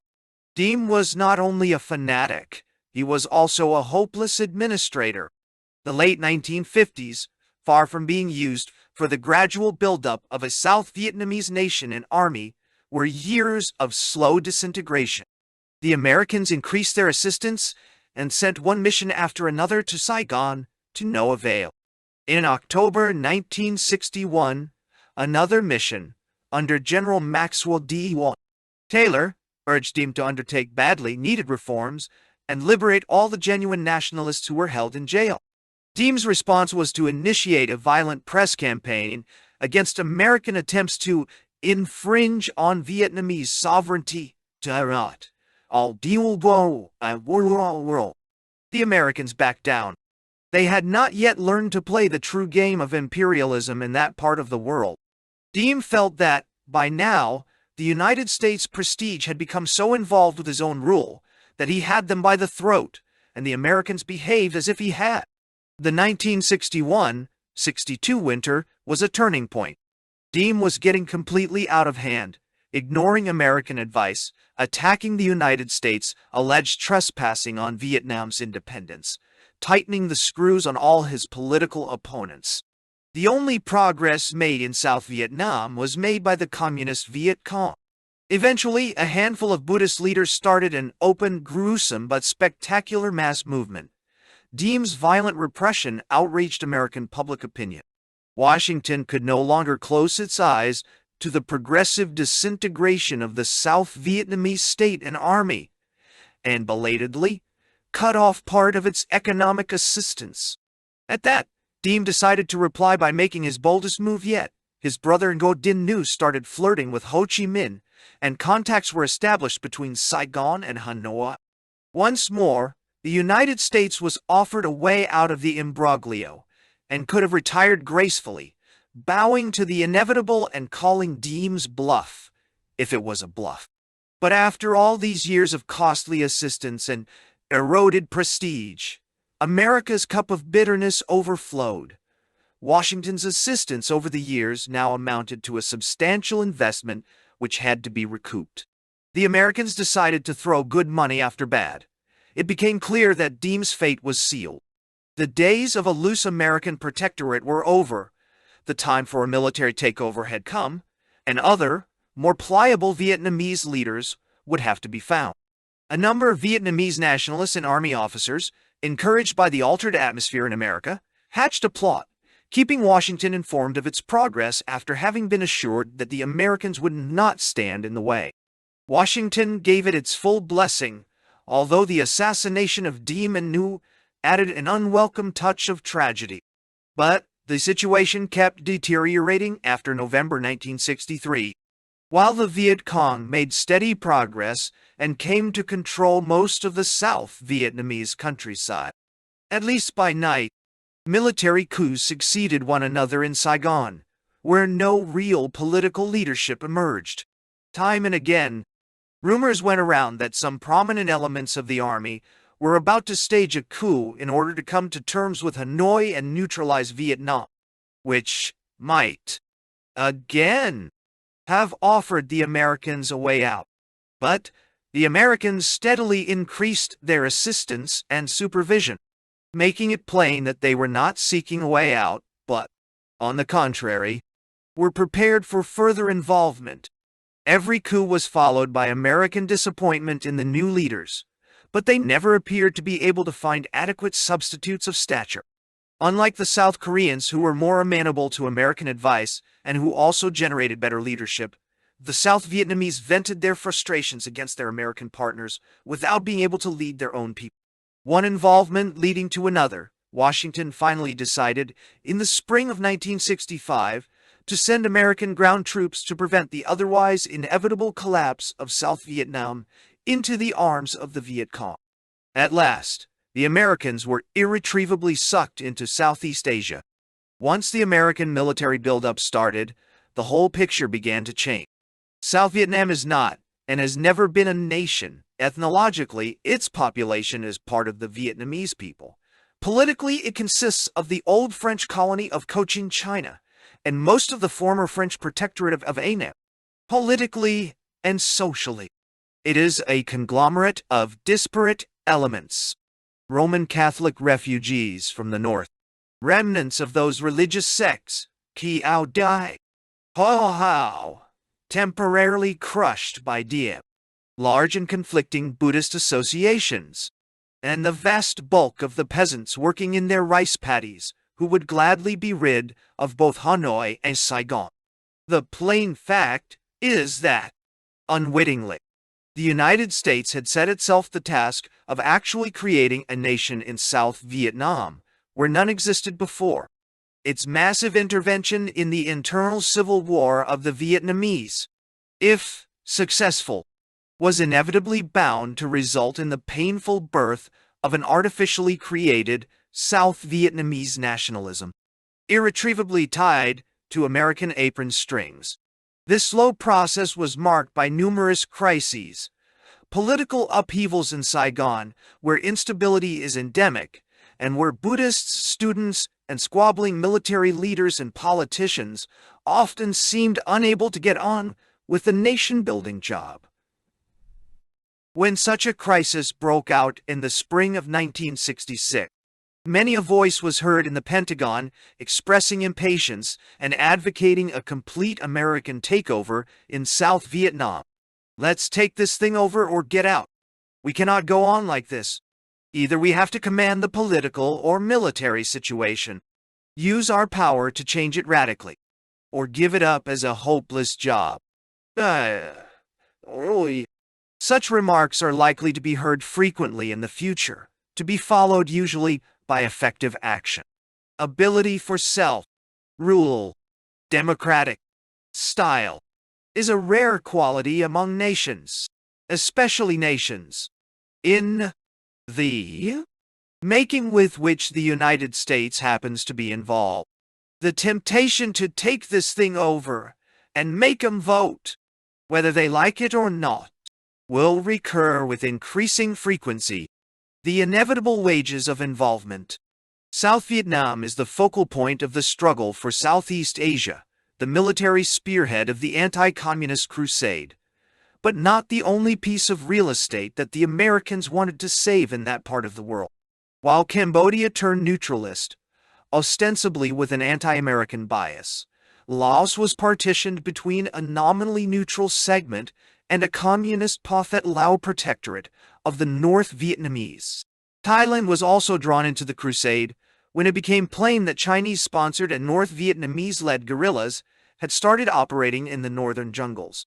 Most important of all, in 1965, a revolution took place in Indonesia which decapitated, at the cost of over 500,000 lives, the powerful communist influence in the immense archipelago and shifted governmental power into the hands of a pro-Western business-like triumvirate, backed by the Indonesian army. However, it was felt in Washington that the whole American position in Southeast Asia depended on safeguarding South Vietnam itself from a communist takeover. The geographical configuration of the country supposedly made it suitable for American military intervention, an extremely narrow width and an elongated coastline along which the United States Navy's immense firepower could be brought to bear with great effectiveness. Thus, the decision taken by President Johnson in 1965 was wholly logical.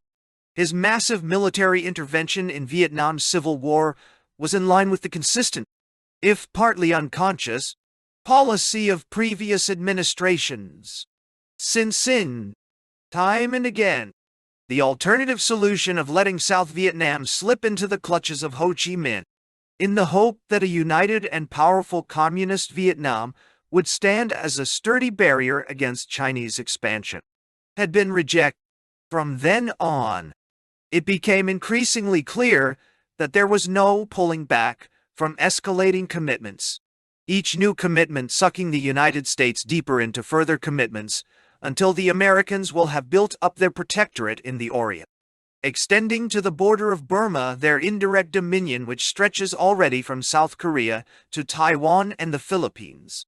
The United States now holds firmly a number of footholds on the Asian shores, on the far side of the Pacific, increasingly involving in its destiny the 15 million Australians and New Zealanders of European descent, who represent the southern anchor of the United States Asian Empire.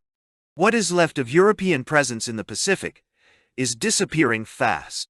Britain's accelerated departure from Singapore and Malaysia is cutting off its last military link with its sister states down under.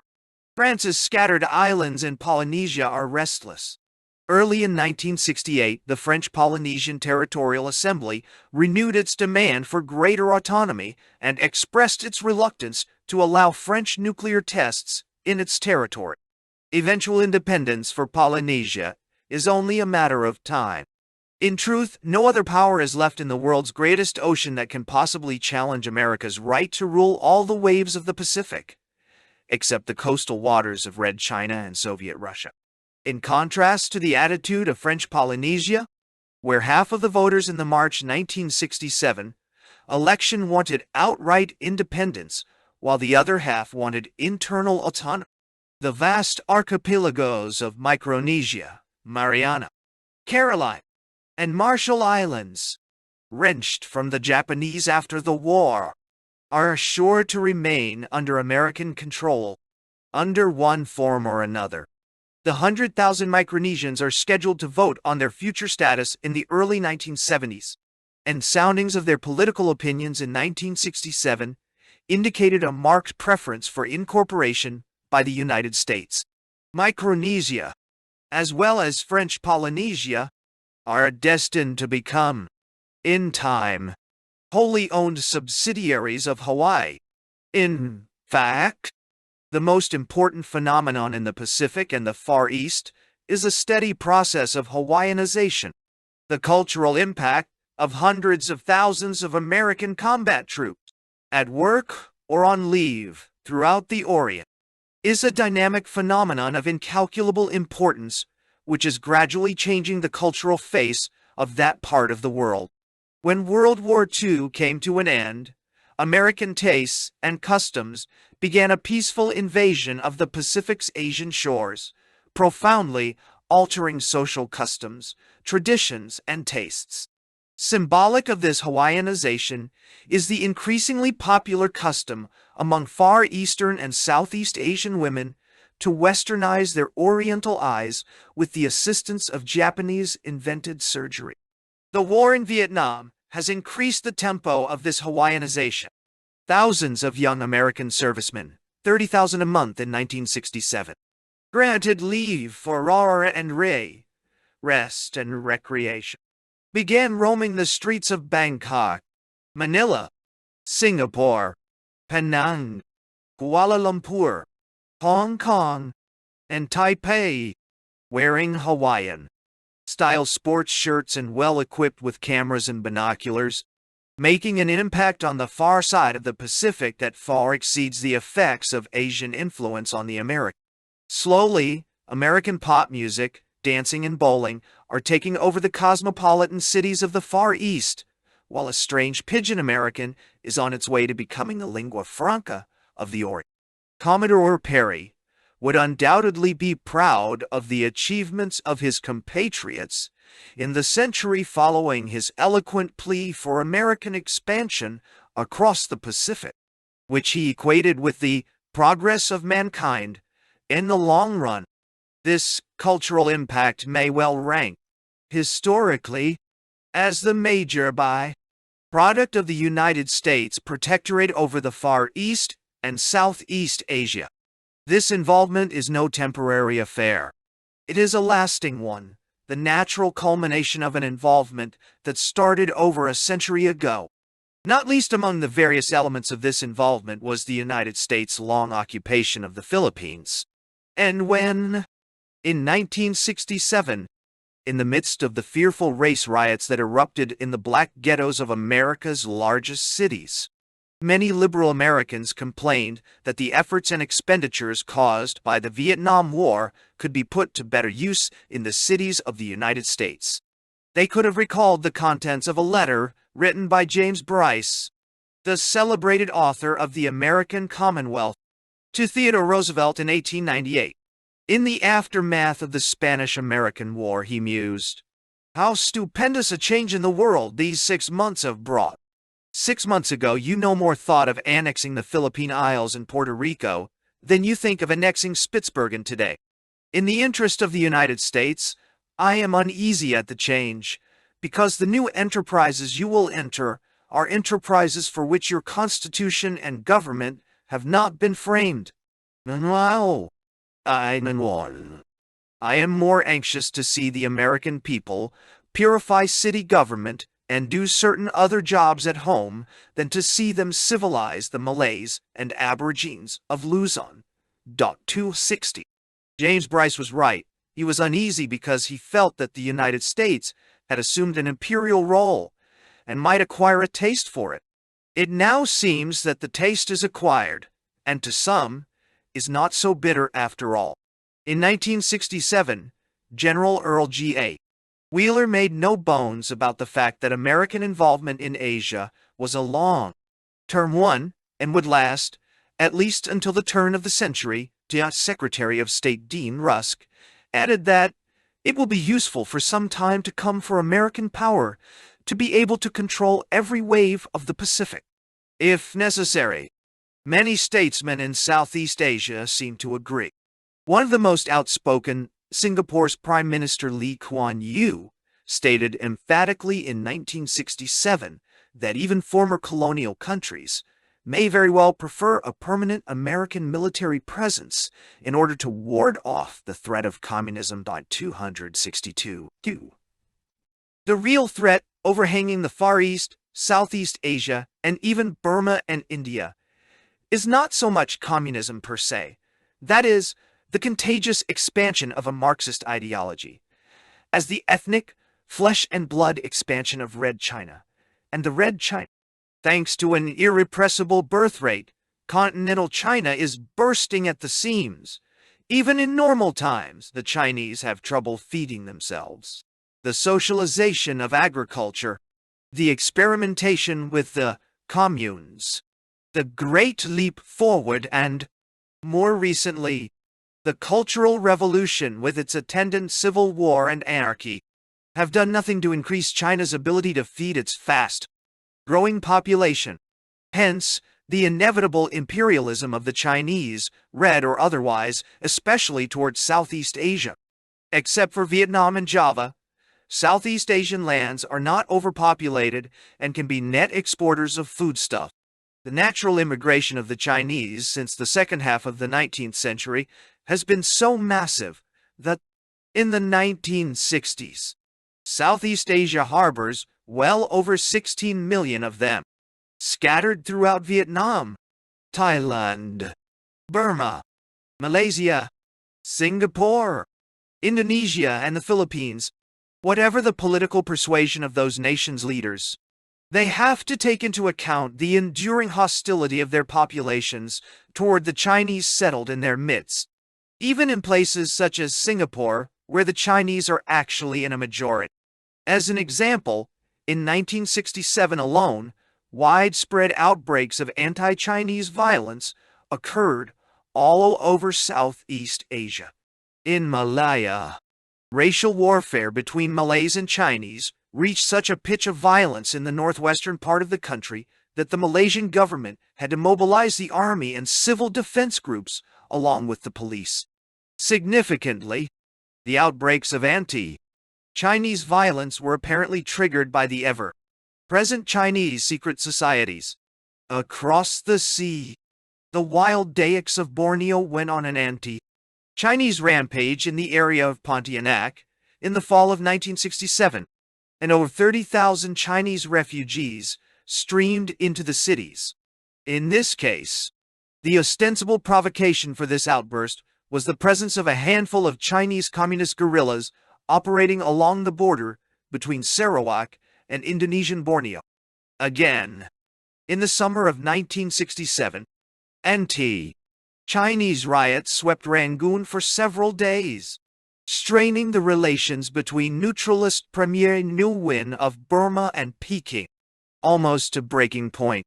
Even anti-American Prince Norodom Sihanouk cracked down on Cambodia's 400,000 Chinese about the same time, just as they were about to fall under the spell of Peking's Cultural Revolution, threatening Peking with a virtual severance of diplomatic relations. He arrested key men in the pro-Chinese plotte, fired 2 cabinet ministers, banned all privately owned newspapers, as well as the Khmer Chinese Friendship Association, established Cambodian control over all Chinese schools, and forbade Chinese students any kind of Maoist teaching. 266. All this took place in the space of 1 year. This underlying sentiment of hostility toward the Chinese makes it highly unlikely that ideological exports from Red China can gain much acceptance among the native Southeast Asians. In fact, more than once, the basic incompatibility between the physical presence of millions of hardworking and aloof Chinese and the spread of Mao Zedong's gospel has tripped local communist parties into disaster, such a one as befell the Communist Party of Indonesia in 1965.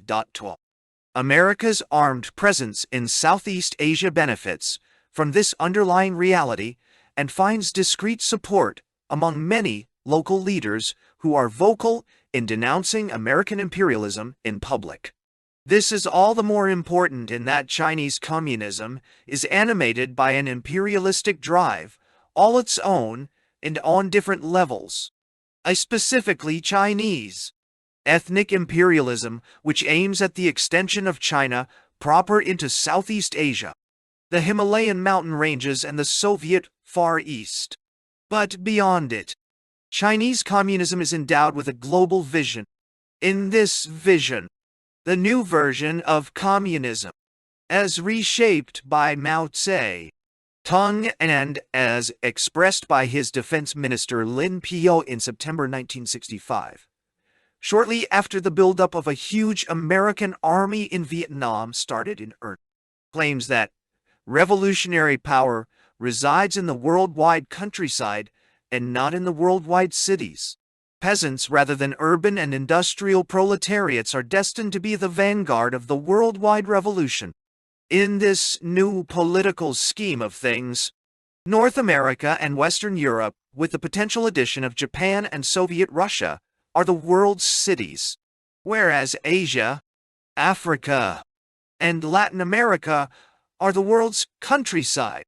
Revolutionary wars throughout the underdeveloped lands of Asia, Africa, and Latin America would become part of a global strategy aimed at encircling the hated cities, primarily the geographical areas of the despised civilization of the West.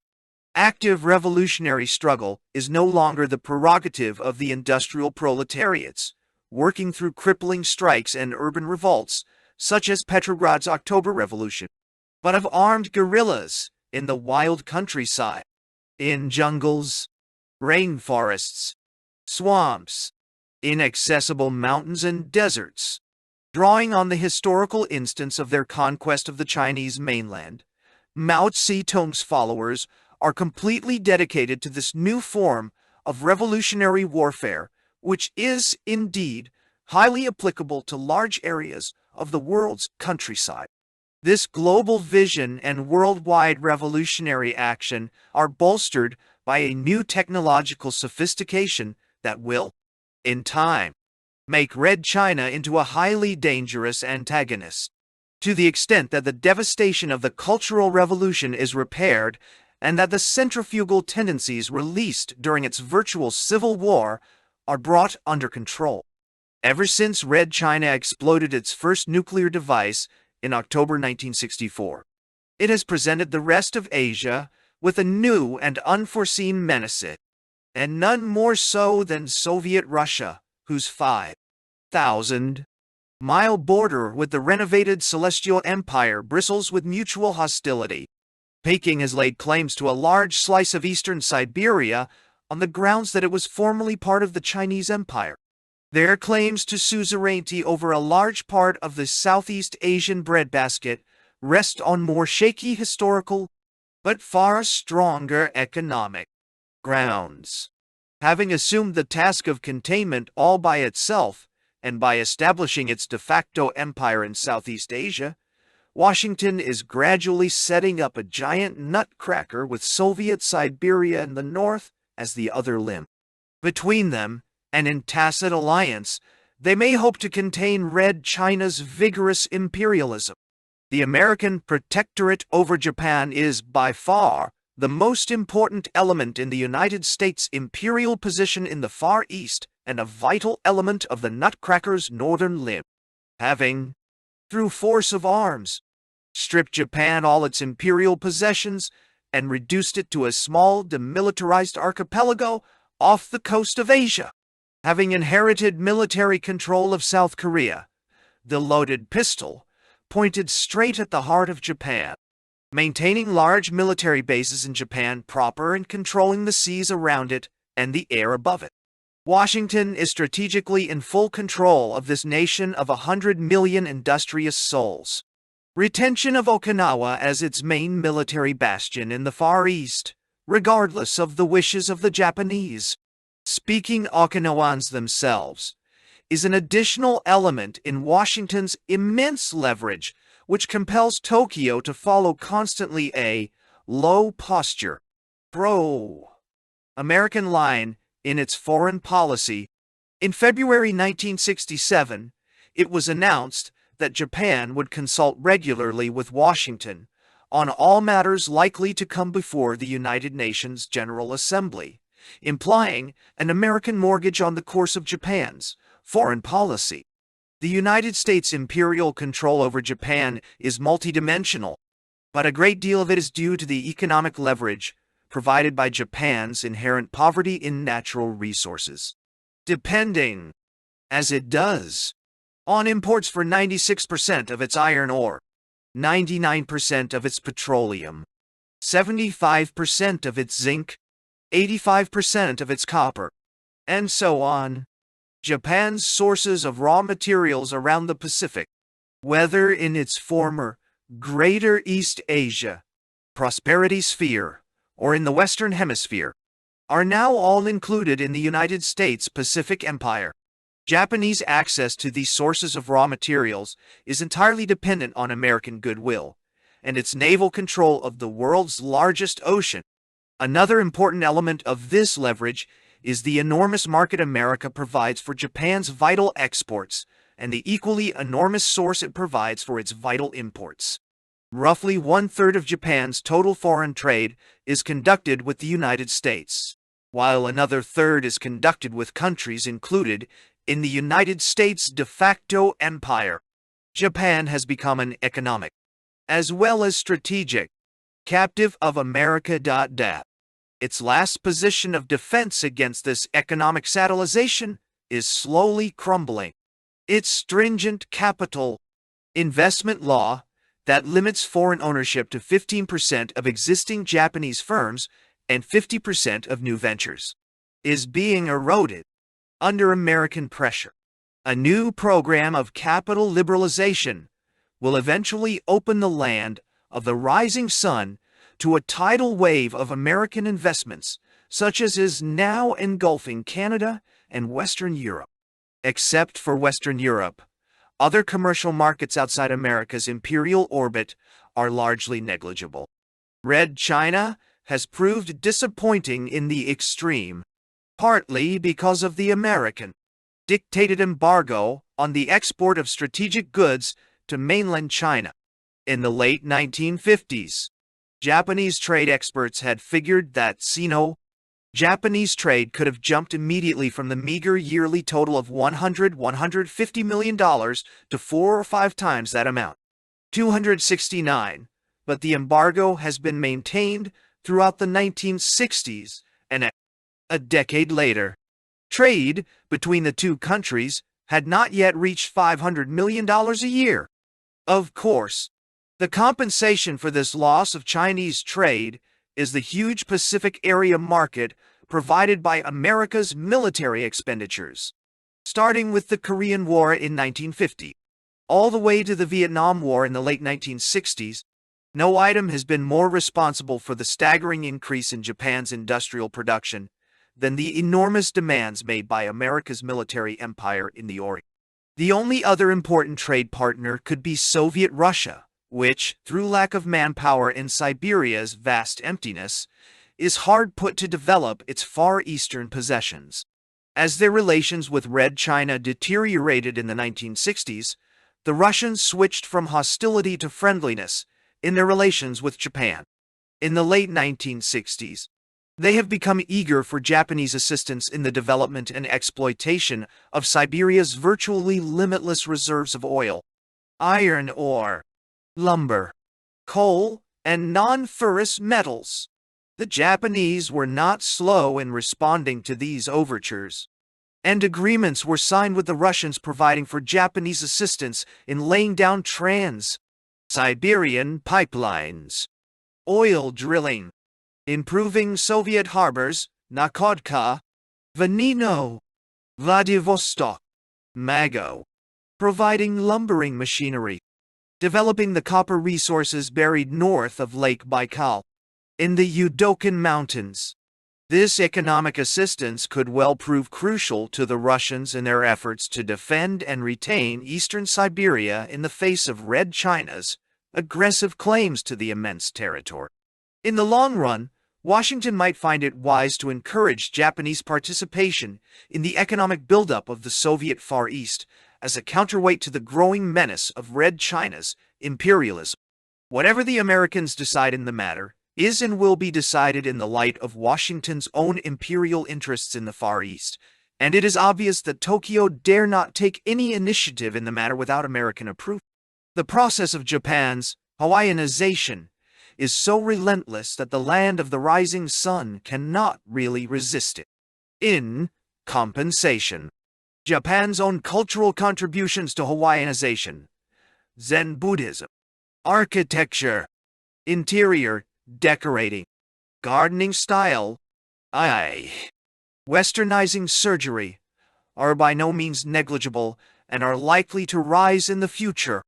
The continuous intermingling of cultural elements around America's Mare Nostrum, reminiscent of the Hellenization and Romanization of the Eastern Mediterranean 2,000 years ago, depends a great deal on the economic and military strength of the United States Oriental Empire, in which Japan is included as the most important and powerful element. In turn, this empire is not conceivable without lasting American control over Japan, which Washington dare not relax without facing the danger of a collapse of its entire position in the Far East. This implies a lasting involvement of the United States in the Orient, one from which there will be no pulling back for generations. Americans are involved, and irretrievably so, in South Korea as well as Taiwan. In the Philippines, where their huge naval base at Subic Bay and the equally large air base at Clark Field are vital components of their military power in that part of the world. In Thailand, where they have been busy developing an enormous logistical structure since the mid-1960s. In Indonesia, which they are discreetly committed to salvaging from economic and political disintegration. If the Hukbong Magpapalaya Bayan, Tagalog for People's Liberation Army, rises from its ashes to start guerrilla warfare in the Philippines and threatens the stability of the Manila regime, Washington is bound to intervene. If the North Koreans attempt to infiltrate South Korea and start guerrilla warfare south of the 38th parallel, the United States' 50,000-man garrison will inevitably be drawn into the conflict. A direct Red Chinese threat to Formosa would inevitably suck the Americans into a military confrontation with Peking. There's no escape from pyramiding commitments. Commitments which go far beyond external aggressions and include not merely indirect aggressions, but the slightest threat to the precarious political stability of all Asian regimes under America's virtual protectorate. This is not to say that American garrisons cannot be reduced, bases closed, and American-occupied territories handed back to local authorities. Swift technological progress will soon allow entire American armies to be flown to any spot in the world in a matter of hours. Careful planning beforehand will have made sure that they can arrive in bathing trunks and find on the given spot all the stores and equipment required to outfit them immediately. Just the same, indirect political control will become far more efficient. American proconsuls discharging their imperial missions will still be known as ambassadors, but they will effectively pull all the important political strings with the assistance of computerized information and efficient CIA task forces. To a limited extent, it is already happening. In other words, under familiar labels and within the framework of traditional forms, a new imperial infrastructure is being built, responsive to Washington's will and no one else. Local political leaders will seem to emerge out of a natural, democratic process of local political selection. In fact, they will be created out of whole cloth by imaginative officials in Washington. And soon, in the increasingly Hawaiianized atmosphere of the Asian shores of the Pacifica, permeated with all the refinements of Madison Avenue publicity, Pacific style, it will be possible to metamorphose docile underlings into Southeast Asian generals, prime ministers, and presidents, ready and willing to do the bidding of their trans-Pacific masters, ex-Latins, guerrillas, and anarchists. Except for Western Europe, no area in the world is quite as important to the security and welfare of the United States as Latin America. That immense southward extension of its own land, which stretches all the way down to the Antarctic. It is its only true continental border, since Canada can be considered a sister state, and a captive one at that. Mexico, Central America, and the Caribbean, on the other hand, are profoundly alien lands on the very doorstep of the United States. This double feature of profound alienness, yet immediate proximity, creates a very specific context for their political relations. Less proximate, but just as important, South America represents the normal and natural outlet for the vast surplus of energy of the North Americans, a natural area of expansion for United States interests. The first area in the world where imperialismo yanqui became a byword before, translated into numerous languages. It became fashionable elsewhere. Balkanized remnants of the great Spanish and Portuguese empires. None of the states of Latin America appear to have yet found a social and political equilibrium. They have not yet been able to condense into coherent political units. That is, well, defined, homogeneous nations.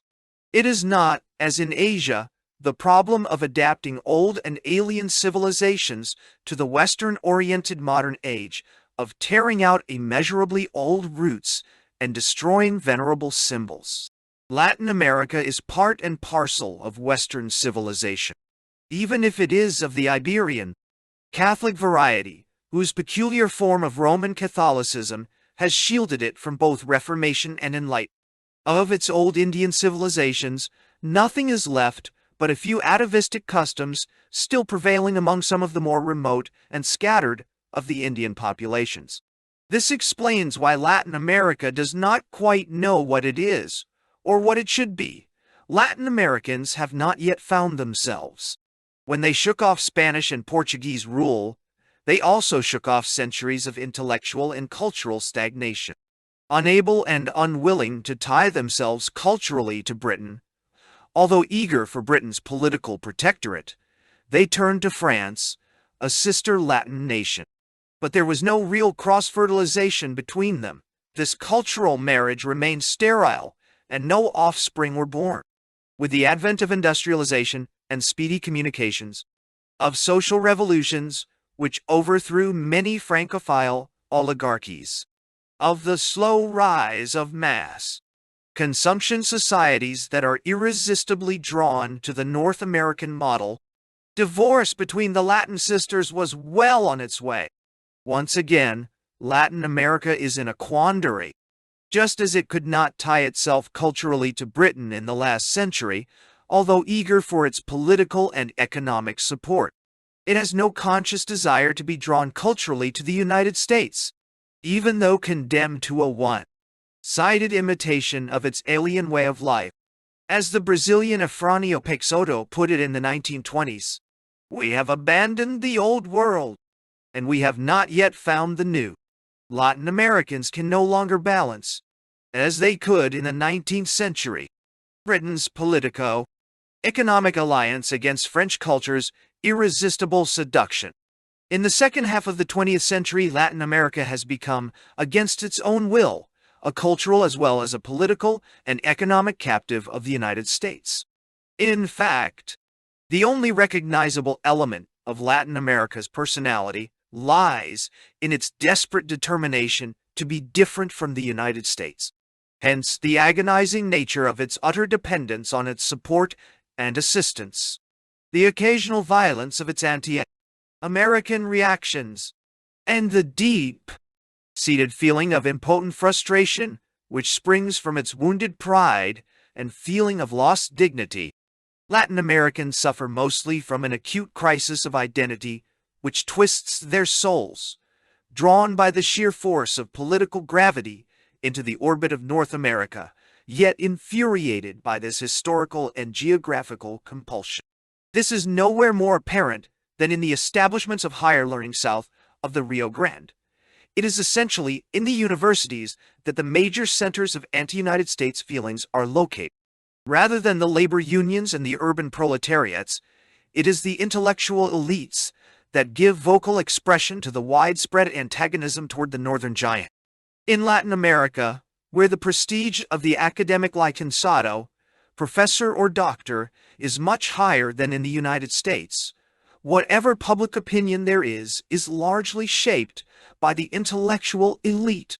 Yet, this leadership itself is faltering to the extent that the quality of higher learning in Latin America is rather poor, and that the brain drain debilitates it further. An already insufficient investment in education is compounded by a poor national return on whatever investment there is, since the best students often choose to emigrate to the United States or to Europe. It is estimated that at least half of the best students in medicine and engineering leave Latin America each year. This professional emasculation deprives most Latin American nations of essential leadership and stabilizing elements. In turn, the poor quality of college graduates is detrimental to business and compels many business firms to import at great cost foreign technicians since they cannot find them on the spot. Furthermore, lack of engineers and economists results in the frequent inability of Latin American countries to present worthwhile projects to the international authorities that are able and willing to finance them. For instance, the Alliance for Progress, according to which the United States is pledged to provide annually $1 billion worth of public funds. Frequent rebellions against the demands and requirements of the International Monetary Fund make it quite clear that Latin American nations do not take kindly to foreign dictation, even of a strictly technical, non-political nature. In most cases where international authorities insist on steps being taken to curb bank credit, cut down government expenses, fight inflation, and liberalize foreign trade, they have to face the danger of nationalistic backlashes. The mass resignation. In April 1966, the 8 members of the Alliance for Progress's panel of economic experts in Horn protest against United States domination suggests that any form of foreign assistance to Latin America can be expected to run into this kind of trouble. I-73. The crux of the matter, of course, is that it is impossible to provide meaningful international assistance to developing countries without some curtailment of their sovereignty. It is even more impossible to conceive the possibility of relationships on a basis of pseudo-equality between such a giant as the United States and miniature states such as Panama, where the canal zone alone contributes $100 million annually to the national economy, more than the total budget of the state.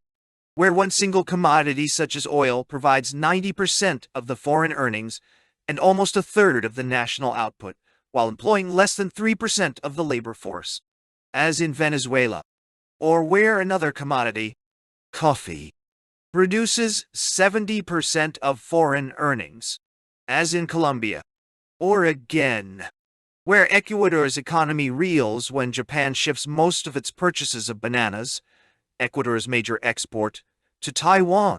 In its present state of balkanization, Latin America can have neither political nor economic weight, nor can the endemic political and social instability of its member nations create the climate of confidence and feeling of security required for rapid economic development. Latin America's quenchless thirst for foreign capital boosted its medium and long-term external public debt from a little over $4 billion in 1956 to over $11 billion in 1966. In these 10 years, the total of all foreign development loans and grants came to be completely absorbed by debt repayments, implying that Latin America's future is mortgaged to the hilt.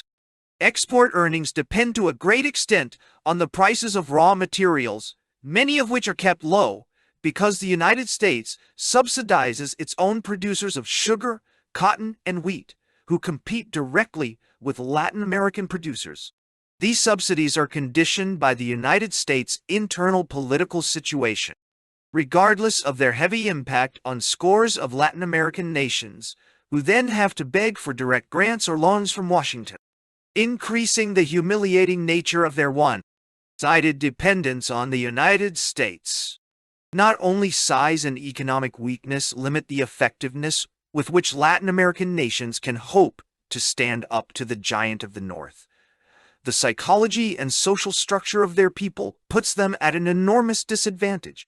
By and large, Latin Americans are far more individualistic than North Americans, which does not imply that they are more individualized.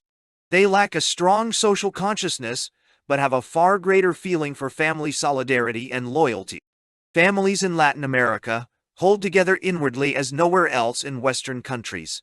Inevitably, this strong sense of clannishness inhibits social consciousness, for which it is a substitute. Lack of social cooperation thwarts the development of homogeneous nations, and therefore decreases their ability to deal with such a colossus as the United States from a position of national strength. However, there is a silver lining to the cloud. Strong individualism and lack of social consciousness avoid the pitfall of tense race relations such as exist in the United States. This is vital in Latin America, whose diverse populations result from the blending together of immigrants of European and African origin, often implanted in the midst of or side by side with massive Indian populations, resulting in an infinite variety of color blends ranging from pure white, pitch black, and copper, colored to a wide assortment of mulattoes and mestizos. If consciousness is focused on the individual and the clannish family, rather than society as a whole, relations between races are the exclusive prerogative of the individual and never become a social, and therefore racial, problem as such. Racial consciousness in the United States, and wherever it exists, derives from a cohesive society's collective psychology and strong sense of social solidarity, which establishes group distances between well-defined racial clusters. With all that, many Latin American nations, whose populations are largely colored, are still dominated by small groups of white elites.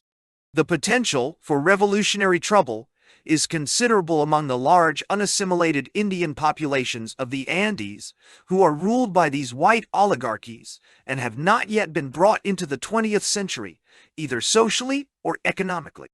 These as yet unawakened Indian masses, who, with their separate languages and customs, live like foreigners in their own countries, are likely to wake up eventually and exert a revolutionary form of pressure against their white rulers.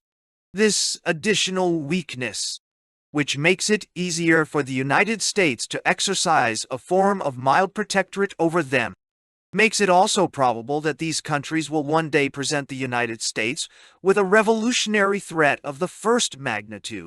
As in many other parts of the world, the United States' overwhelming economic power makes itself felt throughout Latin America, especially in the tropical belt.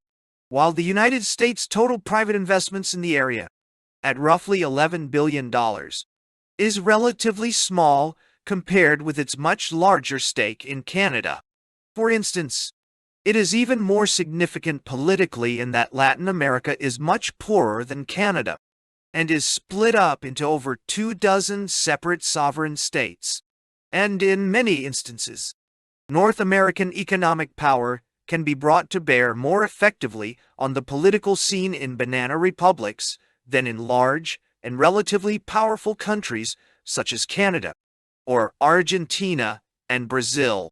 Latin America's only defense against such extraterritorial power has been, and remains, the expropriation and nationalization of foreign business concerns. This has been tried, with greater or lesser degrees of ultimate success, in half a dozen lands south of the Rio Grande.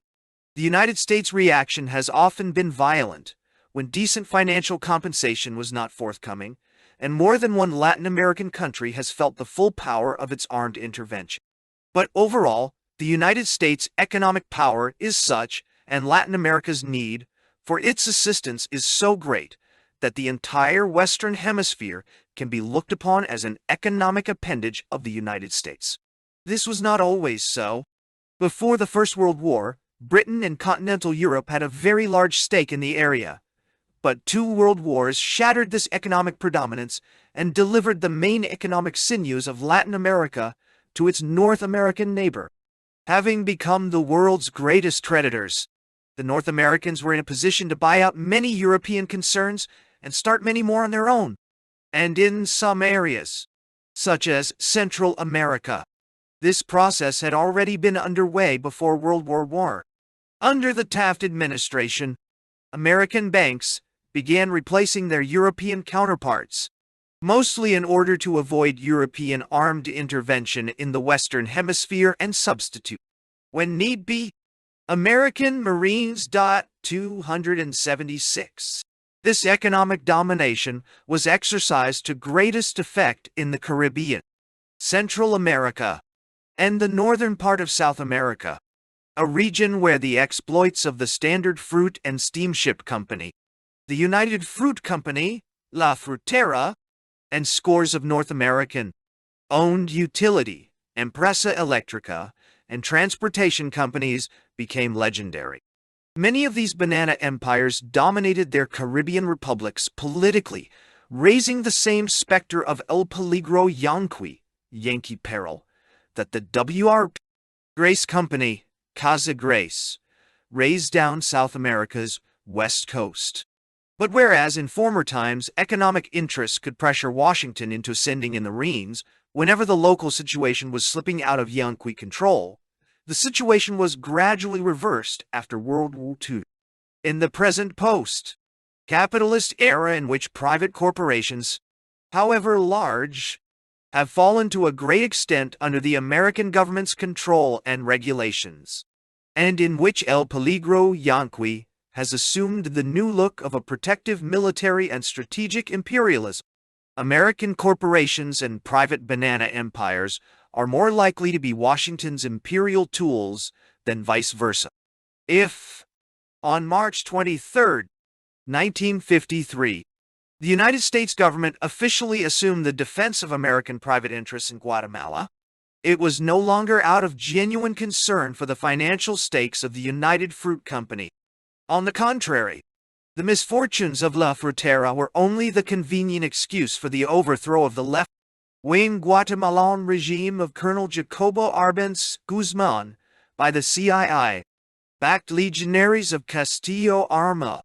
Many, in Latin America and elsewhere, saw in this action a continuation of the traditional dollar diplomacy. But it was no longer anything of the kind. It was an entirely new form of protective, strategic Yanqui imperialismo, triggered by the threat of communist penetration in the Western Hemisphere. Whenever Marxist revolution and expropriation of private concerns seem acceptable to Washington for specific geopolitical and strategic reasons, it not only tolerates them, but actively encourages and supports them. As in Bolivia in the 1950s, for instance, where the revolutionary regime favored the United States' political and financial support rather than Soviet Russia's. The United States' economic hegemony in Latin America is gradually becoming a function of its geopolitical interests in the Western Hemisphere instead of being based on a cluster of private feudal banana empires, as in former days. To a far greater degree than elsewhere, it meshes with Washington's economic assistance schemes and government agencies. Such schemes as the Alliance for Progress and such agencies as the Inter-American Development Bank. Even the 1957 Punta del Este Declaration of Purpose on the creation of an economic integration of the Americas and a Latin American common market bears all the hallmarks of a political move designed to assist multinational projects and ease the hitherto rugged path of North American economic penetration south of the Rio Grande. Rugged because of the economic backwardness of the region, the limited local markets, the political instability, and the perennial threat of expropriation. American economic penetration in Western Europe and Canada is due to the initiative of private corporations in search of greater financial profitability. But in Latin America, it is not so much the lure of business profit as strategic requirements that prompt Washington to attempt to raise the standard of living south of the Rio Grande, in order to ward off an extension of communist influence in the Western Hemisphere's underbelly. In imitation of the United States, the presidential rather than the parliamentary form of government was adopted throughout Latin America. As in the United States, what matters politically is the man who rules, rather than the assembly, which is supposed to control and check. But, unlike its northern counterpart, rarely does either in Latin America. Being primarily individualists with only a rudimentary social consciousness, Latin Americans have no gift for local government. They are not truly citizens, but individual nationalists who have great verbal but no factual respect for law and legality. Inevitably, there are few legal or social checks on the potential tyranny of the executive power, which ultimately tends to be dictatorial. By and large, Latin American masses, like masses everywhere, favor personal rule, even tyranny or demagogic dictatorship, a la Perón. It is usually the wealthy oligarchies that resist personal rule, unless it is their tool, in which case, increasingly rare nowadays, the ruler is likely to be a mere reactionary puppet. Arbitrary power is the result, backed by constitutional provisos, enabling the chief executive to decree states of emergency and suspend constitutional rights whenever he feels so inclined. But perhaps the major difference between the North American and the Latin American political temper in practice is that, whereas the road to political power in the United States usually lies through financial success, the easiest road to financial success in Latin America lies even more frequently through political power. Unless he is already endowed with considerable private means, the Latin American official who does not take advantage of his position to feather his nest is a rare bird indeed. Furthermore, Latin American countries are largely ruled through personal contacts, opening wide all doors to graft, nepotism, and inefficiency. There is no real permanent bureaucracy, no processing of state matters through an impersonal, non-political machinery. The chief executive, rarely encumbered with a troublesome Congress or legislature, has all the spoils of political victory at his disposal, dispenses all the choicest plums of his large patronage to his political clients. Being unfettered by a permanent body of officials and civil servants endowed with statutory protection, all his appointments are perforce political. Everything is politicized. The conquest of power, by legitimate or illegitimate means, changes over completely the administrative apparatus of the land, according to the most venerable spoils system. Mexico's one-party system is a unique and remarkable exception to the rule, an outgrowth of one of the few authentic social revolutions in the Western Hemisphere. Mexico's Partido Nacional Revolucionario has ruled the country continuously since the revolution, which overthrew Porfirio Diaz, came to an end, adapting itself to the changing requirements of the times, undergoing countless metamorphoses. It is a self-perpetuating establishment for the training and disciplining of the country's technicians, economists, and officials, and in full if indirect control of the lives and destinies of most businessmen, physicians, lawyers, artists, bankers, and engineers of Mexico's professional elite. In fact, the PRI can swing right, as under Miguel Alemán, or left, as under Lázaro Cárdenas, with easy flexibility. Nothing of any importance in any walk of life can happen without the approval and cooperation of the PRI. Yet, it tolerates small opposition parties, fully respects freedom of opinion, skillfully weaves its way between the opposite dangers of anarchy and dictatorship. The PRI nominee for president, who is invariably the president-elect, is chosen by a mysterious process behind the scenes, very much like the leader of Britain's Conservative Party in the old days. The remarkable feature of the system is that, although authoritarian, it never degenerates into a personal dictatorship. Its direction is collective, recruited largely by co-option. Even more remarkable is the total lack of interference of the military in the political life of the country. And although left-wing sentiment is highly vocal, communism as such has little appeal since the country is economically prosperous and socially progressive. This progressivism, again, is rare in Latin America. From the end of the Second World War to the late 1960s, the rate of illiteracy has been cut from 52% to 28%, the result of a long-term campaign launched in 1944 by President Manuel Villa Camacho, considerably accelerated in the 1960s by Presidents Adolfo López Mateos and Gustavo Díaz Ordaz. More remarkable still, the Mexican government spends 4 times as much on education as it does on national defense, an order of priorities unheard of in the rest of Latin America. The likely reason for this striking state of affairs, which is unique in Latin America, is that the PRI is a political front for a far more powerful, but secret organization, Freemasonry. In Protestant countries, Freemasonry usually establishes itself as a welfare society on the pattern of the Rotary Club. Not so in Roman Catholic countries, where it tends, because of the Church's intense hostility, to become a counter-church of its own, preserving a great deal of secrecy and wielding a political power out of all proportion to its limited membership. In the case of Mexico, Freemasonry has been firmly entrenched and influential for over a century, and largely ruled the country under the dictatorship of Porfirio Diaz, when the Roman Catholic Church was in disfavor. An American diplomat who was appointed to the American embassy in Mexico City at the time stated that Mexican Freemasonry was an astonishing institution, having little resemblance to Masonry as it is practiced in the United States. To many military and governmental jobs, Masonic membership was a prerequisite. Soon after my arrival, I was approached by a Jewish Mason who invited me to become a member of the 33rd degree. You smile and chill. He assured me that without a Masonic degree, it would be difficult for an American to conduct even official business in Mexico. Since then, the Mexican Revolution has come and gone, with its savage persecution of the Catholic Church, ultimately strengthening the influence of Masonry in the country.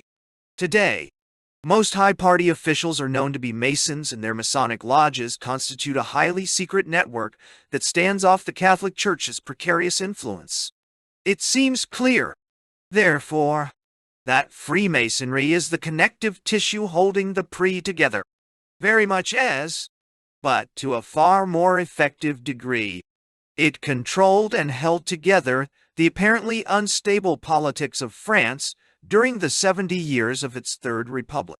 This connective tissue has been fought over for a long time by the main antagonists within world Masonry: the atheistic, French-inspired Grand Orient, and the milder theistic Scottish rites of Anglo-American persuasion, with definite signs that the Anglo-American variety is slowly winning out, perhaps even providing, now or in the future, an ideal channel of communication through which the United States might presumably make its influence discreetly felt.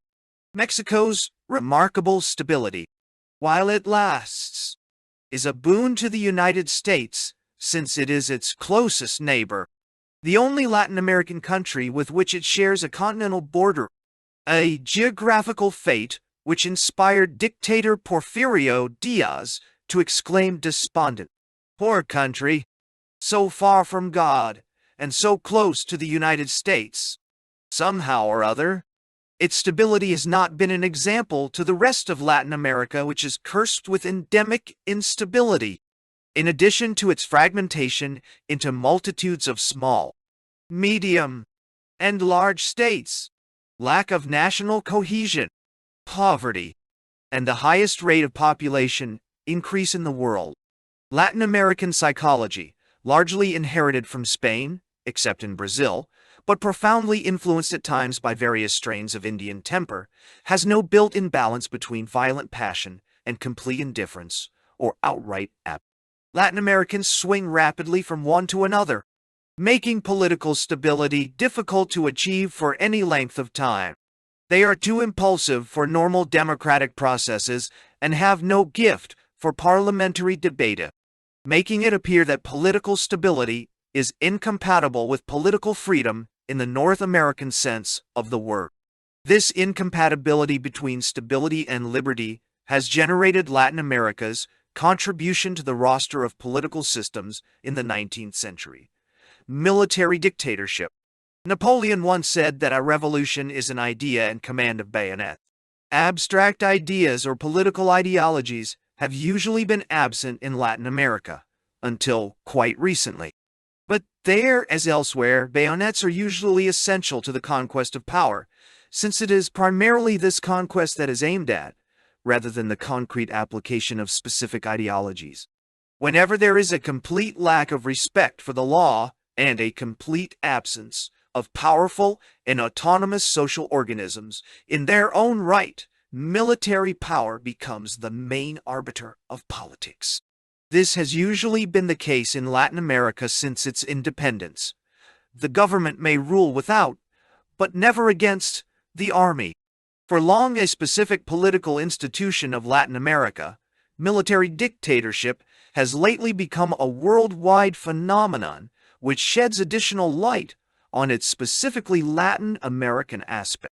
And as in the Western Hemisphere, it generally results from the collapse or orderly liquidation of great multinational empires, along with their time, hallowed institutions and venerable symbolism, usually followed by the balkanization of their former territories, which is the case in most of the developing world. In Asia and Africa, being rarely engaged in waging external warfare against neighboring states, the national military establishments have plenty of scope for making their political influence felt inside the country. This is especially true of Latin America, where no formal war between two nations has taken place since the disastrous conflict between Bolivia and Paraguay in the 1930s over the possession of northern Chaco. Nevertheless, a new situation developed with alarming speed after World War II, and especially after the outbreak of the war in Korea.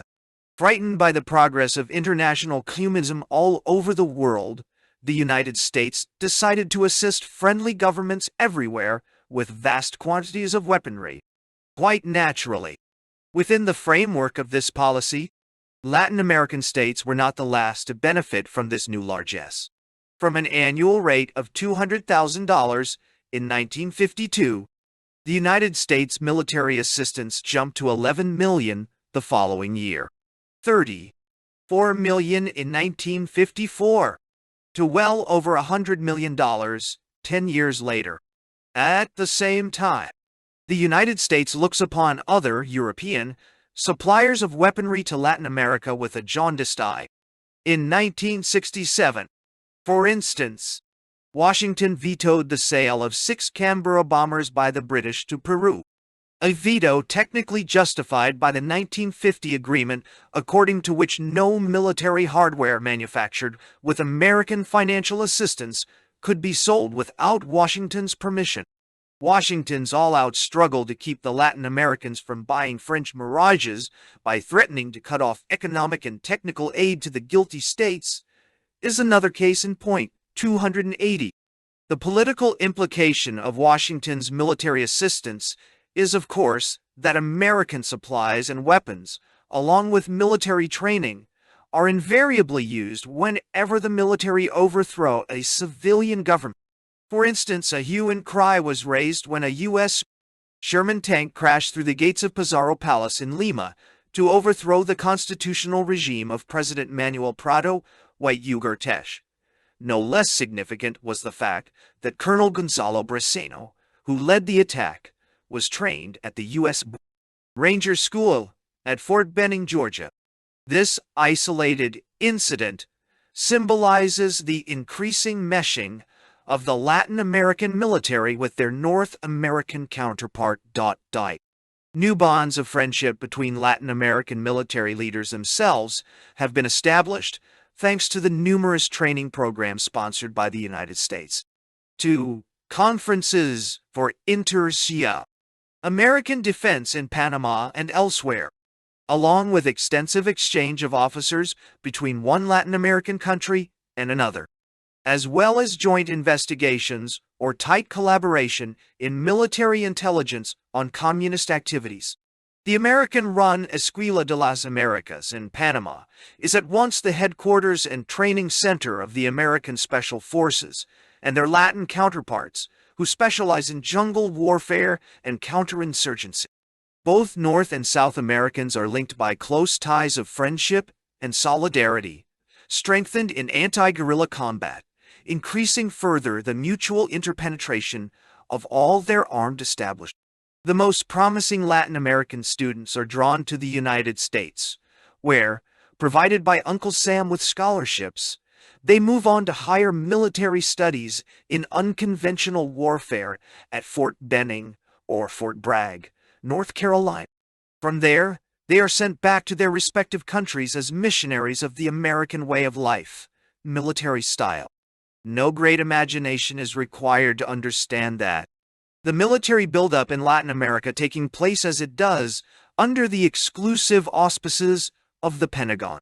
There is or may be a tacit understanding between the military forces of these countries and the United States' own defense establishment, which bypasses, in effect, the political control of their respective governments. As early as 1946, under Pentagon pressure, and in spite of the State Department's objections, President Truman decided to standardize military organization, training methods, and equipment throughout the hemisphere with the evident hope of ultimately producing an inter-American army under United States generalship. From then on, the Pentagon began to develop its own foreign policy in dealing with Latin American military establishments. Hardly taking the State Department into consideration, the Pentagon sponsored Project Camelot, already referred to in connection with Canada, raised a furor throughout the hemisphere in 1965 with its sociological study on the potential for internal war in Latin America, and even upset the United States embassies concerned when it was revealed that it had not been cleared by the State Department. The increasingly important role played by the Pentagon in Washington's policy making, for instance, the decision to send Marines into Santo Domingo in 1965, raises the specter of more or less permanent military control in most of Latin America under the Pentagon's auspices.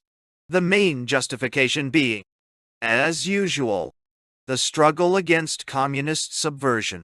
It is not necessarily that the Latin American military enjoy the exercise of direct political authority. On the contrary, there is plenty of evidence that present-day military leaders, unlike their forebears, would much rather work through civilian politicians whenever they can be found with the required qualifications and remain discreetly in the background, exerting their influence indirectly.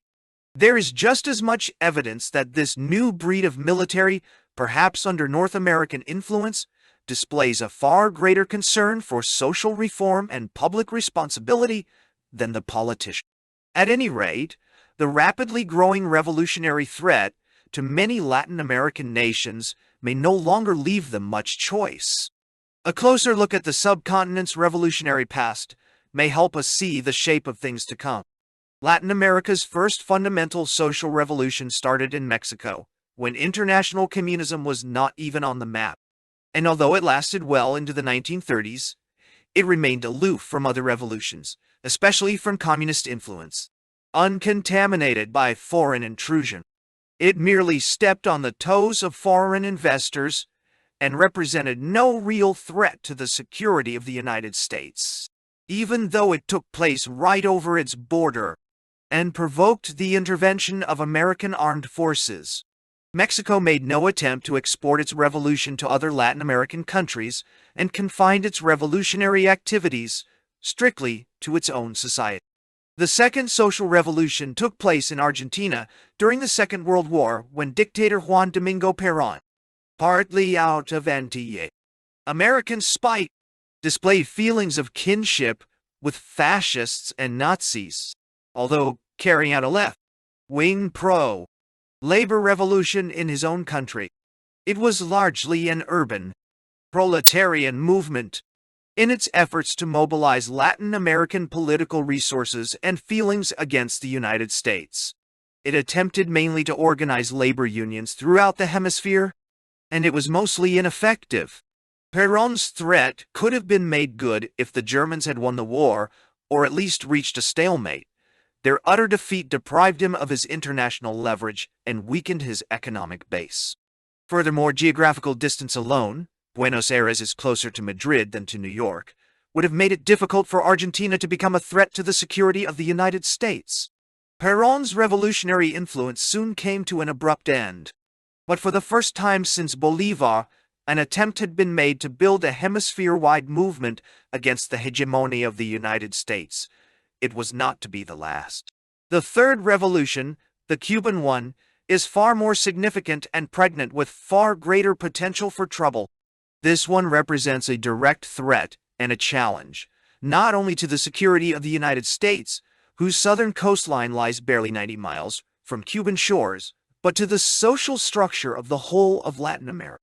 Its peasant-based type of revolutionary action focuses on outright guerrilla warfare throughout the hemisphere.